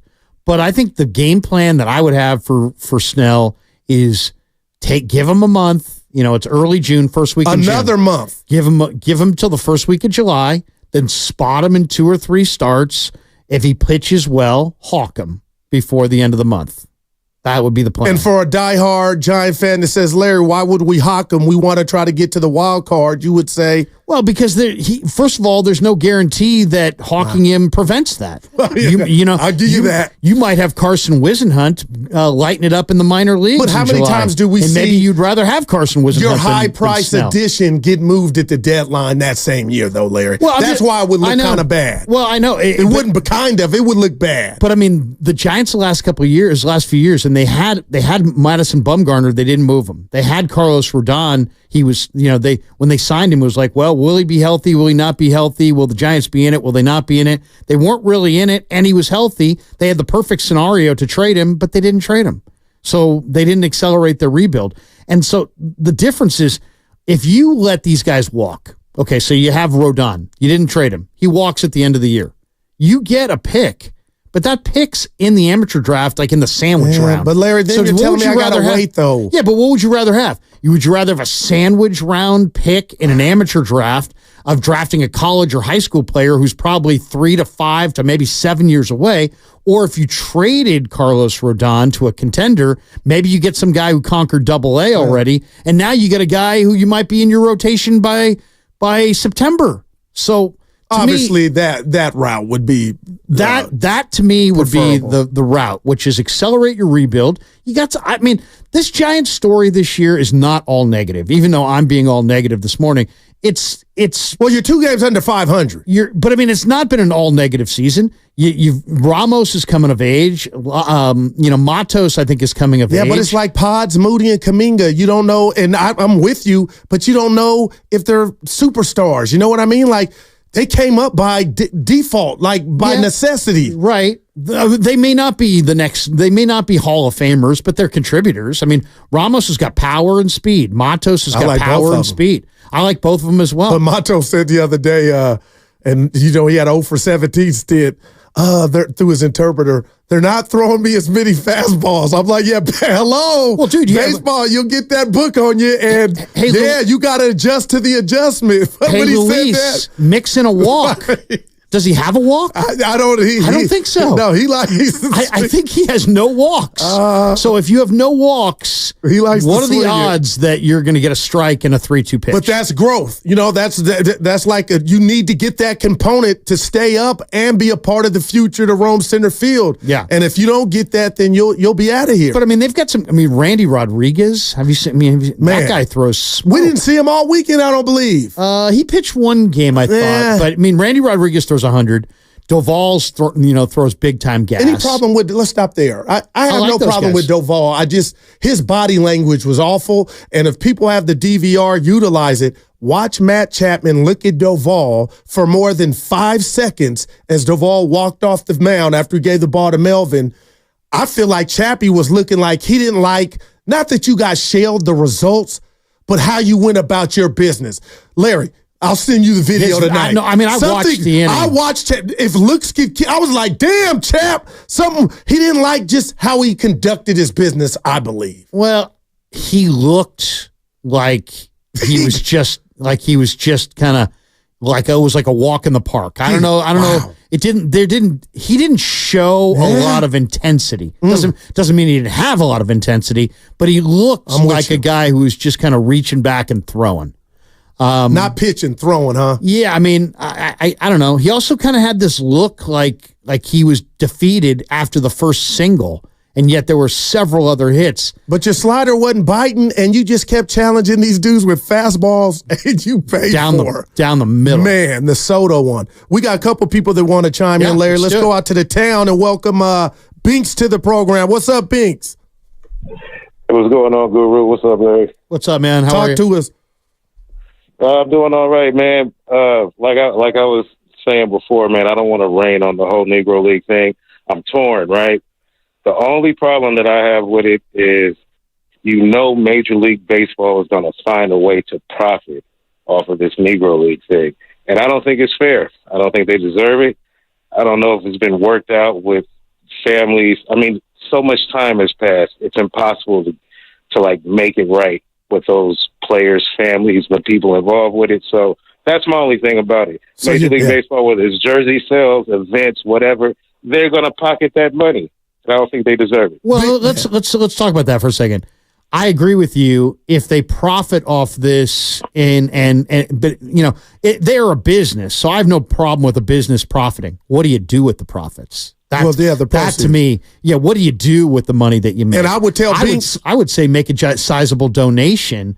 And start to build up academies. I mean, there's a lot of academies that teams have internationally. Oh my goodness! How about some academies in Chicago, New York, Philadelphia, San Francisco, LA?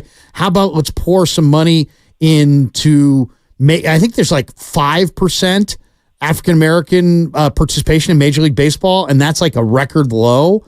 That right there is a reprehensible stat.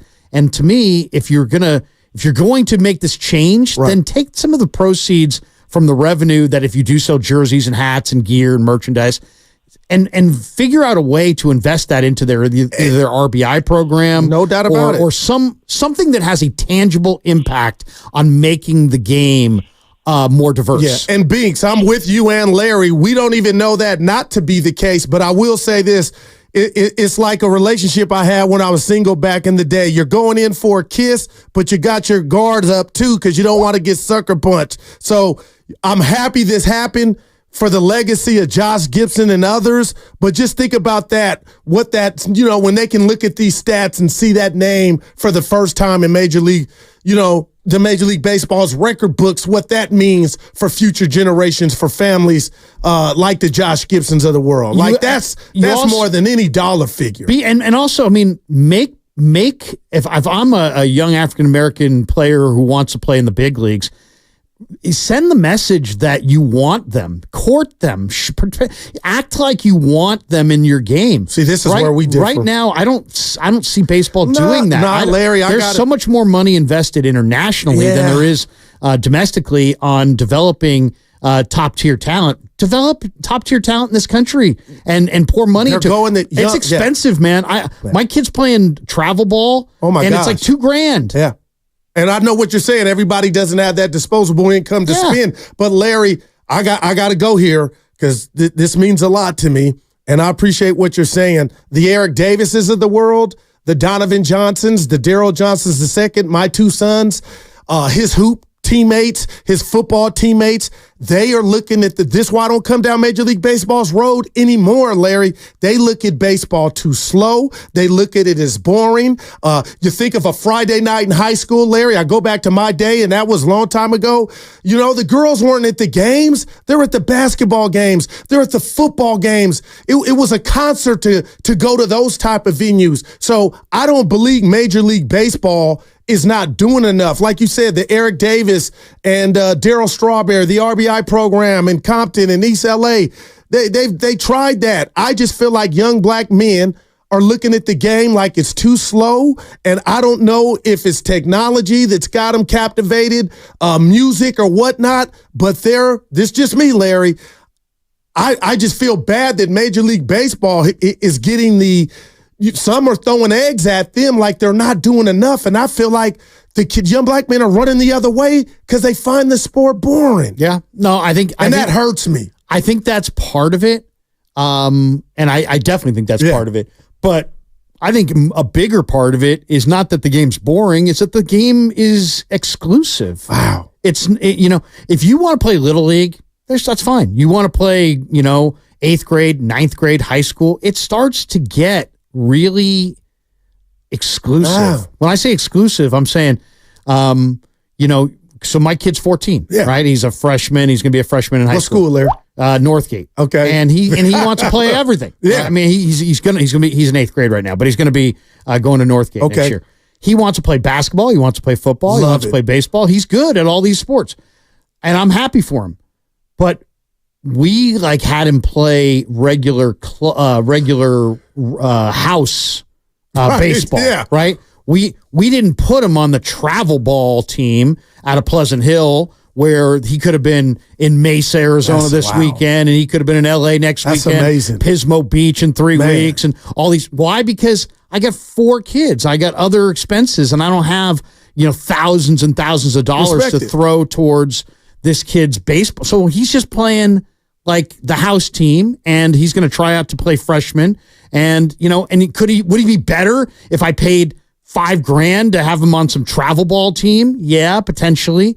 So that's where I think it prices out a lot of people that are just sitting there going, and you know what? These kids are great kids. A lot of times these kids, they know mom and dad doesn't have a lot of money, and they'll say, you know what, Mom, I'd rather play football. I'd rather play basketball. But would they rather? Or are you just doing mom and dad a solid because mom and dad don't have $3,500 to throw at travel ball? I feel that, and that's part of it too. Yeah, but real quick, we'll get some calls. People coming in here to speak on this topic. But Larry, AAU cost a lot too. But again, it goes to, do you love it? Do you think you love the game? And then when you do, you have that talk with mom and dad. Obviously, if they got the chicken.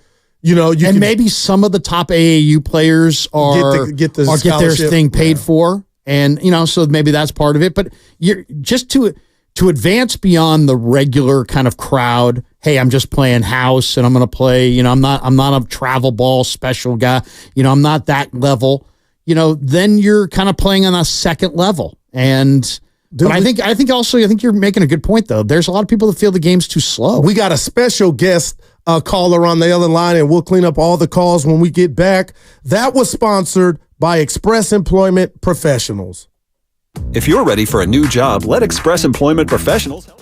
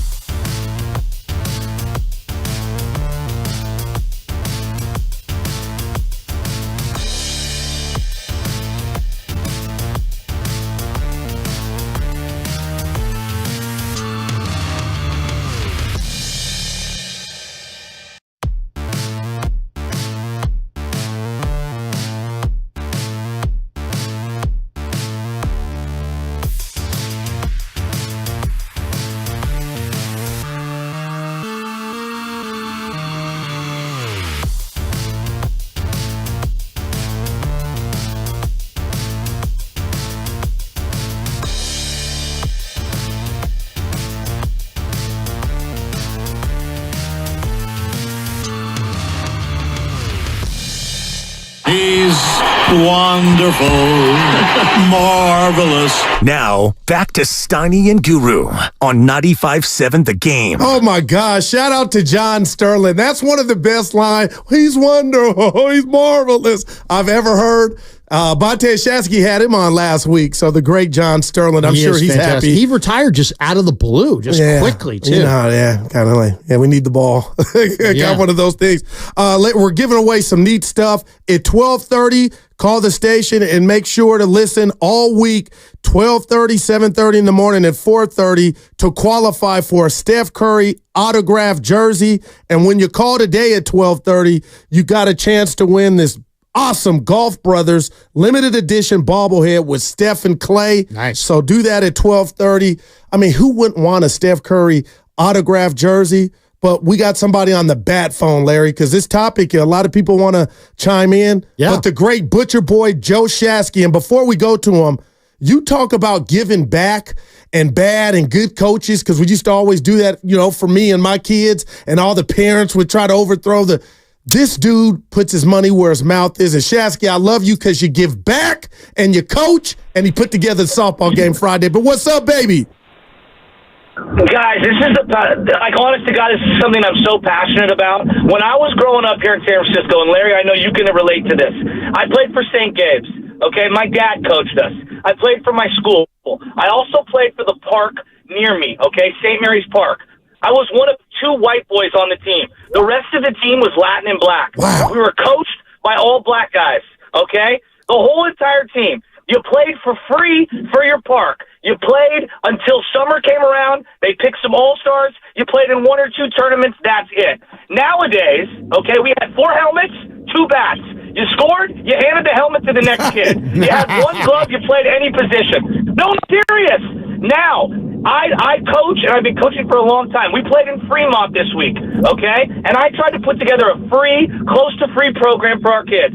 It's $1,100 for our team to enter this tournament. And I'm not hating on anybody. I'm trying to get them to play high school baseball. That's my job, because these kids want to play. Well, if you play first base, you better have a $300 first baseman glove. If you play catcher, you better have a $300 catcher glove. You better have turf shoes and regular cleats, because you play on turf or on dirt or on grass. And then it costs $10 for your parents to get into the tournament that you paid $100 to enter into. And then there's uniform fees, because on Saturday you play 2 games. You might have them spaced 4-5 hours in between them. It costs $10 for either of your parents to go in. It costs you $7 or $8 to cross the bridge to drive over there. The gas, if you start at 5 o'clock at night for your game number 2, you might play at 8 a.m. the very next morning. You might end up, if you have the ability to sleep over in Fremont, which some of the parents did. Some of us, like me, I drove home.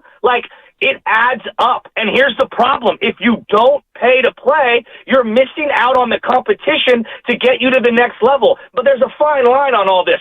I'm telling you, $2,000, Larry, is like the entry point to getting into hardcore baseball. I mean, you could go individual pitching lessons.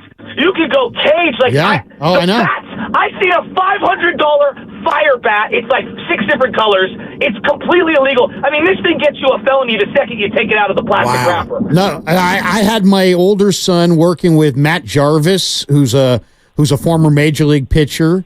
You're spending $500 on a metal bat. Wow, you're spending $150 on wood bats that break. By the way, it's very, very cost prohibitive. And you know what? The thing about it is, and my kids are such sweet kids, and sometimes it's like Dad, I don't need to play in this tournament. It's like no, you'll play. We'll come up with it. We'll figure it out. But it's that there's a lot of kids who love their mom and dad and know that mom and dad don't have that kind of money to support that, and then so maybe they love another sport more, but maybe they don't. Maybe they just go in a different direction because they're trying to help mom and dad. Look, you're 100%. And then these kids have to decide, because, I got a bunch of boys that play soccer and play basketball. And it's like, well, am I going to go to Fremont and sit out in the heat for, 8, 9, 10 hours in a day and maybe get 7 hours? do I want to play in this basketball tournament, which is indoors, AC? It costs a fraction of it. And, like, again, it's really difficult to compete with the other sports, and we lose really good athletes in 7th and 8th grade to basketball and football and soccer, and it breaks my heart because when I was growing up, my favorite players were inner city kids. Wow. Tony Gwynn, Barry Bonds, Ricky Henderson, Dave Stewart. Those were the people I grew up watching. And I'm not saying that it has to be black or it has to be Latin or it has to be white. It's just the game that I love is inclusive to all. And I'm not seeing that at the travel ball level, and it breaks my heart. And it's because it has now become golf. It costs more than golf to play. Well, and also, hey, that's good stuff. And also, I think it has to be mentioned at the major league level. I mean, think about this for a second. You say, is football more dynamic in 2024 than it was in 1979? Hell yeah. Is basketball more dynamic than it used to be? Sure. Yeah. But is baseball more dynamic? No. We watch Ricky Henderson. We watch Vince Coleman. We watch Willie McGee. It's losing its soul. Those we guys, don't know why, though. And Chasky just said why. Here's the money. Those athletes are not playing baseball, and baseball is less dynamic today than it was in our childhood. Yeah. That's the unthinkable. If you really Chasky, think about it. before you go, let me run this by you. Do you think the young kids seeing Aaron Judge and De La Cruz and O'Neal Cruz play the game, and Stanton, I thought that might give us some traction, and maybe it's too early to see if that's birth, guys going to baseball over football and basketball. What's your take on that?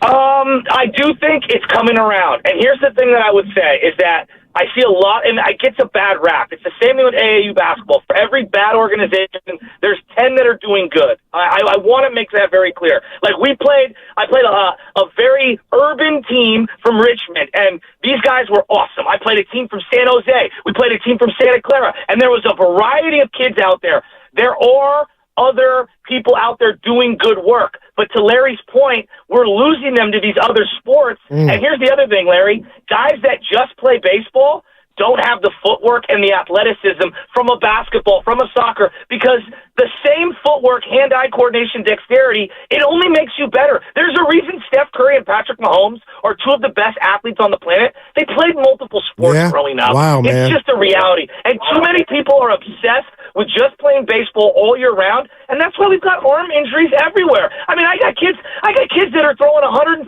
pitches over a 4 or 5 day span. Matt Cain didn't even do that. Wow. And so you have parents that aren't aware of what could happen, and they're just listening to their coach, and the kid plays on 3 different teams, and no one is communicating anything, and some 11-year-old doesn't know. They don't know. Hey, Shasky, and they burn out. This is incredible. And then kids the great stuff, Shasky. We appreciate you calling in. Absolutely, Larry. And the kids burn out, man. They really do burn out. That's on the parents and the coaches. The other thing I'll say this, if you interview a Major League Baseball player today and you talk to them about growing up, almost all of them will tell you, hey, did you just play baseball? No, man, I played all the sports. And that thing's out in the universe now to where don't have what, even Dr. Pangea is talking about it on his Twitter. You want your kids to get exposed to different so they can work on the stuff Shasky mentioned. But real quick here before we grab Austin and San Jose, I think of Ricky Henderson. He was a multi-sport. Steph. Great football player. Oh, my gosh. Darryl Strawberry, Deion Sanders. Just the list goes on. So I think you guys. Bo Jackson. Oh, no doubt. But the financial component, I hope, Larry, I'm not coming across that that's not part of it. But a part of it, too, is the appeal and when I heard my oldest son, I'll never forget years ago, called baseball corny. I said, we were in the car together, all 3 of us. I said, I failed as a dad, but I don't think he's by himself. And that's why baseball is implementing these rules. Now, is that working? I don't know. But what Shasky said, that's some real stuff. Like we also need to do a better job, and I've coached myself, and I'll put myself in this category. We need to do a better job at explaining the failure rate of baseball. Right. 3 out of 10 times you're an all-star hitting the ball. You're going to hit the ball hard, and somebody's going to make a great play, and that's baseball. You know what I mean? And so you're not going to succeed at the same level as you succeed if you're playing just like basketball or soccer or some other sports. There's a failure rate that's built in, and if you don't explain it to the kids, then they feel like they're failing, and in reality, some of these kids are like, I'm failing all the time. I'm like, let me look up your stats. You're hitting 415. Yeah, look at you. You're hitting 415. Do you realize 415 is really, really good? And let's grab Austin. But Larry, also too, baseball, I think a deterrent is, I'm starting off an A ball, double A. Like the whole thing is it takes forever to get up. But now we're kind of seeing that get a little faster. Well, let's welcome Austin to the program. What's up, Austin? Hey, what's up, Guru? And my guy, Larry, we're two of my favorite guys, Larry. What's happening? What's up, baby? Appreciate you, man. Yeah, I was all ready to come after you, Guru, but then that great monologue from Chasky. I mean, who knows more about youth sports than Chasky? So I'm backing off a little bit. But where I was going, when I heard you triggered me a little bit when you said African-American men, I forget how you said don't tend to go towards baseball. And that kind of threw me a little bit because I don't like those kind of things. When somebody says African-American men, I think we generalize. No doubt. And I was saying in my life and for my kids' friends, but I hear you, Austin. I didn't want to make it seem like I had taken a survey, but just from my two sons and them coming up and me being around young, black men, they were down on the game and it hurt me. But I love the fact that Shasky talked for like 5 minutes and didn't say anything about race. I mean, he talked about the price and the cost, and that applies to a lot of folks. Now, at the end of the day, it hurts us, probably hurts African-American people a little bit more. But at the same time, also kind of figure like Larry and Guru, the baseball hasn't done a great job. I mean, you look at football and basketball and the glamour of those sports and collegiate level and being on TV and all the stuff that goes with that. That's what I think is attractive to the youngsters. I mean, I don't know that from a sports physical standpoint that we still don't have guys out there that would play. I think it's just a matter of them being sold on, hey, is the sport commercial enough? Does it have enough pizzazz? Am I on TV? Do I get the recognition? All that. I think that's probably a big part of it, the entertainment part of it. And then real quick comment on Friday, Guru. I was out at the game too on Friday. Wow, okay. And what a spectacle, man. I mean, I love the whole ambiance around the Yankees, and just when Judge got up to the plate, my wife and I are both saying, damn, he just looks different than the Giants. I mean, I don't want to get into the man thing, but the guy just looked like a physical presence. So I think that's something, the entertainment part of the sport. I know you guys are you guys geek out on the stats and all that, but I think for most fans like me, they're just kind of casual fans. It's just the whole presence and the feeling about the sport is what I miss growing up, Guru, going to the park and just feeling big stars that are up to the plate and doing their thing and stealing bases. So that's kind of what I wanted to say about the whole thing, guys. I'll keep listening. Thanks. Well, you make a lot of good points. As a Giants fan who grew up in the Sunset District and rooted for the Giants, I kind of feel like the Giants always had like a guy. Yeah, you know what I mean? No. When I was like 5, 6, 7, it was Willie McCovey. Number 44, Willie McCovey. Then it was a little bit of Jack Clark. Then it was Kevin Mitchell, Chili Davis and the Hackman. Then it was Kevin Mitchell and Matt Williams and Will Clark. Then it was Barry Bonds. Then it was Buster. The Giants have almost always had somebody. This might be the dullest Giant team as far as like name brand recognition, star quality. They don't have that piece, and I do think that is something that's, I don't know if it's required, but I think it's definitely an attraction to have a big time player. I mean, I saw a lot of pretty mediocre Giants teams in the 70s, but I do remember here comes Willie Mack and, getting excited for his at bats. And, so I mean, it would be nice. It would help the Giants if they had that one or two just players that, like right now, if I said to you, you got a 5-year-old and he says, Daddy, buy me a Giants jersey. Who would you buy him a jersey of? And pitchers excluded. Right. I don't have it. It's like the leadoff position Maybe Ramos or the 3-hole or Matos. Speaking of those two young men, that's why I've been captivated. And I'm willing to put it all out on the line, Larry, to say I don't know what they're going to be, but you cannot tell me this last month or 45 days for the Giants watching those dudes roam center and left have not brought everything that's on my checklist. Forget to also. The given is talent, but the swagger, just speed, athleticism. It's a good show. Yeah, it's a good show. No doubt.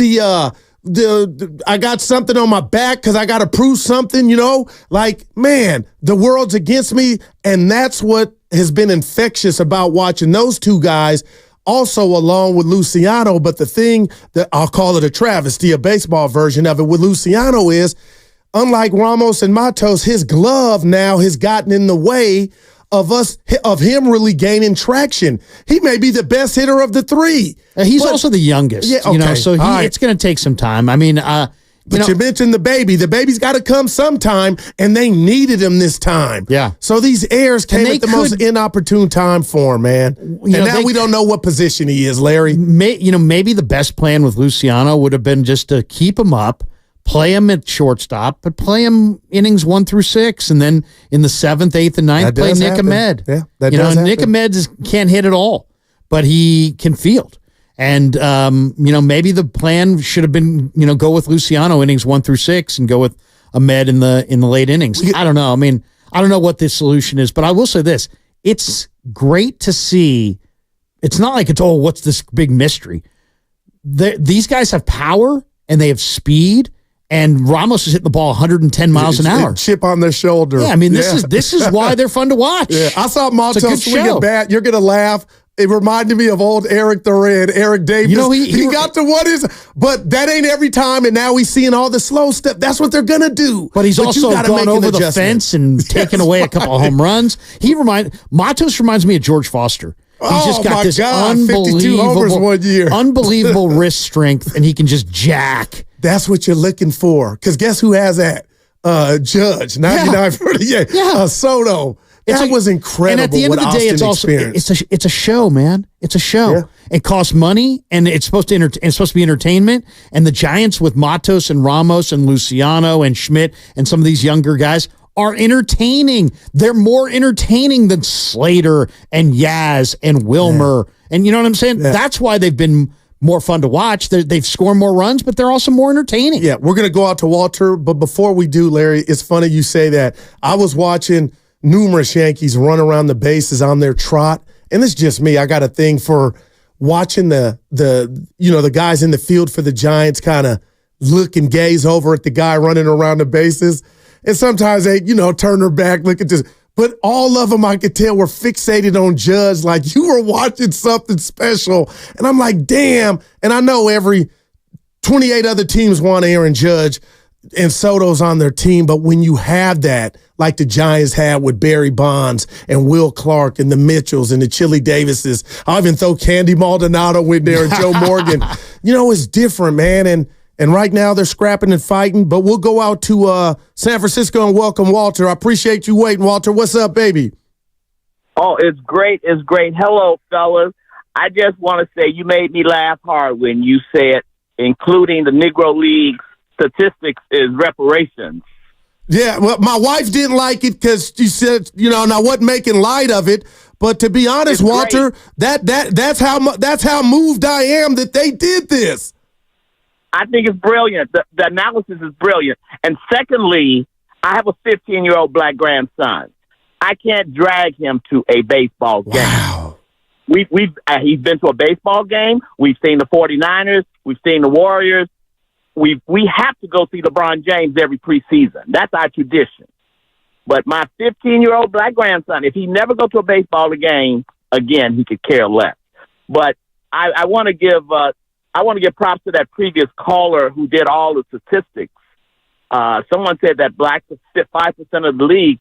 It's all economics. It takes for baseball to play baseball. Yeah, that was the money, organization, coaches.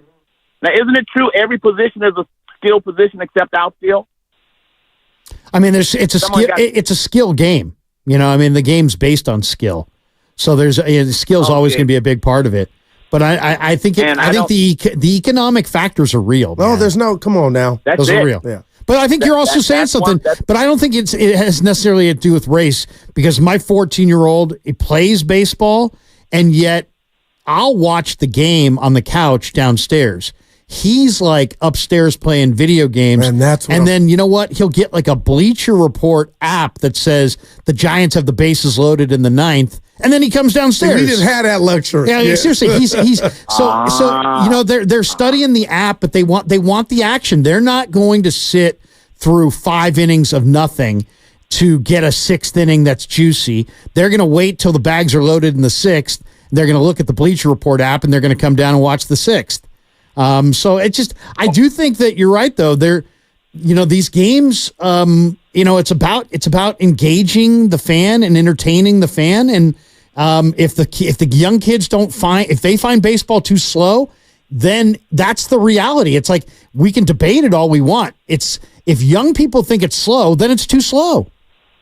It's slow. Now, Guru, I'd like to make the point. Do you remember years ago when Nike came up with this brilliant commercial, Be Like Mike? Yes. Yeah. Gatorade was Gatorade, I think. Michael Jordan was the best, most popular player in the world. And it tends as though, the best African-American athletes go to baseball, basketball, and football. That's the best black athletes are football players and basketball players. It doesn't cost money to learn how to play basketball. You can dribble the ball and play on your own and 5-on-5. You can be in the streets all this summer playing basketball and increase your skills without going to basketball camp. No doubt about it. And also for baseball. Appreciate the call, Walter. If you play high school baseball is played at 3 o'clock, 4 o'clock in the afternoon, and moms and dads show up and a few classmates.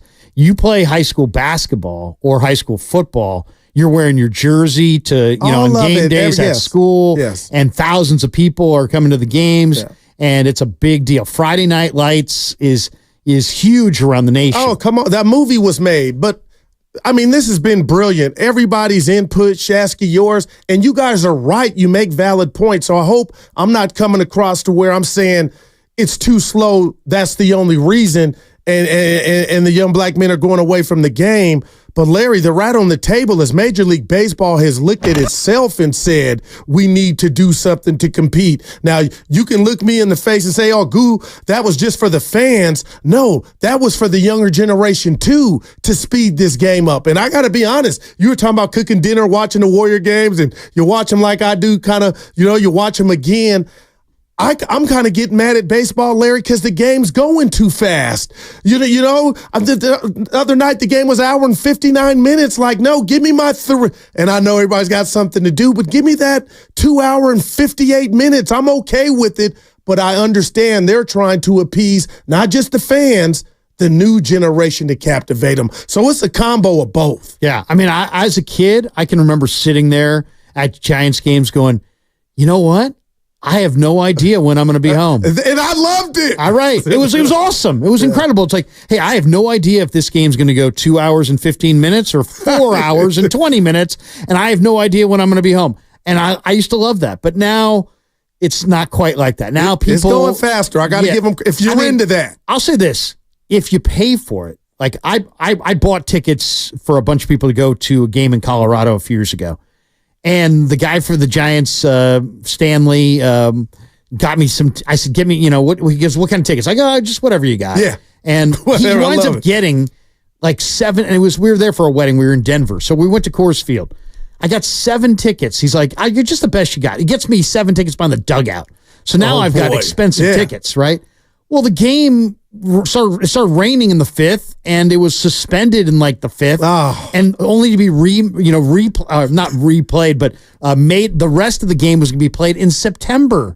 Well, but my dad would call that buzzer luck, Larry. Yes, yeah. I'm spending like $700 to $800, almost $1,000 on tickets, and I saw 5 innings of a game, and I got a suspended game. So. It is, the price is part of it. Yeah, no doubt. That's part of it. And all good stuff. We got Holly on the other side. We'll take your call. Hang in there with us.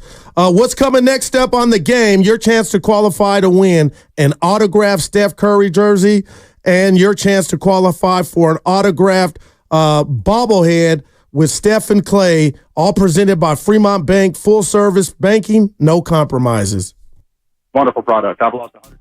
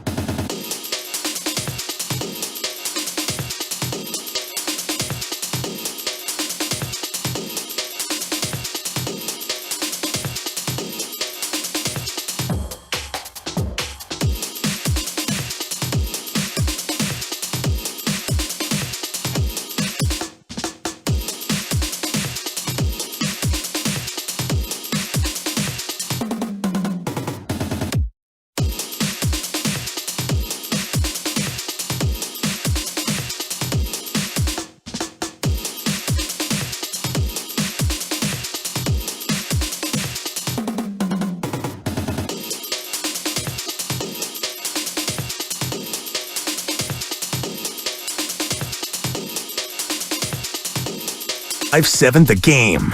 That was Aaron Judge. Some could call him arson. But that was during the soundbite when he was like, yeah, it was kind of close. I was close to signing here.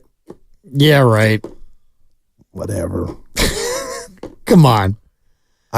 He was never He's hard to dislike, man. He's just got the perfect personality, chill, man. I was going to say, no pun intended, the Yankees hit it out the park with him, but that's what he's doing. It's incredible. Uh-oh. What do you got? Now is the time. Listen for the next 15 minutes, and then we'll ask a question. You answer for a chance to win a Golf Pro bobblehead and qualify to win an autographed Steph Curry jersey. Nice. Bang, bang. Would you wear if you won the jersey, the autographed one, would you actually wear it, or you put that bad boy up in a frame? Then it would come in. I'm the dude that would crack the frame, get the jersey out, and probably wear it. I'm not a jersey guy for the most part. I won't wear jerseys. I mean, I've been in the media for so long that it just seems wrong to be wearing a jersey. You know what I mean? Because you can't wear them in the press box. If somehow Micah Parsons leaves the Cowboys and comes to the Niners, maybe Miss I'll wear OTAs, maybe by I'll the wear, way. Maybe I'll wear an 11. Oh, there you go. Maybe I'll wear a Micah 11. Is he going to leave? Is he going to want out? Something's going on with him. He didn't. McCarthy said so. He was mad at him, disappointed that bonding happens at OTAs or whatnot, and he wasn't there. And then CeeDee Lamb, where's his money? We didn't even talk about Justin Jefferson getting that money. I know today. he got huge. How much money. Guaranteed? He got $41 million or $110 million guaranteed. It was 4 years, $140 million was the deal, but $110 guaranteed, $35 million a year AAV. Good God! I mean, Larry, we've been talking about the baseball, not its popularity, just how does it grow, and this thing is taking off. But we got Bob in San Francisco. Let's go out to him, clean these calls up, and see what's on Bob's mind. What's up, Bob? Welcome to the program. Hey, guys, I love the show. I mean, it's nice to have Larry on board, too. Appreciate you. Okay, so first thing is, you guys, I was listening to a conversation, and I started getting heated because I started realizing what has Major League Baseball been investing. They'll pay $800,000 on a player so people can come to the park and watch, but what have they done on the Little League level? What have they done on the Park and Rec level? Not anything that I can see. And another point I have is, as you said earlier, it's a pay to play situation. Even the Little League World Series, these families have to spring all that money to get to those places to play. And sure, they love it because it enhances the game, but what have they done? Not anything that I can think of. And I'm not an accountant, but I still don't see it overall. Here's one thing. With a base minimum salary for one player, you could probably supply equipment for 10 park and recs, right? And maybe 5 high school teams instead of the park and recs. But where's the investment? There is no investment. No, I mean, I think you're making a good point. Right. There is a clear disconnect between the money that's involved in the game and how kids grow up in the game. Everybody, has a right. Everybody has an ability to play Little League. And then when you get to kind of the, Little League's over, maybe you're playing juniors or 50-70 ball. But it's right there in that, let's say 6th, 7th, 8th, 9th, 10th grade. In that period of time, baseball goes from something that everybody plays to something that you only can play if you're have thousands and thousands of dollars. Exclusive, is that the word you use? It starts to really get exclusive. I mean, I grew up in the city. I always, in my backpack, carried a tennis ball, a roll of tape. Look at you. And chalk. Why? Because we played strikeout. And we would play strikeout anywhere we could find it. So we were in a schoolyard. We'd go chalk up a strike zone. Maybe we would tape a strike zone. Yeah, I always carried 4 or 5 tennis balls, and you had your glove. And it's then it was just a matter of if you had one bat, you were ready to roll. We played 1-on-1 strikeout, and you either were pitching or hitting all day. And that was what we did. That was kind of like pickup basketball. Yeah. That was like pickup baseball in the city. was strikeout. Drive through there now, Larry. I can go in my neck of the woods. I'm not seeing kids play baseball just in the streets like we did. My dad used to drop me off as a little kid, my brother who's 5 years older, at the Salesian Boys Club in North Beach. Okay. And then if they weren't open, North Beach Playground, which is, right there on Powell. And you would sit there and, there was a gigantic playground. It was the size of a city block. So, you made sure that you threw strikes and struck guys out and they didn't get hits, because if every ball that went by you had to chase it like a city freaking block. Mm-hmm. It was like it took 15 minutes later, you're pitching again. So, and that's what we grew up in. But now it's like Shasky's, who I've seen him on IG, he's coaching and every that's day. awesome. Yeah. And they're sitting there and I can see they're like West Sunset or one of these fields in the city that I recognize out in the avenues. And I love seeing it, but the bats are $500 and it gets really, really expensive. And it just starts to become like, well, what level do you want to play at? And then where basketball, what do you need to be good at basketball? You just need an empty hoop and a ball. Yeah, but Larry, I'll put the rat on the table too. No, go ahead. I'm sorry. No, I was just going to say. So, I think that you just don't have there. It just costs a lot in baseball. And what's happening is that I think it's pricing out a lot of kids, and it's pricing them out between 6th grade and 10th grade. And then they're just choosing other sports or they're quitting altogether. Yeah. Baseball could do more there, Goo. They could make an investment to. They have academies in Santo Domingo. Almost every, they have international academies, but how much money are they pouring into domestic academies and, to kind of pay that cost so that the really talented 6th grader continues to play through 12th grade and then they can draft him. Yeah. And that's really what's being missed right now. There's a lot of good 6th graders, but they're quitting between 6th grade and 12th grade. And they fall out of the pipeline. No doubt about it. But I will say this, and I'm a 70s baby. I think we're the same era, Larry. Yep. So if you wanted to get drafted, you had to ball out in high school. I kind of missed that travel ball era. My era with the travel ball era wasn't as big as it is now. And Union City Little League, every team was sacred from the standpoint that you were sponsored. Union City Turk Island, the Cleaners, what have you. And Larry, we can look at each other now and come to agreement. I believe the world is different. Businesses are not flourishing like they once did in the late 70s and the 80s. I say all that to say is I don't feel like you got entities or businesses willing to, sponsor youth sports like they used to because of the bottom line, what's going on with their business. And I say that to say is there is no cost to play high school baseball. So if you really had, John or Tom or whoever that was in love with the game in 9th grade, Larry, you could play and sign up for free baseball, ball out, make all league or what have you, and got a chance to get drafted or a scholarship. So again, and I got to be careful here, I'm not running from the component of the financial aspect. But when you just talk about, your son, he's getting ready to play high school baseball, that's free.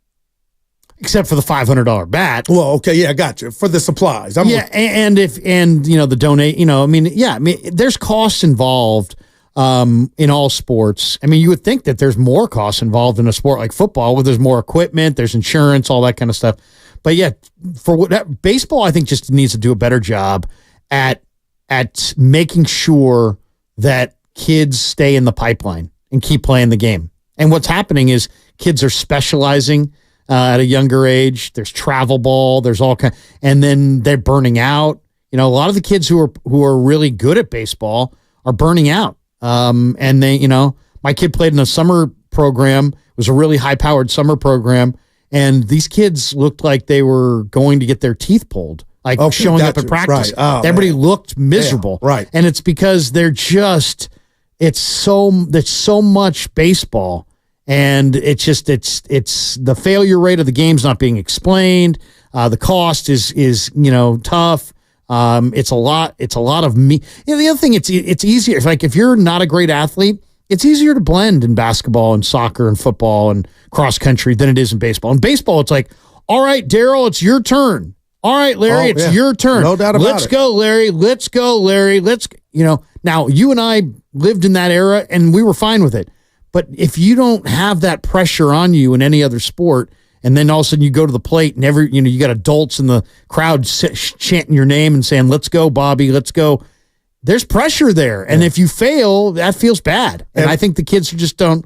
I think it bothers them more. The failure of the game bothers them more. Yeah. Larry and Guru right here on 95.7 The Game. We want to hear from you, 888-957-9570. I got to be careful here too, Larry, where I'm about to go. Because when we talk about the finances or the resources, I played for the Henderson A's in Oakland. Ricky Henderson, he was a Henderson A's. And I knew a friend of a friend, and I got to play in East Oakland. And I'll never forget that. And I remember Eric Davis and all the work him and Darryl Strawberry did in Los Angeles, Inglewood. So I'm not saying this as if I know, but I do wonder about today's current player. I don't care what color you are, coming up with some type of thing to where that RBI program that they used to have in East Oakland, they still may have it. I know Union City, they don't have it. I hadn't heard anything about it. They got the Union City American Little League, but that effort, or we got you if you want to play, we got the supplies and the travel. And I know I could be coming, to you from Disneyland, but I believe if that line was around the corner, Larry, for the kids wanting to play, forget what color you were, something like that would be established. So I can't tell you if Aaron Judge has that in New York or everything. Lamont Wade Jr. has it for the Giants, but I think it would go a long way because I don't hear, those names attached with the leagues like I did back with Joe Morgan and the Bib Roberts of the world. So I think it starts there too. I think you're absolutely right. One of the charities that I've been working for and with over the last 15 years is TLC for Kids, right? And it was a program that like Brent Jones and a couple other people, O.C. Jones and Sons, construction management firm in the East Bay, they would get together, find a field that was dilapidated, run down, needed an upgrade, and then they would bring together sod companies and metal companies and all these different companies that could potentially upgrade these fields. And we upgraded fields one at a time. We did one at McLaren Park. We did one in Richmond. We did one. And every single time, like Bip Roberts would come out. Bip was a part of it. Brent Jones was a part of it. Willie McGee was a part of it. Lots of Bay Area athletes were getting involved. I got involved through the radio station, and I would just be the MC, right? I'm just out there introducing, hey, this is Bip Roberts. He played in the big leagues from this. And we would renovate these fields, and the look on the faces of the people who would get these fields renovated was such an awesome program because it told them, it like took away the nobody cares. Like you can't say nobody cares when people are spending hundreds of thousands of dollars to renovate a field that's in your neighborhood. So you can't, the nobody cares crowd, those people were silenced, but just when you go into a community where a field's beat up and you lay new sod and new dirt and a new backstop, the look on the faces of the kids and the people in that community is huge. Oh, that's big. Absolutely huge. I can only imagine. You have to so it's that kind of investment that I think MLB needs to get behind. If they're not already. I'm sure they are to some degree, but even at a greater extent. And start investing in improving the fields and then also being more inclusive. I think I don't think it's totally crazy to think that there are people that watch the game and say, I don't see enough people that look like me. Maybe this game's not for me. Well, that's not the way. That's not the way that Major League Baseball should want. And I think that wave has happened. Some of that is more than it has happened. Yeah. So if you feel like there's nobody that looks like you that plays a certain game, then you're like, well, maybe I'm not meant to play that game. No, we want you to play that game. It's just for a number of reasons, the numbers have fallen off. So I mean, it's just one of those things where I think baseball could do more. Yeah. Let me read two texts to you, and then we'll get back to the Giants here. From the 510, some of the best players in the world come from the poorest countries. Absolutely. Okay. But we could spend an hour on that as to, everything is But they're playing. They're playing not with the $500 bat by no means. Yeah, they're playing year round. Yeah, you're right. There's no question. In the DR, the Puerto Rico, Venezuela, Cuba, they're great players playing there, but they're playing year round, and they're not playing with great conditions. They're playing on bad fields. Yeah, no doubt. We see it. But there's passion there for it. There it is. Great word. And the last one from the 415, Larry, I have nothing against soccer, football. I love it. But this is more about the game of baseball that we both love. Baseball is a dying sport. I predict that in 15 to 20 years, soccer will overtake MLB as the third most popular sport in the U.S. Are you buying that? And before you answer, nothing against soccer, but Larry, again, it's why the words that came out of my mouth earlier, there is a non-responsibility for Major League Baseball to where I believe, this is just me now, technology and these kids, forget the color, look at baseball is boring. That's why they're not lined up to play. Is there anything to soccer catching baseball or baseball dying in general? Well, I mean, another sport in soccer that you don't need a lot to play, right? If you have a ball, you can make a goal, and now you're playing.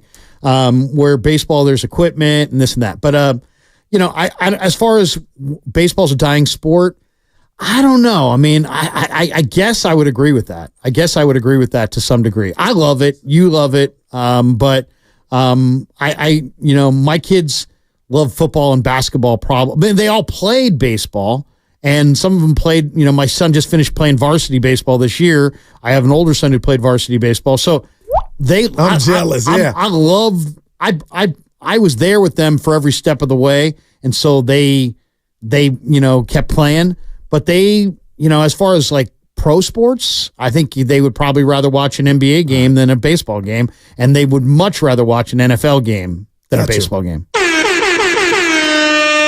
All right, hit the contest line at 415-523-4652 for your chance to win a Golf Bro bobblehead and qualify to win an autographed Steph Curry jersey. The question is, and Evan will help us. The question of the day is, if you were listening to the last 15 minutes, which Little League team did Daryl the Guru Johnson play for? There's also a specific player attached to this team. You remember, Larry? Which team I do. Did Daryl the Guru Johnson play for as a Little Leaguer? Yeah. And that was what you call, what's the thing, the ringer. Because I was from the Union. You kind of had to be from Oakland, but I knew somebody that knew somebody, so I got on. I'll never forget it. You were their ringer? Yeah. Look at you. Yeah. Look at you. We got a guy coming from Union City. He's going to hit 3, 4, 5 in our lineup. Well, he might get on base. Yeah. What was your position? You pitch? Outfield. But it was the first time I was like, boy, it's some badasses in baseball. I didn't know anybody. I got to meet them, became friends. But when you see speed and just athleticism displayed, on a different level, it's like it's a reality check for you. Like, oh my God, there's some badasses out there. I'll tell you one thing I do miss about being in the baseball clubhouse is that in August, baseball players watch the Little League World Series. Now that's Lloyd McClendon. I don't know why I think of him. He hit 3 home runs in the game. They watch it. They watch it. I mean, it's on in the clubhouse, and they're watching it. They're watching it like they're watching like a baseball game. Earlier in the day in the big leagues. That's dope. I mean, so that is actually kind of a cool thing to see. So I talked about Friday, shout out Ice Cube, about the Giants. Larry, it just feels, and I don't want to speak for you, I saw you on Twitter yesterday. You were Roger Clemens. You were throwing heat high and tight, but you're expressing yourself. Did this 3 games, the sweep by the Yankees, did it make any of that worse, or what would you say to Giant fan today, not calm down, what would you say they have to look forward to outside of tonight's game in Arizona? Well, I mean, it's a long year. You're gonna win some, you're gonna lose some, you're gonna go through good streaks and bad streaks. They went through a good streak. Their good streak was tied to them scoring runs. Then they went up against a team that's a true 100-win type team, and they got slapped around and put in their place. And if they played the Yankees 10 times, the Yankees probably win 9. I mean, it's like, so, I mean, you just got a chance to look at how the Giants stack up against an elite team. And there's 3 or 4 elite teams. Philly, the Dodgers, the Yankees at the top of the list. Baltimore, I think, is a really good team. Atlanta, before they lost Acuna. Man. So, I mean, you got a chance to see what it would look like if the Giants played the Yankees in a playoff series. Right now, in the month of June. Yeah. But you got a chance to look at what it would look like. And it wouldn't be particularly close. All right, I'll put you in Farhan's shoes. With the money that you spent on the guys that you brought in, and now that Snell, we don't know when he's coming back. We don't know what's going on with Lamont Wade Jr. I don't want to be negative, nor am I a doctor, but now I'm up here thinking about Estrada in that thumb. Like, oh my God, could you imagine if they have to miss him or he has a stint on the IL? I'm fast forwarding, Larry. Do you dare think Farhan is operating from a place of when the deadline comes, we're going forward? And when we say forward, and as a fan, I'd want to hear my general manager say, you know what, the playoffs, we're trying to get there. We heard Greg Johnson. I got to imagine Farhan's going to be busting tail on the phone. Yeah, no, there's no doubt that Farhan is going to not enhance. He's never sold. Never. Huh? Not once. So why would he sell now? Well, I mean, my question to you was out of the wild to add. No, I know, but I mean, I think they need to sell and build this thing up. But instead, he's going to delude himself because he knows his butt is fired if they don't go to the playoffs probably this year or next year. He's not going to get forever, and he knows it. So he's going to – this is kind of like where the Giants are right now. It's like, has Farhan shown enough that as a Giants fan, you would trust him to make trades to build? I mean, I don't even know if I would trust him. I don't even know that, this is a guy who, he doesn't have the job security to want to, build long term. So remember Chris Bryant came in, though. Chris Bryant, remember they made that happen when we thought he was something. Yeah. Yeah. And luckily they didn't sign him because, God, he's been horrible. It's over. In Denver. Yeah, his career's bad. You know what I mean? As him being what he was, it's over. Yeah. But he went and did something. See, I guess I'm a fan, Larry. So are you to a degree. I'm operating from hope. And if they were to make a move, it's like, okay, you're sending the message that what we have is not enough. Yeah, we went shopping. Some of the stuff we had to throw out or is not available. We're not done. I'm going to try to enhance said portfolio, which is, the Giants ball club, and get something that can get us over the hump. Because I do think going to the World Series is like the NLCS for where the Giants are right now. Oh, I mean, of course. I mean, they're going to try to go for it. Now, the question is, what do they need?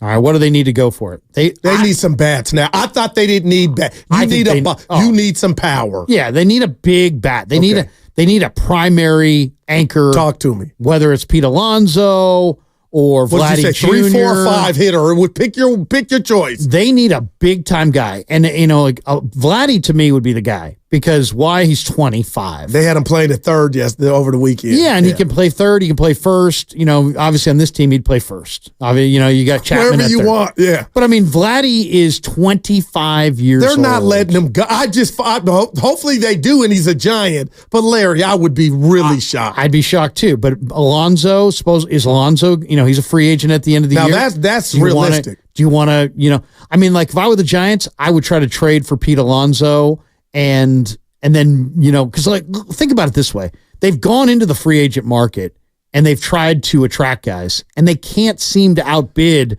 the other Maybe teams. That's the problem. They're not overpaying. Well, they're not willing to overpay. Now, if you could acquire a guy like Alonso mid-season, maybe you give away a Bryce Eldridge and there might be people that would be like, oh my God, 2 years from now, you might regret that. Yeah, you're going to regret it if you lose, Pete Alonso. But what if you trade Bryce Eldridge for Pete Alonso and you can re-sign Pete Alonso and you get Pete Alonso for the next 5 years? He'd make that place look small. I mean, there'd be kids all walking throughout the Bay Area with Alonso T-shirts and jerseys, and that way he'd be the hottest name right now with the Giants. And what do the Giants really need? They just need that one anchor like Matos, Ramos, Chapman. Who's the face of the franchise now? That question you asked. Larry, there's no answer. The face of the franchise? Right now, it's faceless or it rotates. That's not good. We just saw a team that it's Judge, but it could be so. You know what I mean? I don't know. Who would you say is the face of the franchise? I'll tell you what. We'll do it. We'll figure that out on the other side. How about that? Yeah. I mean, I don't know. We want to hear from you. 888-957-9570. That segment was sponsored by Meineke Car Centers. Brought to you by Meineke, your one-stop shop.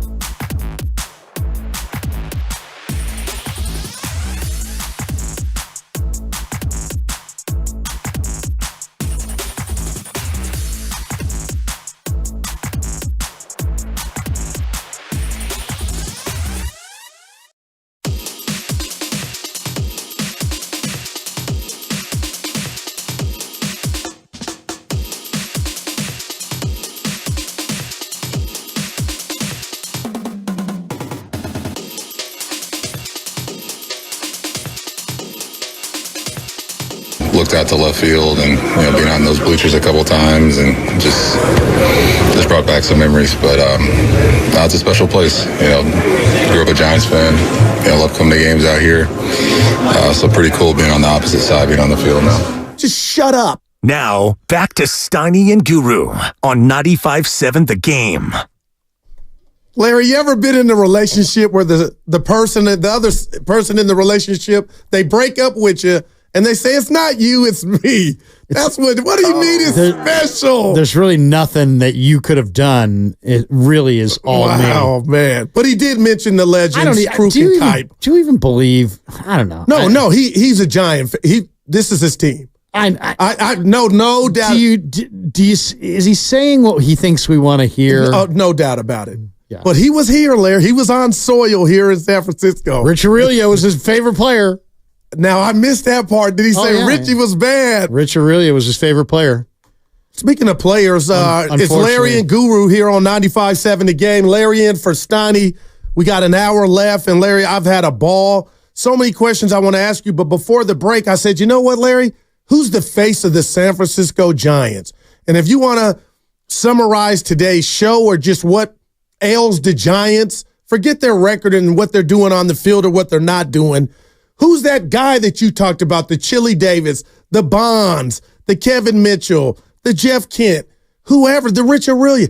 I don't know if they have one. And the 925, this blew me away, said Farhan. In a crazy way, that can't be it. No. But it could be. It can't be. Okay, then who is it? Real in your gut, who is it? This is part of the problem. There it is. This is why the attendance sucks. This is why there's they were 11th in attendance, Larry. So people this year. Okay, what were they last year? That I don't. I think it's like 17th. Yeah. Okay. Yeah. Okay, but I mean, it was all Yankees fans yesterday. I mean, it was 3-1 Yankees fans. I would say Yaz is probably the face of the franchise. He's like the mascot. I'm not mad at that. He's like their mascot. But is he their best player? Because the face is supposed to be your best player. And there were times he's their most recognizable player. I mean, if Yaz is on one corner and Patrick Bailey is on another corner, who I love, by the way. Who's got more people going, hey, look who's over there? It's Yaz. Yeah, no doubt. Yaz is more recognizable. But I don't feel like there's an award in that example you just gave. What do you mean an award? I don't believe there would be a line for either. You know what I mean? The line would be around the corner. Which is part of the problem. No doubt about it. I mean, this is what happens when you don't draft and develop any prospects. Well, they did a couple decades ago, and they got 3 World Series out of that. Yeah. Lincecum, no doubt. Pablo, Crawford, Belt. Yeah. Those guys. That was all incredible. Of those guys would be the face of the franchise now. Wow. That's what happens when you don't So develop. how do you get they kind of not ignored, Larry, because we're seeing Matos and Ramos, and I'm gonna put the right on the table. I hate the way they came up was by necessity. Because I thought in a crazy world on the Guru calculator, Farhan, you really don't get credit for that. Luciano came up, let's say he didn't have the airs and he looked like the next coming of Ozzie Smith, or even better. I would have been like, well, why didn't you start the season with him? Why did you feel the need to go get Nick Ahmed? But now I feel like they knew behind closed doors, maybe there was something up with the glove. So I want to give Farhan credit for Matos and Ramos looking like they can handle it. But I'm like, nah, y'all had him stashed in Sacramento, and the only reason we're seeing stuff now is by default. Any merit to that? Or well, I mean, I think just more than anything, they had some young players that they had interest in that were in their system, but they weren't sure if they could do it at the major league level. But how do you find that out? I think that they're still not sure if they can do it at the major league level. Which is why they didn't bring those guys up initially. They didn't go with them. They only went with them after injuries because they just weren't sure if they could do the job. And I don't know. I mean, do we know? Like, I think Casey Schmidt's a nice little young player, but do we know if he can hit major league pitching? See, I would bet. Let's stop right there. And Shasky, and I bring Shasky up. Thank you for calling. We love you. But last year, he was his biggest fan. But you remember, Casey was batting like 400, and we knew it was a short sample size, but if he could do 250, this dude, third base would be his with that glove, but he couldn't do that. Yeah, but okay, so what was he going to hit? What was if there was no such thing as Matt Chapman and the Giants had gone with Casey Schmidt? What would he have done this year? He probably would have hit. My guess is right there. Okay, 225, 235. So you're saying that would have been enough because you wouldn't have. I'm saying you would have saved the $60 million or whatever that you paid Chapman. You could have gone after Bellinger. You could have gone after somebody else. You didn't have to sign Chapman. The reason they wanted to sign Chapman is because Farhan can't attract free agents. And the only way that Chapman Larry. would come here is because he had a relationship with Melvin. I get that. So that's why. So Farhan leaned on that because he knew I can't attract free agents. Wouldn't you have done the same thing though, This Larry? guy will come play for Melvin. So the Giants were incredibly interested in him. But in reality, they were going through a rebuild. Shouldn't they have invested in Luciano and Schmidt on the left side of the diamond? That's what makes me think they're not going with the rebuild because you're right. Luciano would have been your opening day starting shortstop. But about what you said about Farhan and Bowmel and signing Chapman, if you were Farhan and you had been striking out on the big fish, wouldn't you have done the same thing? And I'm not saying it's the way to go or it's good. I'm just, can't you understand that mindset? Like, I got to bring somebody in here. People looking around, 95-7 a game is telling me I can't close anything. And then bang, bang, bang, you get Snell, you get Chappie. And again, I know this is kind of unfair. That's too strong, Larry. The way that Chapman showed off or flashed that leather on that road trip, and I know you're like, he's a great defensive third It's almost baseman. like that's the last thing we're going to point at if this thing gets off the track. Is that signing? He is a great defensive player. Man. And when he's swinging the bat, he looks like the best player in baseball because he's such a great defensive player. But here's the reality. He hasn't hit over 240 there you go. in 5 years. He didn't have 20 homers last year. So what's he hitting right now? 270 or something like that? I don't know. But I mean, if he winds up hitting not that high, 239 with 18 home runs and Gold Glove third base, was that better than going with Schmidt, who may have hit 229 instead of 239 with 10 less home runs? I'm not that I needed to go with Schmidt, but that's what you had. You had Schmidt closest to the majors. 233 for Chappie. Yeah. 233. Yeah. He's hitting 233. 8 homers. Okay, so I mean, so Chappie hit 233. Jung Hoo was going to be, somebody said he could win a batting title. He wound up hitting 260. Soler hasn't done anything yet. So I mean, right now their off-season additions don't look very, very good. No doubt. And I think Hicks is probably the best. Plus health too. Yeah, Hicks, I'm with you. Yeah. Plus health is why they're 2 games under. But I got to check myself because I didn't know what to expect Friday when I got out the caddy walking into the park.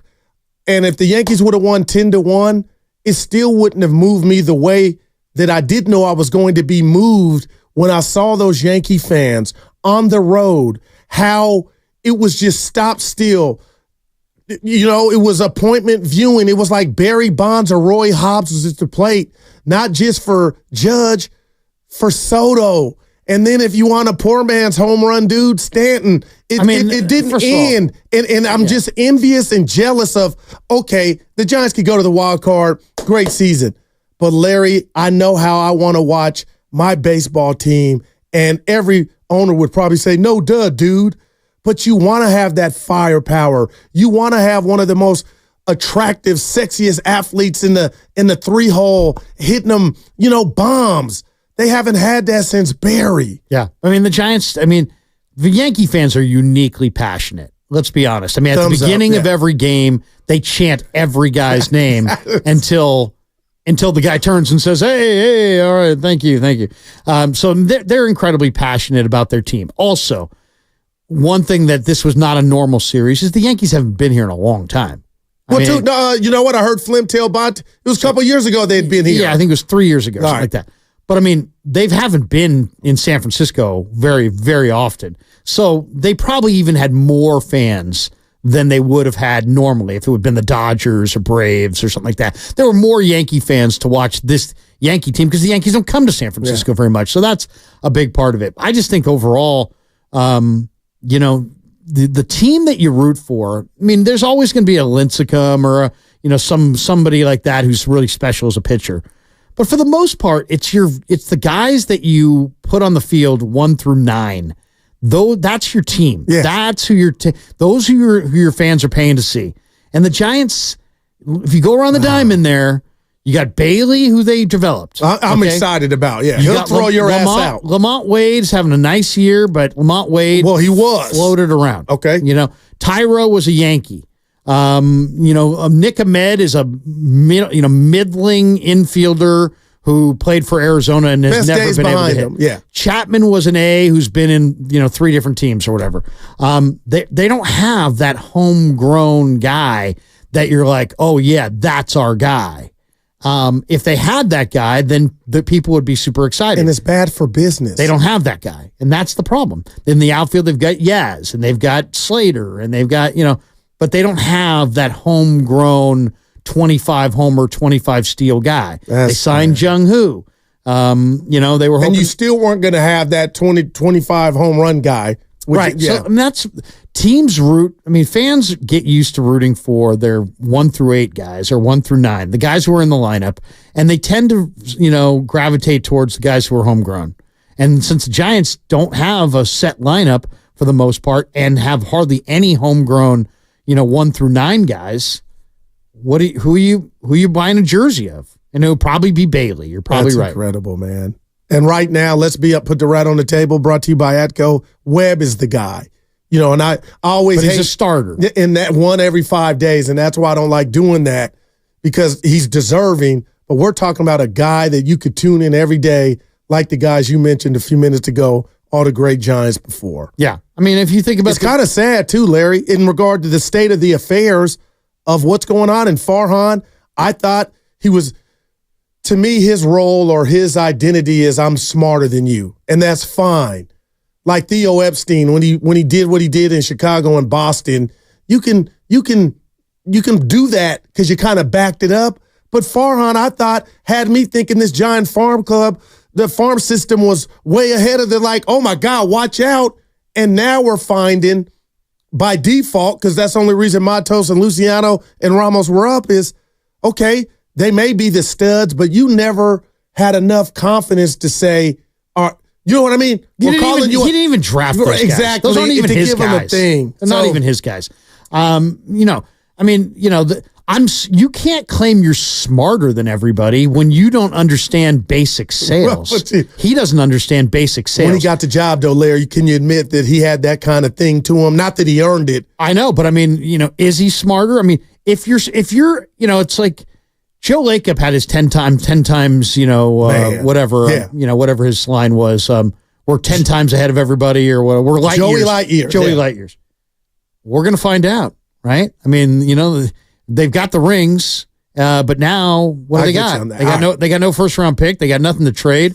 The Warriors, if the Warriors are title contenders next year, that's going to be a pretty neat trick. But if Joe doesn't win another title, can he say, Larry, kiss my 4? He's got rings, but I mean, as far as, light years ahead, you inherited Steph Curry. You inherited an incredible team. You're talking about rebuilding. I'm just saying, your light years ahead means that you're smarter than everybody else. Well, okay, if you're smarter than everybody else, then let's see it now. Wow. Let's see it now. And as far as the Giants go, if Farhan is really the smartest guy in the room, which I don't believe anymore. What's his move? What's the signature move that shows that he's smarter? He traded Zach. He took on Zach Cozart's $13 million Angels contract to pick up Will Wilson. All right. Creative move at the time, but Will Wilson hasn't done jack. So that he's not looking so smart on that. What's the move that says, man, Farhan's really, really sharp? I mean, he talks up big moves at the deadline and then comes back with AJ Pollock, and that's not super smart. But he took a flyer on the big dogs, Larry. He just didn't close the deal. Yeah, well. But now I think his boss is telling him, as we look at Farhan as a failure, if that's too strong for some, I apologize. Why didn't you close now, or why is Farhan still here? When you hear Johnson, who's above Farhan, say, well, a lot of people don't like to come to the stadium. You're giving Farhan a pass. So now I don't believe if they, like Steiny the other day was like, if they don't make the playoffs, there might be some trouble. I'm like, I don't know anymore. I was adamant. I thought that was going to be the playoffs or bust. But, Larry, the more I hear Johnson say, oh, we got a problem with our ballpark, I'm like, Farhan might, even if they don't make it, he might be like Kyle without the Super Bowl trips. Yeah, I mean, you're talking about a guy in Johnson who, go ahead, man. is basically the son of Charles Johnson. Yeah. And these guys got rid of Brian Sabian for Farhan Zaidi. They got rid of Bruce Bochy, who went and won Gabe another Kapler. World Series. Yeah. Let that sink in. But I mean, I'm just saying, you got rid of those guys who won multiple rings for these guys, and now you don't have a whole lot to show for it. Wow, man! And you're going to sit there and you're going to blame what, London Breed or the city of San Francisco or drug addicts. Well, Farhan is the first one to kind of touch that. I wouldn't, but he's the one. It's just excuse making. That was weak. I mean, come on, that is making excuses. Yes, you're right, Larry. You guess what? You can either be an excuse maker or not be an excuse maker. And guess how you can avoid being an excuse maker? Don't offer up excuses. And that's what Farhan's done. He's offered up excuses, and none of them hold any water. You've been here forever. It's how many years are you allowed to blame the previous regime? We're going to find out, because it's like he's got a scholarship right now. Yeah. And maybe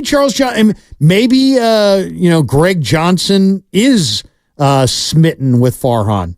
I'm looking at the end of the day, I don't really care, because guess what? Neither of those guys are winning anything. They're not winning playoff series. Well, Giant fans hope you're wrong with that, because they got to get healthy. Greg's not winning anything. Yeah. Farhan hasn't won anything. He's been here now. This is year 7.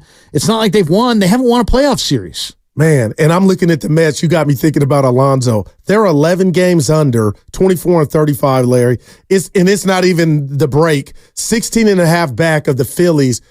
You really got me thinking, like, Alonso could maybe be had. Like, that would be where I would try to start. But he's an East Coast guy, and he might want to stay East. Okay, well, get somebody from the West that knows the magic. But I will say this. Close a deal. It's much better to go trade for somebody, and then while in the midst of a baseball season, all of a sudden, hey, guess what? The Giants just traded for Vladdy Guerrero Jr. Oh, guess what? The Giants just traded for Pete Alonso. People would go crazy. That is so much better than you lose, you don't go to the playoffs, you spend September talking about all the different potential possibilities in the free agent market, only to deliver nobody and have your fans upset once again. I don't think Farhan and Johnson and the Giants ownership and management group, if they think that they can get their fan base hot and bothered again about a free agent pursuit and not land the guy and not have there be huge fallout, but they're kidding themselves. You got to continue to try, though, and it's going to get traction. But you don't have to continue to get dragged by the nose through the free agent market. You can underpromise and overdeliver. Like, for example, the Giants didn't have to say one word about Shohei Ohtani. They didn't have to say one word about Aaron Judge. They could have pursued those guys quietly, privately, said not a single word, and not landed them, and been better off than getting their fan base hot and bothered. Oh, the Judge, we may wind up with Judge and Bellinger. And then get nothing. And then just sit there. And then Giants fans are sitting there all throughout January and February and sitting there, do we buy tickets? Well, maybe we shouldn't buy tickets. Let's wait and see what they do. Oh, but they didn't do anything. Now spring training has started. They still haven't done anything. Do you see what I'm saying? It's like, I do, Larry, it's but not a good way to go about I got to tell you, I disagree, because this medium that we're in, just what social media has become now, these words came out of my mouth last year. Even if the Giants or Farhan does not sign Judge, what we need to hear or seen on the scroll or at the bottom of the TV is that they're interested. Like, it's funny you said that they could have been quiet on the set and then got him. But I thought they were so low or far, people were calling for his head. You better damn sure send the message that you're trying to close a deal, and tell me what you think. But you can't cry wolf every single time. It's like if you had a buddy and he comes up to you, see him on the street, and you haven't seen him in months, and you're like, "Hey, bro, what's going on, man? How you doing? What's going on in your life?" "Oh man, things are going great. I'm pricing Ferraris. I'm thinking about a Lamborghini. I may go Pagini. I'm not really sure, but it's going to be one of those. Things are going great." Now 6 months later, you see that same friend. And he's standing there on Sunset Boulevard waiting for the 29 sunset. Hey, buddy, where's the Pagini? Where's the Lamborghini? Where's the Ferrari? You know what? I decided not to go for them. I think I got a fast pass. I decided to get That's a hell of an analogy. I decided to go fast pass. The Giants are the guy who keeps talking about the Ferrari standing on the corner with a fast pass. After a while, you're a jackass. You know, if I said, "Hey, what's up with your buddy? I thought he was going to get a Lamborghini," and you say, "Oh yeah, but now he's got a fast pass." You wouldn't. The next thing you said about that guy would not be something positive. It would be negative. Be like, this guy says one thing and does another, and that's what Giants fans are observing from their team. They're talking Ferrari, and then they're turning around and getting a used Chevy Chevette, and they're sitting there going, "Why is everybody ripping our pursuit of the Chevette?" Because you were talking Ferrari. My buddy Byron used to have a Chevette, so that's good knowledge right there. But Larry, I'll say this in regard to the car. Don't talk Ferrari. Yeah, in regard to the car analogy, which was great, you decide if you're going to spend and buy it because it's always going to be available. With this, with the free agents, they got to choose you. And that's just what they have. You got to sell yourself to them. I got it. And you have to have a big offer. I don't think he has it in him. Guess what? Farhan doesn't want to lose the offer. He doesn't want to lose the bidding. He doesn't want to bid the most, because the bid the most, then you look like you overbid. How can I say you're his wrong? Value proposition to Giants ownership is those guys, Sabes and Evans. Bobby, those guys overspent your money, and I'm not going to do that. I'm going to spend your money wisely. And they sat there and they're like, "Yeah, guess what? Let's hire Farhan. He's going to spend our money wisely." Now here you are in year 7, and you haven't gone to the playoffs but once, and you've never won a playoff series, and now suddenly Farhan's not looking so smart, is he? Wow. Let me ask you this, Larry. I know we're up against it here, but Larry Bear, Evans, and Sabes. It was just incredible again to see them all in the same room, and I'm a nobody. They had their hand out at the bar. It was like, damn, these are not just salesmen in a bad way, but like senators, like they work in the room, not afraid to interact. And then again, the Farhan cam of what I deem like he wanted no part of the just, I guess, mingling, which I think is part of the job. I think of Jerry Jones, say what you want, but they get in there and mingle, But you gotta have people skills, man. If Larry Bear wouldn't have got into, made the news, do you think things could be different? Years ago when the stuff happened, with him off the field.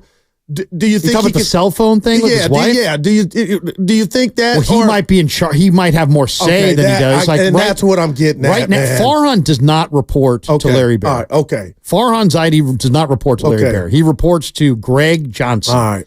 If Larry hadn't had that thing with his wife, maybe he's still reporting to Larry Bear. Right. But he's not. Okay. So Larry's not the guy there right now. It's Charles, and he's got the big money, and his kid Greg has got the control. I'm excited. I'm having a ball. We have what we call our Too Short segment coming up, Larry. What's coming next on the game is presented by Fremont Bank. Full service banking, no compromises. Save at Whole Foods Market. Prime members can buy 1 container.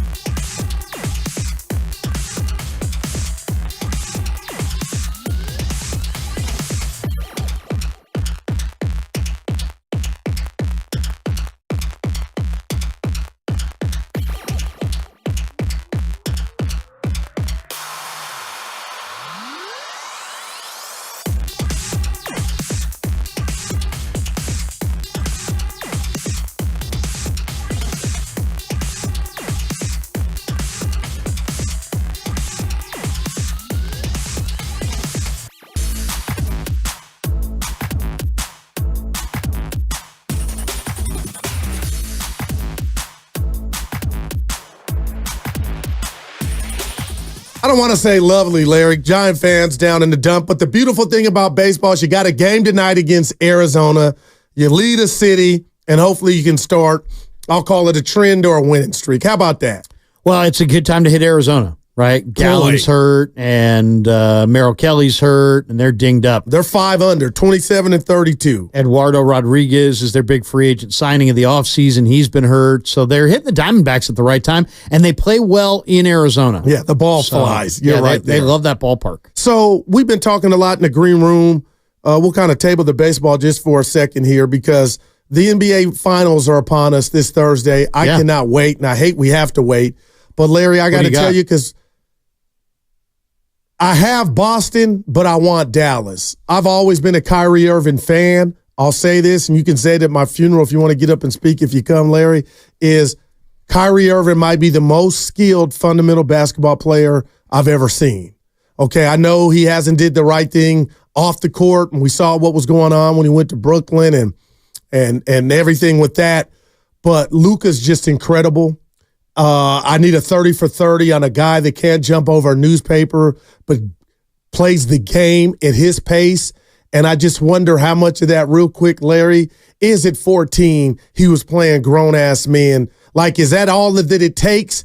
It's incredible to watch him. I hate him barking at the refs, but Luka Doncic is incredible. How does Vlade take Bagley over Luka?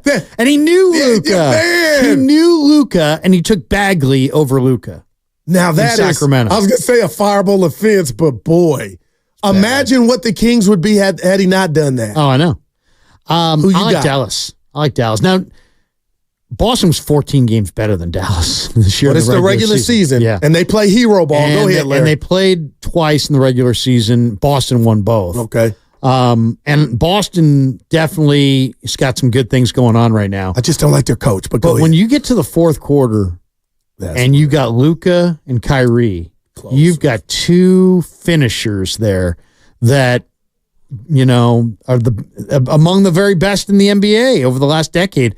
In the fourth quarter, I mean, Kyrie Irving is a finisher, It's man. incredible. We saw what he did in the 16 finals. We can make fun of him all we want and the flat earth and all of his stupid comments. But guess what? On the court, he is genius. I appreciate that, Larry. He's genius. I mean, he's a great, great closer.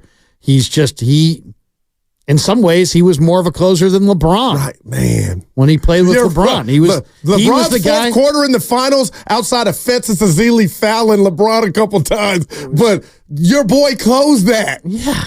So Kyrie, and now you got Luka. Boy. And have you seen Luka, some of the heat check threes he's taking? He's like 15 feet behind the line. It's incredible, man. I mean, he's like almost like a half court shot. So you got two great finishers. The P.J. Washington Gafford editions. They just match, additions. right? They just match. Yeah. Great additions. I like Dallas. Because inevitably. The pressure's on Boston, you admit, though, right? Yeah, I think Boston. In the streets, their pressure's a Tatum's rep. Yeah. I know, as crazy as that sounds. Do you know Brown's the highest paid? Like, all that's combustible, and I think, Larry, you're going to call me crazy. They might have to choose one. Between Brown and I don't know. Like, if they don't win, but the unicorn to me is the biggest facet to this series. If Porzingis plays, I think, and Steiny, we were laughing like he's never taken the game seriously. He's always hurt. But this year, when he's out there, he brings another dimension along with Holiday and Horford. So I think he's playing. But, Larry, I think Boston has the most pressure on him. No doubt. The zinger, though, is a key factor. I mean, if you can get Porzingis out there, oh, man, that's going to be huge. But I like Dallas. First of all, I think Kidd is an underrated coach. He's a basketball genius. He's always been a basketball genius. Kid. This guy I saw him in high school. He was a basketball genius then. So he's a really good coach, and they made the right moves at the deadline. I mean, I don't think they would be here if they didn't add the size that they added. I mean, P.J. Washington was a great addition. But who Gafford gives them size and athleticism. Now and you they got the lob game. And now you get two finishers in Kyrie and Luka. If the game is a 5-point game at any point in the fourth quarter, and like 95% of all NBA games are within 5 points, it seems like, in the fourth quarter, I got to go with Dallas. Because Dallas can finish. And you got me thinking about real quick here, Jay Kidd and what he's implemented to that team. They're playing defense now, Larry. Like Dallas gets down and dirty. You told me earlier, again, I'm a nerd, you're a nerd, sport nerd. You watch things over. Larry, you're going to laugh at me. This is the God-honest truth. Evan can back me up. I cannot stop nor take the Warriors not in the playoffs. I can't stop watching that play-in game. Some will say, just throw it out, Goo. But Larry. The Sacramento game? What these refs. So how many times you watch it? Oh, probably 7. I swear so to you. You're like waking up in the middle of the night with like Keon Ellis thoughts. Yes, dude. But what's happened is that what he was, and he picked Wiggins and Curry. What's scaring me is. That was a nice little draft pick out of Bama. I don't think that game happens if the refs. Like the Warriors got a taste or a glimpse of this playoff basketball, which I don't like, Larry. They're letting everything go, and Sac used that to their advantage. They were more cutthroat and physical than the Warriors. So everything about me Warrior-related has changed because now I'm like, okay, can Pods dribble and not get knocked off his spot? Not doing the 82 season. Can Moody? It's in the play. Larry, this is a new beast, what they're allowing to play, and I caught hell for this last week. Be careful what you throw Andrew Wiggins away for. Just be careful, Larry. I need somebody to get through to him. I would take that chance. Or if you get something of substance in return, I'm good. But I'm hearing too much. Just get rid of him. Addition by subtraction. Me and Steiny got into it last week. The dude can play. He's your only guy in his prime. You want to say what's the Warriors' biggest problem? Nobody's in their prime. Everybody else, all these other teams, Dallas. Think about that. They're all in their prime. The Warriors have old guys and young guys, and one guy in their prime, Wiggins. To be fair, is that what happens when you run a decade and you're still going with the homegrown? You know what I mean, Larry? It's just a series of moves. This is what's happened. I don't trust Wiggins anymore. I don't want to give him away, but I saw somebody say they could get Jared Allen. If they can get Jared Allen. I said that to Steiny. He brought that up I'll drive to the airport. Yeah, that ain't going to happen. I'll take Jared Allen. I would take, there's a lot of guys I would probably take for Wiggins, to be honest. I'm not a big fan of Wiggins. I mean, you'd have to move Wiggins at this point. But can I throw you a curveball, Larry? What do you got? Before we go here, I am Team Caitlin Clark. What is happening to her is out of control, and the amount of men and women that are saying, oh, nothing's wrong, this is normal, look at this WNBA clip from 8 years ago when Lambeer was coach, it's BS. And what I'm really upset about, mini gripe, is her teammates are not helping her, man. I know, that was weird. What's up with, because she can shoot?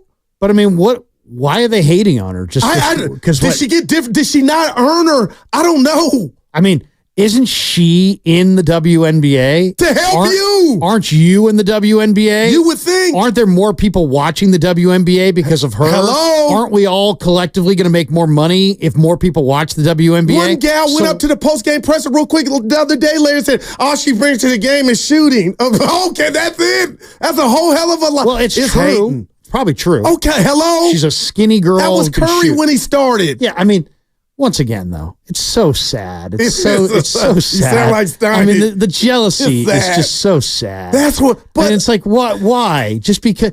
Why? And then all she offers is 3-point shooting. Oh, my goodness. Is she a little overhyped because social media? Yes, she's overhyped. She's overhyped. Right. I'm not watching that no matter what. I'm not going to watch the Valkyries or whatever they're called. I'm not interested.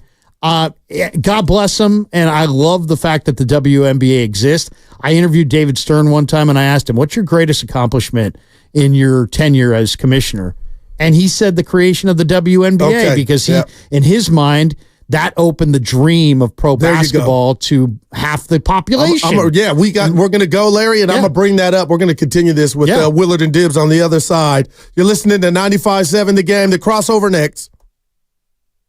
Have you been in a car accident? Chilton Auto.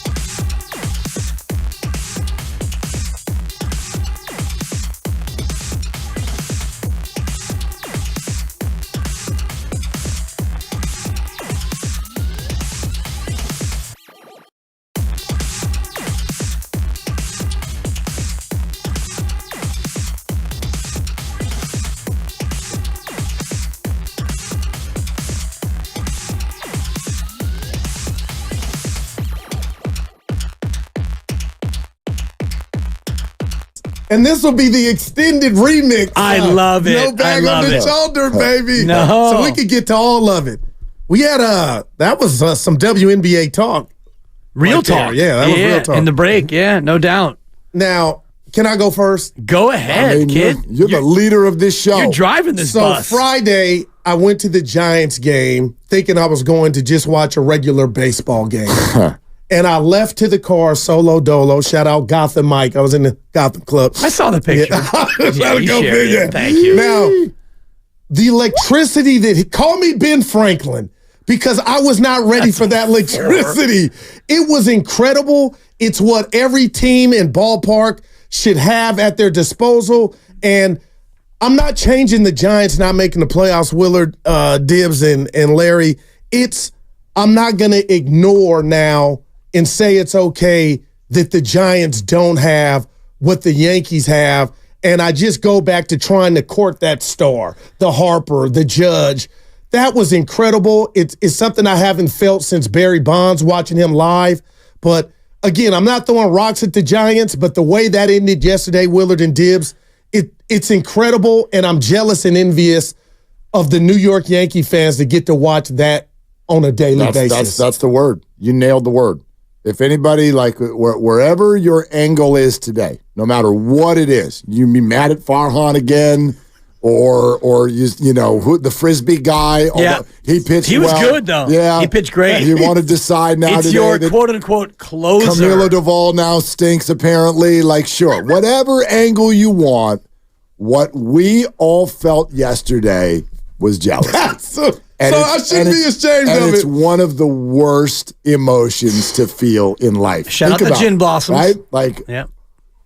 I mean, no matter what, like, whatever it is, like back in high school when somebody, right, somebody else gets your girl or whatever, like, it is something I've actually tried to build literally my life against. Like, my God, we live in California. I try to teach my kids this. You don't get to, I don't care if your neighbor's got an extra story on their house. You want me to show you some things? We're not doing jealousy. We're not doing jealousy on the California coast. We're just not doing it. Wow. But my God, we did it over the weekend.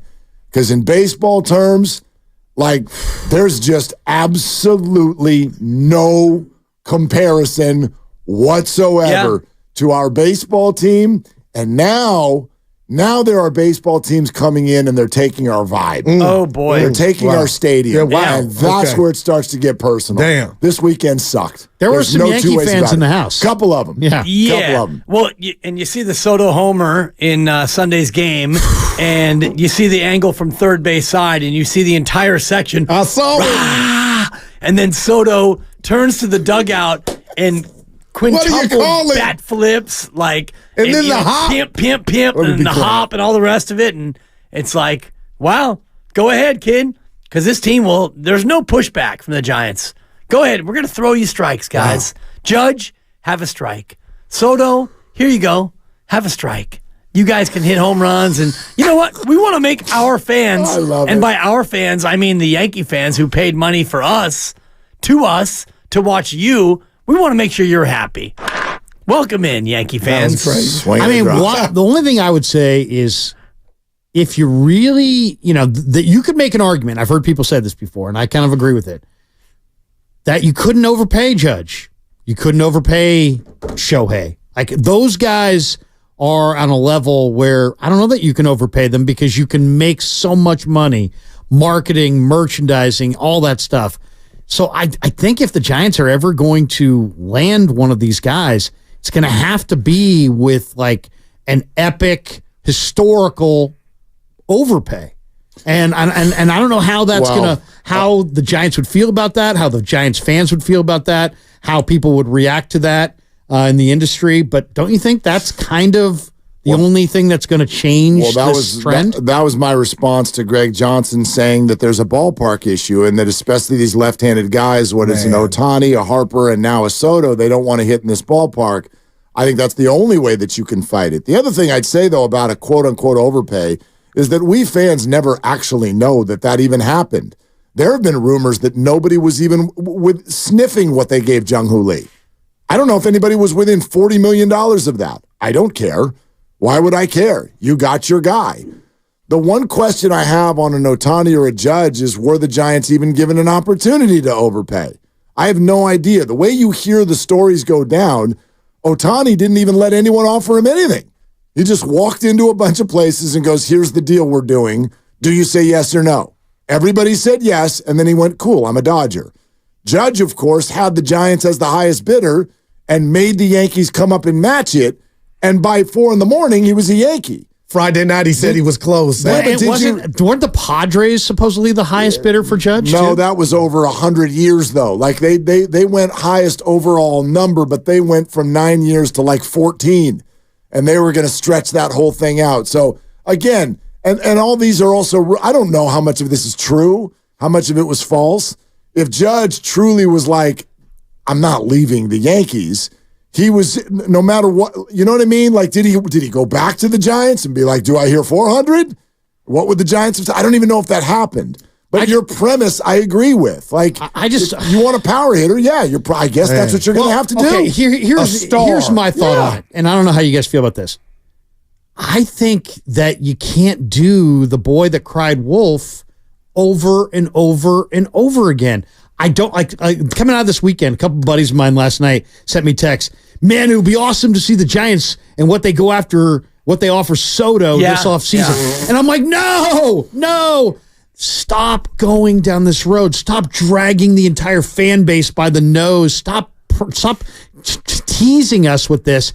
If you're going to go get a big time guy, why not give that gigantic first baseman they have in A-ball, Bryce Eldridge? Why not front him as the package and go trade for Vladdy Jr.? Go trade for Pete Alonso. Don't you think a surprise trade in July that nets the Giants some monster middle of the order bat is so much more attractive, even though you're paying prospects, than another free agent run against the rest of the teams in baseball? I think we've seen the movie. I think we know how it ends. I don't think we want to.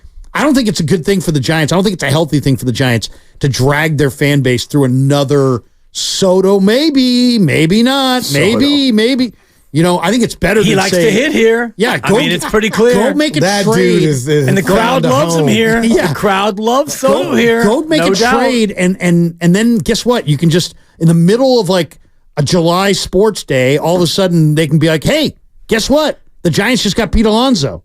That is going to play so much better than a free agent. I don't disagree. I don't know how. I mean, the Blue Jays guy came out just yesterday. We talked about it. We're not trading either of these guys. I don't know why everyone's talking about right this. now. No, those are just words. Yeah. So we'll I don't know, but yeah, I don't even know Alonso's availability. But I'm with you in that the criticism I'd have if Greg Johnson's going to bring up the ballpark.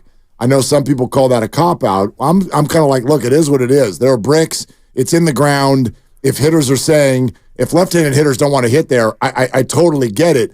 But then you need to battle that with what you have. And there's only 3 ways you can fight that. A, overpay.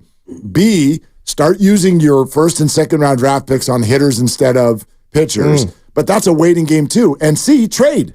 You got to trade. Or D, change the configuration of your ballpark. Now, you could, but I mean, they've tried that. They did it once. Yep. Do they need to do it much more significantly? I think it's. I don't think Soto has a problem if he were here. That ball. I mean, none of those Yankees had a problem, right? Schwarber or Ohtani, they were didn't just this time, but they would over the long haul. They would over 81. You're going to lose 7 or 8 homers a year. You're going to get oracled at least 7 or 8 times. And think about Yankee Stadium, that short porch and That's just a rip off. That's a massive stadium with a tiny little short porch. So I don't know. I mean, they got to figure out something because the Giants' face of the franchise, as Goo and I just had that conversation, is a faceless face of the franchise. We tried to come up with a non-pitcher. Is it Logan Webb? No, you can't. It's got to be an everyday player. Oh, Webb? He went yes. I said yes. I went Lamont. Yes is what? Pre-ARB 2? Or ARB 1? Yeah, but I mean, yes. I mean, it's not yes. And it's no shade at any player. It's just you want to know what's so sad? Probably is yes. Dude, it's so sad. Who do you think it is? I'm like the biggest diehard fan ever, and you guys are saying this, and I clicked on the roster. How sad is that? Yeah. I'm like, let me see if there's someone I'm forgetting. Right. Let me scroll through the roster. It's probably Bailey, to be honest. Yeah, man. And I love the kid. Bailey. He's probably the most important player. I'd agree with you on that. Or is he the one we're not disappointed in yet? No, I mean, because it can't be Ramos or Matos. But we're also talking about face. We're talking about face. Bailey is more established than those guys. I mean, Bailey's the best player. But I mean, if we're going to use the old ratty, hey, they're both on a corner in downtown San Francisco, more people are showing up for Yaz. Look at you. That's the rat. He's talking about Ratty. So sounds a lot like Bill Burr. No, he had it before Bill Burr. Bill Burr stole it from him. If Bailey and Yaz are walking through SFO, for sure, more people recognize. That's just time, though. Yaz. That's just number of years. Nobody recognizes either one of them. Bailey, and Bailey's got a mask on when he's out there. And if you want to throw Sean Jelly in, they're going to run over to Sean Jelly because he's 6'11". That's true. Did you guys catch the look of Chapman, who I believe, Matt Chappie, is old school. He comes from that old school cloth. I rewound it 8 times.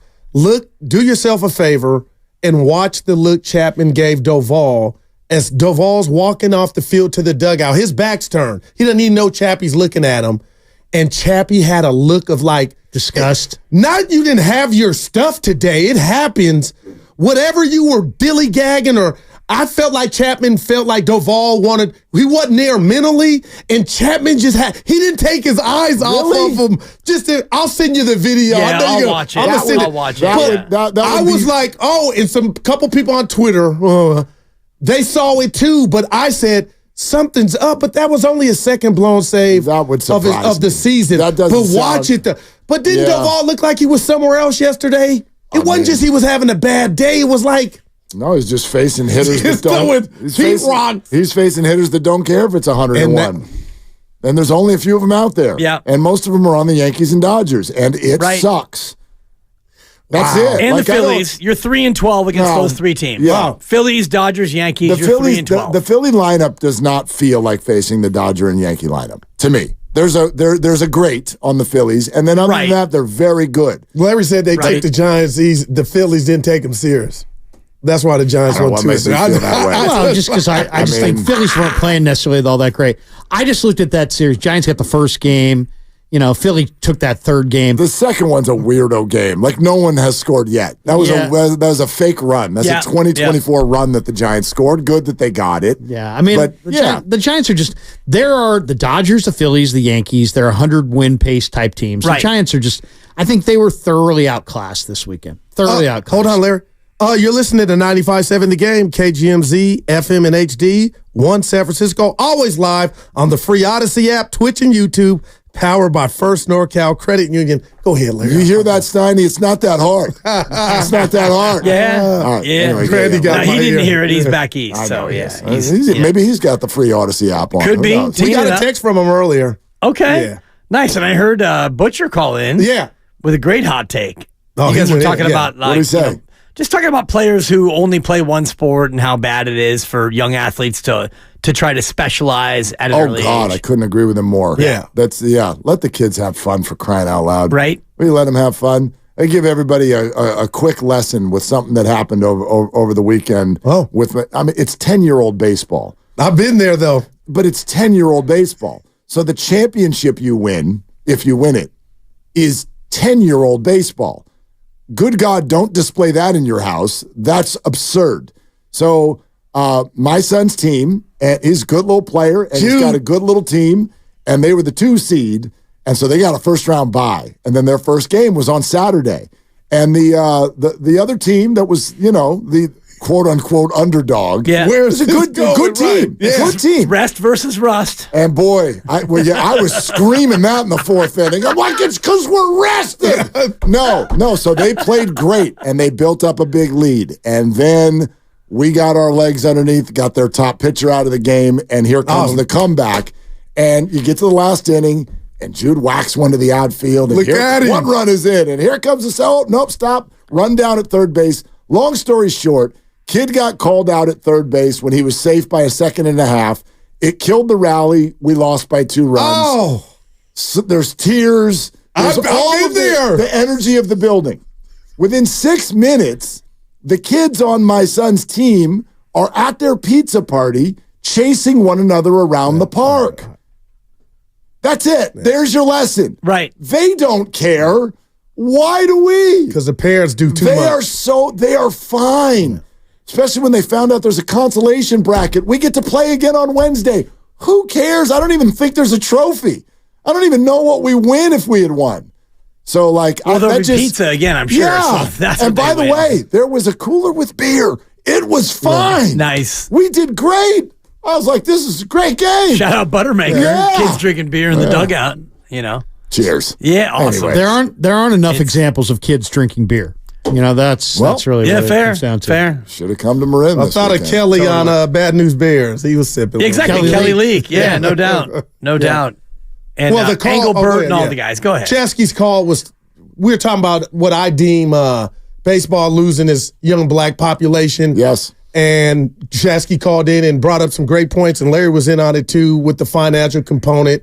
And I was saying too, you know, my sons were calling it boring, broke my heart. One of them played. I forced them to play through high school.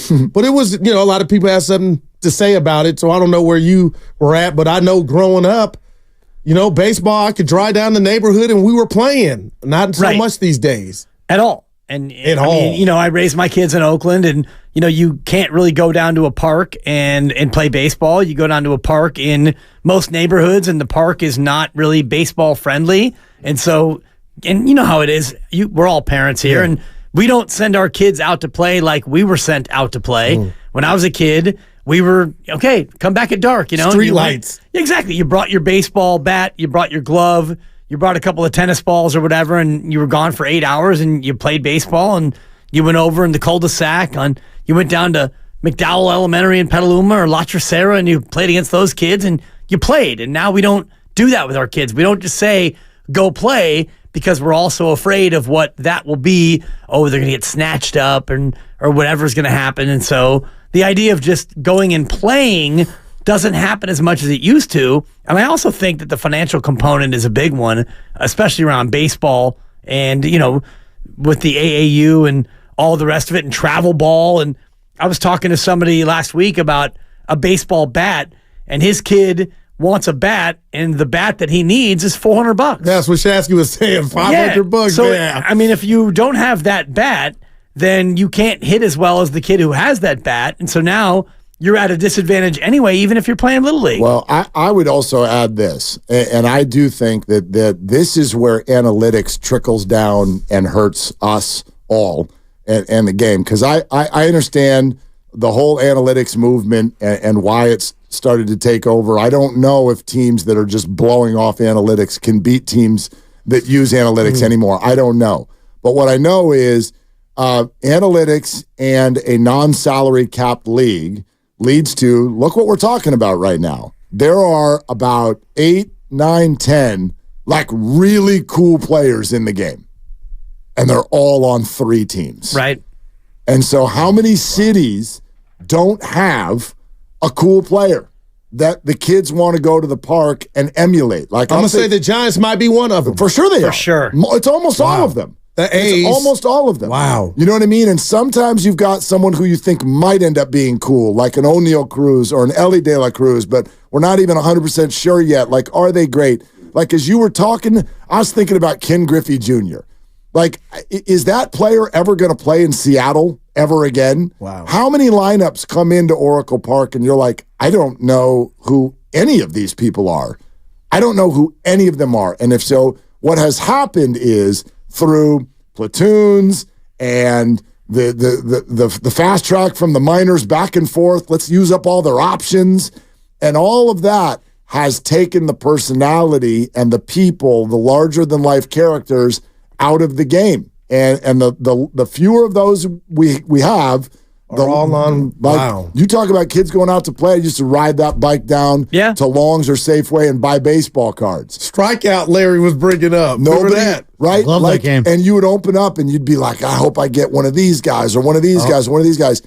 And maybe it's because we're of a certain age, so we don't feel it that much anymore, but I just don't think there are that many cool players anymore in the league because everyone's been watered down. Well, 2 of them are on the Yankees. Soto, dude, that dude, and Judge and Stanton. Yeah, he's found a home, Yeah. Soto, with all his antics, but that was incredible to watch. It was, and let's just go ahead and queue up into, I don't know, November when he's going to be a free agent and all of us, Soto. I'm not doing it this time. No, yes, you are.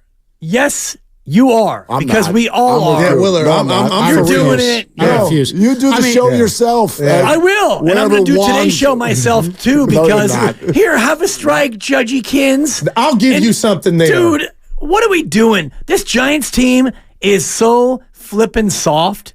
This team, top to bottom, is soft. I do want to ask you, what would you have done? Make somebody uncomfortable. And how? Maybe you I threw that one 4 feet behind you. My bad. That was 97 past your ear. Whoops. That one got away from you. Do you think that would bother Aaron Judge? I do think so, yeah. But it would send a message to your fan base that this ain't cool. Y'all have come to my home. You got my remote, my house slippers. You're in the fridge. Exactly. It's not about scaring the Yankees. Talk to me about this. It's about sending my a message wife's to in your bed with a fans that negligee. it's Go ahead and have your way with it. That's all. I'm with him on that. This ain't cool.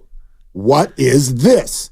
What you guys using our cathedral like your home? You're mad at yourselves. No, I'm mad at the team. Nope. I'm mad at the team. So why are you dotting the Yankees? They didn't do this. Well, it was a brushback. I wouldn't actually hit anybody. Why don't you throw the ball in the front office? Well, that's who you're mad at. We've done that for 4 hours. So do it. Keep that up.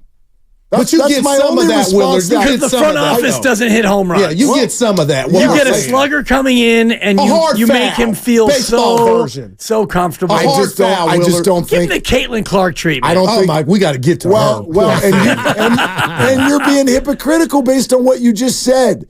No, I have no problem with the hard foul on Caitlin Clark. My problem is with her teammates. And I'm right behind you. Her teammates did nothing to help her. Yep. And they're jealous. If Angel Reese wants to swing an elbow and throw her to the ground, then it's her right to do so. It's competitive pro sports, but her teammates need to step up and do something, and that's where... That, by the way, wasn't just a hard foul. That was a cheap shot. It was completely cheap shot. I don't know. There was many cheap shots. I don't know if that's a good situation for the league to just sit there and be like, you know what, it's on our teammates. There's got to be something from the league that says, you know what, that's not what we want. It's right? not. I mean, that can't be what they want. But in the moment, you should have your teammates back. They should have ran over there and all hell broke out. And if I'm the she's Giants, only been on the team for about 10 days, right? I mean, she's your teammate, Larry. Yeah, she played 11 jersey. And here's the other problem. And I don't want to get too deep in the weeds with WNBA, but they had them. Why not? Because most people don't care like I care, Larry, but they played 11 games in 20 days, the Fever. They've played more games than any of the team. That's good Fever knowledge. In the association, and it's a joke because they want to monetize Caitlin Clark, so they're putting her out there like 3 and 4 times and 5 and 6 nights, and so they're not playing well, and then you have other teams going after her and, cheap shotting her, and that's fine. That's basketball. That happens, and that's part of the rite of passage, but my issue is with them not having her back. Like, she gets knocked down and nobody does anything. I would push back and say that absolutely is not basketball. I mean, what we saw there was not basketball. It just happened to be within the context of basketball. What does she represent to the other girls in the league? You had 2 girls on the opposite team say, we're not going to answer any Caitlin Clark questions, one. Right. And then the other girl chimes in, what does she bring to the game outside of shooting? So now we're breaking down every player. Again, I just don't know what she didn't cover herself. Her play got her to where she's at in regard to she was blockbuster, but the shade and hate from the people in the media is just out of control, and I'm with Dibbs. It starts in your own home, Larry. If your teammates aren't going to come over there and say this is not cool just because she's she's my teammate, then I don't know what to do. And Jamel Hill, shame on you, the great Jamel Hill, to send an 8-year-old footage of Bill Laimbeer when he was coaching, and there was a dust up on the WNBA to say, this is how this always happens, is not this. This is bad, man. I feel bad for the young lady. It's jealousy. It's sad jealousy. But unfortunately, it's also misplaced because she's generating revenue that you're making. And discussion. See, I think that some of these things are bad for the individuals, but it's not bad for the league. we're talking about the WNBA right now in the crossover. And it's not the first time. Like, are you kidding me?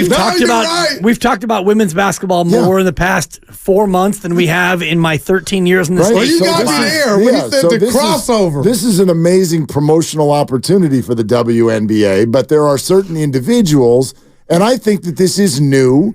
It's new for certain sports. I don't think that this is how it's always been in the WNBA, but think about the NBA, where, traditionally, I think we've watched through the years where men might be a little bit quicker to do things like trash talk, right? And so when you've got players who've been doing this for generations, from Jordan and Bird and Kobe and whatnot, anybody who trash talks knows what they're trying to get, and it is a reaction. It's the same people that are doing this to you right now on the text line or YouTube. Yeah. They're trying to get a reaction out of you. If you get that reaction, the trash talker wins. Yeah.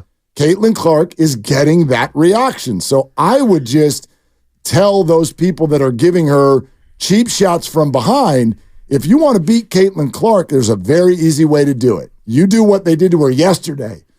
Make her go 1 for 10, 3 points, and beat her. Yeah. What did Chicago do? Yeah, no doubt. They lost. Okay. They lost the basketball game, and the whole world is talking about Caitlin after. So ask Chennedy Carter, who won? Did you win? Okay. You shoved her in the back. Who won? Now you lost the game, and the whole world feels sympathy for Caitlin Clark. Wow. So who won? Yeah, and I'll say this, Willard, I get that, and this is therapy for me. I'm going to put the rat on the table. I believe there's a race element to this. Of course there is. If Caitlin Clark was black, you cannot tell me they would be treating her like this. That's where it comes from. Something is going on, and I'm tired of everybody pussyfooting around it, but I believe there's a race component to this, and that's why everybody else, her teammates included, seemed turned off or jealous. There was a thing Steiny brought up with the shoe contract that she got, and now I'm wondering if the girls deem she's not worthy of it. But I wonder if she was African-American, would they be doing what they're doing to Caitlin Clark like they are now? Look, I absolutely believe, and in fact have been told in certain conversations, there is a race element to this because there are a number of players who feel like they've been there working, building this whole product, playing great basketball for a very long time.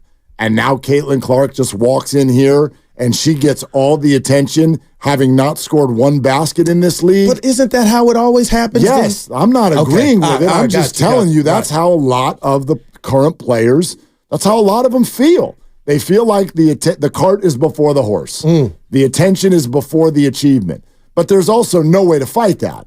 Like the toothpaste is beyond out of the tube. And if you don't see the financial gain in Caitlin being in your league, man, I don't know what to tell you. And that's for everybody. Right. And it's, financial benefit for everybody, future players who are there now. And it's not as easy as just, looking at it and hating on it when you think about it from a more global standpoint. And that's where, you mentioned Tiger Woods before with golf. Yep. And, you had some golfers at the time who were hating on Tiger because of their racist views But unlike Caitlin, it was his greatness. He was at the top. Right. It will be her greatness. I'm not saying she's going to be Tiger Woods, but she's going to be a good player. And she's going to be probably a player who can, hold her own. And, 1 for 10 right now from 3 and 3 points. And I think she's leading the league still in turnovers. She's a rookie. She's learning. She's learning, and she's doing more than what a normal rookie would be asked to do because she is Caitlin Clark. Once again, though, I know we got to run, but, the thing about Tiger, the one thing I do remember about Tiger is that a lot of people didn't like playing in the group after Tiger. Yeah. Because all the movement, people would run, try to get their spot right to get to the next screen to see Tiger up close. And a lot of people were told at the time, hey, you know what? That's kind of the price that you pay for having this many extra people that Tiger's bringing into the tent. And to some degree, I think that would be the counter to the people who are anti-Caitlin Clark and she doesn't deserve this.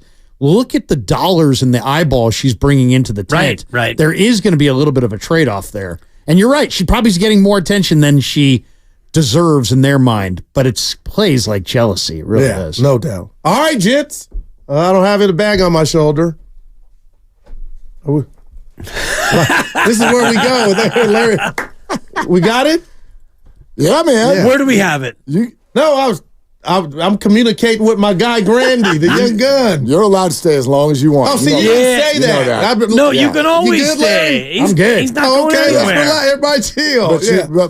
But you also see now you're talking like you want me out. No, you can leave at any time. That's right. It's your family. You guys are both family. Yeah. Thank you. I'm a little offended by the Northgate Broncos shirt because Northgate hasn't done anything in football in about 37 years, but that's all right. That's so funny you would say that because that could not be further from the truth. They had a good year this year in D4? Wow. Look at that. Just drops the D4 in What happened? Dibs. What happened? It's a good team. It's a hell of a team. Okay. It's a hell of a squad. This year coming up or in the past? Because I know that my son played corner and receiver for them. They were pretty good. They had, 1 year they played up and they weren't as good. The next year they played down. They were really good. Gotcha. I know that Los Lomas normally, hands them their lunch. Let alone, they beat Los Lomas, I believe, this year. That's a big rivalry game. There you go. The school separated by about 700 yards as the crow flies. No doubt. We'll be listening on 95.7 The Game. So you did it. They're longtime friends. Let me tell you something real quick about Dibs that I'm sure not everybody knows. And first-time partners. Hang in there, big guy. There'll be brighter days ahead. Now these two homegrown Bay Area boys finally come together to take over sports talk. Get the hell off of my doorstep. Major League Baseball, you stink. It's Willard and Dibs on 95.7 The Game.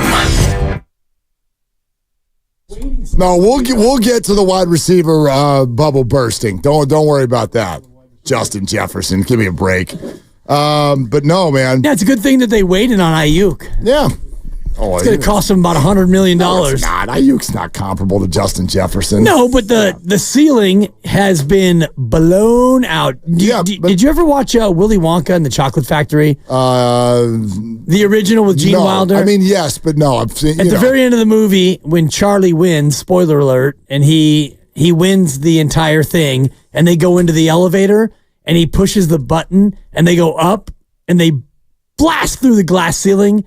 That's Justin Jefferson. Yeah, it also could make the bubble burst, though, because... I doubt it. Yeah, 4 years, $140 million, even though that's a lot of fake money, but $110 million guaranteed for Justin Jefferson. And I think $88 million guaranteed at signing. The real guarantee. Yeah. That's the highest ever for a non-quarterback. He is the highest paid non-quarterback in the NFL. So high. Good luck with that, Minnesota. But anyway, let's not get too far off track. There's plenty of time for that. Glad you're with us, Willard and Dibs. You lead the way. Go ahead. Tell me what the Giants did wrong with the New York Yankees this weekend. They basically rolled over. It was a capitulation sensation. They made the Yankees very comfortable. They did not do anything to make any of the hitters feel uncomfortable. They didn't. I mean, Aaron Judge dug in. He got ovations, and he said after the game how great it is to be back at the park that he grew up being at and rooting for that team. I felt like they rolled out the red carpet for the Yankees, and the Yankees win. The Yankees win. You didn't make any of their star hitters uncomfortable, and you got to the one spot where you probably should have and could have and would have won a game, and your closer came out there and threw many, many pitches away, and guys barreled them up. Yep. I thought that it was a pretty soft effort by the home team. It's interesting because I don't even know to what degree that is effective. You know, you've sort of changed your stance from Aaron Judge, yes, to now make Judge uncomfortable. So now you're saying like just throw it inside but not at him. I'm honest. I'm being genuine here. I'm trying to understand because I would like to a degree when I see teams do that. I get it. You're trying to get their feet a little bit less set or whatever. You're trying to get them a little less comfortable in the box. I also feel like at a certain point, it's like a white flag. It's like, I want you to get him out. Get him out. Don't put him on first base because the next guy might hit the ball over the fence too. You know what I'm saying? I get your concept, but even like when you said it to Goo, he's like, that's right. You send a message. And I'm thinking, That doesn't work. You're sending the message to the wrong person. You don't need to send a message to the Yankees. You think the Yankees are going to get intimidated by the Giants? The Yankees are unintimidatable. They play in New York every day. An inside fastball is not going to intimidate Aaron Judge. And the Yankees are not who we're mad at. So why throw the ball at them? Because we're playing the Yankees. We're not playing Farhan Zaidi. No, we're playing the Yankees. So get him out. Well, you're not going to get him out. Well, then there's nothing you can do. Well, when he homers, it would be better if you had him on first base with a pitch that maybe landed in his ribs. You go ahead and light him up after he homers off you. Yeah. Light him up instead of, oh, here's a strike, Judgy Poo. It's so funny. Have a strike. Yeah, it's so funny. Us. I know it's a fun narrative, but you don't use it at any other point. Like you're literally I do use it. No, you don't. Every time in football, sometimes you have to take a 15. Okay, first of all, sometimes you got to light somebody up. You've literally never said that. When the 49ers step out of line, you get on them for being undisciplined. I love Dre Greenlaw and his edge of the legality football. You can't stand Draymond Green. You can't stand people who ride the line like that. Draymond Green choking a guy in a non-basketball play is stupidity. You are literally advocating non-baseball plays. I'm advocating preventing 270 feet. You just said instead of giving up a home run, give up 90 feet. You just said take a 15 in football. That's a non-football play to take a 15. Right. Why? Sometimes you got to take a 15. You got to send a message. Sometimes you got to send a message. And the Niners are not in a spot where they've had to do that because they've been so dominant. The Giants are in a spot where you need to try something different. I just think it's such faux machismo. Like the message is not going to be received. The message is not going to be received. You're going to throw the ball inside, and somebody who is how big is he? What is he? 6'11", right? Like he's going to laugh at you. Send a message. What message? They're going to get a message home, opposed to what? As opposed to sending the message where you actually want to send it. Like this is is over the heart of the plate. No, Dibs, try to get him out. Like I would much rather if you come in instead of getting on the Giants pitchers for being soft, get on them for where they threw the ball in the zone. Pitch better. Like I go to what Dave Fleming said a few weeks ago, where he literally said on this station that if he were the front office of the Giants, he'd be pissed about the way the Giants are pitching this year. Why have they given up so many runs? They play in a pitcher's ballpark. They've got huge name value. They're highly paid. Why are they pitching like this? Why? I get that the Yankees are awesome. Great. That's 1 3-game set. That's 1 3-game set. I don't understand it, to be honest with you. I have no idea why this team pitches the way it does. They have absolutely everything they need to pitch better. Aaron Judge being in the plate, the best hitters in the history of the world get 3 hits out of 10 at-bats. Yeah. What? 6 for 10. Get him out. 6 for 10, 3 homers, 6 runs batted in. Right. That's embarrassing.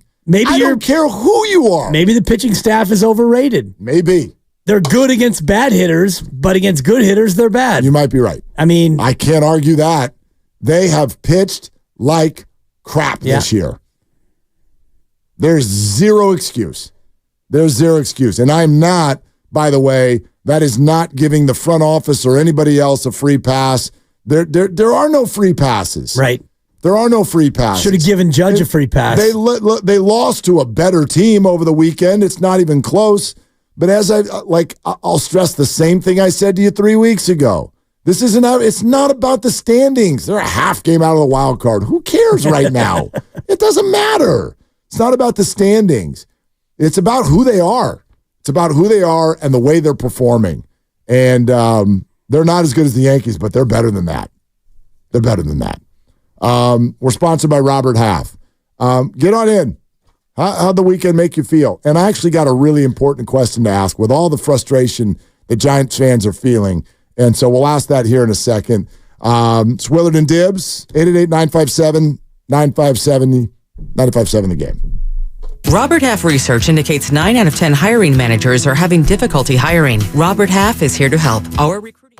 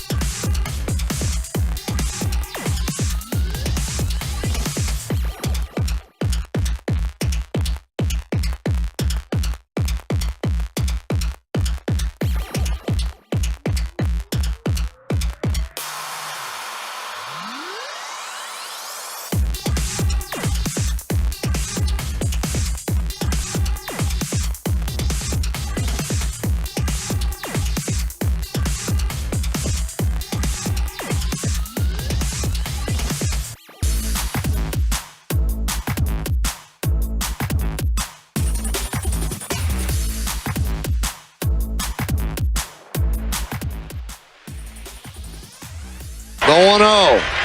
Driven deep to right field. There it goes. See ya. A monster two-run home run. And the Yankees have come back to take a 6-5 lead. Oh, my. He crushed that. Now, back to Willard and Dibbs on 95.7 The Game. That was the worst moment of the weekend right there, by far. I was trying to take my kid out to play some hoops. Yeah. Put the game up on the phone because I'm like, okay, I think the Giants might get one. Camilo's coming in. It's 5-3. Got this. And like within moments, I'm like, oh, this is going horribly wrong. Yeah. Like I will give Camilo this. At least it was not a slow death. We threw strikes. I mean, my God, that thing was so like the right fielder didn't move. No, didn't move. And and that park's hard to hit the ball out of. I've heard that's the case. Yeah, that might be a good moment to put Lucas's stat up. Did you read this? I did read it, and then I read it, and I thought, wow, that's alarming. And then Lucas, before the show, said, hey, did you guys read my stat? Yeah, he got really upset. Really upset. Yeah, we read your stat, I give myself Lucas. a 3 for my Lucas. It's a little mean-spirited. You should tell everyone else what the stat is. I'm trying to get to it. We're getting there. Yeah. Good Lord. Lucas, here it is. Most home runs by any player at Oracle Park this season. It's got to be all Giants. The leader is Tyro Estrada with 3. 3? Mike Yastrzemski with 3. I've heard of him. And Aaron Judge. Here comes the Judge. With 3. Grandy in his bag. Those are the 3 players. Tyro's done it in 28 games. Yeah. Yaz in 27. Judge in like 21. Aaron did it in 3, although he actually did it in 2. He sure did. Although he actually did it in 1 game and 1 inning. Yep. Is pretty much what I remember. Number 1. So 10 innings of baseball, and Aaron Judge is tied for the lead. And oh, by the way, obviously that's a 3-way tie for first. Tied for 4th with 5 other Giants. Juan Soto. Future Giant. No. We're not doing that? With 2. We're not doing it. I won't do it. Oh, I'm all in. We're not doing it. We are. You will, and we are. We won't because he's a Yankee. He'll be a free agent. He's not leaving. He's going to show up at the St. Regis. And, oh, my God, Juan Soto is in George's box.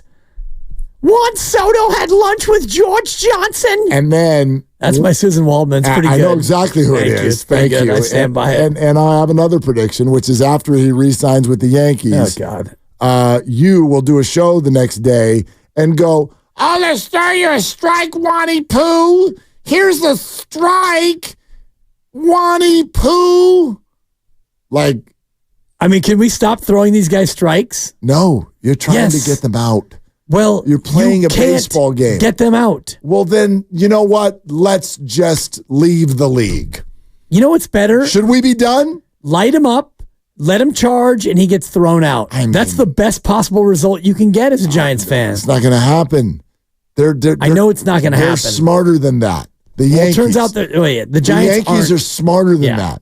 You think you're going to get Aaron Judge to charge the mound?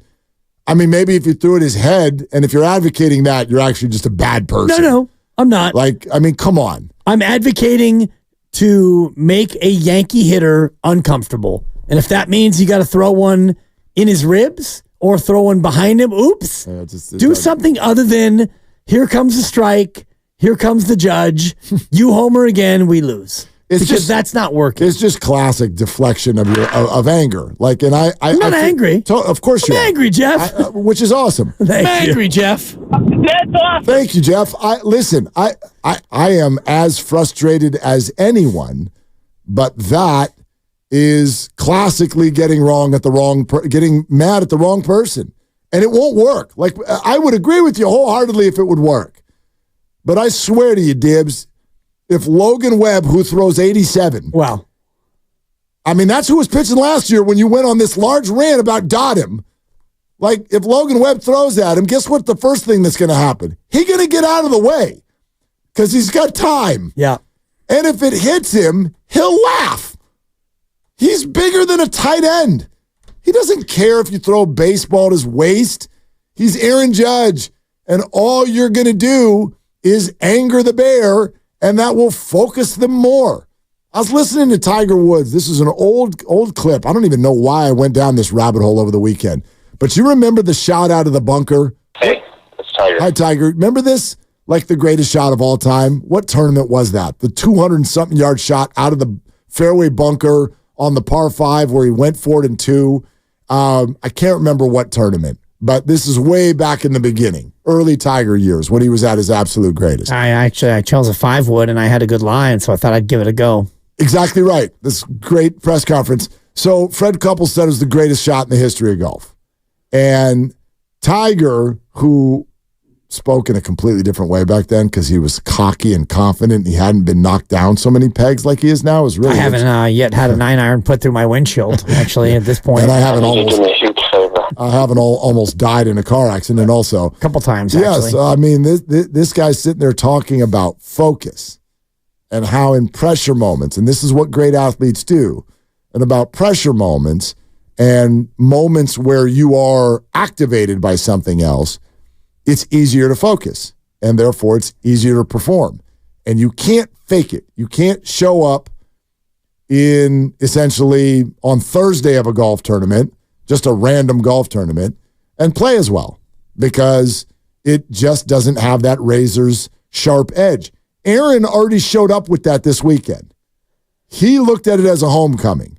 He's a fan of Barry Bonds. He's a fan of this ballpark. He wanted this to be a big deal.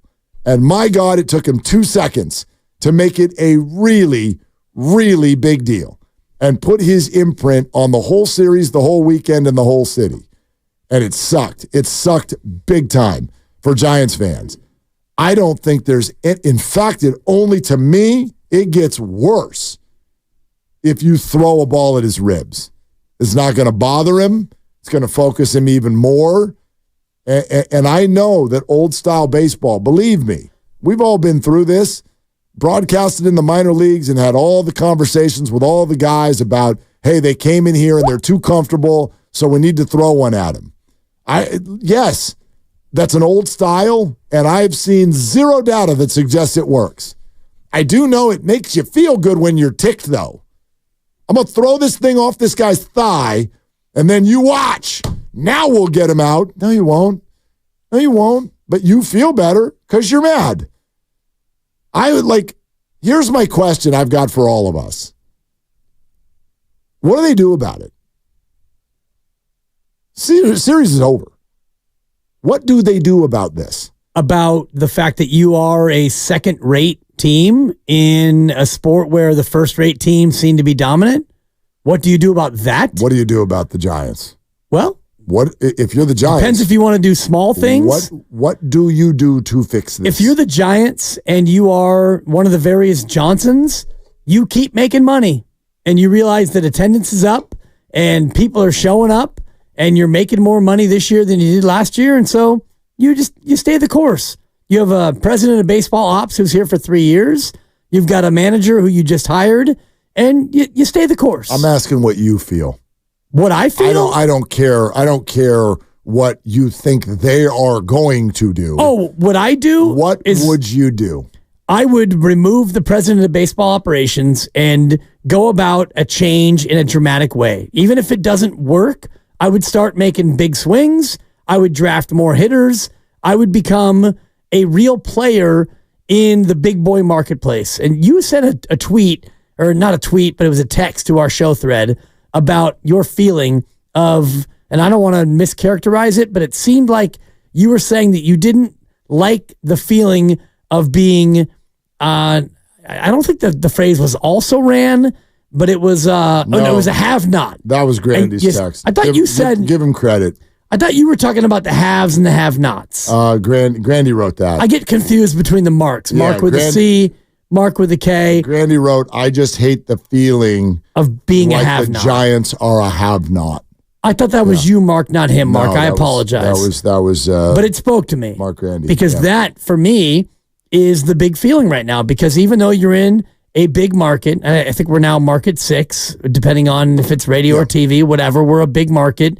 This is a big team that's won more World Series championships since 2000 than any other team. But it feels like this team This franchise right now is more of a have-not than they are a have, and that's a bad feeling to have. So what would I do? I would set about making sure that we are able to bring in either via trade or drafting hitters or doing whatever it takes to bring in some big-time marquee offensive players that would make it so this past weekend was orange and black and not gray and blue or whatever that color is. Because all the excitement in this series, not all of it, but 95% of it was Yankee excitement. The crowd, the at-bats, the sizzle. It was a Yankee series, and that sucks. I don't know if what you're saying is all that easy to do. You know, we can sit here and say, hey, it's time to bring in some marquee free agents. So are you rejecting all of their reasoning for why they haven't? They've been at the table with good offers every time. Right. So I'm not rejecting it. Do you buy or not buy that the ballpark is a problem for power hitters? I'd buy it to an extent. So, but I think you have to set about, so if the ballpark is an issue, and let's just assume that it is, well, now you have to set about a different course to bring these people in. And maybe it's a trade. Pete Alonso is a guy who might be able to be had via a trade at the deadline. The Mets are absolutely sinking, and he's a guy who needs a contract. And I know you don't want to talk about Juan Soto in the offseason, but he's a guy that maybe you grossly overpay to bring in. He clearly doesn't have a problem hitting here. And just watching that moment yesterday, and I wonder what old school baseball people think about that, because I'm well beyond the pale as far as like the bat flip, the celebration. Yeah, for me, cares? that's fun. Who cares? Yeah. He hits it. He looks. He turns. He throws the bat away up in the air, like it's a live firework on the 4th of July. Totally, yeah. It looked like he was at a luau. Triple chest pound to the dugout, a couple of bounces and a pimp, and then we're going to round the bases. If I was watching that as a Giant, if that was a Giant who did that, that would have been one of the more incredible moments of the year. But instead it was like, oh my God, that was a Yankee. Sure. And the crowd went wild because it was, 50% Yankee fans? I mean, in that Whatever moment, the number, in that moment, it it felt like 80%. But that gave me, and I think you used the word earlier in the crossover, maybe Goo did, about envy. That gave me big time envy. Yeah. Because that's what you want as a fan, right? Jealousy took over the whole weekend. Totally. It took over the whole weekend, which is something I don't know if as a Giants fan I've ever felt before. I've certainly never felt it as a 49er fan. Because again, jealousy does not just mean you're having a bad year. Nobody's the best every year. But the 49ers have never really, in my lifetime, they've never like wanted for anything. Like, sure, I'd like to maybe win a Super Bowl again someday. That'd be fun. But you know what I'm talking about. Like, they're not. Right. Even in the Chip Kelly year when they were terrible. Well, that was junk. But you're not like something is fundamentally not available to the 49ers. I did feel that as a kid, as a Warrior fan. Like, this is what being a Giants fan right now sort of feels like. And maybe that's overstating it based on results, but I'm getting like Warriors 1980s vibes. And the reason is because it's the only other time that as a fan I can relate to the idea of another team comes to town and you sit there in the stands and go, wow, look at them. Magic, Kareem, Worthy. Thank you. It's exactly what this felt like. It felt like when I was 11 and the Lakers came to town. And the arrival of Steph Curry, for me, has largely meant that this city, and you mentioned its size and its resources, should never feel like that. We should never, ever feel like that. We should never feel like somebody comes in and you're like, right? It's like the minor leagues. It's like somebody who grew up in Nebraska visiting the ocean. Like, wow. This thing is bigger than I thought. Has this thing been here all along? Whoa. You know? And that's what it feels like right now when the Dodgers and Yankees come to town. And that's why, and a lot of people are translating that by using the word embarrassing. And I don't know if it's exactly the right word because I don't find like the whole process, I don't find things like that embarrassing. It's not embarrassing, but there's a word that's at least related to that. And the best I can come up with now is jealousy. But there's another word that needs to come in there because to feel jealous when your ballpark looks like this and you live on the coast in California and you've won championships in recent memory, that's a weird feeling to feel. And so that's kind of where I'm at with this. Like a Giants fan should never, ever be looking at opponents coming in and being like, ooh. I want some of that. The you-know-whats are in town. Yep. I don't care who the hell's in town. You should be the ticket. You should be the ticket. There should never be dynamic pricing in San Francisco. Ooh, the Cubs are coming. Yay. You are the ticket. And that's kind of the issue to me. The issue is not the standings. It's not all of the players and all of that. Like, there's some good players. Some good players. There's nobody who stands out as generational. But if we really put our anger away for a second, you won't look at the Giants organization and be like, well, this is just the blind leading the blind. No, like Bob Melvin's your manager. You're at Third and King. You got a beautiful ballpark. It's not all, there's some positivity to some of the things that have happened this year. But the problem is somewhere along the line, the way that the team's been run, whether it's analytics, whether it's trying to save dollars, whether it's trying to be smarter than everyone else and trying to erase the recent success of the past. Add all those things together, and somehow it has made the Giants feel a lot more minor league than they are.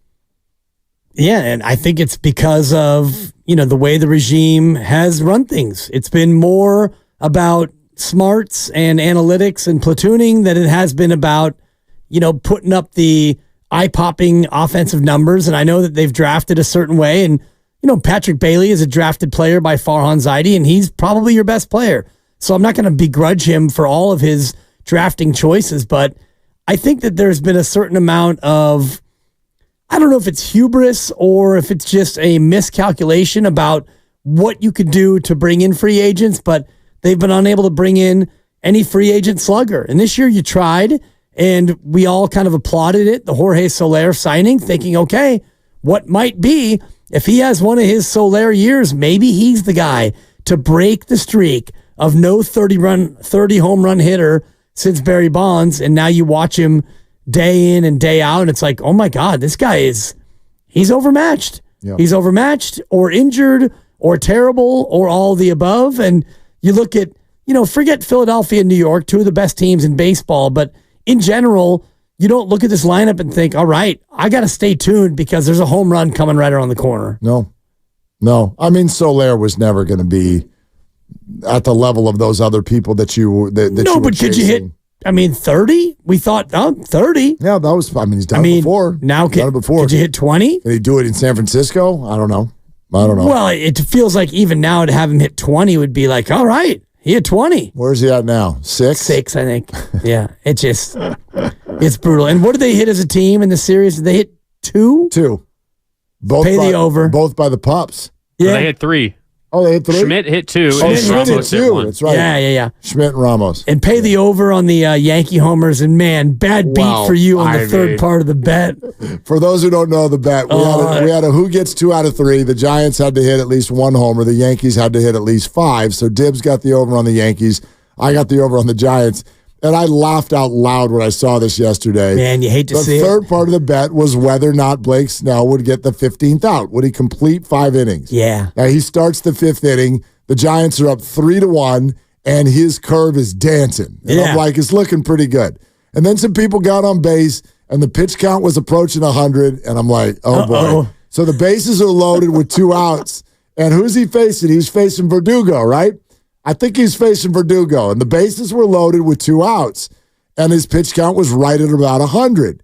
And I'm like, well, we've probably arrived. Like, this is going to be his last hitter. He's either going to get this guy out, or this guy's going to tank one into Triple's alley, and they're going to go to the bullpen because it'll be a 3-3 game. And the answer was neither. He was going to throw the second pitch and come up totally lame and re-injure himself and walk straight to the injured list. You literally set the over-under at 14 and a half outs, and he got 14 and got hurt trying to get the 15th out. Yeah. This is how this year feels. I threw my hands up. I'm like, of course. Of course. Yeah.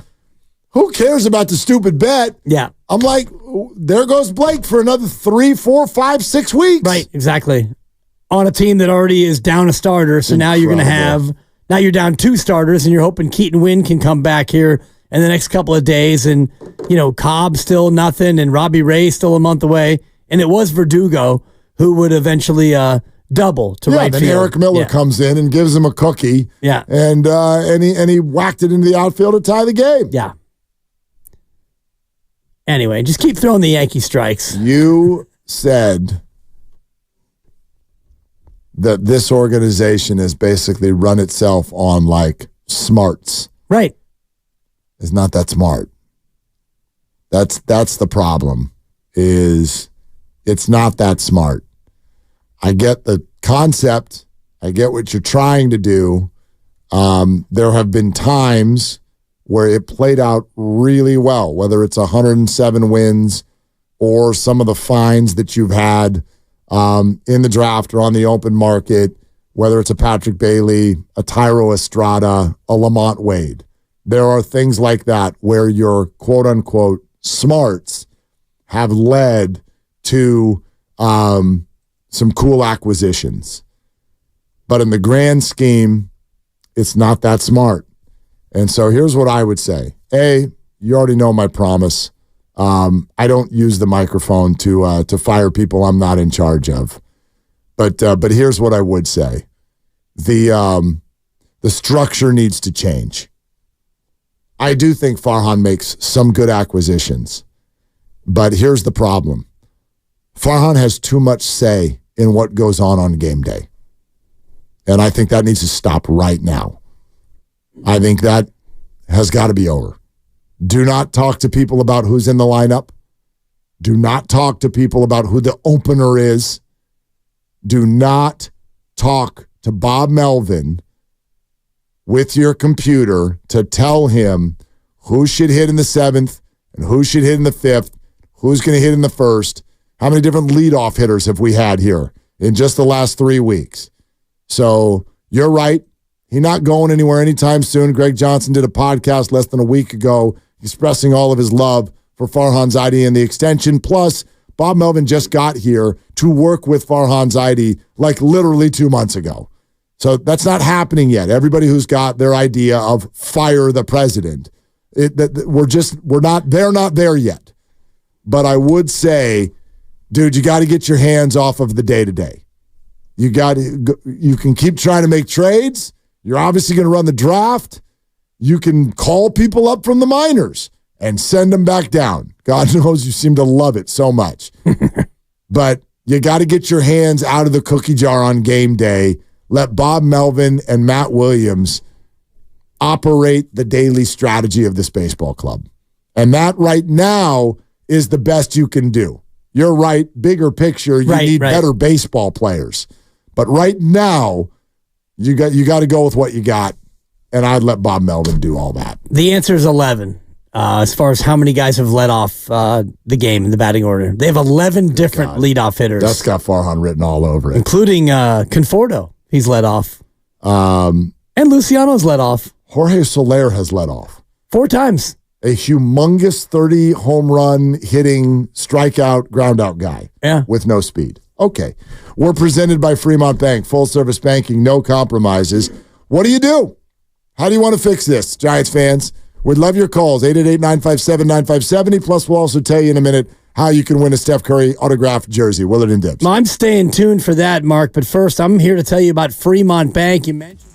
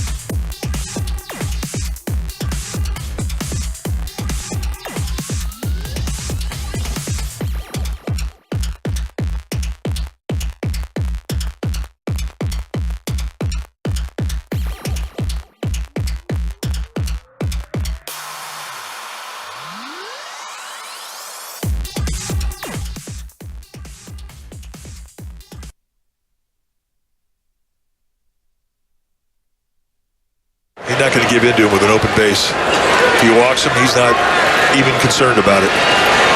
He's not going to let the big man beat him. 8th pitch coming. High and deep and gone. And the big man beat him.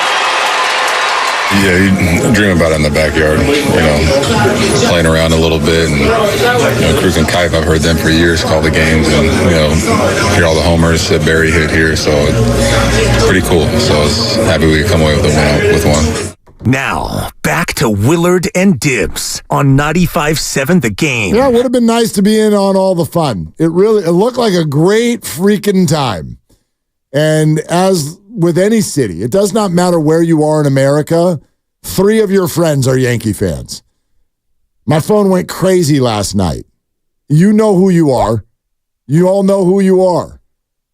And the victory lapping and the chest pounding and the big brother versus little brother vibe. I mean, come on, it's the Yankees. You've been dealing with it our whole lives. But this just felt different. This just landed different. It landed different than it has in the past. First of all, because you don't get to play them head to head almost ever. But I remember, how often did the Giants go to Yankee Stadium? Sure, there was last year. Prior to that, I'm trying to remember how often they've actually been in Yankee Stadium. I do remember at the height of Barry Bonds' home run chase, they went to Yankee Stadium.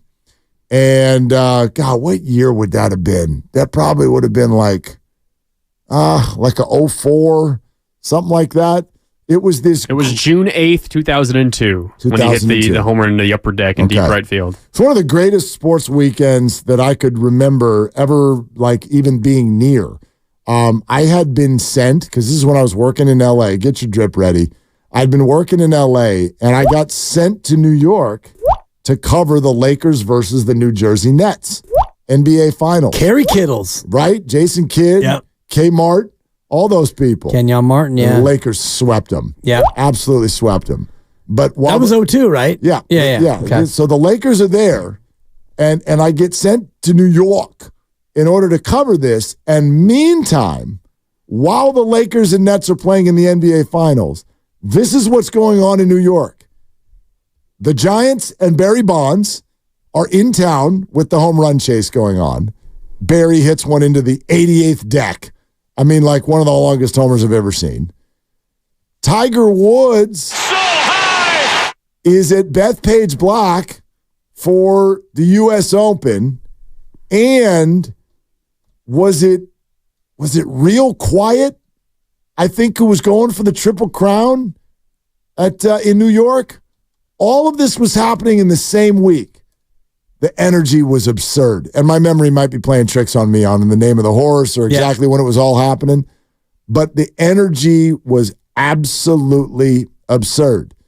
And the Giants are a piece of that. Like those 2 former New York squads, and if they've got a big bomber on their squad, like those are memorable series. It's War Emblem, by the way, but yeah, you remember War Emblem? Yep. Okay. Yep. Yeah. Going for the triple. Yeah. So anyway, point is Took that 8th. Yeah, he definitely did not win. I do remember that. Yep. Anyway, this weekend was at the expense of actual Giants fans. Because it was completely just a logo for what has happened, which is that the organization is now being run in a different way. And it is a way that seemingly, while I find some pluses and some minuses, this is where it really stands out. It really stands out, that whole thought process of how we're going to win without overspending or whatever. It really comes to a head when you're going against a team that is just absolutely filled with boppers. And I'm sure there's a lot of teams that feel that way when the Yankees and Dodgers come to town. Right. But there's something about this group that just looks so caught in headlights and so overwhelmed. And so, yeah, it's a very, very jealous feeling. You're the Carolina Panthers. And that's kind of the feeling that I get watching this team. And, maybe you are the New Orleans Saints or whatever team you want to pick if you're the Tampa Bay Buccaneers. And yeah, you might be able to win the NFC South, but you're not going to be good enough to beat the real power brokers in the NFL, let alone to go up against Mahomes and Josh Allen and do anything in the AFC. And that's a sickening feeling. And I just listened to the call that Grandy played on the way in from NBC Sports Bay Area from Kruk and Kipe. And, Kruk basically saying, you're not going to try to mess with this guy. You're going to pitch around him. And then they don't pitch around him. And he hits a home run. And it's like, oh, boy, who could have seen that coming, right? And that's just the nature of it. And, yes, you and I can debate whether or not they should be more aggressive and throw at them and whatnot. The real big takeaway in all this is you're not good enough to beat the good teams. That, for me, is the umbrella takeaway from this weekend and all these series you've played. You're 3-12 against the Dodgers, Phillies, and the Yankees this year. And that, for me, is maybe the most jarring part of all this because, yeah, you beat the Dodgers once. You're 1-5 against LA, and you've beat the Phillies twice. You're 2-4 against the Phillies, and you're 0-3 against the Yankees. So, yeah, you might be able to scratch out 84 wins in the third wild card, and that's great. And playoff baseball is fun, and we can all dream about what might happen if this and if that, and if the pitching staff gets healthy and all the rest of it. But for me, the umbrella takeaway is you're a second-rate franchise right now in Major League Baseball. We're going to get back to this in a second, but we got some breaking news. 95.7 The Game breaking news. And this one is 49ers related. The 49ers are working to finalize a deal with veteran tight end Logan Thomas, who has most recently played with the Washington Commanders. 55 catches for them last year, a very big target. And we've known for a while the 49ers have loved the idea of the two tight end set alongside George Kittle. And so it looks like they have got their guy, according to Mike Garafolo. Tight end Logan Thomas to the 49ers, finalizing a deal to join. Okay, it's exciting. And we've talked a lot about what they like to run offensively, a lot of 21 personnel, a lot of 22 personnel where you have the one wide receiver and you get that second tight end in there. And Logan Thomas is a guy who can, if George Kittle is not right or if he's, and he misses a couple of games a year, it seems, then you've got a guy who can step in and be a pass catcher because you had a definite tight end drain this offseason. You had a couple of your main guys leave behind George Kittle. Yep, no doubt. So that's an interesting signing. This is a talented guy who has struggled with injury at times. Then again, he's a football player, so who hasn't? Right. But yeah, talented guy. And again, 55 catches with the Commanders last year. And now just think he's on an offense that actually works and has a quarterback and all of that. So I do think sky is the limit on that one. So, okay, Logan Thomas comes to the 49ers, and we do have some football a little bit later talking about the wide receiver bubble in the wake of Justin Jefferson's new deal with the Vikings, which is, checks notes, large. Yeah, big time. Very large. Big time. And, we can talk more later about how that affects the 49ers and their budget, which it feels like it's going to cost them a little bit more, although I do know that they freed up some money. Just opened up some money. With the post-June 1st release of Eric Armstead. Yep, they had $25 million in cap space, and they got right to work on it. Yep. Yeah. So there you go. All right, we haven't played this yet. Tom Verduchi, who's one of the top baseball writers and minds and talkers out there, he's going to join us in just about 20 minutes. So there's that. We also promised the information on the Steph Curry autographed jersey. So again, we are giving you a chance to qualify to win that jersey, autographed Steph Curry jersey all week long, right here on 95.7 The Game. 3 specific times where you really need to lock in and tap in. 7:30 in the morning with the roast, 12:30 in the early afternoon with Steiny and Goo, 4:30 with us. Every single day this week, and all you have to do is listen. That's it. Just tune in and listen at 4:30, and we'll know the show. We'll ask you something that is about to be said on the show, and then the first person to call in on the contest line with the correct answer is qualified to win the autographed jersey. Plus, you're not going to qualify and not walk away with at least something. If you qualify, you win your own prize as well. And today's qualifier is going to get a Kevon Looney bobblehead in addition to being entered into the grand prize drawing for the Curry jerseys. So make sure you're with us at 4:30 this afternoon. It's awesome. It's right? on. It's on. And, Father's Day, big time, very important for those of you still with fathers. I'm fatherless, so I'm all receive, no give. But for you, with Tom Willard, you got to come up with something for your dad, I'm sure. Yep. Oh, yeah. We've started working on that already. Nice. And, Tom's rocking and rolling, so we'll have him all ready to go. And we will see if my children actually remember that there is Father's Day coming up. We'll find out. They'd better. Don't make me send a message. No. Send a message. Okay, I will. Please, don't throw a ball at them. No. Send I'm not going to dot the 10-year-old. I never know with you. You're angry. Which is awesome. That is awesome. Yeah. Let's go live to Mark. Let's go live to Mark Grandy with this Giants roster and lineup note. Hi, Mark. Hey, what's up? Yeah, we got a couple notes here from the Giants. First of all, Michael Conforto, after finishing up his rehab assignment with the River Cats in Sacramento, he has been activated. Blake Snell is the corresponding move. He is now on the IL after he suffered that groin injury yesterday that had him leave just before he got that final out of the fifth inning that you were hanging on for Willard. But yes. So Snell's on the IL. Michael Conforto is back, and we do have a lineup. Conforto is in the lineup. He's playing left field. He is batting cleanup. Brett Wisely is leading off. Patrick Bailey in the 2-hole. Matt Chapman hitting third. Then there's Conforto, followed by Ramos, Soler, and Yastrzemski. Schmidt playing shortstop, batting eighth, and Trenton Brooks rounding out the order, playing first base. Yes, and on the mound tonight, opener night, Eric Miller to start, and Spencer Howard, the bulk inning role. Okay. After that. And you said Wisely's leading off? Wisely is leading off. So that becomes their 9th. I thought you said 11. Well, they had other guys had not started the game at leadoff. They'd pinch hit and gone into the 1-hole. I see. So it's been Jung-Hoo Lee 31 times, then Matos, then Slates, sure. Then Soler, Yaz, Elliott, Ramos, Lamont Wade, and Tyro each one time apiece. And now Brett Wisely, the new punchy little leadoff hitter. There you go. Yeah, the other note is that Tyro, not on the IL, but still out dealing with that thumb sprain. Yep. He Yep. slid into the base and hurt his thumb. And I wonder what the next move is, because Keaton Wynn is expected to be reactivated in the next couple of days. No, that's probably a Spencer Howard or something like that. Right. Most likely. And I know that Blake Sables has started playing first base down in AAA, so he might be the future left-hand hitting first baseman. Right? Until Lamont Wade comes back. We'll see. This is all, it all feels very patchworky right now. It all feels very familiar is how it feels. Yeah.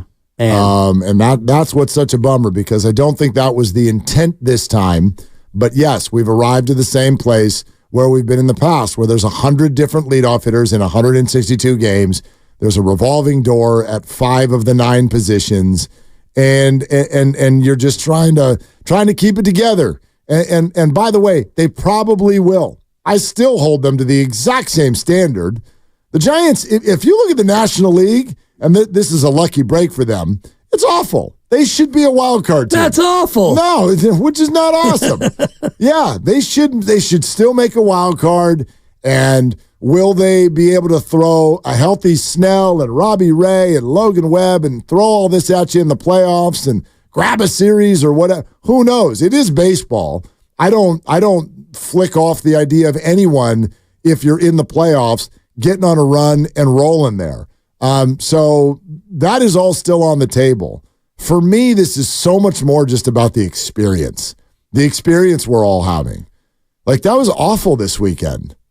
I mean, can you imagine, anybody who's been here for a second, imagine that ballpark ever looking like that? I haven't seen it. Not since the Dodger series have I seen that. That's what I'm saying. It's been though. days. No, but that's what I'm saying. No, you're right. Go back 10 years ago and tell me that ballpark would ever look like this. There's always been one-offs. When the Dodgers come, or the Cubs come even, or even to a degree the Mets, or certainly when they had the Bay Bridge games and the A's were here, it's a different vibe and a different crowd, and that's fine. Like, road fans in stadiums is a thing. Right. My gosh, our 49ers take over everywhere they go. So it's not this, but I never thought that from a vibe standpoint, it would be so overwhelming as it is now. And I'm not mad, like I've heard people be getting all mad at the fans, like, don't sell your tickets on the second day. Stop. Right. Do whatever the hell you want. You can do whatever you want. But I never thought the energy would look like this. And that's not on the fan. It's not on the fan. Like, you got to have people that get you up out of your seat. You got to have people where you're like, I can't wait to watch this guy hit the ball.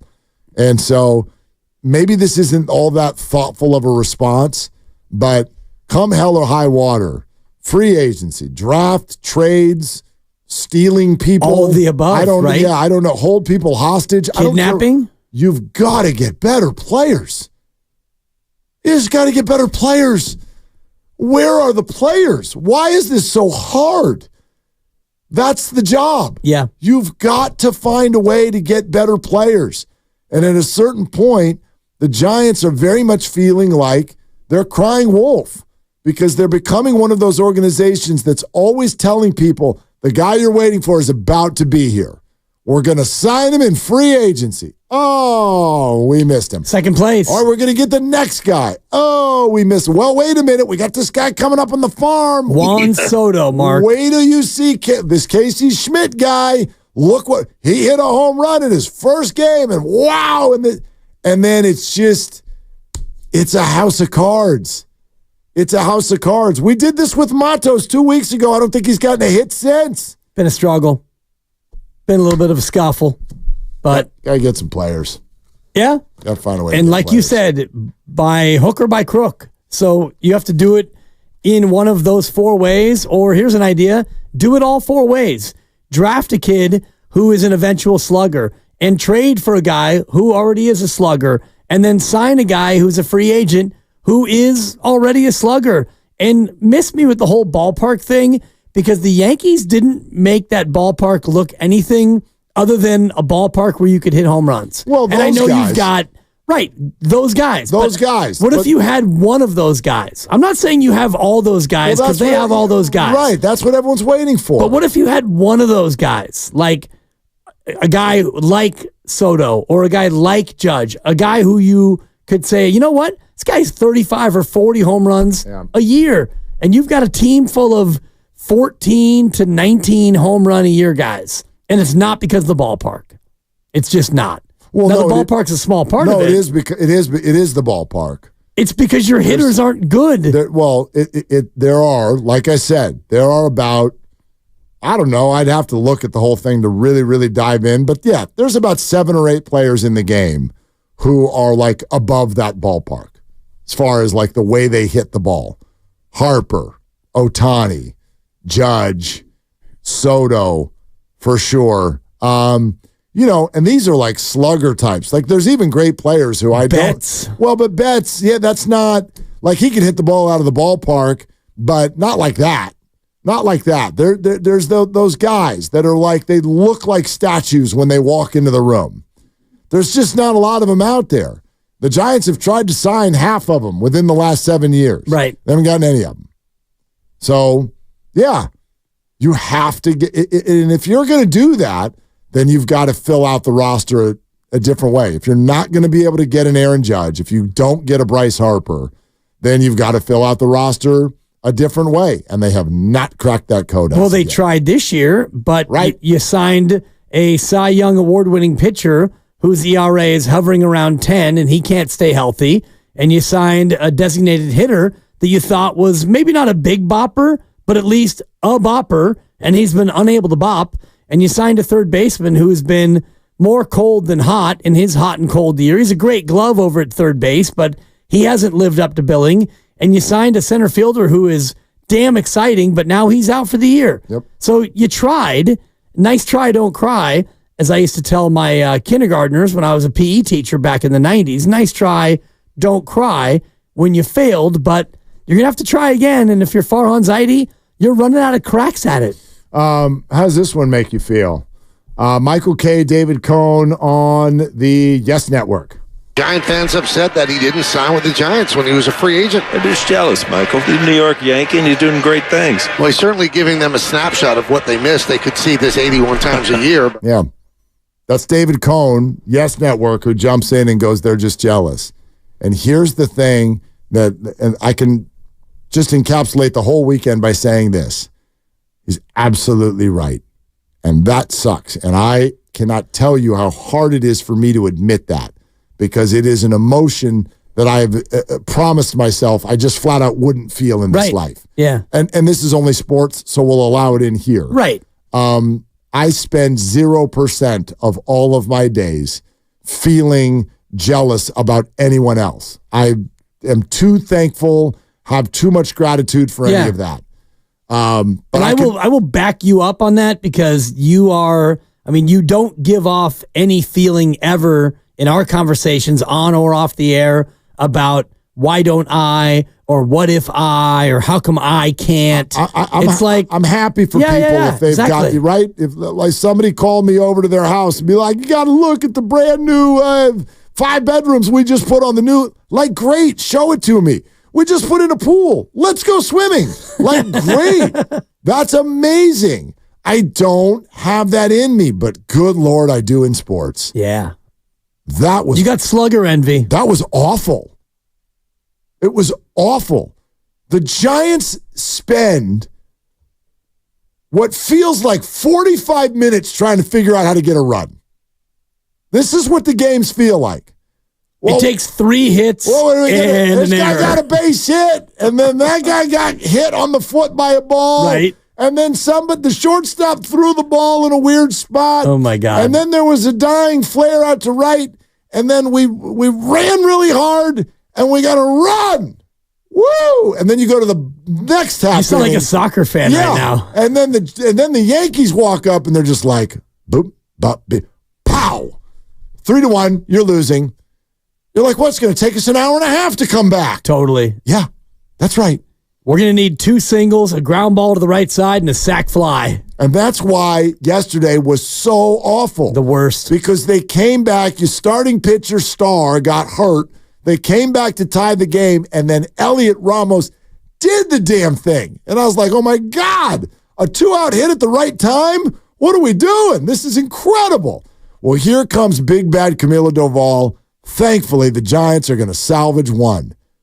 14 seconds later, it was 21-5. Dude.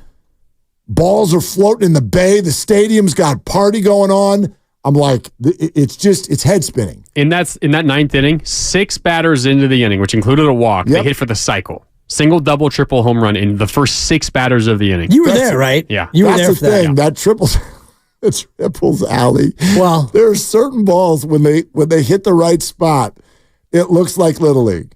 Like watching Matos run backwards, like with his back to the infield and chasing a ball. Are you talking about the triple or the ground rule double? I'm talking about the triple, and it's just rolling out to Triple's alley like it looked like kids playing in the park. It someone felt hit like it too he far. took a bad route, but then again, I watched it a couple more times, and that thing was just scalded in the perfect spot. And they're just running after it. Like, seriously, looked like kids at the park. Yeah. I'm like, oh, and my the God, other he's one, never going to get to it. That ground rule double was weird because it was like my drive inside out, left to right, and then it bounces and then hits the wall and then goes over the side fence, and both outfielders are like, oh, thank God. Yeah. Thank God it's out of play. They're like, make it stop. Please. We're sponsored by Liberty Mutual. You want to weigh in on this, stay right where you are. 888-957-9570 plus Tom Verduchi, who's actually working the Giants Diamondbacks game tonight for FS1, and it's just a phenomenal baseball mind. We got questions, and we'll get some answers on where the Giants stand in the whole framework of Major League Baseball next on Willard and Dibs. Hi, we're Comparing Insurance Agency. Never heard of us? We know. But to help it stick that our local agents are insurance experts, we're going to say local agent 3 times in the next 5 seconds.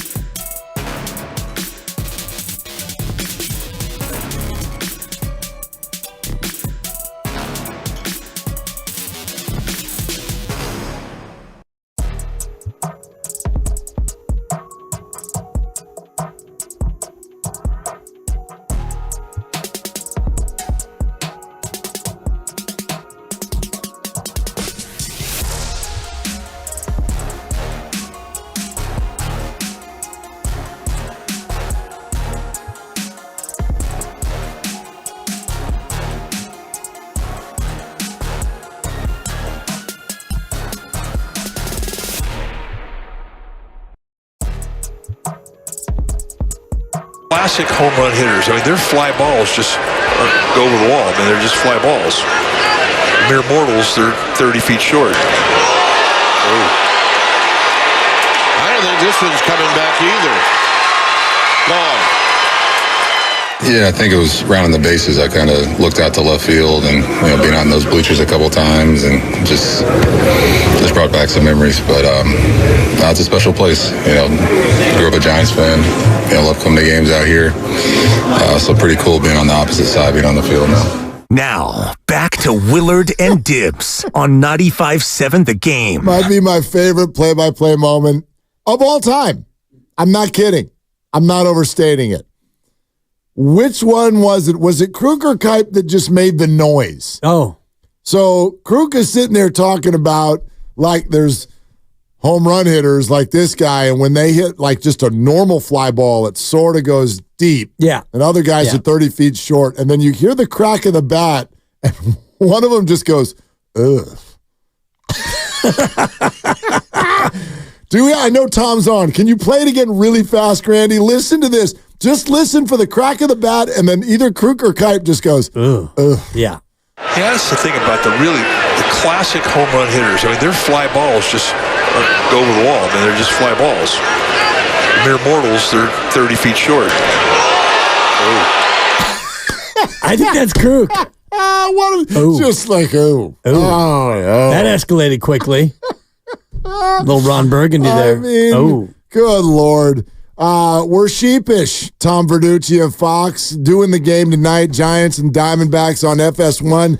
Thank you so much for coming on. And I know you get it. You're around the game all the time, and this fan base has kind of had it watching everybody else with all the cool home run hitters. What do you say to a Giants fan who's just kind of had it?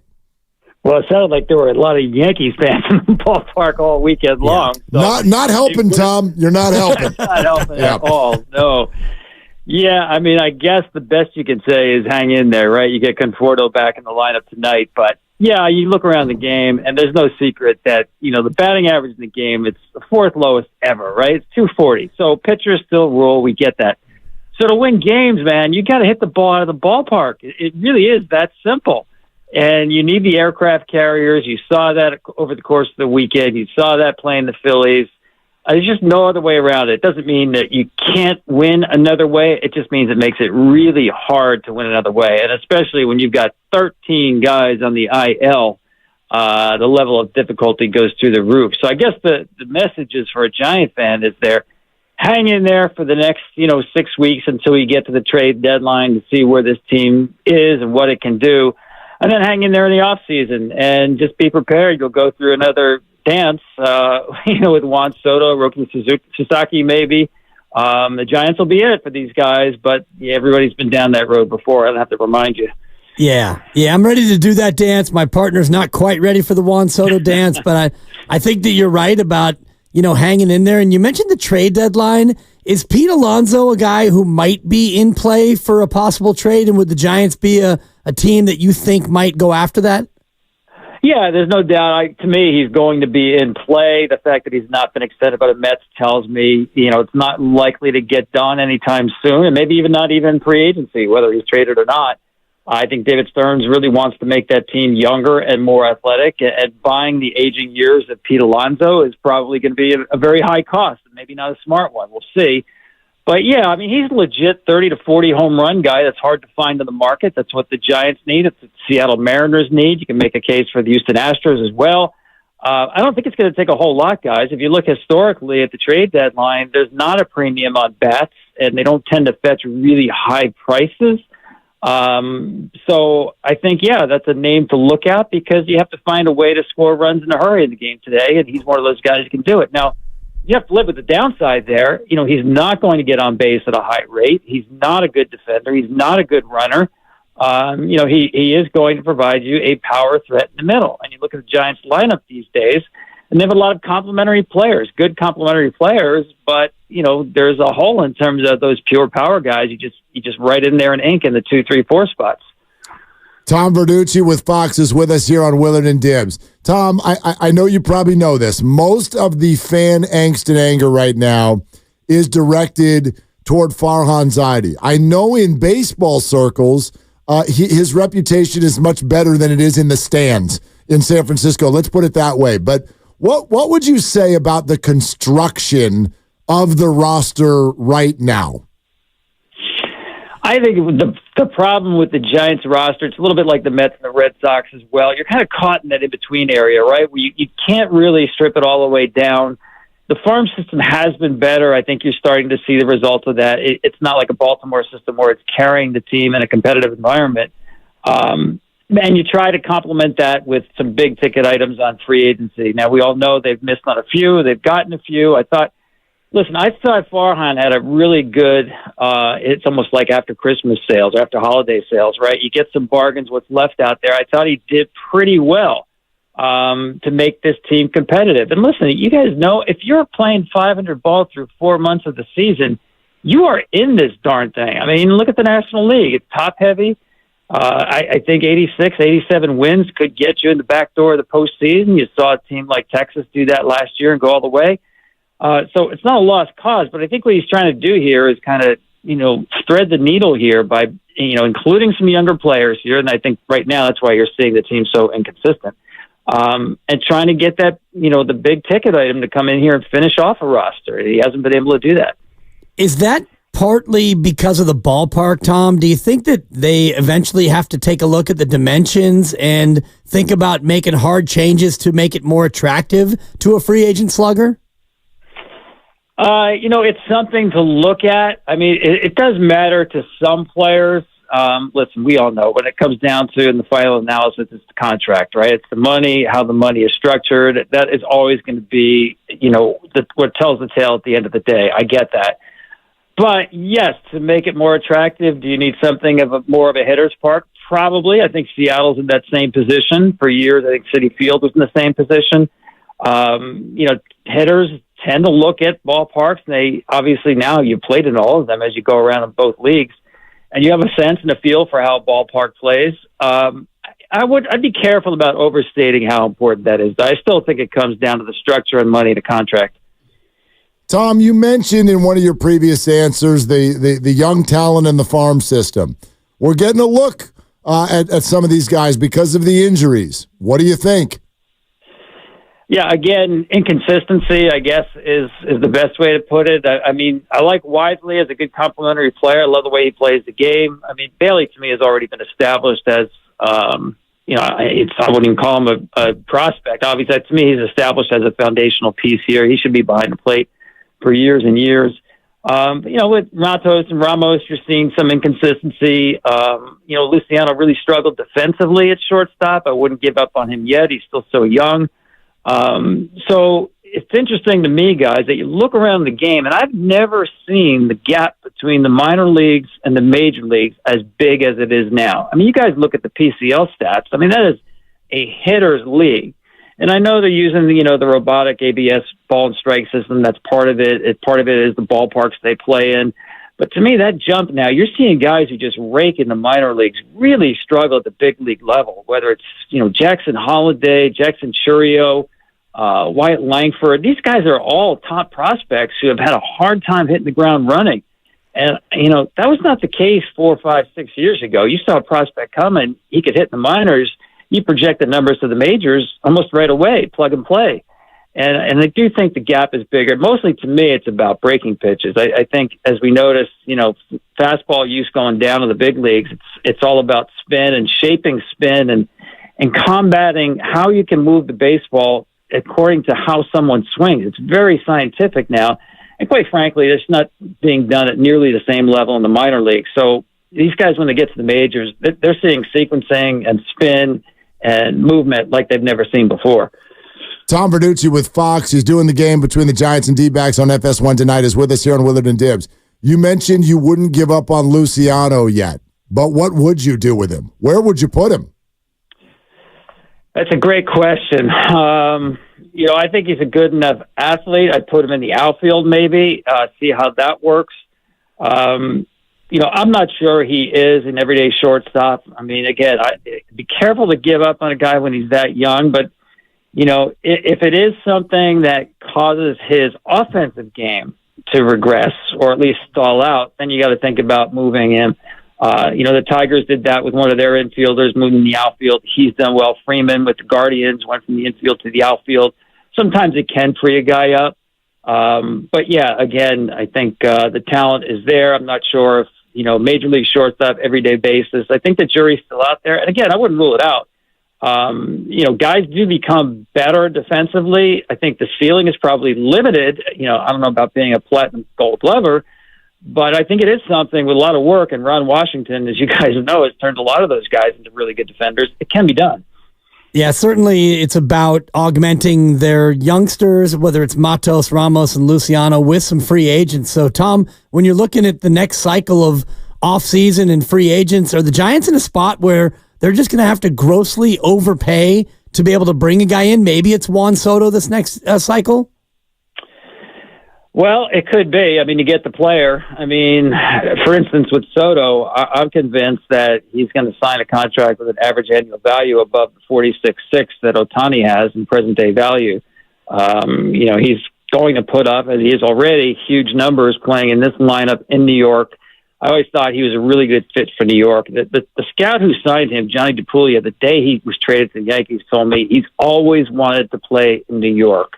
And you always worry about that. New York is one of those places like Boston and Philly. Like sometimes there's a breaking in period or guys don't fit in at all. That's not a problem with this guy. So likelihood is he stays with the Yankees. So just think about where the bidding is, especially as I expect the New York Mets will be in this. They need an aircraft carrier themselves, especially if Alonso's gone. So if you're the Giants and you see you've got the Yankees and the Mets, raising their hand in the bidding war, you got to be prepared to go a little bit more to get the player. So guys like that, you're not going to get a bargain on. I'm sorry. You just have to kind of grit your teeth and you think that's the right guy. I think he is, by the way, guys. I think he is as reliable a buy as anybody in baseball because of age, because he controls the strike zone so well. And because when you look at his track record, guys, he posts every day. This guy loves to play baseball. I don't see a contract taking that love away from Juan Soto. Does he want to play with the Giants? Who knows? That's something he hasn't even thought about, I'm sure. But yeah, if you bring him out there and you show him a plan of winning, because now he's used to winning, you have to do that. And you have the right contract, you got a shot. Well, Tom, you're talking to a lot of PTSD right now with the idea, you know what I mean? And so when you say you tell a Giants fan, hang in there, okay, there's the Soto thing, but let's all call that unlikely at best. Like, hang in there until what? What can they do to get this thing going here in short order? Yeah, to me, I think they've got to build this team on pitching and defense. I mean, they have a good core of pitchers there. This team throws more ground balls than anybody in baseball at an age where people love elevated fastballs. They've got a little bit of a zig to the zag. But to do that, you better have a premium defense behind you. And they're not quite there yet. Listen, I know they're missing Ahmed at shortstop. That makes a huge difference. But right now, you can look at defensive stats any way that you want. And most of them, I don't think, are really that reliable in a small sample size. But the one I like is kind of a thumbnail is defensive efficiency. And it's basically a measurement of how often you turn a batted ball into an out. And the Giants are last in baseball at turning batted balls into outs. When you've got a sinker ball, ground ball staff, that can't happen. And again, I realize it's probably a product more of what they have on the IL than most anything else. But to me, in that ballpark, it's going to be much, I hate to use the word easier, but more likely to build a team built on pitching and defense than it's going to be a team built on power. Yeah, as much as fans and, the old expression about chicks dig the long ball, heck, then we're all chicks, Tom, because we all like the long ball, and this team just doesn't seem to produce a lot of them. And you look at this team from a pitching standpoint, and you look at Blake Snell, do you think that when healthy that he can revert to being close to the pitcher that he was in the past? I do. Now you look at his track record, and he hasn't really put back-to-back years together. You have to, I guess, chalk this up as just getting a late start. I know Scott Boras was telling me all along that Montgomery and Snell and all these guys who are still out there were going through, essentially a virtual spring training on their own. But we're learning that's just not the same as being in camp in a competitive environment, in a team environment. And I think you look at the way Montgomery's gotten off to a slow start, too. You have to believe that's a part of this. But Blake Snell, to me, still has just a wipeout breaking ball. It's always about command with him, especially with the fastball. Here we are, the third of the way through the season. He still doesn't have a win. Now he's going to miss at least 2 starts. Doesn't look good, I'll tell you, but there's still enough runway for this guy to get his Cy Young stuff anyway. So the second half, he's going to make an impact on this team. And hey, that means he'll probably opt in, right? Yeah, I have no idea what he thinks of the organization, the environment, those personal kind of things, just the kind of vibe you get from being someplace for your first year. But yeah, after the experience he went through last year in free agency, I would think so. Hey, Tom, I got this as well, and if this comes off sounding jealous, it's because it is. So you mentioned the name Roki Sasaki earlier in this conversation. There are stories all over the internet that, and this is another player coming from overseas and is supposed to be just a young phenom pitcher. And I see stories everywhere that the Dodgers are the heavy favorite. And it's like, okay, where are we going with this? And so, yes, it may sound jealous, but what is your national view of the Dodgers and Yankees essentially, getting everybody? Well, as someone who works for Fox, it's good news because they do drive ratings. We know that. As a pure baseball fan, listen, I don't like when the game's top heavy. I love it when, markets, everybody has a chance or a hope of winning. But I think it's actually good when you have these super teams, whether they win or not. I think the great equalizer, and you see this every year, guys, is the baseball postseason. And, if we go to 32 teams in a few years, not a few, probably more than that, but you may see the playoffs expand again. That is the great equalizer that, the Diamondbacks can knock out the Dodgers last year, or the Phillies 2 years in a row knock out the Braves when those guys have run up 100-plus wins. So they can't win every year. They can certainly, it seems like, win the division every year or almost. But to me, the postseason is just so unpredictable, and it does come down to small sample sizes and shorter rosters. You don't need a 13-man pitching staff. So I think you have to keep that in mind, that as much as these teams can pile on and have their payrolls in the stratosphere, to me, I love seeing the baseball postseason because it really is unpredictable. I mean, right now, the Yankees look completely unbeatable, right? But who knows? October is so far from now, and who knows what team they're lurking to just find a way to beat them the way Arizona did with L.A. Tom, great stuff. Wonderful to have you. Have a great call tonight, okay? My pleasure, guys. Thanks for having me. Tom Verduchi on Fox. He'll be on the call. Giants and Diamondbacks tonight, when the Giants will probably hit 5 home runs and turn the conversation back the other way because they're playing in a bandbox tonight. Yes, and lose 10-9. So, that'll be different to go out there and score runs and, find a way to, hopefully they snap the 4-game losing skid. Say, you didn't have to add that. I mean, I just did it. I mean, for fun, just to throw it in there. It's not fun. It's not fun. Hey, Dan. guys. Yeah, Lucas. In that middle of the conversation you were just having with Tom Verduchi, Grandy started yelling at me. Can I have him yell at you guys instead? Sure. Okay, cool. Go ahead, Grandy. What do you want to yell Well, at me? you guys were asking him about chasing a free agent and what do you do? And he just said, well, you got to build on pitching and defense. Is it wrong that I'm just tired of having to be a team that relies on only pitching and defense? Well, I'm over it. No, it's not. It's not wrong. And actually, let me read to you someone who might be your spirit animal who just texted our show. And it's from the 805 area code, and it says Giants Park design guarantees boring team. You agree? Kind of seems that way. And I was thinking about 2014 when they won the World Series. We think of that as awesome season. It was the best experience ever. The 2014 regular season was largely pretty painful. Totally. Very painful. We nicknamed 2010 torture. Yeah.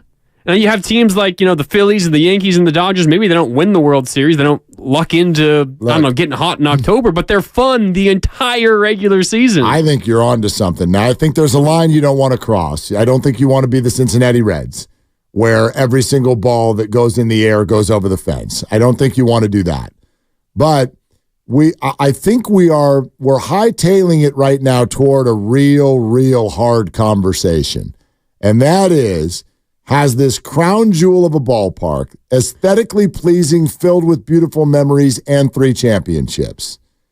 Has the game changed while it's sitting here operating? Has the game changed in such a way that the ballpark has now become a detractor to winning?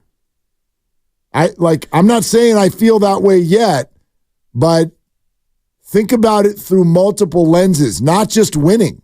How about just fan interest? Right. You have a ballpark that people, if they're not 6'9", usually don't hit the ball out of. And that's what we're not only wanting to see, but Tom Verduchi just very clearly stated, in today's game, the way it's operating, you have to hit the ball over the fence.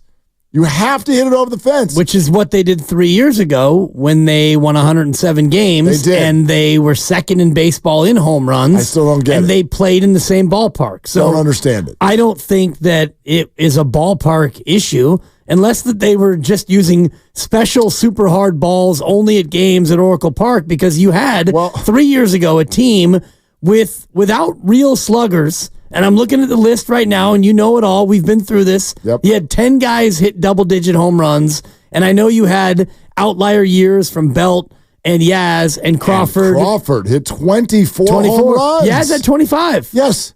And now, as a team, you might have 25. But Yaz, I know he's not like a great hitter, but he's a home run hitter. Like he can right, hit. He tries to hit home runs. When he hits home runs. My point, though, is that Crawford? Nobody was talking about the ballpark wah 3 years ago when you were number 2 in baseball in home runs. For me, it's not a ballpark issue. It's a roster issue. But that was 1 year out of 25. Right. But the 3 championships before that, you were top half in all 3 of those years in home runs. But I'd also argue, you won. Yes, but you did not do it by overwhelming people offensively, number one. But I think to Grandy's point about it, I don't think that was boring. When you were winning, it wasn't boring. Of course not. It's never boring to win. But the question was not, how was it then? The question is has the game changed and the fan changed to a way where, this is not that enjoyable for everybody anymore? Yay, I can see the water, but no one hits it out there.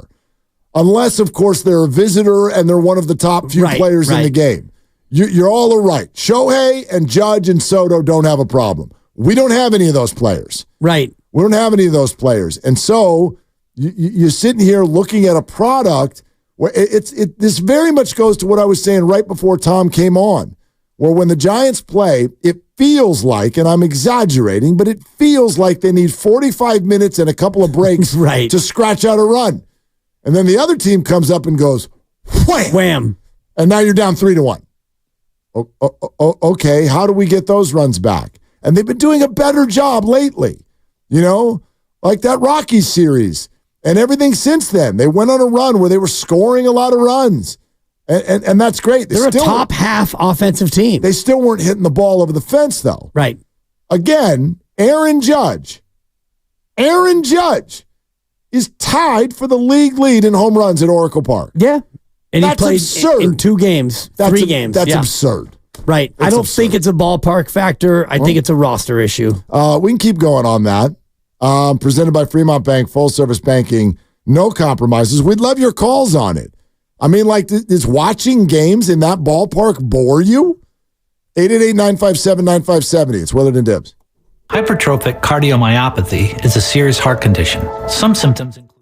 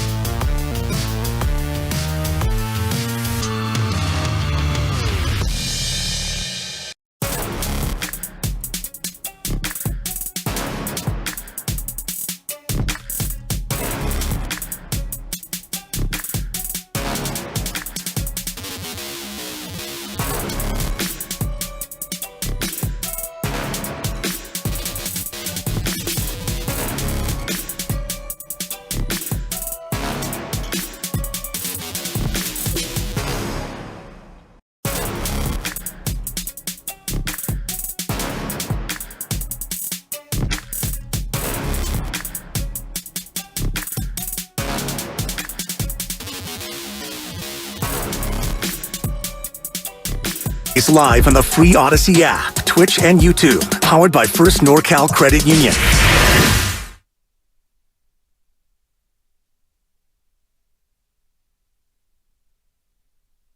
Now, back to Willard and Dibbs. What is your favorite or the best play on words using your last name that you've heard? That ball got Schmidt on.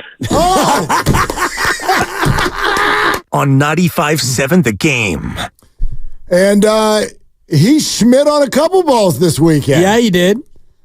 Thanks a Helped lot, you get to Casey. your over. Yeah, well, Over half a homer. Which helped me do nothing. Yeah. Because Blake Snell took his adductor right over to the injured list and ended the whole thing. Yep. No worries. Not a problem. No. But I tell you what, we'll still have fun today. In fact, one of you lucky, crazy listener, you're going to qualify to win a Steph Curry autographed jersey. That'll happen all week long right here on 95.7 The Game. 7:30 in the morning, 12:30 with Steiny and Goo, 4:30 with us every single day this week.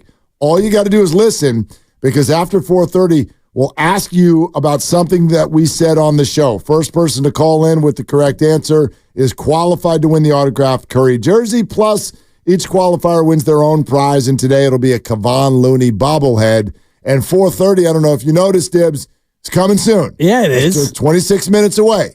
Okay, so make sure you're locked in and with us at 4:30. See if you can win Steph Curry autographed jersey and a Looney bobble. So I have to tune in and listen? Yes. I can't just tune in and not listen. Can't tune in and tune out. Okay. Doesn't work that way. Because I'm locked in. I'm locked in on everything you say and everything you eat. I'm doing weight loss reads and you're over there eating. Well, that's my favorite thing. When I'm doing Fremont Bank reads and you're over there eating. When Dibbs is, whenever the weight loss thing comes up, I pull out a snack. I'm going to eat it. And I just look at him while he's talking about it. It's my favorite. I'm like, how much are you losing? Yeah. How much are you down? How many pounds have you lost? Me too. It's so funny. It's my favorite. Not distracting at all. No, it's not meant to be. Let's go to Andy. Let's go to the phones in Novato. Hi, Andy. What are you doing? Hey, listening to you two guys, because you're pretty much the smartest guys on the radio. I agree. Go ahead, Andy. I was just saying that. I was just saying that to the boss before the show today. I really was. I hope he gives you a raise. Me too. Okay, so I believe that two things, if I can connect them. And, we talk about free agents, but, that's to fill your team out, put you over the top. The best teams, you get there by making great draft picks and developing guys, and a lot of that's a crapshoot. Like when you guys did the quarterbacks, I remember when Dibbs went over the top to 10 years, 25% of the first-round QBs are good. So anyway, but when the Giants are drafting, they're drafting for their ballpark. They stress pitching. So by having this ballpark, we're caught in that syndrome, that routine, pitching, defense. They don't even go after hitters. You don't develop hitters. You can't put your team all the way on the track from free agents. It can only be the topping. And then going after Judge, I love that they tried, but that was almost impossible. Being a Yank and the tradition, that was an impossible task. So anyway, now we're drafting, pitching, and we're stuck in that wheel. Like the Yankees, we all think they buy anyone they want. Well, the truth is mostly they trade minor leaguers. They haven't signed that many free agents. But when you do sign one of these big poppers, you're stuck if his contract is bad. And look at Stanton. Okay, I happen to be both a Giant and a Yankee fan. Oh, boy. Stanton is awful. I know he had a good weekend, but believe me, if you watch every game, he's brutal. His contract is brutal. If the Giants make a mistake like that, we're stuck. So we have to develop guys. Who's our last really good hitter we developed that we drafted? Buster Posey? Right. Posey, Bell. Yeah. Panda. Yeah. They're not, Panda. Panda. And they're not Posey is legitimately great. Panda was really good. Belt was nice. He was nice. Belt. He'd be better now in this draw walk era. Yeah. So, you know what I mean? Because of our ballpark, we draft a lot of pitching, and I just think it's kind of a vicious cycle, don't you? Andy, I have a bigger question. Thanks, Andy. I know. No, don't hang up yet, Andy. No. Don't go. You're a Giants and a Yankees fan. Who were you rooting for this weekend? Good question. I really, okay, my wife hates the Yankees and loves the Giants. Okay. I was really rooting for the Giants to win Sunday. I was actually in Tahoe for a wedding, and it was messing me up with the games. I kind of was hoping one of them would go 2 out of 3. I didn't want to see a sweep. But yesterday, I thought with Dotel coming in, we were going to win that game in the 9th. And, oh, man. Again, I watch all the games of both teams. The Yankees never had a weekend like that. I mean, Soto would just, oh, my God. He broke my heart in the 9th. My wife got mad, threw something at me because she thought I wanted that. So I was kind of rooting for, you can't have a split in 3 games, but I really wanted the Giants to win yesterday. I really wanted them to win. Andy, appreciate it so much, but you can tell that Andy does have some Yankee blood in him for 2 reasons. A, you can hear the accent. Yeah. And B, he just called Dotel. That's when you know you get that Octavio Doval. And that was his tell. His Dotel was that he called Dotel. And he did. Yeah. And the Yankees won them all. He's also not wrong. Like, we're walking in today with a view of the Yankees that's not really accurate. The Yankees are amazing. I think they might be the best team in baseball. They're certainly among the best teams in baseball. The view that we got of them, you'd think that they never made an out. They came in here and looked like the Harlem Globetrotters of baseball over the weekend. And we were the Washington Generals. Completely. I mean, think of the way you've been texting all weekend long. What do the Washington Generals do? They lose. They tee the Globetrotters up. Here's a strike, Judgy Poo. Yep. Yeah. That's what it felt like. Oop, I got picked by Curly Neal, and here comes Meadowlark Lemon with another bucket on us. It's kind of how it felt. You got outscored 20-10, and even when in typical Washington General fashion, it looked like you finally were going to beat the Trotters. My gosh. And here come the Trotters late in that fourth quarter on a 14-0 run. And they pulled our shorts down. They pulled our shorts down at the free throw line. And they threw a bucket of water on us in the first row. Yep. And it wasn't confetti. I mean, I'm actually just asking that question. I'm not sort of rendering this the opinion yet. Like, do you need your team to hit home runs to be entertained? I don't know. It's interesting because if you look at the history of the Giants, 2021 being the last time they were good. Yeah. You don't look at them and go, oh, they had a great home run hitting team. But they were. Like, they didn't have any boppers. Nobody hit 30. But they were, across the board, a really good home run hitting team. But go back to the championship teams. Those were they were fine. They weren't great. They were not great at scoring runs. They were solid. Yeah. They were good. We called them torture because they often had to win the game 2-1. And there would be runners at second and third with 1 out. And then Brian Wilson would strike a couple people out and you would win. That's how it went. So I don't know. Has this changed? Has something happened in the last 15 years where we're just like, it's not watchable if you don't at least have the threat of a lot of long balls? I think part of it has changed among fans. I do think that, fans now, younger people, and I'm not going to impugn Grandy and Lucas because I think that they're kind of old souls when it comes to sports, but there is that sense of, you're going to a baseball game and I need to be entertained. And that's partly why we have the pitch clock down, because the game was too long, too slow, and too boring. Well, now it's not too long anymore, and it's really not too slow, and it's only too boring if you're not into the nuance or maybe you're supporting a team that doesn't hit a lot of home runs, because the home run is exciting. Even if your team gives up the home run, if you're watching a baseball game, that's an exciting moment. Pitch, swing, barrel, wow, home run. Okay, it sucks that it wasn't our team, but you can't tell me that the Juan Soto homer wasn't an exciting moment. Oh, it's even if you're there and you're a Giants fan. Totally memorable moment. Wow. I see. Now I would use a different word. Exciting? It was exciting. There's what, dude. It felt like a knife to the heart. It did.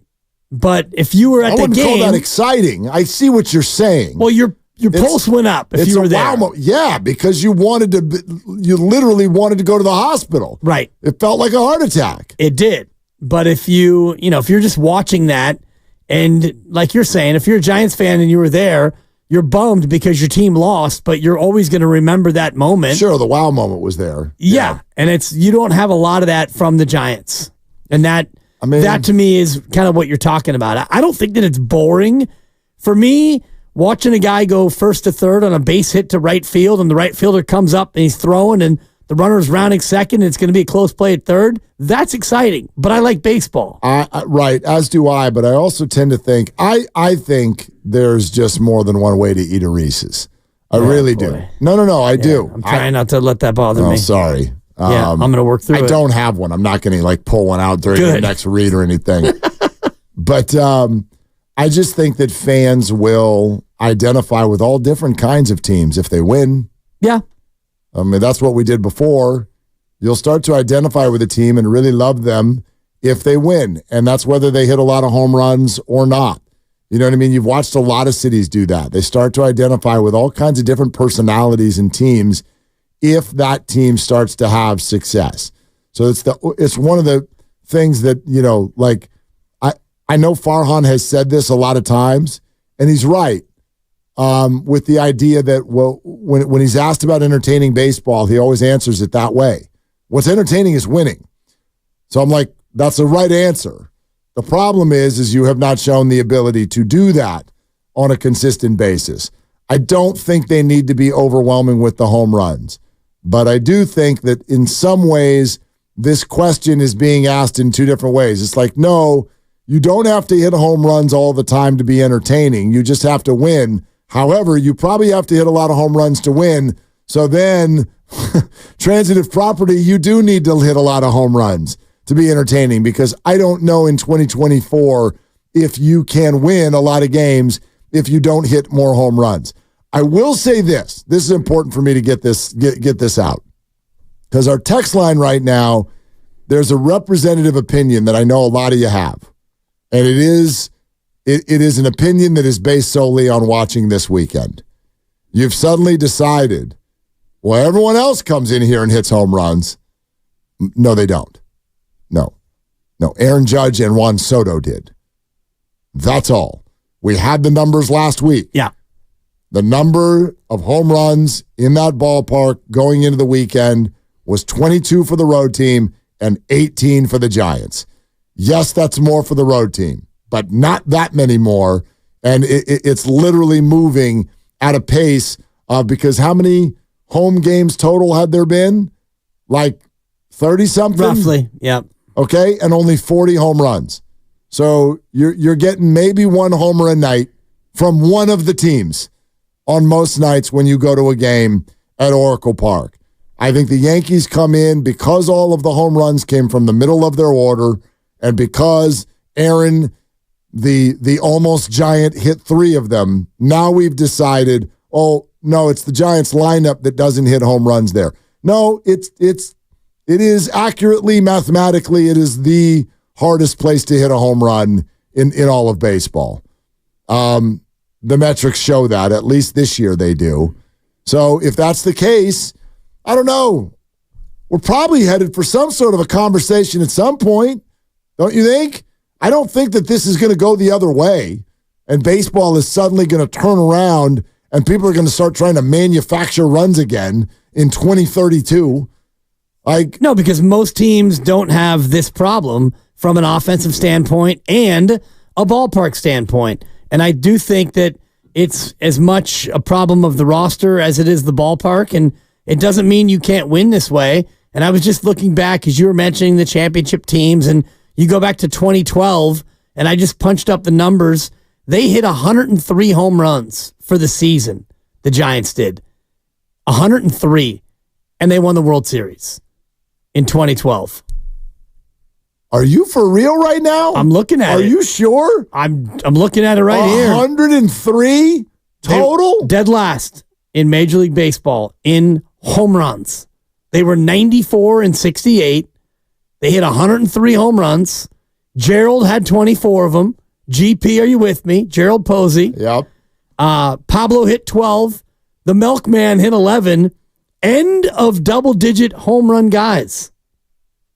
Really? It blew me away when I just looked at that number. Crazy. 103 home runs. The Yankees had 103 home runs this weekend. It felt like. It really did. And that 2012 Giants team is like by far the best of the championship ones. Right. They were 94 and 68. And, pitching and defense. And I know that you can't get by hitting 103 home runs. If you try that now, you're the Chicago White Sox and you lose 110 games. But I do think that a representation of that style of ball can still work in this ballpark. Do you know that all 5 starters on that team had double-digit wins? I would imagine so. They probably all had sub 3.5 ERAs as well. Actually, you'd be surprised. If you remember, that was the year that Tim Lincecum started to go south. Ooh. And his ERA was over 5. Okay. He still won 10 games. But Barry Zito kind of put together a year. He was 15-8. Vogie was 14-9. Vogie. Madison Bumgarner was 16-11. And the Caner was 16-5 with a 2.79. Man. And that bullpen, right? Casilla, Affeldt, Romo, Lopez. I mean, they just all had their roles. Yeah. And they absolutely crushed it. Only 7th in the league in ERA, but last in homers, 7th in ERA. It was enough to win 94 games, and eventually, like Tom Verduchi was telling us last hour when we had him on, it's the beauty of baseball is you get in the postseason and you never know. Yep. Last year it was a 5 seed against a 6 seed in the World Series. What happened that year? Crazy, right? Brandon Belt only had 7 homers. Melky Cabrera, as you said, with 11, and then he leaves for the playoffs. They didn't even have him. I mean, my God. That's wild. Yeah. That's 103 home runs. That means you'd go to a 3-game series and you're lucky if you hit 2. Exactly. Home and road. Colorado, Arizona, all the rest of it. And I feel like we were entertained.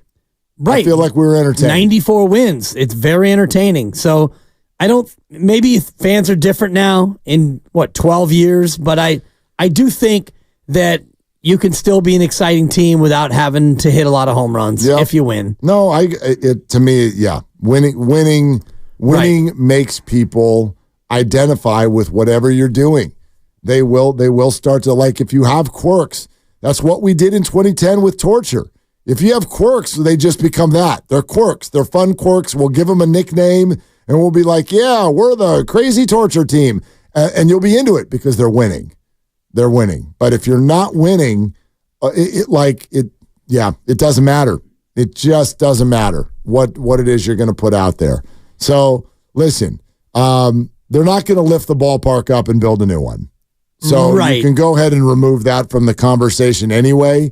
But by the same token, a weekend like this is a very, very healthy reminder that the same thing we talked about for the last 2 years, which is we want that giant. We want that person who we really identify with.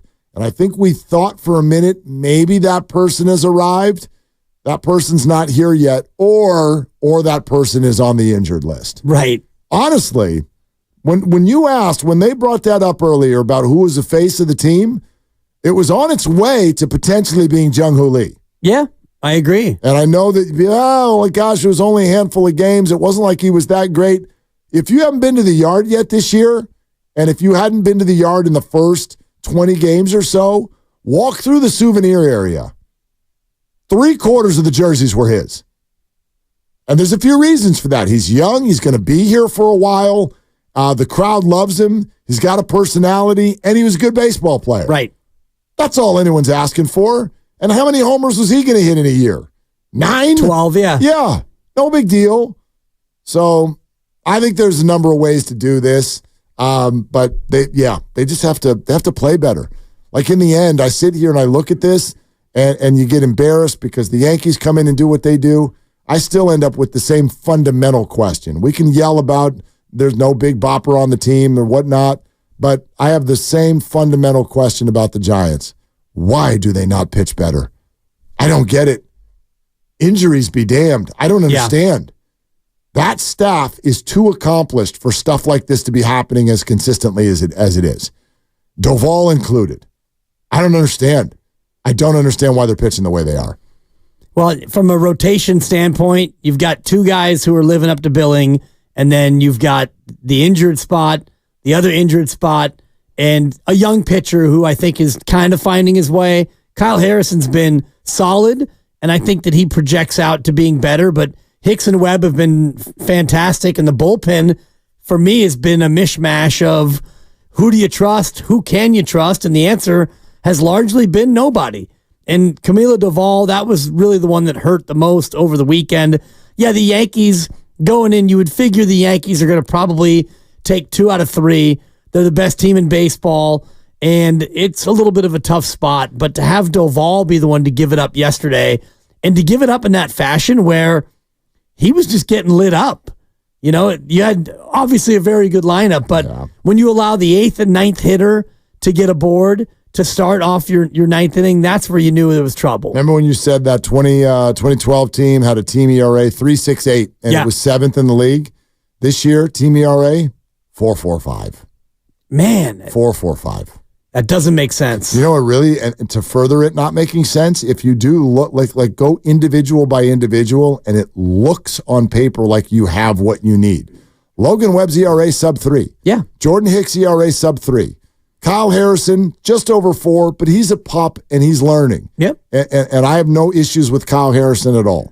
The Blake Snell thing's been a disaster, and the revolving door of whoever's 5th has been a disaster. And Camilo Doval's ERA at 4.24 is not good. Not good. That is not good for a closer. But you go through the other roles, like so many of you are mad at the Rogers twins, both of them are sub-3 ERAs. Yep. Ryan Walker, sub-3 ERA. Sean Jelly and Randy Rodriguez has shown up, sub-3 ERA. They have the people to do it. And for whatever reason, they just don't. And they haven't.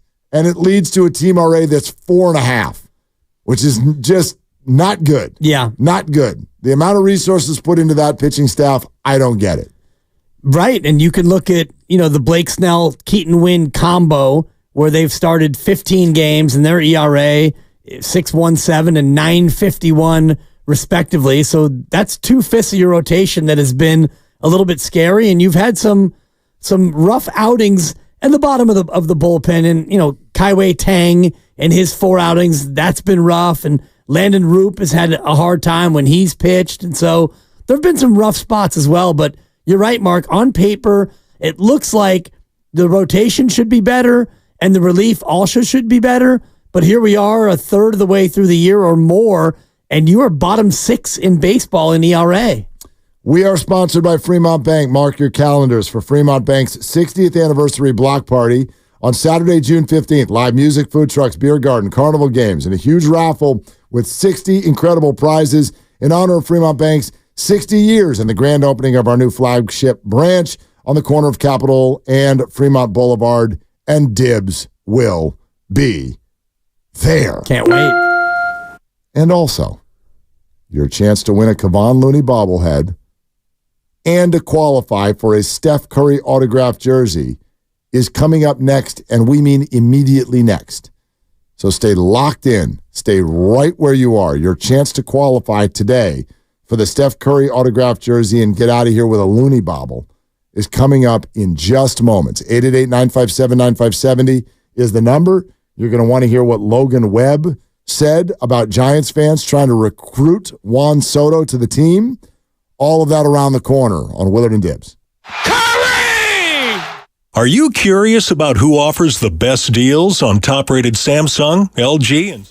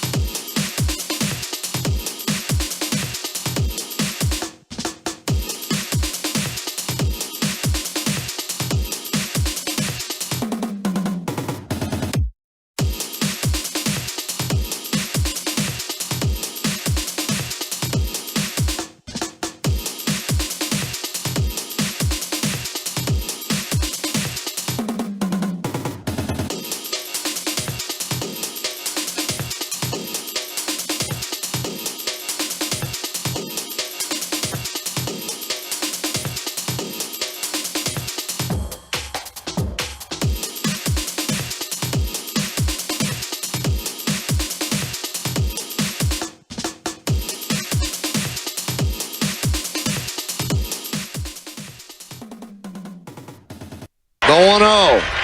Driven deep to right field. There it goes. See ya! A monster 2-run home run. And the Yankees have come back to take a 6-5 lead. Oh, my. He crushed that. Now, back to Willard and Dibbs on 95.7 The Game. Well, keep playing those. Those are fun. Yeah. Those are great. But this is fun. Look what I'm holding. I'm going to hold this up to the camera for our Twitch and YouTube audience. I want one of those. Yeah, right? Well, we might know a guy. But it's not just a Kevon Looney bobblehead. Yeah. It's a longboard Looney bobblehead. So a little bit of a kind of summer surf Hawaiian vibe to the Kevon Looney bobblehead. I shouldn't open this, right? Like we're going to give this away. Yeah. Look at the guy. No. The other guy's almost jumped out. Yeah. That's a no. Oh, well. I know what that means. Yep. You do know what that means. So, would you like a chance to win a Steph Curry autographed jersey and to win a Kevon Looney bobblehead? All you need to do is listen to the show. Here's how it works. Over the next 15 minutes, okay? So it's 4:34 right now. Over the next 15 minutes, Dibbs and I are going to say countless interesting things, amazing things, smart things, stupid things, funny things, things that are trying to be funny that aren't. Those are all going to happen over the next 15 minutes. Okay? But in 15 minutes, we will ask you specifically about one of the brilliant items that we cover. The first person to call the contest line, and here's the number so you can save it to your phone now, so I don't have to say it 47 times when we get there. Put this in your phone, 415-523-4652. 415-523-4652. Got it memorized yet? 415-523-4652. Put it in the phone. Don't call yet, though.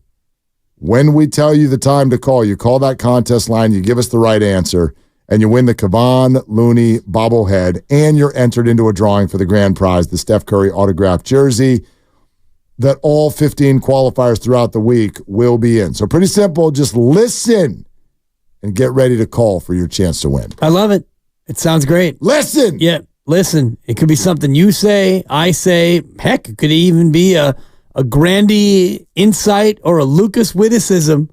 It won't be, but you keep tuning in, you keep listening, and you never know. It could come up. Hang on, Guru just sent me the video of Doval walking off the field. Okay, because he had mentioned this in the changeover thingy, right? Yeah. What does FP call it? He calls it the switcherooski? The handoff thingy. The handoff Okay. thingy. Yeah. Yeah, which is suggestive.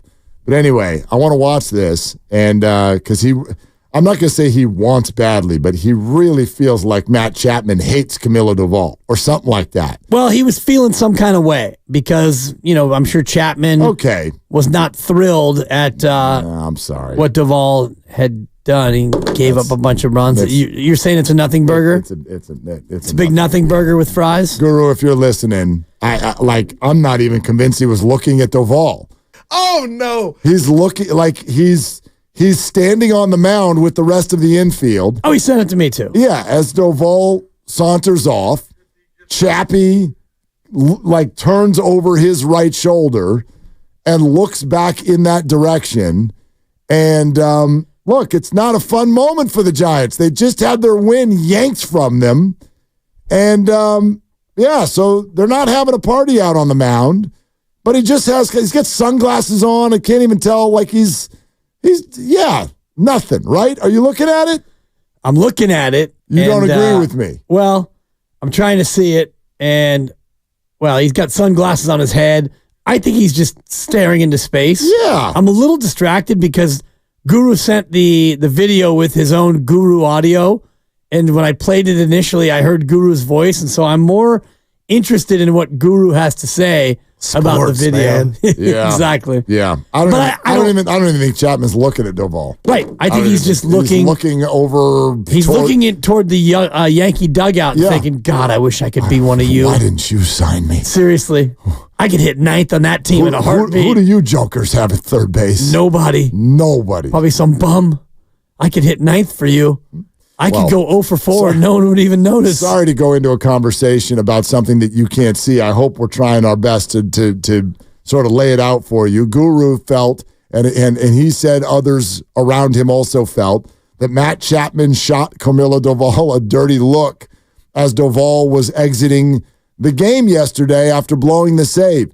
And then furthermore, now after watching it, do I not think that it was about any of that stuff? I'd also like to add this. The reason Bob Melvin was so damn hot after Matt Chapman is because of the leader Matt Chapman is in the clubhouse. And I think we're still getting to know Matt, but everything I've heard, everything I've watched, and that's not everything, but everything I've gotten from that relationship, Chapman is like, he's got everyone's back. He's got everyone's back, especially the younger players. Right. He loves the young people. Chappie's over there on the left side of the infield with Luciano, and he hasn't got mad yet. Good point. So if you're going to give someone the gas face because you don't like their performance, how do you think the last few weeks would have gone with Luciano kicking everything in the ninth inning right next to him? So, I don't buy it. Looked to me like he was just staring off into space. Yes. I think that he was more... having a moment of, Schmidt, this series this thing went. It appears that we're going to lose again. Yes. This series has gone south in a hurry. Our 3-3 homestand has just gone up in smoke. I don't necessarily think that he was shooting daggers at the young, quote unquote, closer who had just given up 4 runs on 4 hits with a couple of walks and only got 2 people out. What would that even be about? Is behind his back. Doval is walking to the dugout and feel my gaze, Doval. What would that even be about? Feel it. Like a baseball player is going to look at another baseball player who had a bad day. I'm mad at you. I'm so furious with you. I can't believe you threw a fastball in the zone to Soto. Idiot. Can't believe you threw that pitch 99 with downward movement. And it angry, Jeff. Triple. That's awesome. It is, yeah. You know what would be awesome is if Juan Soto was on the team. That's probably not going to happen. Not yet. But next year. This offseason. I'm Team Farhan now, Mark, because he got it done this past offseason. So okay. Yeah. All right. It's Juan Soto is going to love hitting home runs at Oracle Park as the Giants next year. I tell you what we'll do. And hang on, let me look this up because I don't want to just make it up. You talking about Soto splits? No, I'm talking about Soto's hometown. Santo Domingo. Santo Domingo. Yes, in the Dominican Republic. We could do a show there. No, you can do a show there. No, we're a team. No, someone's going to need to hit the sound. So I'll be here. I can hit the sound right now. You can go to Santo Domingo and do a show where you try to lure Juan Soto to the Bay from the Yankees. And you can cheerlead and you can say, I'm a Far fan. And you can do all of those things. And I will sit here and simply just hit sound. I'm a Giants fan. Okay. I thought we were in this together. We normally are. I thought we were a team. I'm not doing this again. I'm not going on this ride. We were close last time. I am not going on this ride. If and when Greg Johnson and Farhan and the rest decide that Juan Soto is left-handed, therefore, we are not going to be, quote, in the mix. When they decide whatever the highest bid is, we will blow it out of the water. Then I'll listen. Now, we won't know that, but I'm not kidding. Like, that is the sentence that you say to Juan Soto's agent. If you're really serious, instead of doing what people normally do in a pitch process, well, we have beautiful summers and we treat the players well. And boy, have you tried the garlic fries. All of the things that you normally do to pitch your place to a free agent, I would simply make the meeting this quick. Juan, we want you like we've never wanted a player before, so here's what we're going to offer you. Nothing. We respect you so much that we're not even going to put an offer on the table right now. What we're going to do is tell you, have a great time with your free agency. Will you do us one favor? When it's over, call us. Get as high of an offer as you can. See it to completion. But before you sign it, call us and let us offer you $100 million more than whatever else you can get on the open market. Good day, sir. Good day, sir. Yeah. There's my pitch. Save everybody a whole lot of money, too. We don't need hotel rooms at the Fairmont. We don't even need to meet in person. We could do that over Zoom. I'm trying to see if we can fly direct from San Francisco to Santo Domingo because I know we can get there through Miami. And while we're at it, I mean, I'd like to go. We may want to take in a stay at Martinique, St. Lucia, and Barbados while we're in the neighborhood. No, we can island hop. I'd just like it to be on a weekend, maybe. I don't want to go down there and try to find Juan's parents so that we can see if they'll come on 95.7 the game. I'm out. You're so in. We can fly right into Santo Domingo. Maybe we can bounce over to Port-au-Prince, Haiti, take in a little Turks and Caicos, which is right by there. There's some spots down there now. You may like it. I do like Turks and Caicos. It sounds too much like a dish and not a country. Right. But I'd like to check it out. Just not trying to find Juan's parents. If we go, I want flippy floppies and a bathing suit, not a microphone and an address. 2 to 6. Okay. I think it's only 3 hours ahead. What time is it there? Probably 3 hours ahead. So night show. We're doing 5 to 9. Not bad. No, poolside all day. That's drinking hours, man. Oh yeah. Yeah, come on. I'm gonna drink it. We need, someone. Great. Let's drink. Thank you. Someone blowing whistles and giving us tequila shots. Totally or something like upside down tequila shots. That always works out. All right, Logan Webb was on. He's on with Chris Rose all the time. The Chris Rose Rotation podcast. So listen to this. This one's about Giants fans trying to recruit Juan Soto. I'm sure there's going to be a lot of Giants fans out there trying to recruit. Never know. I think Giants fans are always trying to recruit those guys. It'll be fun. It's going to be a blast. Anytime he plays the Yankees. Even my grandma was like, "Can't believe my grandson's facing the New York Yankees." And I'm like, "So yeah, it's cool." I didn't think of it that way, but now you're making me think of it, Grandma. Now I'm a little more nervous now. Now, how do you feel now that all of them homered every time they came to the plate? Yeah, it literally feels like they never got anybody out in the middle of the order. I mean, I was running around this weekend a lot. The sun was out, so I wasn't like locked in on every pitch, every at-bat. It feels like they never got him out. Well, I don't think they ever got Aaron Judge out, and I know that he was only 6 for 10, and he also had a couple of walks. So yeah, but the 4 times they got him out, like at least one of them was a seed to the warning track. Right. I mean, I don't think that. Right? Did any of them ever strike out? I think Judge did. Soto did as well. Soto did. I did actually. Yeah. Now I'm now remembering. Judge struck out on a check swing yesterday. And Snell got Soto on a nasty slider second at bat. Yeah, I think Soto struck out against Ryan Walker in was it the 7th or the 8th that Walker pitched yesterday? The 7th, because slider guy through the 8th. That's right. Frisbee guy. Frisbee guy. And he got a 1-2-3. Yeah, he did. He got a 1-2-3. Then they pulled him. That's my favorite text of the weekend. Which one of you was the one who was like, "I told you they should have stuck with Rodgers"? I think it was That was me. Yeah. Mm-hmm. They've been crushing him for 2 weeks. I had dinner with my father-in-law last night, and I was trying to like pump him up that we've been talking about him and his moniker of Frisbee guy, and all he could do is shake his head over the sweep.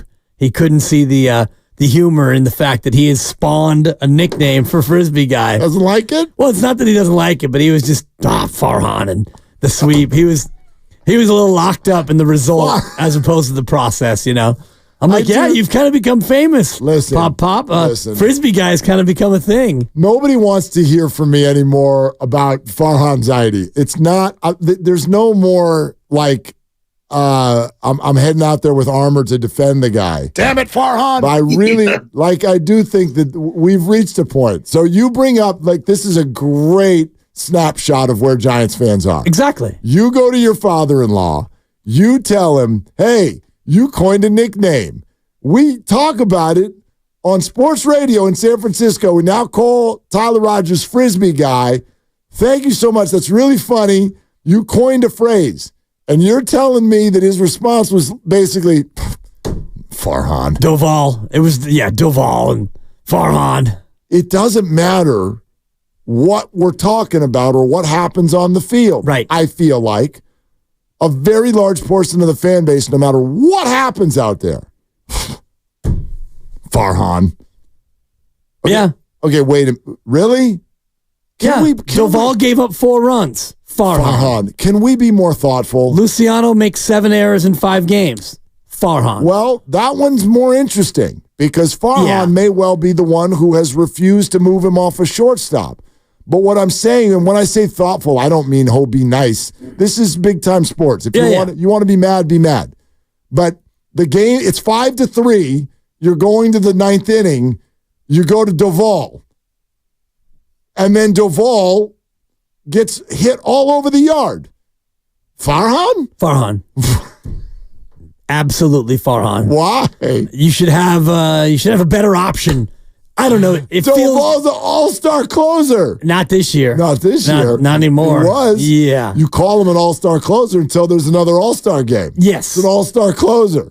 Sure. Yeah. Sure. Got lit up. Okay. He got lit up. He's not going to be an all-star this year. Blake Snell is the Cy Young Award winner until he's not. Right. And he won't be. And unless baseball ceases to exist anymore, they're probably going to vote for a Cy Young Award winner in October, and I don't think it'll be him. But you're right. Yeah. Until he's not, he is. But it's not Farhan, but it's the frustration of... Well, plenty of it is. Yes, but it's easy to look at it in those moments, like yesterday. And I'm trying to, hey, Frisbee guy, clean inning. But Doval, Farhan. And it's not just my father-in-law. You're right. It's Giants fans right now. When you think about what's wrong, and even the conversation you and I have been having all day about what's wrong and how do you fix it, a lot of that falls on his desk.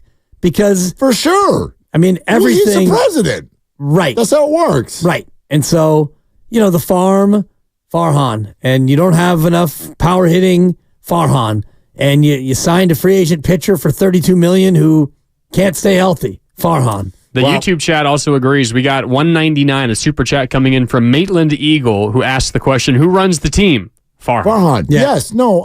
Again, there's no putting it on someone else's desk. I'm simply saying that not all roads lead to Farhan. When your all-star closer comes in a 2-run game and gives up a bomb, don't yell at the front office. You throw a fastball over the plate to a great hitter, and you put it in the damn bay. Farhan. All right, there it is. Okay, it's time. If you want to win the Kevon Looney bobblehead and be entered into the drawing for the Steph Curry autographed jersey, then call the contest line right now at 415-523-4652. Go 415-523-4652. Not the regular line, the contest line. So line it up. 415-523-4652. Here is your question. Ready? This is the question to answer. We discussed during the crossover, and then it was brought up again a few minutes ago because of a video that both of us received on our phones from the great Guru, Daryl, the Guru Johnson.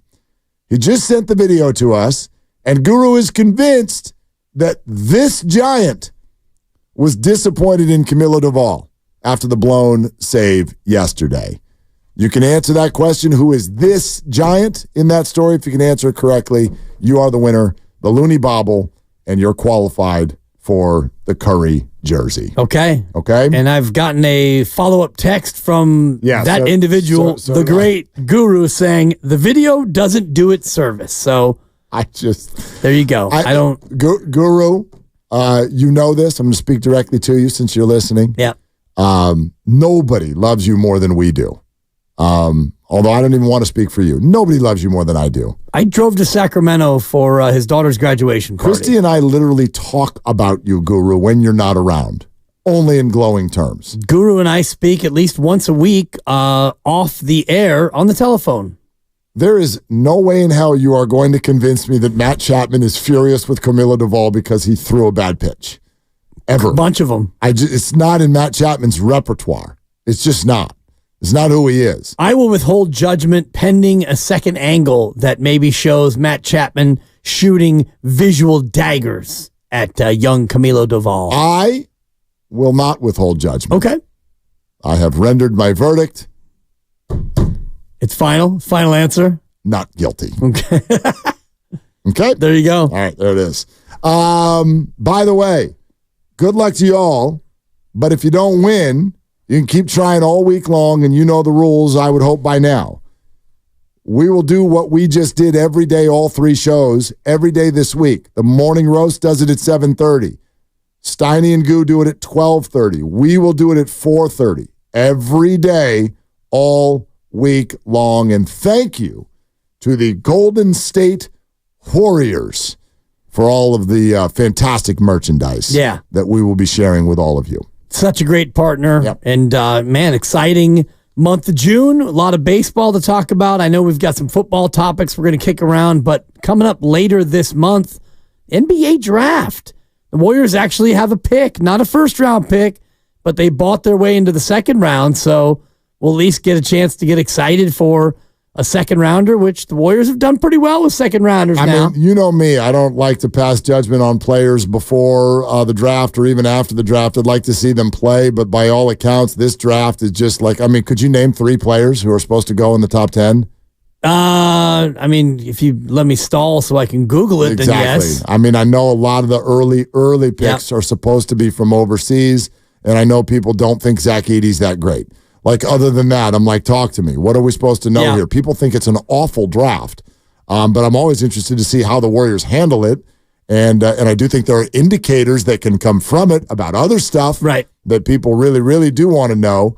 And so we shall see. All right, you can cease calling today because Drew.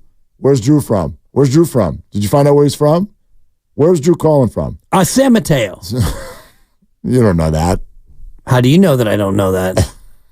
Because I have a 1 in 80 shot. I just picked a Bay Area city, and I went with it. There's only 80 Bay Area cities? Might be a few more if you want to start talking about towns. That spot where you used to grow up and drive across Sir Francis Drake's got 12 towns right there, just on that road. Fairfax and San Anselmo and Ross. Exactly. Goodacre. Anyway, Lagunitas. Congratulations to Drew. From? It's a great question. And he won the Looney Bobble, and he's qualified for the Steph Curry jersey. We are presented by Fremont Bank, full-service banking, no compromises. We're not done with the Giants. How do you want to fix it?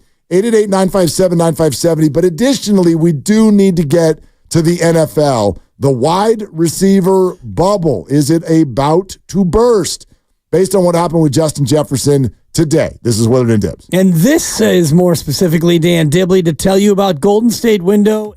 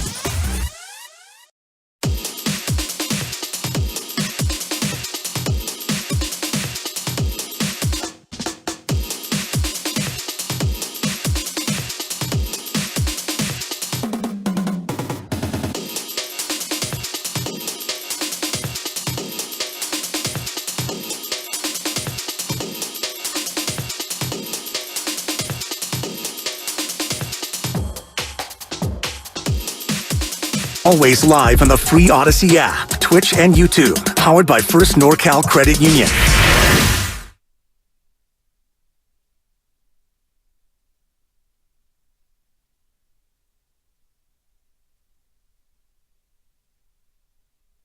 Here comes the judge. The Yankees win. Now, back to Willard and Dibbs on 95.7 The Game. Longboard loony bobble. Oh, that was yeah. fun. That was fun. I'm happy for Drew and for whoever wins the rest of the week. Again, hang with us all week, and I mean all day. 7:30 in the morning with the roast. Don't mess around. Get started early. Steiny and Goo at 12:30. I think FP is going to be here tomorrow hanging out with Goo, so check that out. They can go over the Giants' season-saving win that will happen tonight in Arizona. Let's go. And then every day with us at 4:30. And it's Know the Show, and you'll win a prize and then be qualified for the grand prize, Steph Curry autographed jersey. So, again, we can do it all day, every day. That means there will be 15 qualifiers, so everybody who gets in, including Drew, who just won a short time ago, got a 1 in 15 chance at that Curry jersey. There's really cool prizes as well. You mentioned the Looney bobblehead. There's what they call a Golf Bros bobblehead. It's Steph and Clay on a bobblehead together, like on the golf course, which is cool.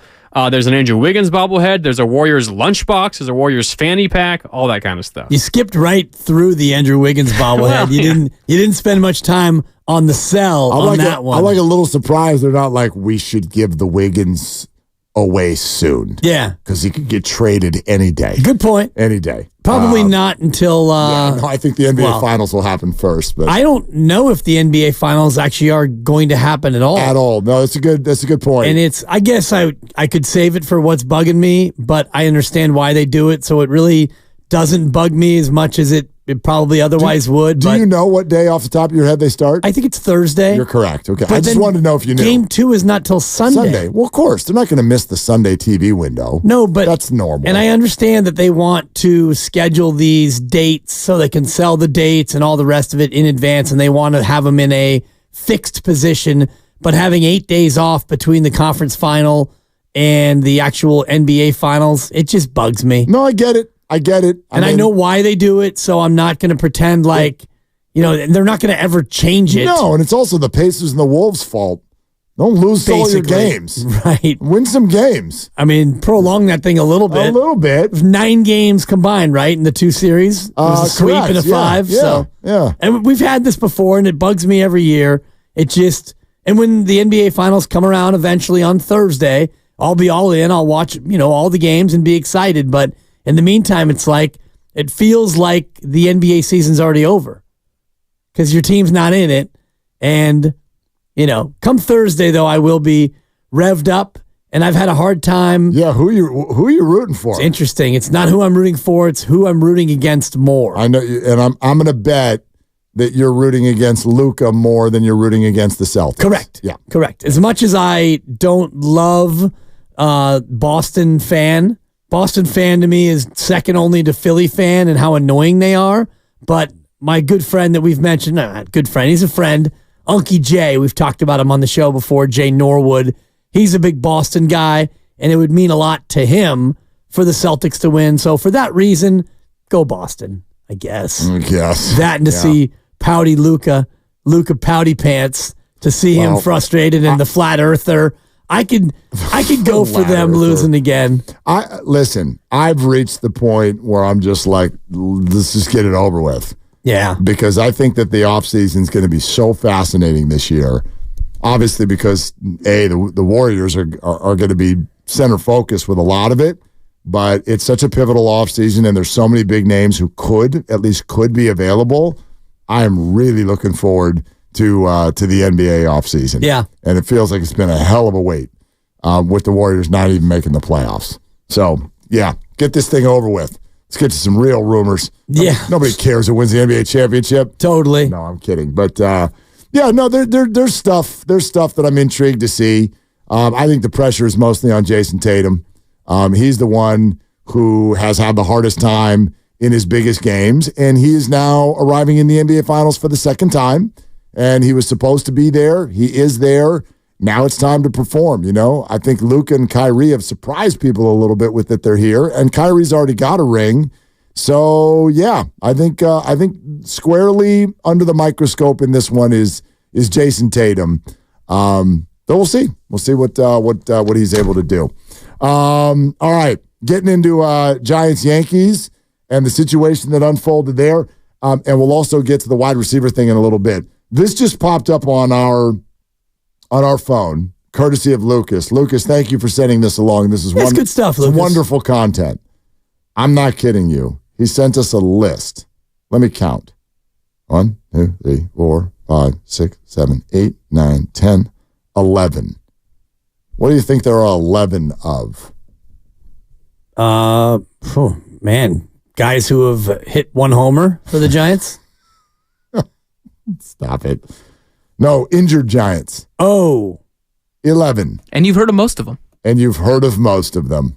That's true. I've heard of all of them. Really? I have. Because I looked at that last guy on there, that Austin guy. Austin Walker? Austin Warren. Yeah. Austin Warren. Yeah. You've never heard of Austin Warren. Let's go ahead and get that one out of the way. Yeah. Who are you? Austin What's Warren. his deal? Yeah, well, he's a baseball player. Anyway, he's scheduled to throw in the Arizona League game on Wednesday.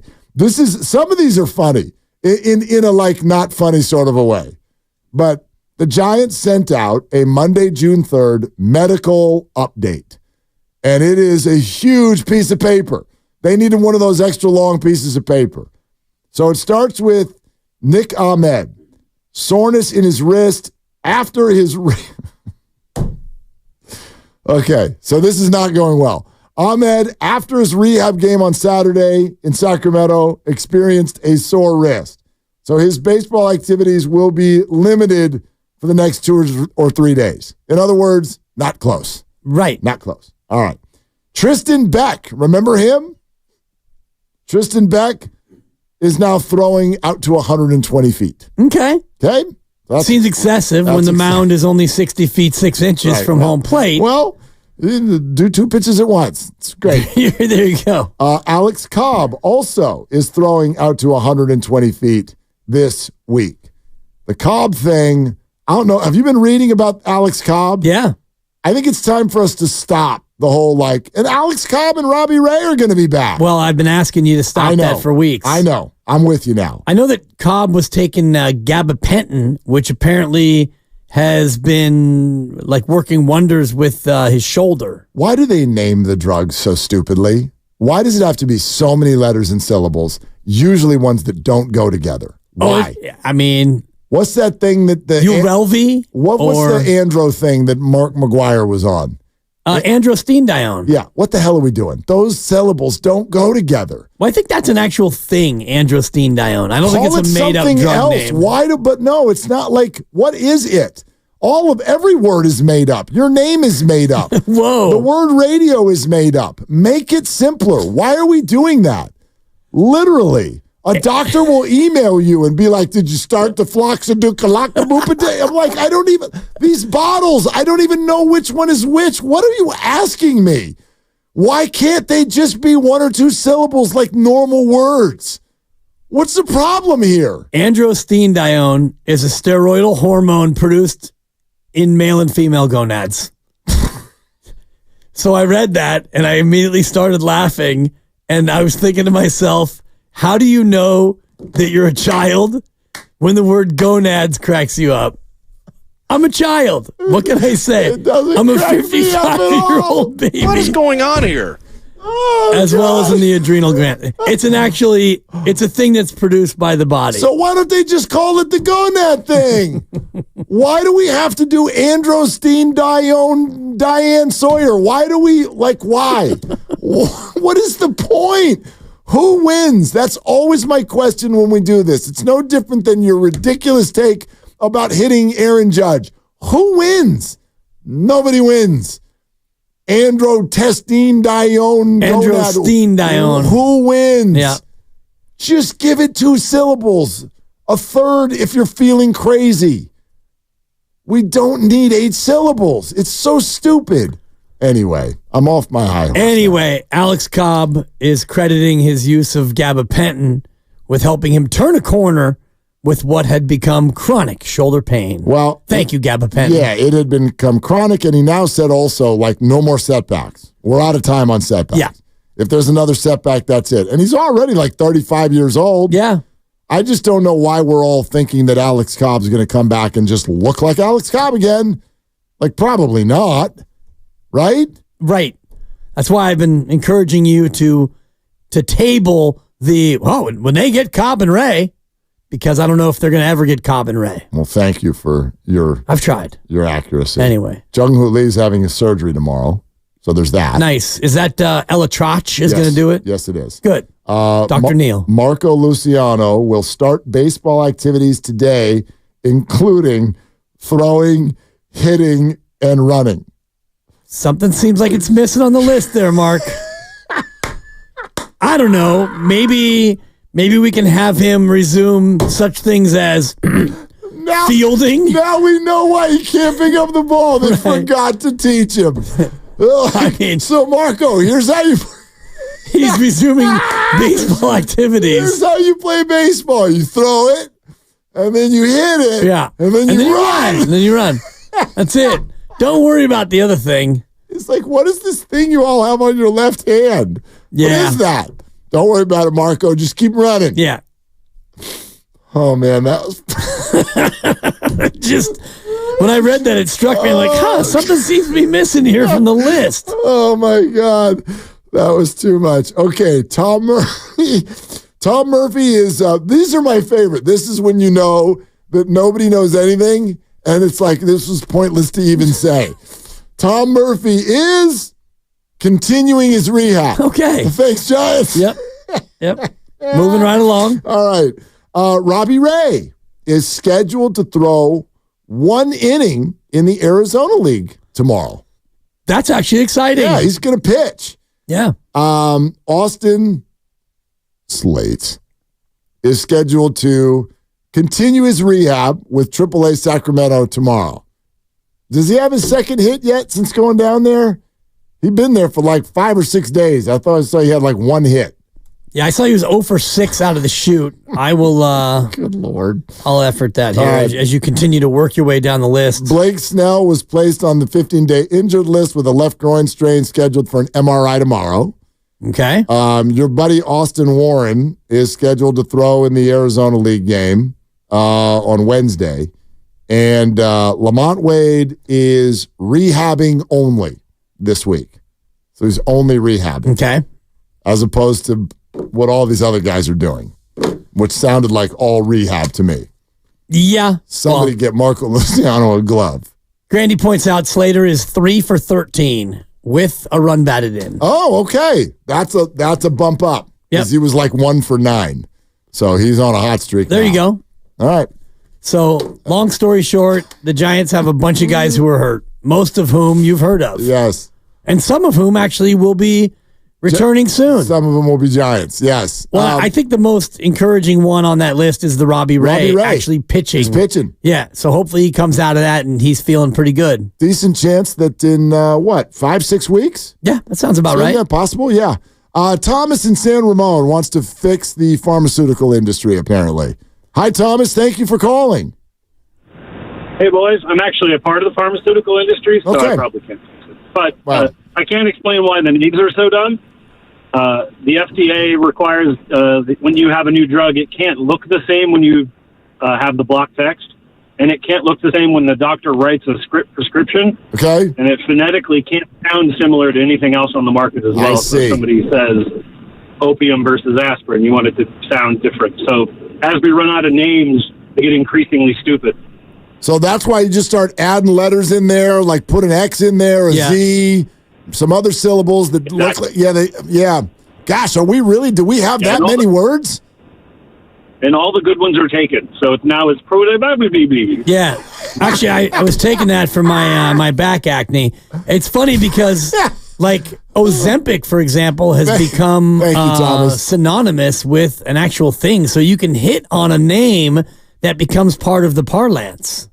I don't even know what the hell you just said to me. What? You can hit on a name? Like Like at a blackjack table? No, Ozempic is a name. It's a drug now. What do you mean you can hit on it? Like it becomes a part of. No, it becomes like they hit it, and it's like chapstick is known for all lip balm now. Right, chapstick is a brand. And that drug has become synonymous with like weight loss, even though it was not intended to be a weight loss drug. Talking about like Kleenex.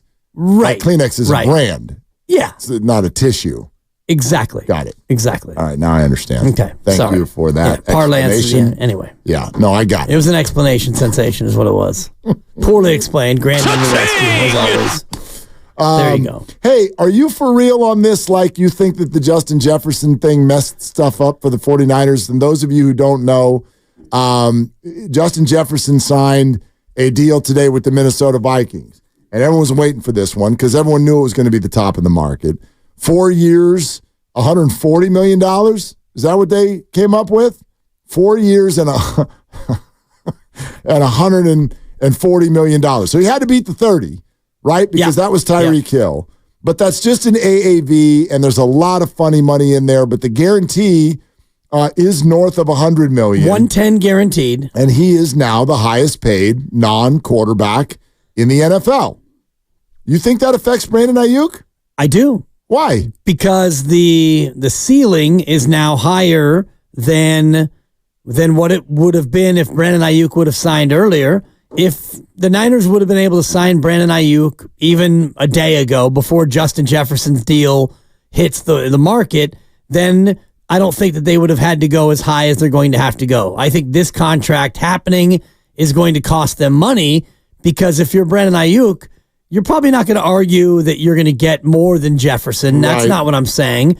But if you're contending that you're looking at 90% of what he got, that still becomes more than what you would have been able to get away with paying him a day ago, a week ago, 3 weeks ago. See, I don't think Justin Jefferson's the comp. Like, I don't think if I'm Brandon Ayuk's agent, I'm not even bringing that up because there have been so many receivers who have signed. There are enough comps out there where if somebody else blows the market out of the water, I don't know that you're going to say, okay, now we get to go chase that. Because like Jalen Waddle just signed, and Waddle's numbers with Ayuk's numbers are stunningly similar. Yeah. Stunningly similar. And Waddle got less than 30. Tyreek Hill, who's at 30, obviously had a generational, memorable season, so you're not going to match that either. Brandon Ayuk, in my opinion, is not getting 30. And whatever Justin gets is not going to change that. I think, from Amon-Ra St. Brown to Jalen Waddle to what's already out there with Tyreek Hill, Brandon Ayuk is probably asking to get close to 30 a year. Waddle got 28.25. Yeah. Because he got 84.75 over 3 years, which is 28.25. But again, not real money. Like it's not. Correct. It's not Correct. that. And the Niners will do that too. But yes, the overall sort of umbrella number, I feel like is going to be, 28, 29. Well, Waddle got 76 guaranteed, but that is not the actual guarantee. And, guaranteed at signing, he got $36 million. So if you're Ayuk, that's probably the number that you're going to work off of. What the actual guarantee is, which is 36. And I think Jefferson's actual guarantee is around 80. So, again, I don't think that he's going to look at that contract and say, I get what he gets, or I'm going to reset the market. But I do think the fact that the ceiling got extended a lot higher makes Brandon Ayuk have more ability to work north of where they probably could have signed him. Feels like a 3-year extension for $87 million and a guarantee that's, maybe in the neighborhood of 40. Yeah, I think that he's going to want more. That's what it feels like. You think he's going to want more than that? Yeah. Oh, then if I'm the Niners, I would just be like, well, then we'll talk to you some other time. Yeah, I'd play hardball. If that deal is not accepted, I'd play hardball. That deal should be accepted by Brandon Ayuk. Well, it's easy to say that, but I think if you look at, and Jamar Chase is going to get his deal, right? He's coming up, and I think he was waiting for Justin Jefferson before he sat down at the table. Jamar might be a year later, right? I think Jamar, how many years has Jamar been in the league? Like Brandon Ayuk is going into year 5? Yeah. He's already had 4 years in the league. I think Jamar's only had 3. Isn't that right? Or am I remembering that incorrectly? I think you have it right. Yeah. He was drafted in 2021. Yeah, he was a year after Brandon. Right. So he's going to do the extension, I would think, next offseason. I know he didn't show up to voluntary camp. Right. And T. Higgins has got his whole thing going on. But I'm pretty sure Jamar is set for now and is a conversation for I was just reading stories of the latest on the contract talks. So I think that they're having discussions. I know they have his 5th-year option that they already picked up. He's a first rounder, but Chase is in that Brock Purdy mode of after the 3rd year, you want to get something done if you can. So I just think that Justin Jefferson getting that much more would signal, if I'm Brandon Ayuk, I would say, well, geez, if that's what the top of the market is going to be, then let's try and get closer to the top of the market than we maybe would have asked for had this not happened before. Yeah, you know what? We're having a conversation lately about this on the Sunday show with regard, is the bubble going to burst? And Ephraim's take with regard to what needs to happen to make it burst is basically like somebody needs to win the Super Bowl behind a superstar running back. So, what immediately went to my head is the unfortunate thing, because now we're in this mode of everybody feeling sorry for running backs. What really would have potentially made the wide receiver bubble burst and get running backs paid is if the 49ers had won the Super Bowl behind Christian McCaffrey. Yeah. But instead, the Chiefs did behind Patrick Mahomes, and nobody needed to be reminded that quarterbacks need to make a lot of money. But it's such an interesting time for that money to all go to receivers because, meanwhile, I would argue that not just the Chiefs, who have been dumping their receivers every year, not just the Chiefs, they've won a bunch of Super Bowls, but look at who we would all consider to be the Chiefs' main challengers. 49ers, they run it more than they pass it. Baltimore Ravens, people don't even know who the receivers are on that team. They also run it more than they pass it. Buffalo Bills, they just dumped all their receivers. Right. So I know there's Houston. They're cool, they're up and coming, and they've got a really fancy receiving core. And there are Miami too. Miami, except for Miami and Dallas, who have fancy receivers, were very clearly squads that were like, we've got good records, but we don't beat good teams. They didn't beat anybody good. Yeah. They played each other, and someone had to win, and someone did. But outside of that, they don't beat good teams. The Packers are like this new kind of it squad, and they've got a group of young receivers, but none of them are very accomplished yet. Yeah, they're all first and second year guys. They're all babies. Yep. Detroit's got Amon-Ra, but like it's not like the top of the NFL is having all this evidence of wide receivers affecting winning. Yet someone's going to rock $140 million for their receiver. Eesh. Be careful. I do think that's what's going to burst the bubble is the realization that while we love great receivers, I think it's a passing game. They're important. I am all in on the 49ers doing 28 or 29 mil for Brandon Ayuk. That specific player, I think he just fits the 49ers so well. But this idea of elite receivers equating winning, I don't think the evidence is there. Well, you look at Kansas City as a great test case to that because their receivers last year, they weren't much. They weren't that special. You had Rashee Rice, a second-round pick. You had Valdez-Scantling. You had Justin Watson, Mecole Hardman, Kadarius Toney. I mean, these are guys who were either benched or ignored for the most part. They didn't even know who their good receivers were until halfway through the year. Exactly. It was like a competition on the weekly to be like, who's going to step forward? And Rashee Rice finally did. But, yeah. And they've got Patrick, so it's different. So it's different. Maybe Buffalo's trying to do that this year. They're trying to emulate that with a great quarterback and receivers that, are unknown as of now. I guess. But, I think that the rest of the NFL looks at that and goes, well, look, we can't replicate that. So how else do we want to do it? And largely the teams that are having a whole lot of success are not going overly crazy at the wide receiver position. Right. The Eagles are. They kind of fell apart, though. The Cowboys have a great one. We'll see how that one plays out, but they haven't really beaten good teams.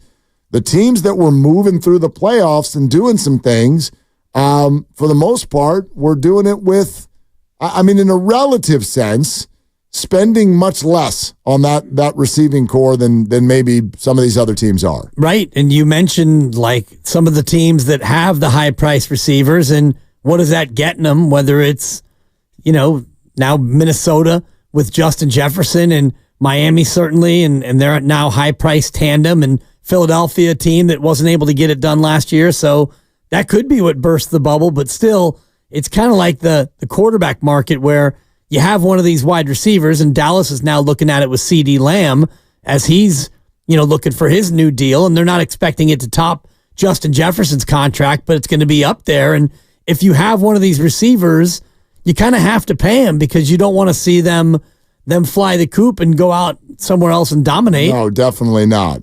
So again, I am not trying to make the case that they're not important or that none of them should be paid. I wonder how far this is going to go before people realize like, oh, we're going to use that percentage of our cap on a great receiver, and you're not seeing those teams then get the payoff for the wins. You look at some of these top paid guys, we've gone over some of them, but what's Devontae Adams doing for the Raiders right now? Not much. How's that going? Yeah. You know what I mean? Cooper Kupp has been hurt a whole lot. And then they got unbelievable production from some other guy that they just found in the 5th round. Yeah.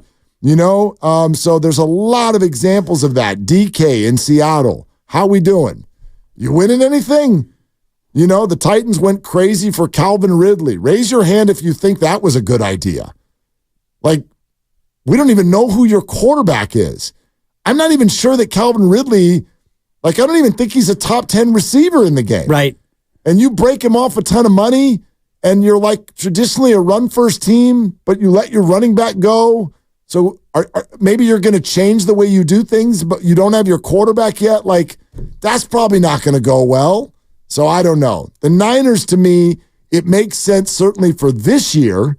You're all in. You're a fantastic team. You cannot lose Brandon Ayuk. You can't have him hold out. And that's where this becomes more interesting for the Niners because you are a team that's in a winning mode, and you know that he's a guy who can help you win, not only catching the ball, but the way he blocks and the things that he does that really fit your locker room and fit your offense. So it's a little different than Minnesota paying Justin Jefferson. Yeah, he's your number one weapon, and you absolutely have to have him as you transition into a new quarterback. And so if you're the Niners, you've got this winning core, and it's Super Bowl or bust time this upcoming year. Super Bowl, or you may have to bust this thing up, so you got to pay him. Well, they're going to have to bust it up on some level no matter what they do. Jose in Oakland on this topic. Hey, Jose, thanks for calling. What's up? Hey, guys. Okay, listen. I like a joke, okay, but no more for what he's asking for. I would go 27 million tops. Anything above that, you know what? You can play the next year. If you're still on the contract anyway, you want to sit down, that is your problem. But next year, we'll franchise you and get a draft pick for you. Do not overpay for the guy, okay? The guy has done well for himself. He has played really good for us. But he also benefits from having Devo, from having, McCaffrey in the team, from having Kittle. Like I said, he is not the kind of receiver that other teams have to plan for and double team him. Okay? Granted, his agent is going to try to get as much money for him as he can because that's what the market dictates. But I would tell the 49ers, don't overpay for the guy. Because you're going to get saddled with that contract for the next 3 or 4 years. And if you stink this year, let's say you don't make the playoffs, or let's say you get to the Super Bowl but you lose again, the next 3 years you're stuck with that contract. And what is the motivation for Ayuk to do anything better? Well, Jose, I see this very, very differently than you do. Because first of all, let me ask you, what does that mean? Define overpaying Ayuk. Right. The guy can ask for as much money as he is worth. That would be in comparison with other players. They play not in similar systems, but they have a similar production. But if his agent is going to go in and start using, the latest contract that the Vikings signed for the receiver and try to get the same kind of money, that's just not going to cut it. Okay? Yeah. Like I said, I haven't seen Brandon Ayuk being double teamed, not even once. So, Jose, I really, and I know Dibbs and I, thank you, Jose. I know you and I see this a little differently. I don't think the Justin Jefferson thing is relevant to Brandon Ayuk at all. That's a completely different contract, completely different achievements. The comps for Brandon are already there. We've seen them. Amon-Ra St. Brown, Jalen Waddle. These are people that are much more in the stratosphere of Ayuk. And so I think that that's probably what they're working on. But here's something I never worry about with the 49ers, because I know how good they are with this on the back end of contracts. When you say don't do this because then they'll be saddled with it. Yeah. No, they won't. No, they won't, because they'll be able to get out of it because they're fantastic at building them that way. And you're not going to be saddled with Brandon Ayuk. He's in his mid-20s. And he's a tremendous performer. So, like, I don't even know what overpaying him means. But if the concern is that you're going to get saddled with something late in its progression, I see that as a very, very unlikely scenario. Yeah. And you need, like, the way I look at it is much simpler. You need him. He's got to be on the team this year. Yeah, he's a good player. He's your number one receiver. And he's better than Debo. Right. And you're going to pay him. And I don't think that if you draw a hard line at $27 million, and if he wants $28 million, it's not a deal breaker. You go up to $28 million and you pay him and you keep him happy, and then you utilize his talents. And you mentioned it, and David Lombardi from The Athletic has come on and explained it so well about how the Niners are able to rework these contracts, and you convert the money that you owe in the future in part to a signing bonus. And if Jed York is willing to part with the cash up front, that's how you avoid being saddled with these contracts. Is 2 years into a 4-year deal or 2 years into a 5-year deal, whatever it is, you're able to rework it, convert some of it to a bonus, pay that, and it makes the cap hit less down the road. It's an interesting thing, and it's mainly because of who the 49ers are and the way they operate. You know, like 408 just texted in, Ayuk is not even a true number one receiver. Define this. What does that mean? I mean, is he a false number one receiver? He's a number one receiver. He was last year. His numbers are every bit of what everybody hopes for their number one receiver to be. The offense functioned at an incredibly high level, and they went to the Super Bowl, and he was open in the end zone. Yeah, I don't even know what that means. What are you asking for from the guy? Why? It's a label anyway, and labels disable, as you know. And in this case, what does a number one receiver really mean? It means he's a good player. And is Brandon Ayuk a good player? Absolutely. He's an incredible player. You mentioned where he was in the yardage and in yards per catch and all the rest of it. He's one of the leading receivers in football. And just because you have a tight end, a running back, and another receiver that you like to throw to in just about equal increments, that doesn't lessen his impact and his ability in your offense. No, not at all. And I think what happens is, and we're all guilty of this. Yep. I'm not pointing the finger anywhere. What happens is we label true number one receiver fantasy football. Based on fantasy football. Totally. And so Brandon Ayuk was not someone like, he's very, very good. I had him on a team. He's very good, but you're not going to thank you. You're not going to draft him in round 1 or 2 or 3. And that's what, those are the number ones. The real ones, right? Yeah. Those are like, that's who we want. How many of those guys are there? Sure, there's Justin. A.J. Brown. Tyreek. Sure. CD. Sure. You know, okay. You're running down the list, and, you know, teams that have a clear-cut one, guys who are going to get, 60% of the targets on their team. That's what you're looking for from a fantasy standpoint. Jamar Chase, Amon-Ra in the conversation too. Yeah, Amon-Ra for sure. All right, but now we're getting down to the level of where I think Brandon Ayuk absolutely sits, and the only reason that we don't think, or some don't think, he's a true number one is because he doesn't get the target share that those guys get. Right. That target share is everything. The 49ers have a truckload of weapons, and they run the ball a lot.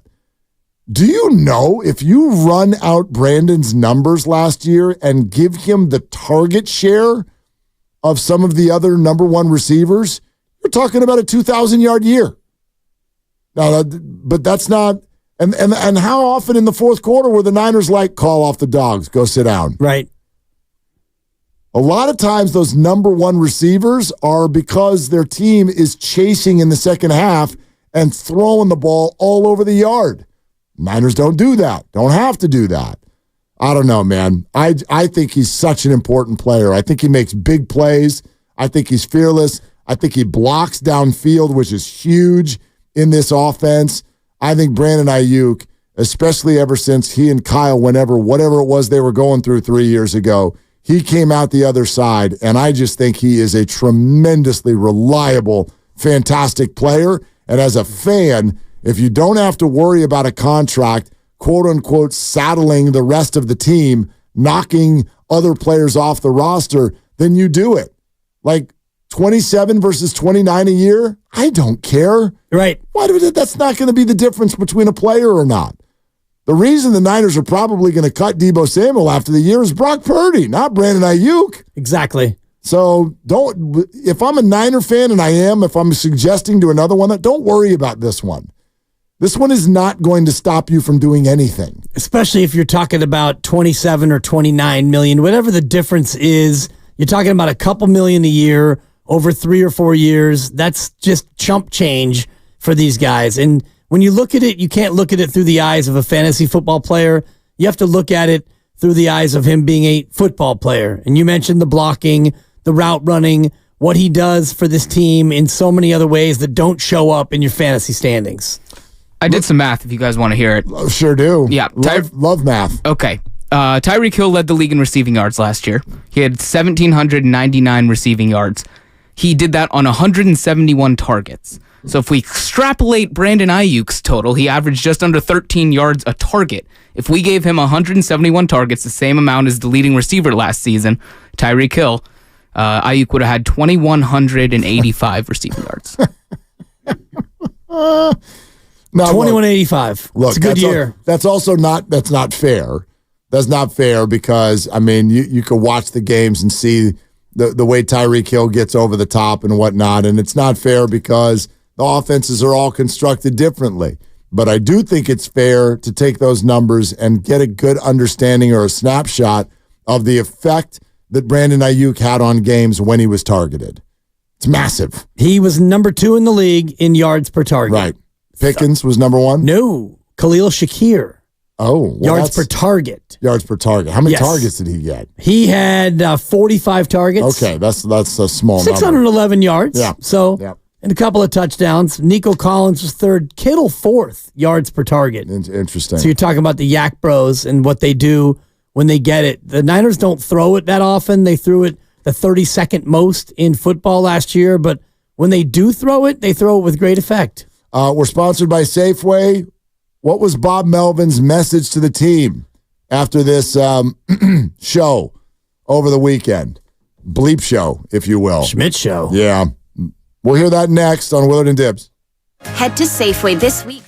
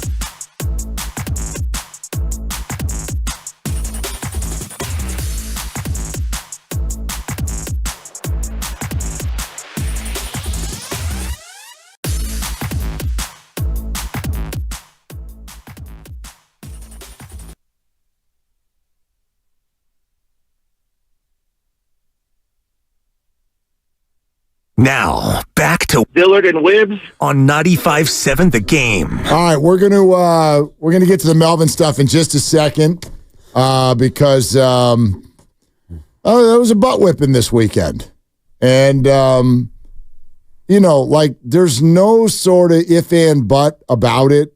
Not trying to wiggle out of any of this. I don't really buy into the whole it was the Yankees, so they're really, really good. It's right. That's the problem. It's not like these were. I didn't find it embarrassing. It wasn't embarrassing. I don't even find it embarrassing that the stands look like that. It's frustrating. It's a little demoralizing at times, but it's not embarrassing as if you get swept by the Mets. It's not embarrassing to lose to the Yankees. Or if you're kicking the ball all over and you're looking Harry High School. Yeah, if the Rockies come in and take 2 out of 3, be embarrassed. I'm not embarrassed that Juan Soto and Aaron Judge hit home runs. That's what they do. So there's nothing embarrassing, but it's incredibly maddening. Yeah, and demoralizing. That you don't have those people. You need good people on your team, and you've had just the hardest damn time getting them.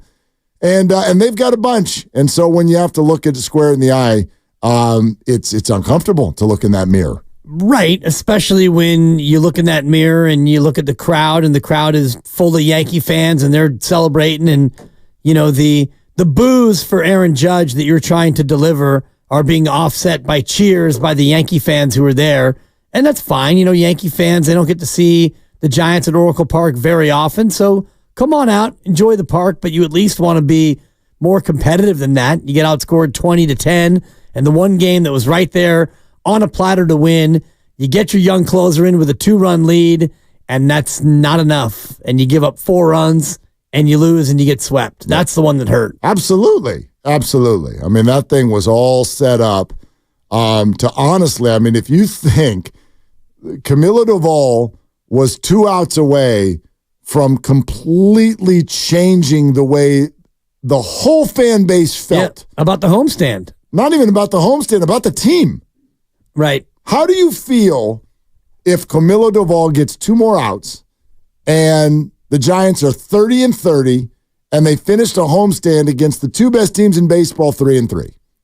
You'd feel pretty good. You're like, okay. You'd take it. I can wrap my head around that. You would take 3-3. And I think we even talked about that going in. We absolutely did. If you could get 3-3, you take 2 of 3 from one, as long as you don't get swept by either, because you don't want that. But you win one, you lose one, you're 3-3, and you move on. You move on to Arizona, you'll take it. But Camilo does not get those 3 outs. Correct. So instead, you're 29-31, and the whole fan base is jealous.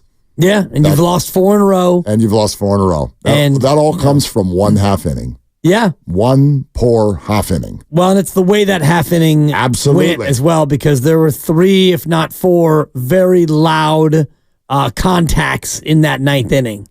The Yankees were lighting him up. It wasn't like, okay, you got squeezed and he issued a walk, and then there's a nubber and a bleeder and a bloop. It was kapow, kapow, kazam, kabang. As Grandy said, in 6 at-bats, they hit for the cycle. Was that the number 6 at-bats, Grandy? Technically not even at-bats, because one of them was a walk as well. But first 6 guys up to the plate, they hit for the cycle, plus a walk. Plus a walk. Yeah. Here's what Melvin said to the team. We just go into tomorrow and expect to win the next series. We played well today. You look at the way they played the first 2 games, and all of a sudden they're ahead 1-0 again. I thought we responded well, and I thought, and then all of a sudden it's tied again, and now we respond again. We played well today. Just didn't shut it down tonight. Yeah, I'll buy that. Again, there's one characteristic, not the only reason, but one of the few things, and I haven't heard a lot of people talk about this, that I really feel has been fixed with the Giants in the last 3 weeks. And that is that whole, we're down 2 or 3 runs, and so now the game's over. That has stopped. I now feel when the Giants are down by a couple of runs, the game's not over.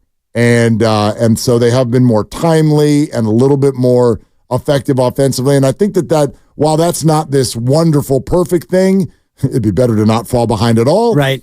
But I think that's really important for the fan experience.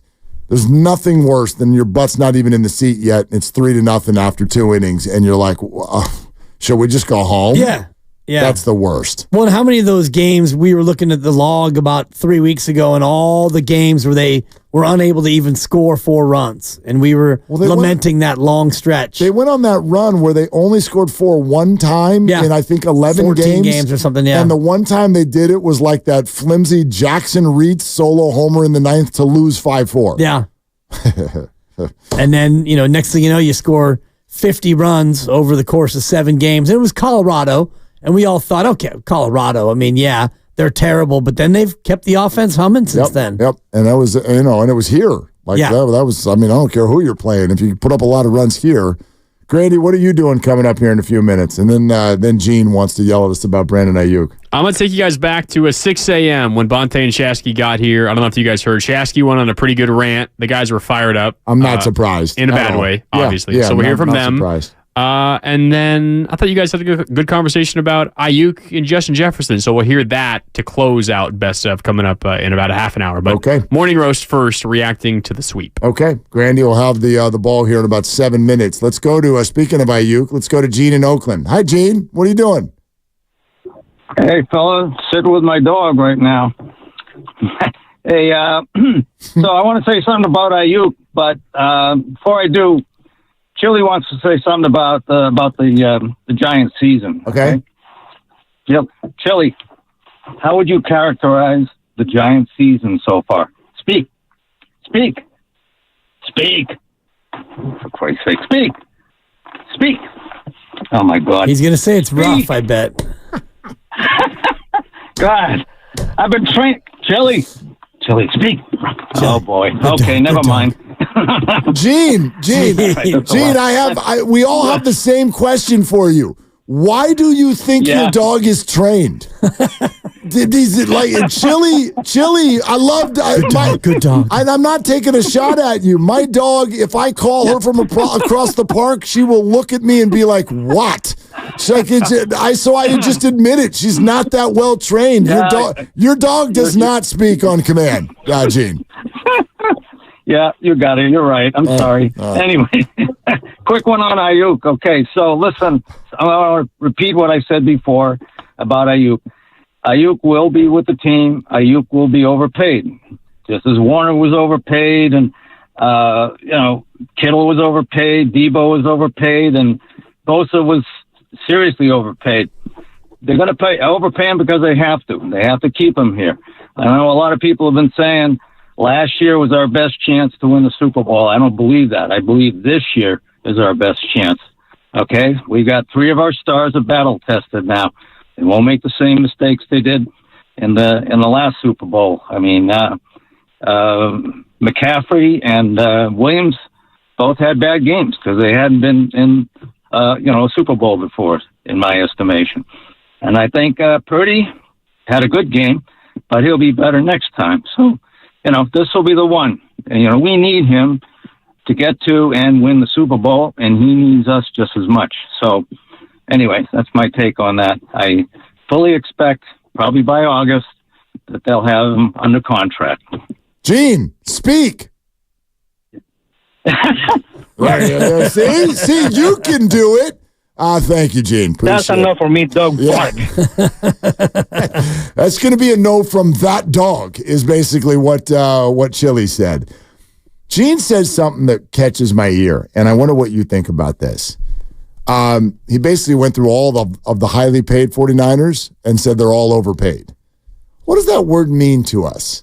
What is George Kittle is overpaid? I'm like, no, he's not. Why do we think George Kittle is overpaid? Fred Warner is overpaid. I'm like, no, he's not. Right. To me, overpaid, like sliding scale for all of these, overpaid is when someone gets a huge contract and then does not perform. So I guess, or if they get a huge contract and it prevents you from bringing in other players in a salary cap. But even still, you know what I mean? Some of them, that's worth it. Like Tyreek Hill had to go when Patrick Mahomes got paid. Is he overpaid? Good God, no. Yeah. Klay Thompson was overpaid last year. He doesn't perform to that level anymore. $43 million but even a year. at that, what does it matter to you? Because it doesn't. Joe Lacob thought that it was worth it to pay the tax, and so he paid Klay Thompson $42 million to be good, but not $42 million worth of great, and it didn't affect your beer prices or your ticket prices. They're going to be what they're going to be anyway. I got no issue with it whatsoever. They paid Chris Paul $30 million. Now, of course, they're paying him based off of a contract that they got him prior to his second injury. So, that it's not like Joe decided, I'm going to pay him 43. No, you have to pay him 43. So I understand that, but that's I don't know. That's just always my thing. I'm like, they're not overpaid just because they make a big salary and you feel like athletes shouldn't get that much. Like, that's got to be reserved for the guys who are underperforming. I guess you could argue it with Debo. You could argue it with Debo. How about this for overpaid? The Justin Jefferson contract? Yep. Essentially the Jordan Poole contract. Ha! That's overpaid. Yeah. That's overpaid. Yes, it is. All right, here comes Grandy. You want to hear Shasky's rant? I know I do. It's all brought to you by Fremont Bank, full-service banking, no compromises. Full hour best of the game with our guy, Mark Grandy. Do you want to do it again tomorrow? Sure. Okay. Let's do it again tomorrow. For Dibs, for Grandy, for Lucas, I'm Mark. Shoot your shot. It's all you got.